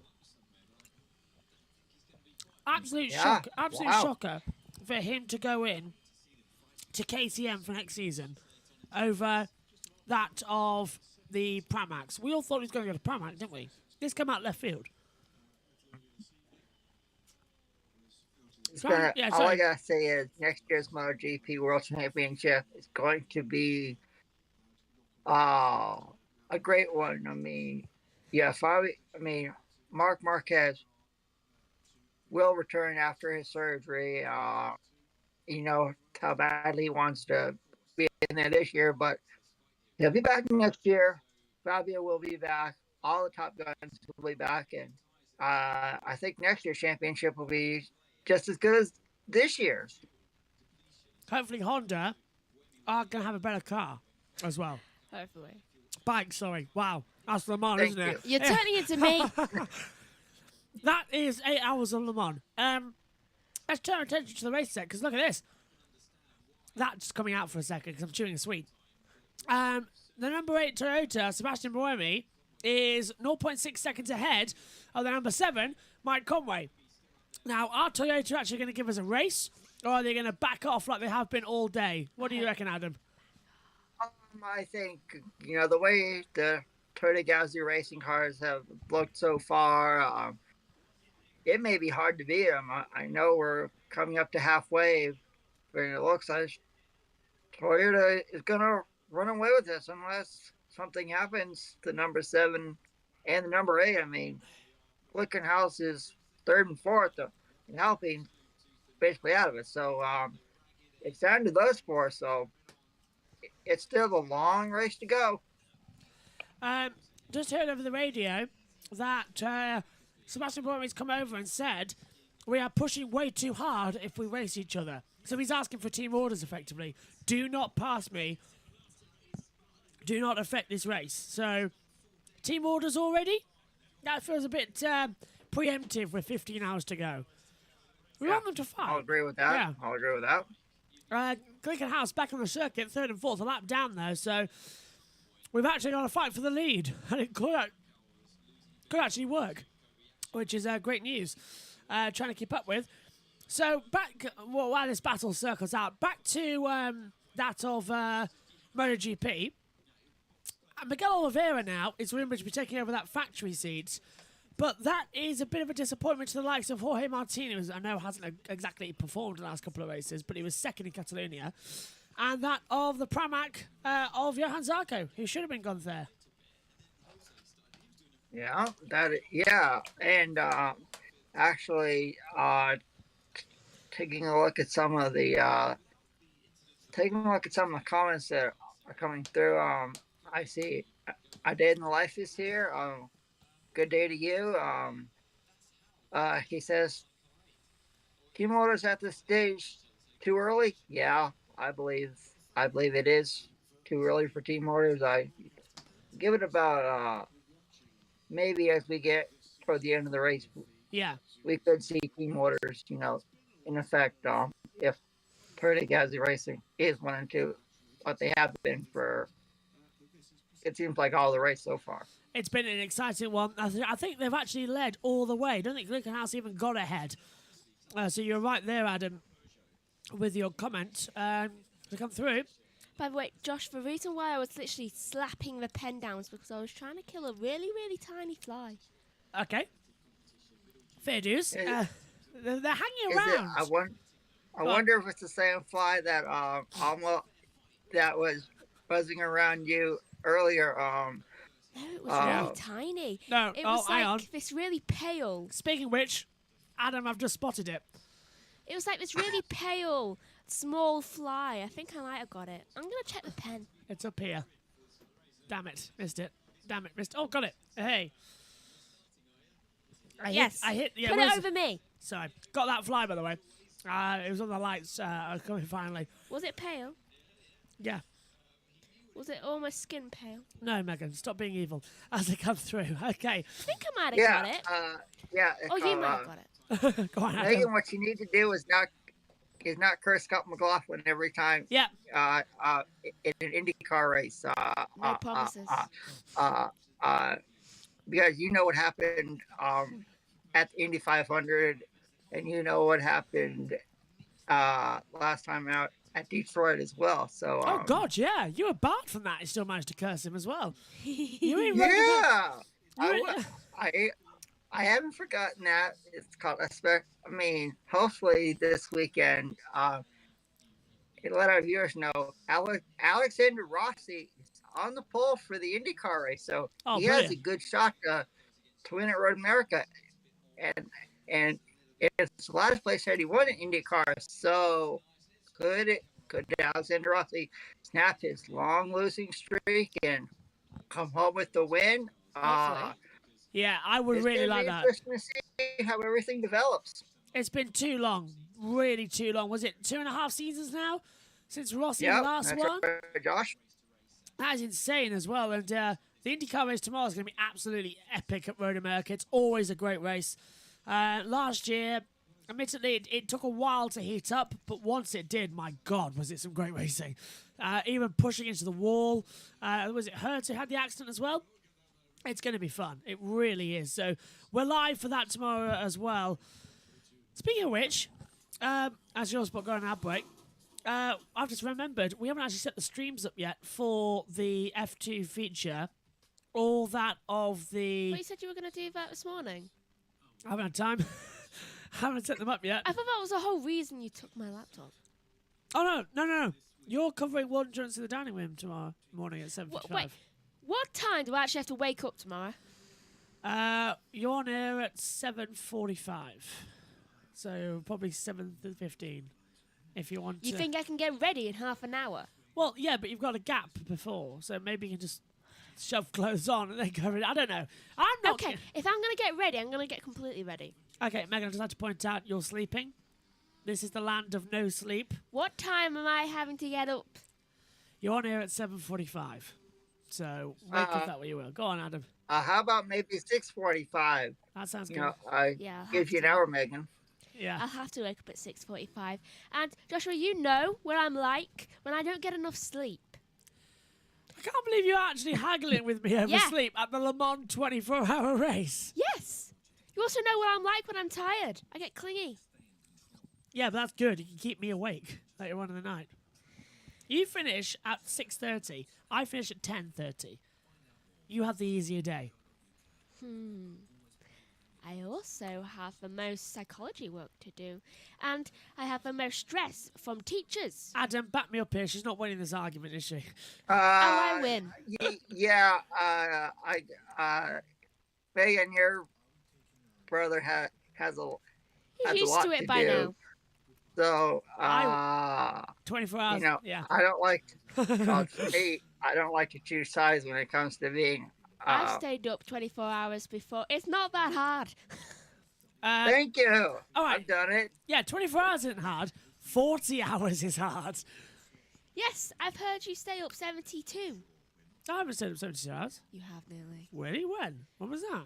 Oh, God, yeah, you're right. Yeah. Sorry, I've just remembered that time, yeah. Yeah, a couple of years back. Oh, wow. You literally collapsed in bed. Yeah, I remember that. That was a couple of years back. That wasn't deliberate, by the way. That was a lot of work. Not in work terms, but I remember that. You're right. Yeah, that was exhausting. Late 2019. Yeah. You barely had any sleep.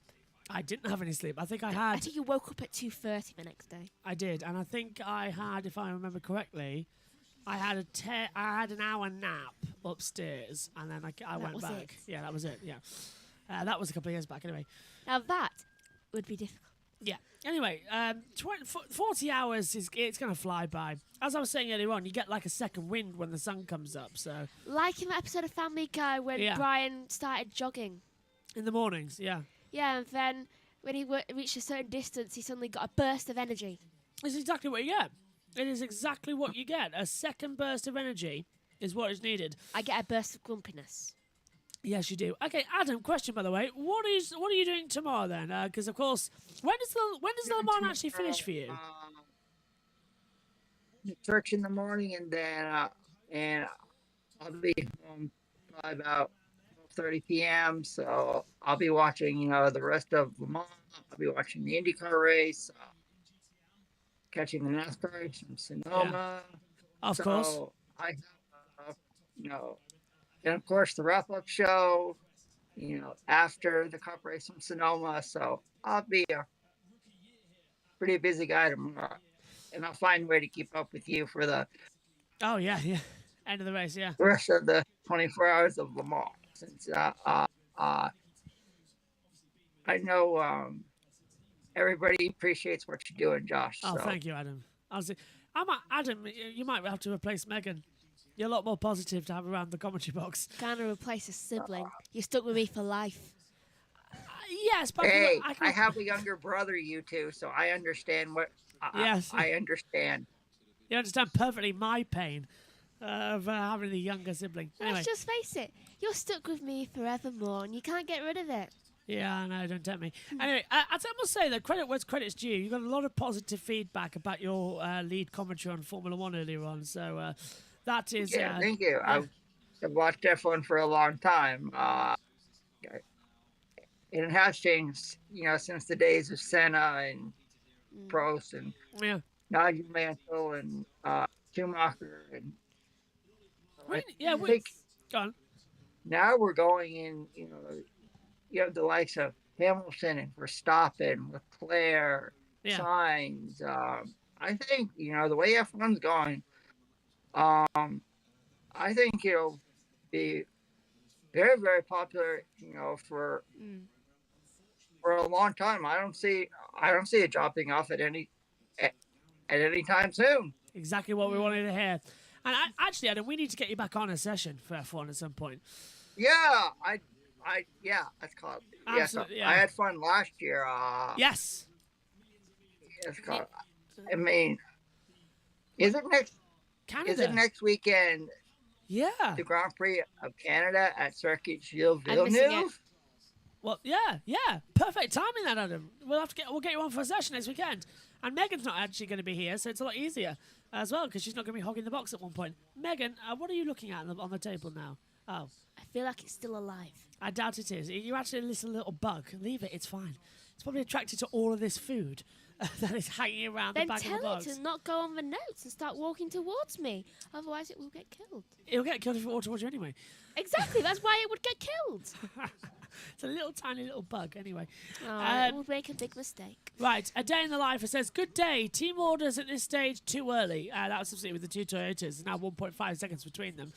Has there been a case of team orders in this race? I have not done a good job following the Le Mans 24 Hours. So that was the first time we've actually heard it this race, isn't it, Alan? That the team orders were directly called out there. That's right. That's right, Josh. Yep, that is true. I'll bang on with that as well. More drivers are pitting. Kubica and Aberdeen pits as well. Yep, they're all flying through in the last couple of laps on that monitor. As where's next? The little owl. Did you hear that Buemi is going to Envision next season? Is it? That's Envision what? Vision version in Formula E.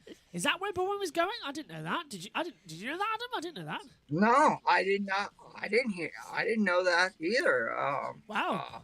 Breaking news then. Oh, I did not hear that. Well, that's going to be something to talk about then in Formula E. That's a good, strong move for Buemi, I feel. After a difficult years with Envision, with Nissan, since they dropped the Renault, definitely I think that's a better run. Absolutely. Do you remember when I made you that sign for Le Mans 24 Hours? Yes, I do. It's upstairs in the commentary box still. 2018. 2018, yeah. That was when I was doing it last time we did it in the house, and now it's been outside of since then. Logan says, I win every argument against Helmut Marko. Absolutely. SHT says, driver changes. Lawrence Hoth now to Alexander Coulthard as well in the number 3 car. Logan also says, I've stayed up for 3 days in a row. People are mad. Absolutely mad.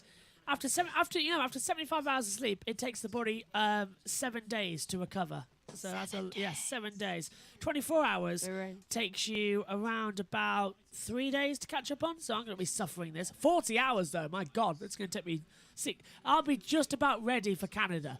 I'll be done by Thursday. Put me in the oven. I'll be done by Thursday. I think the food I'll bring you on my college days will be much needed. Yes, more. I don't think we need the Pringles though, because they're going to bring you iced tea. They sell iced tea coffees. Iced teas or iced coffees would be lovely. Mainly iced coffees. They sell iced coffee. They also sell it with syrup in. Iced coffee with syrup sounds lovely this time of night. Caramel syrup. Robin Fry to set a new overall best as well. A couple of minutes ago. Oh yeah, they sell them in the college. Megan, I'm going to hit you with my shoe if you keep saying things like that and not bringing me them, and you're just telling me that they sell them there. Well, I'd forgotten until now. Oh dear. Okay, nearly there with my F1 notes. Sadly, it's not going to be it's going to be basic F1 notes this weekend, thanks to not being able to run the complete lot I wanted to. But I suppose basic notes are still better than no notes. Yeah. And actually, we have another comment from Logan. Oh, said, do we? I think during COVID I was sleeping from 1 p.m. to 9 p.m. and binge watching anime all day. Ha ha. Wow. Is that Logan? You're a trooper too. Anime's hard to watch as well, especially it takes me a while to understand it. So that is definitely a top job honour there. Yellow Flag has come out on the circuit. Megan's doing a 24 hours. She's copying the logo. Yellow Flag is out on the circuit. Don't know where it is just yet, as Alex Brundle has left the pit lane, by the way. Marshall Post 3. That's... it's the 93. Again, the second time today. Michael Fassbender at the wheel, and that car's just got out on the track, and now it's stuck in the gravel at the Dunlop, and this will be a slow zone. Don't move the car! Yeah, it's beached it. This will be a slow zone, Adam, and that's risking it now, isn't it, for our overall race record? Yeah, and could it produce a full course yellow, or do you think it'll just be a local yellow? I think slow zone, a local yellow slow zone. Yeah, it could cause full course yellow, but we'll keep an eye out. No need for a safety car unless it's properly beached. Need to bring more equipment on. I feel like drivers can be so stupid Yeah. when they go on the gravel because they're just like, oh, if I just read this, then we'll get out. It's like, no. Have you never seen a TV show? Yeah.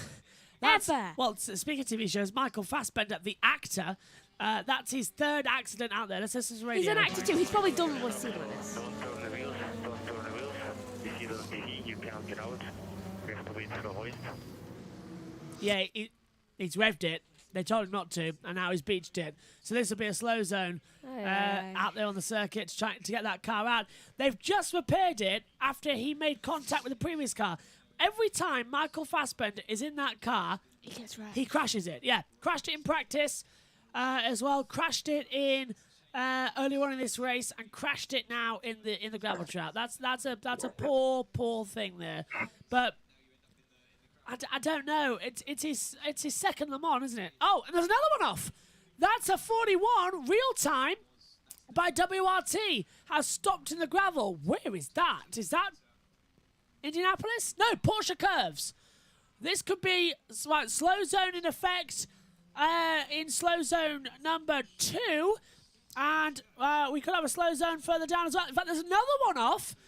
There's 3 cars off. There's a slow zone in slow zone 2. There's a yellow flag sector 1. We've got 3 yellows. This could be our first safety car because we've got 3 cars off in all sectors. They might throw full course yellow, but well, it's all kicking off, Adam. As we've 26 minutes past 12 in the morning in France. Wow. Yeah, and I can say to you guys, happy Sunday morning over there in the UK. Thank you. It's just about nearly 6:30 p.m. Eastern time here in the United States. So I know you. Oh, yeah. I can't. Go on. And it's almost a couple hours away from halfway. That's for the scary, race. yeah. And, that's right scary. now it looks like Toyota guys racing is seem to be in overall. I mean, if something happens to them, Team Glickenhaus is right there to pounce. But it doesn't look like Toyota guys racing is going to have any trouble as far as we can tell. Tensions rising. This is the good point. As you say, you're completely right. And one little mistake and it's all over for Toyota. They've got to remain focused for so long in this race. And I tell you what, just take speed my food saying 18 pages of notes sounds like enough, doesn't it, for F1? Yes. Yeah. It is enough. Yes. I've got enough then. That's good. That's good. I'll just delete that one. It's 17 actually. I made a mistake. That'll do over there. So I'll save those. Do you know what I used to deal with? 3 F1 I notes, don't yes. even have any note. I have 1 page. No, I have 3 pages of notes when it comes to the W Series. Yes, but W Series only goes on for a little bit. Formula One's on for quite a long time. It doesn't matter. The only things I have are all the team names and who's on each team and where the people came in qualifying. Fair dues. That little noise you heard was me transferring the notes over to the F1 drive. Okay, so we're back with us. The slow zone in effect as Glickenhaus came in the pits. I'm not leaving until I finish this. Oh, Pringles. hello. 51 Ferrari. They can't get the wheel nut off. We saw some sparks on the other side. And they've got it on now. But proper high-speed action there. That's what we like to see as well. As slow zone at Marshall points 5, 29 and 35. Slow zones at zone 1, 3 and 8. So there's everywhere on the circuit right now is in a slow zone. Porsche curves, the Dunlop curve, and the run out of Tete Rouge down to the Daytona chicane. That's where we've got the yellow. Big chat now coming through as well. Let's see, where did we get up to? Logan says, I think during COVID I was sleeping from 1 p.m. to 9 p.m. and binge watching anime. Okay, that's what you read out earlier, wasn't it, Adam? So I'm behind now. Alex Lint, Oliver Jarvis, who's a driver change. First yellow? No, we've had a couple of slow zones. No safety cars, though, yet. I didn't realise Robert Kubica was racing. Yep, he's out there in the LMP2 field. Actually, neither did I. Yes. We're going to go to the half-hour update in a second with Shea Adam. Let's see how quick we can get through these. Rennie Binder is related to Brad Binder from MotoGP. Brothers. No, not Rennie Binder and Danny Binder. No, I'm not sure there. I missed a lot of racing this year as I work on weekends as Logan and driver change as well. Down to Shea. Got that to go done in in the time. race, and leading the way is the number 7 Toyota Gazoo Racing entry of Mike Conway, about a 1/10 of a second clear of his teammate Sebastian Buemi in the number 8. In third and fresh out of the pit lane and fresh into the race is Richard Westbrook in Glickenhaus number 709. Fourth overall, and the first of our LMP2, it is the mighty 38 Jota, being driven by Antonio Felix da Costa. We heard from Will Stevens a few moments ago. He will be taking over shortly. Prema Orlean team is in second in the LMP2 class. That's Robert Kubica behind the wheel.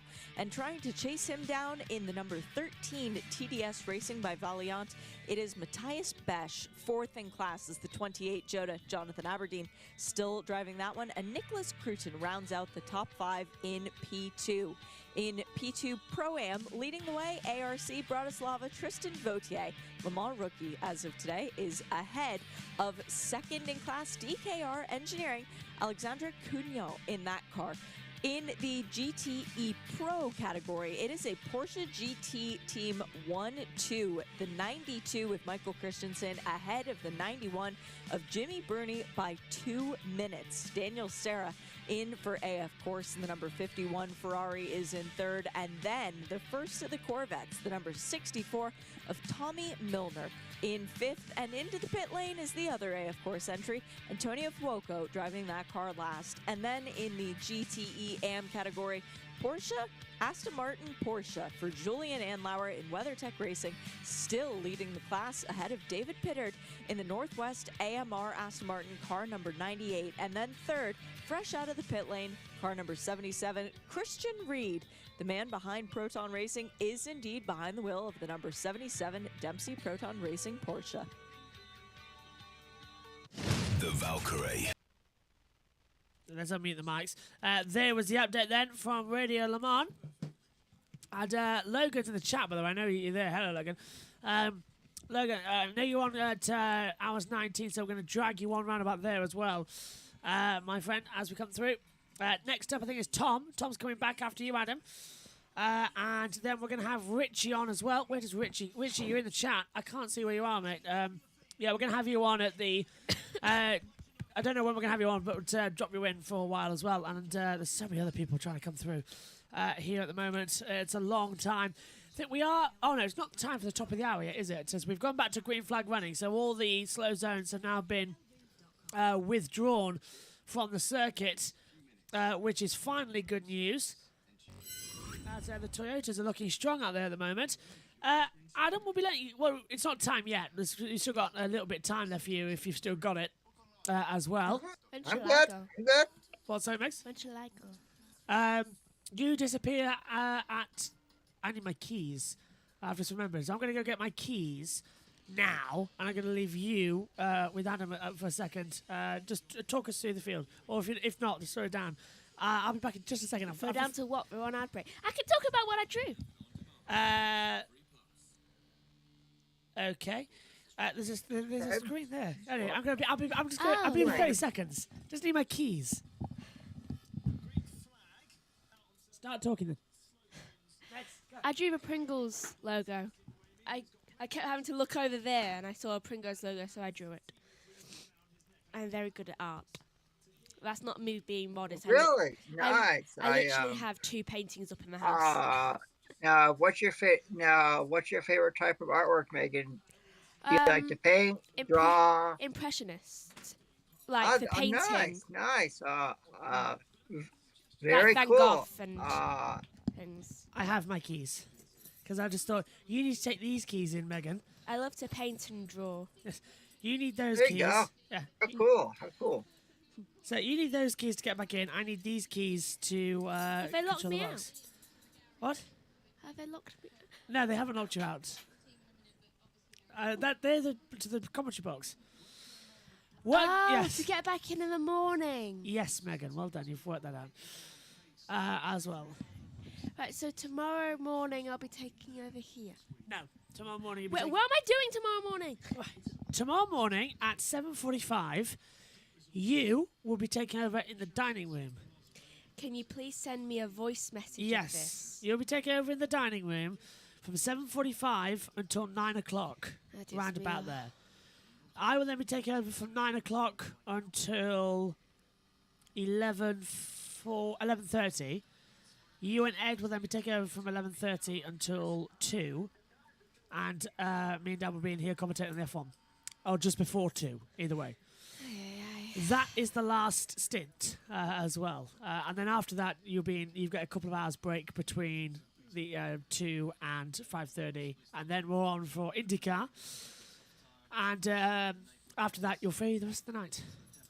Yay. I'm not, though. British Touring Car's on as well. That's going to be tricky. Might need your... no, can't use... going to need your laptop for race 3 of the day. Just to let you know. Because I need to record. It's so busy. So much action going on at the same time. Okay, should I put these in the... Yes, in the tin, yeah. yeah. So, Should I go now? You're leaving us now? Well, I only was going to go 20 minutes, and I've been here nearly 40. Fair point. You can leave us at 45. How's that? Well, just before we cross over on the streams. We'll cross over at the top of the hour as well. I only came in so you could do your notes. The notes are done, and thank you for that. I haven't printed them out yet. That'll be tomorrow morning's job as well. Of trying to, but I suppose I get a little bit of grace period as well because you'll still be on here in the dining room while I try and get things sorted. So that'll be fun. But when we radio, So, give us your feedback on the next tyre spec for the next triple stint. Recommended tyre, please. I'm struggling with restart now. I'm starting to struggle. Copy. so a lot of action there. And Adam, then next weekend, what motorsport have we got? We've got Formula One at Canada, MotoGP's in. Where are we next weekend? Germany. What else have we got in the motorsport world? Because you're the person to ask. I think NASCAR is running. I can't remember where off the top of my head. And I think that's it. As far next weekend the Repco Supercar Championship is back in action at Hidden Valley in Darwin, Australia. So Shane is looking to keep his championship. And actually, Josh, let's talk about Shane Lange's competing here at Le Mans. What are your impressions of him racing in this race this year? In his overall team, we have Felipe Fraga and Formula E driver Sam Bird as uh, as pro drivers, do you think we'll see Shane Van Gisbergen competing at Le Mans in years to come? I think we will. I think he's thoroughly enjoyed this year as well. I definitely see Shane Van Gisbergen as a permanent member of the World Endurance Le Mans category as well as we come through it. And also, I think he might wish to race for a bit more of a competitive team in the future. He's got that hunger, hasn't he? He's certainly got the talent to go up there. And speaking of which, we're going to have an interview now in the pit lane. Matt Campbell. Proton competition, Porsche 911 RSR. Your teammate Michael Fassbender seems to be having a lot of adventures out there. How's he doing? How's everything going with the car? Yeah, I mean, certainly it's been very busy in the last couple of hours. You know, after a really unfortunate incident in Indianapolis. Luckily, he was able to bring the car back. The boys got it fixed fairly quickly for the amount of damage that was actually on the car. Went back out and the car's reasonably okay. You know, steering's not perfect or anything like that, but car's running smoothly again. And obviously Michael just had a little trip in a gravel trap, but back circulating around now and everything's, you know, back on track more or less. Obviously we're quite a way down, but obviously our aim is to finish the race. So just try and tick over the hours now. I guess you guys are really helping him along on this little journey that he's on, but can you tell us a bit about the scale of the challenge that it is for a rookie here in the middle of the night when things aren't going quite your way? Yeah, I mean, it's massive. You know, Le Mans is so different to any other race in the world, and, you know, he's had such a long journey now to get here, and now he's finally at Le Mans. And, yeah, it's obviously a massive step, you know, and he's been thoroughly enjoying it for sure. It's been very challenging at times, like we've seen tonight, but nevertheless, you know, he'll be back in for the next couple of hours and trying to tick off a few more hours and, yeah, see how we go. But, you know, no expectations. We're just trying to get to the finish now and, you know, bring it home, basically. Okay, well, good luck. Hopefully you'll get to make up a lot of time later. Well done. Yeah, thank you. Looking good out there then as well. Yeah, what's your opinion then, Adam, on Shane Van Gisbergen here as well? Throw the question back at you. I reckon he's done enough. I think we will see him compete at Le Mans again in the future. He's a very talented driver.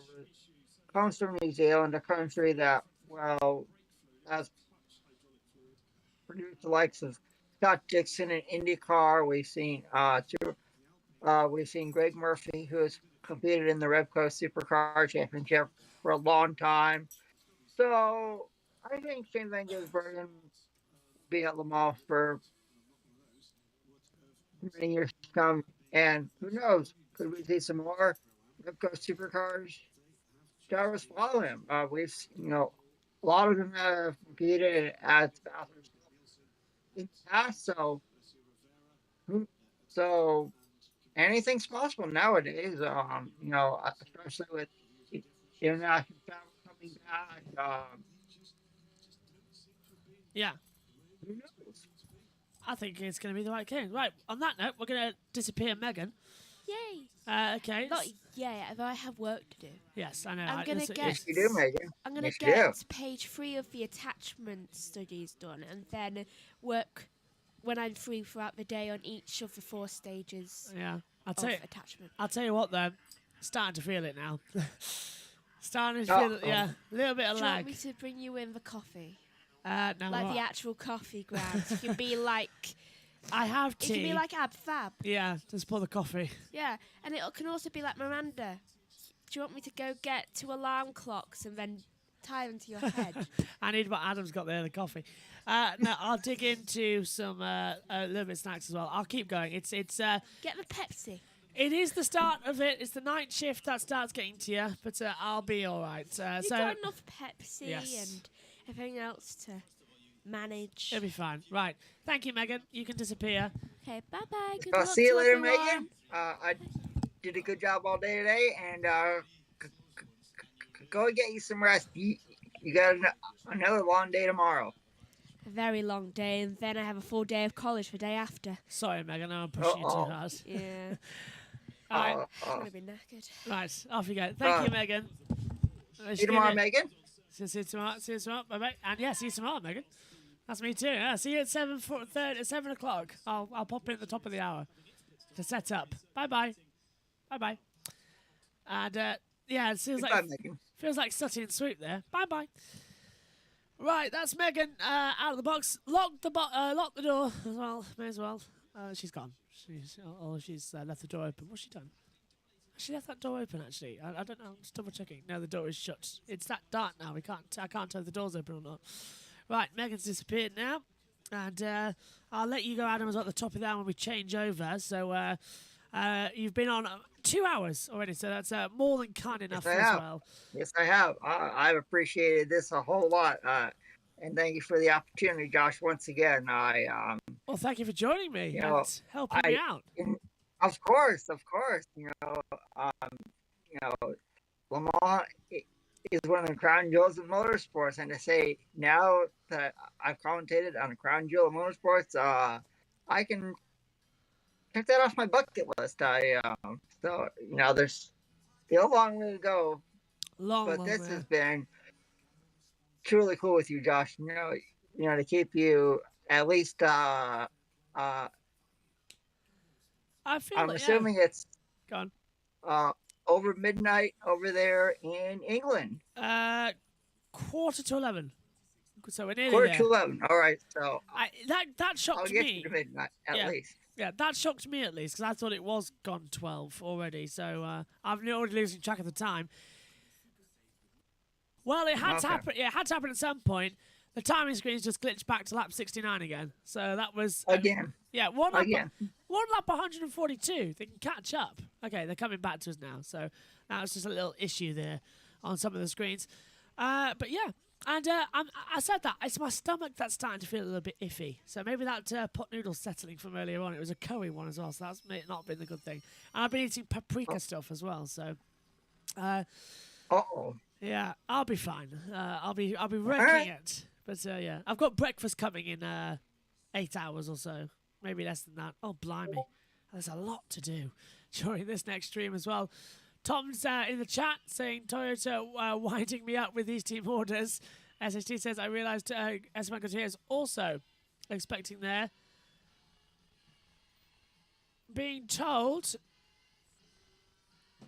Hang on, we've got a yellow flag, but something's going on here on the radio. We need to listen Under to cover this. of darkness at Le Mans, From you're Radio just Le really Mans. reaping the advantage of that. For sure. Take a listen. Oh, quick radio message from Sebastian Buemi. They said 2 laps to go, gap 4. I'm sorry guys, I'm not doing a good job today. I do the best I can, but not doing a good job. So Sebastian Buemi over the radio saying, I'm sorry guys, I'm not doing a good job today. I'm trying, but he's not doing a good job. I think he's doing an amazing job in that number 8. I do too. Yeah, he's leading the race. Yeah. Why would he say that? I mean, he's done fabulous, and you know. That's a bizarre, yeah. When he's been in the car, I mean, I wouldn't complain about that. We've got a yellow flag at Marshall Point 26. Don't even to look. It's down at Indianapolis, Arnage area. So I wonder what's happened down there. It is a permanent yellow staying. There's nothing showing on the TV monitors as to what it is, which isn't a surprise, as the TV director for Le Mans is exactly the same TV director who does Monaco. But a lot of action. You are leading the race, Seb, says Tom. Yeah, you are leading the race as they come through. Hopefully we'll see shortly as Robert Kubica in second is going into the pit lane as well at Prima. Yeah, wanted to double check what I was saying there.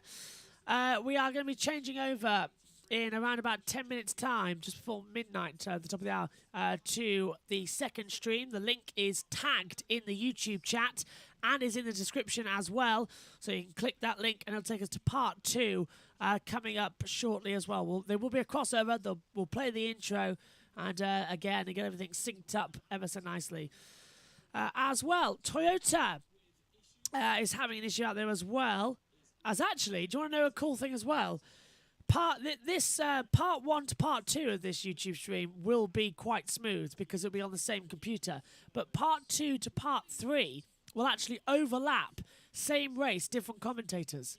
Because Megan will start when this one's still going. That's how we'll know we'll be synced up. So that is going to be fascinating. Never done that before. Same race, different commentary. Zintel says, hello, just stop by to say good night, good luck. Talk to you tomorrow. Yes, Zintel, I'm assuming that you'll be on with Josh for the F2 race. So, yep. So always interesting when it goes to Baku, there's that long straightaway. There's so many tight corners. So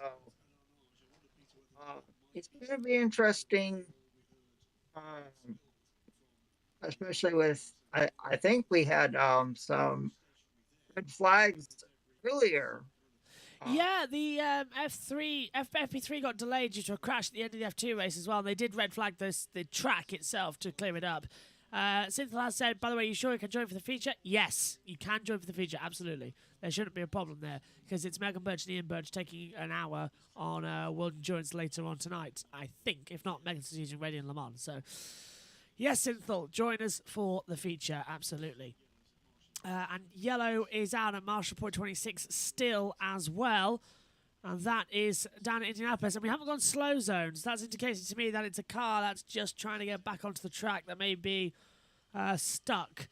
As DKR Engineering at the number 3 in LMP2 has come into the pit lane as well. As Edward Jones has left the pit lane. He's been changed over from Jonathan Aberdeen at the 28 squad, which if is Jolter.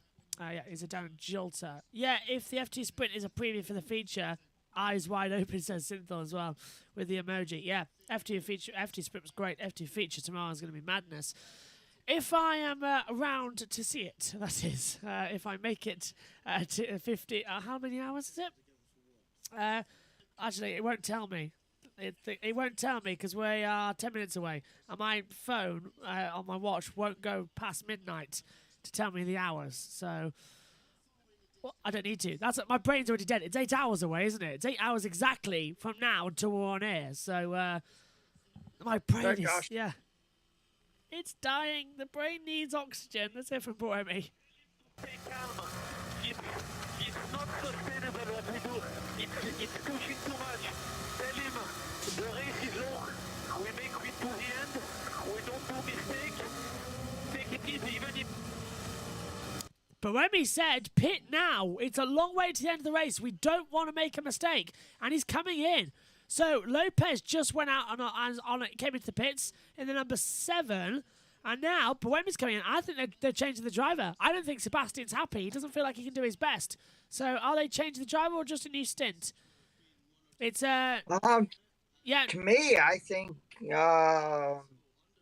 Sebastian Boemi should stay in the car. I mean, he's the leader. Why does he need to get out? If he's saying he's not doing a good job, I don't know what's wrong with them. I would keep him in the car, or do a driver change, whatever's the best for him. Yeah, I would agree. He should kept him in. He was doing good, but they have changed him over, and I think it's to Brendan Hartley as well for his night shift. Megan is out the box, isn't she? Yeah, she is. Yeah, that's good. She usually curses Brendan Hartley. In fact, she's cursed Brendan Hartley more times than she's cursed Scott McLaughlin as well. It all started with Brendan Hartley crashing at Monaco, crashing at Silverstone, crashing in France, crashing in Spa, getting fired from Formula E. It's just happening as well. Louise Beckett's down there. Let's see if she can get an interview. He's ready. So Pierre Rag, let's hear from him with Louise. The 71A, of course, is in the car, in the garage. We know that you were leaking water on the track, and there's a lot of smoke coming out the back of that car. So Pierre, tell me from your point of view what's going on. Hard to know at this time, but after a few slow zone, we start to lose some water on the rear, so I feel it's a strange feeling with the rear of the car, but and after there is some alarm as it's coming, so we pit in to fix it, but for sure with the GT car when we lose water it's quite many tough to do, but we hope to restart again and finish the race. And that smoke is still coming out. They're finding it really hard to stop it. Yeah, sure. It's all with the water on the exhaust, so for sure make a lot of smoke, and we hope that we don't make a damage on the engine. But yes, we cross the finger, and to finish the race, it's the most important things in Le Mans. All right, thank you. Slow zone. Yeah, he's slow zone in effect. Now, where's this? On the track. I can't see anything on the data. Marshall Point 29. That might be an old message. Hang on. Marshall point 20, slow zone 6. So that is... Oh, it's Mulsanne. Someone's got into the gravel at Mulsanne. And it's the 92. It's the leader in the GTE Pro. No, hang on. Stop. Stop. We're on board with the 92 Porsche. It's moving. Looks like it's okay. Take that back. We don't know why we've got a slow zone. It's debris, we're being told. Debris et arnage. That's the reason for this slow zone. So, slow zone Marshall point 6. Zone 6, Marshall point 20. That is down there. We're not seeing any cars off. GT Am, they were in a battle. So, Brendan Hartley, by the way, has got in the car, so he has changed over. But no idea what's happening. Oh! WeatherTech 56. Yeah, that's the 56. Team Project 1 hitting, I think, the 56. Yeah, oh, it hit the 30 Inception. Oh, dear. So it's the Team Project 1 hitting one of the LMP2s of the Inceptions down and forcing off the track. Tell you what, Adam, they are literally bullying each other out of the way tonight, aren't they? No ifs, no buts. Yes, sir. Oh, yes, sir. You know, it's still a long way to go with Le Mans, and you know, Josh. Yeah. So, you know, drivers could start to get tired, you know, from being in the cars after a long stint. So you're going to need someone fresh, you know, to get through the night. It's going to be fun. And voice is already going, I think, a little bit. Tom's next up in the box, so he'll follow you, Adam. And I think Richie, if he's still around, might drop in as well during the night shift. It's going to be a long night. But we've got some crazy people who are already staying up as well in Europe. Who's going to do it as well. And Adam, what are you up to the rest of the day then? It's almost 7 p.m. Eastern time here in the United States. I'm going to get something to eat. I'll probably watch the rest of Le Mans. And probably watch along as well. Sounds good. And speaking of which, we are about to change over to part 2 of the YouTube stream. The link to that, as I said, is in the chat. It's pinned. And it is also in the YouTube description as well. The leaderboards keeps having driver changes every second, which is confusing. Yeah, it's flicking between them. There's a glitch on the timings. That's what's causing the problems. Save your voice for F2 and F1 tomorrow, says Simple. Yeah. It's going to be tricky. I think I might be commentating F1 in sign language, which could be exciting. Which isn't good, actually, because I think we're on USRN, I believe. But I'm not sure how it's going to work at the moment. I think we're going to put it through the computer and keep our fingers crossed. But yeah, we are on USRN. If not, the race is getting replayed later on in the day on USRN, as well as a highlight commentary, so that USRN get it as well. Slow zone is ending at 56:30. That's in 5 seconds' time. And we will head back to green flag running here at Le Mans. And with it, we will switch over to the next broadcast as well and get ready. So, Adam, we've got 3 minutes. Before we do, it's time for you to ask me those magic words at the Grid Network. Right. Josh, who's your pick winner for IndyCar, NASCAR, and IndyCar, NASCAR? F1's up there, isn't it? Yeah. And F1 in Baku, yeah. Right. In NASCAR, my pick for the winner will be Joey Logano. I think let's go safe after I keep making mistakes. In IndyCar, Alexander Rossi. Can't not go against him here tonight. As well, and let's have a think for F1 Baku.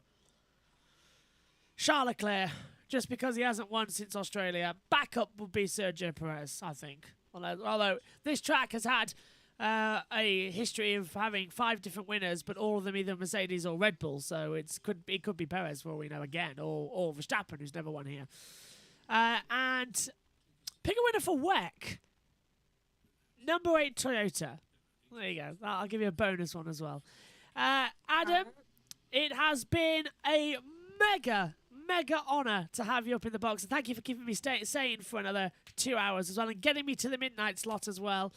Yes, sir. Yes, sir. And now I'll throw it over to I'll throw it back over to Tom as he gets you into part 2.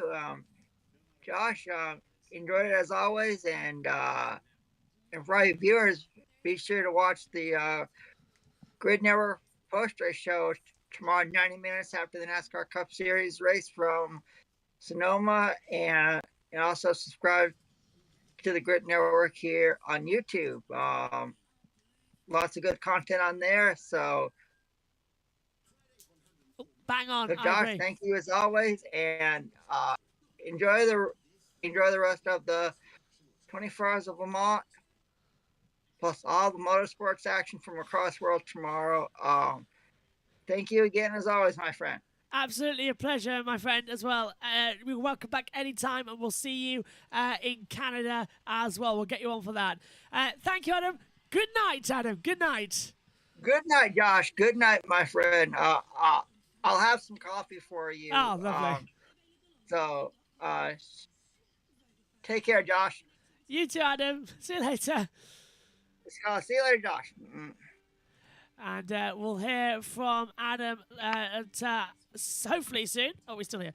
So, hello, Adam. Bye-bye, Adam. As he comes through. Right, we're going to sync over now to coverage as well.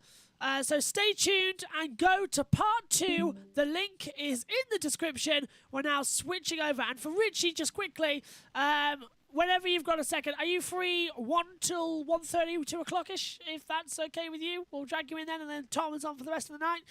If that's perfectly fine with you, Richie, I'll happy to have you on, and then hopefully some other time as well. I know I keep delaying it, but it's all up in the air, so absolutely fantastic. Right, stand by, because we are going to switch over to the next stream. Stand by for action.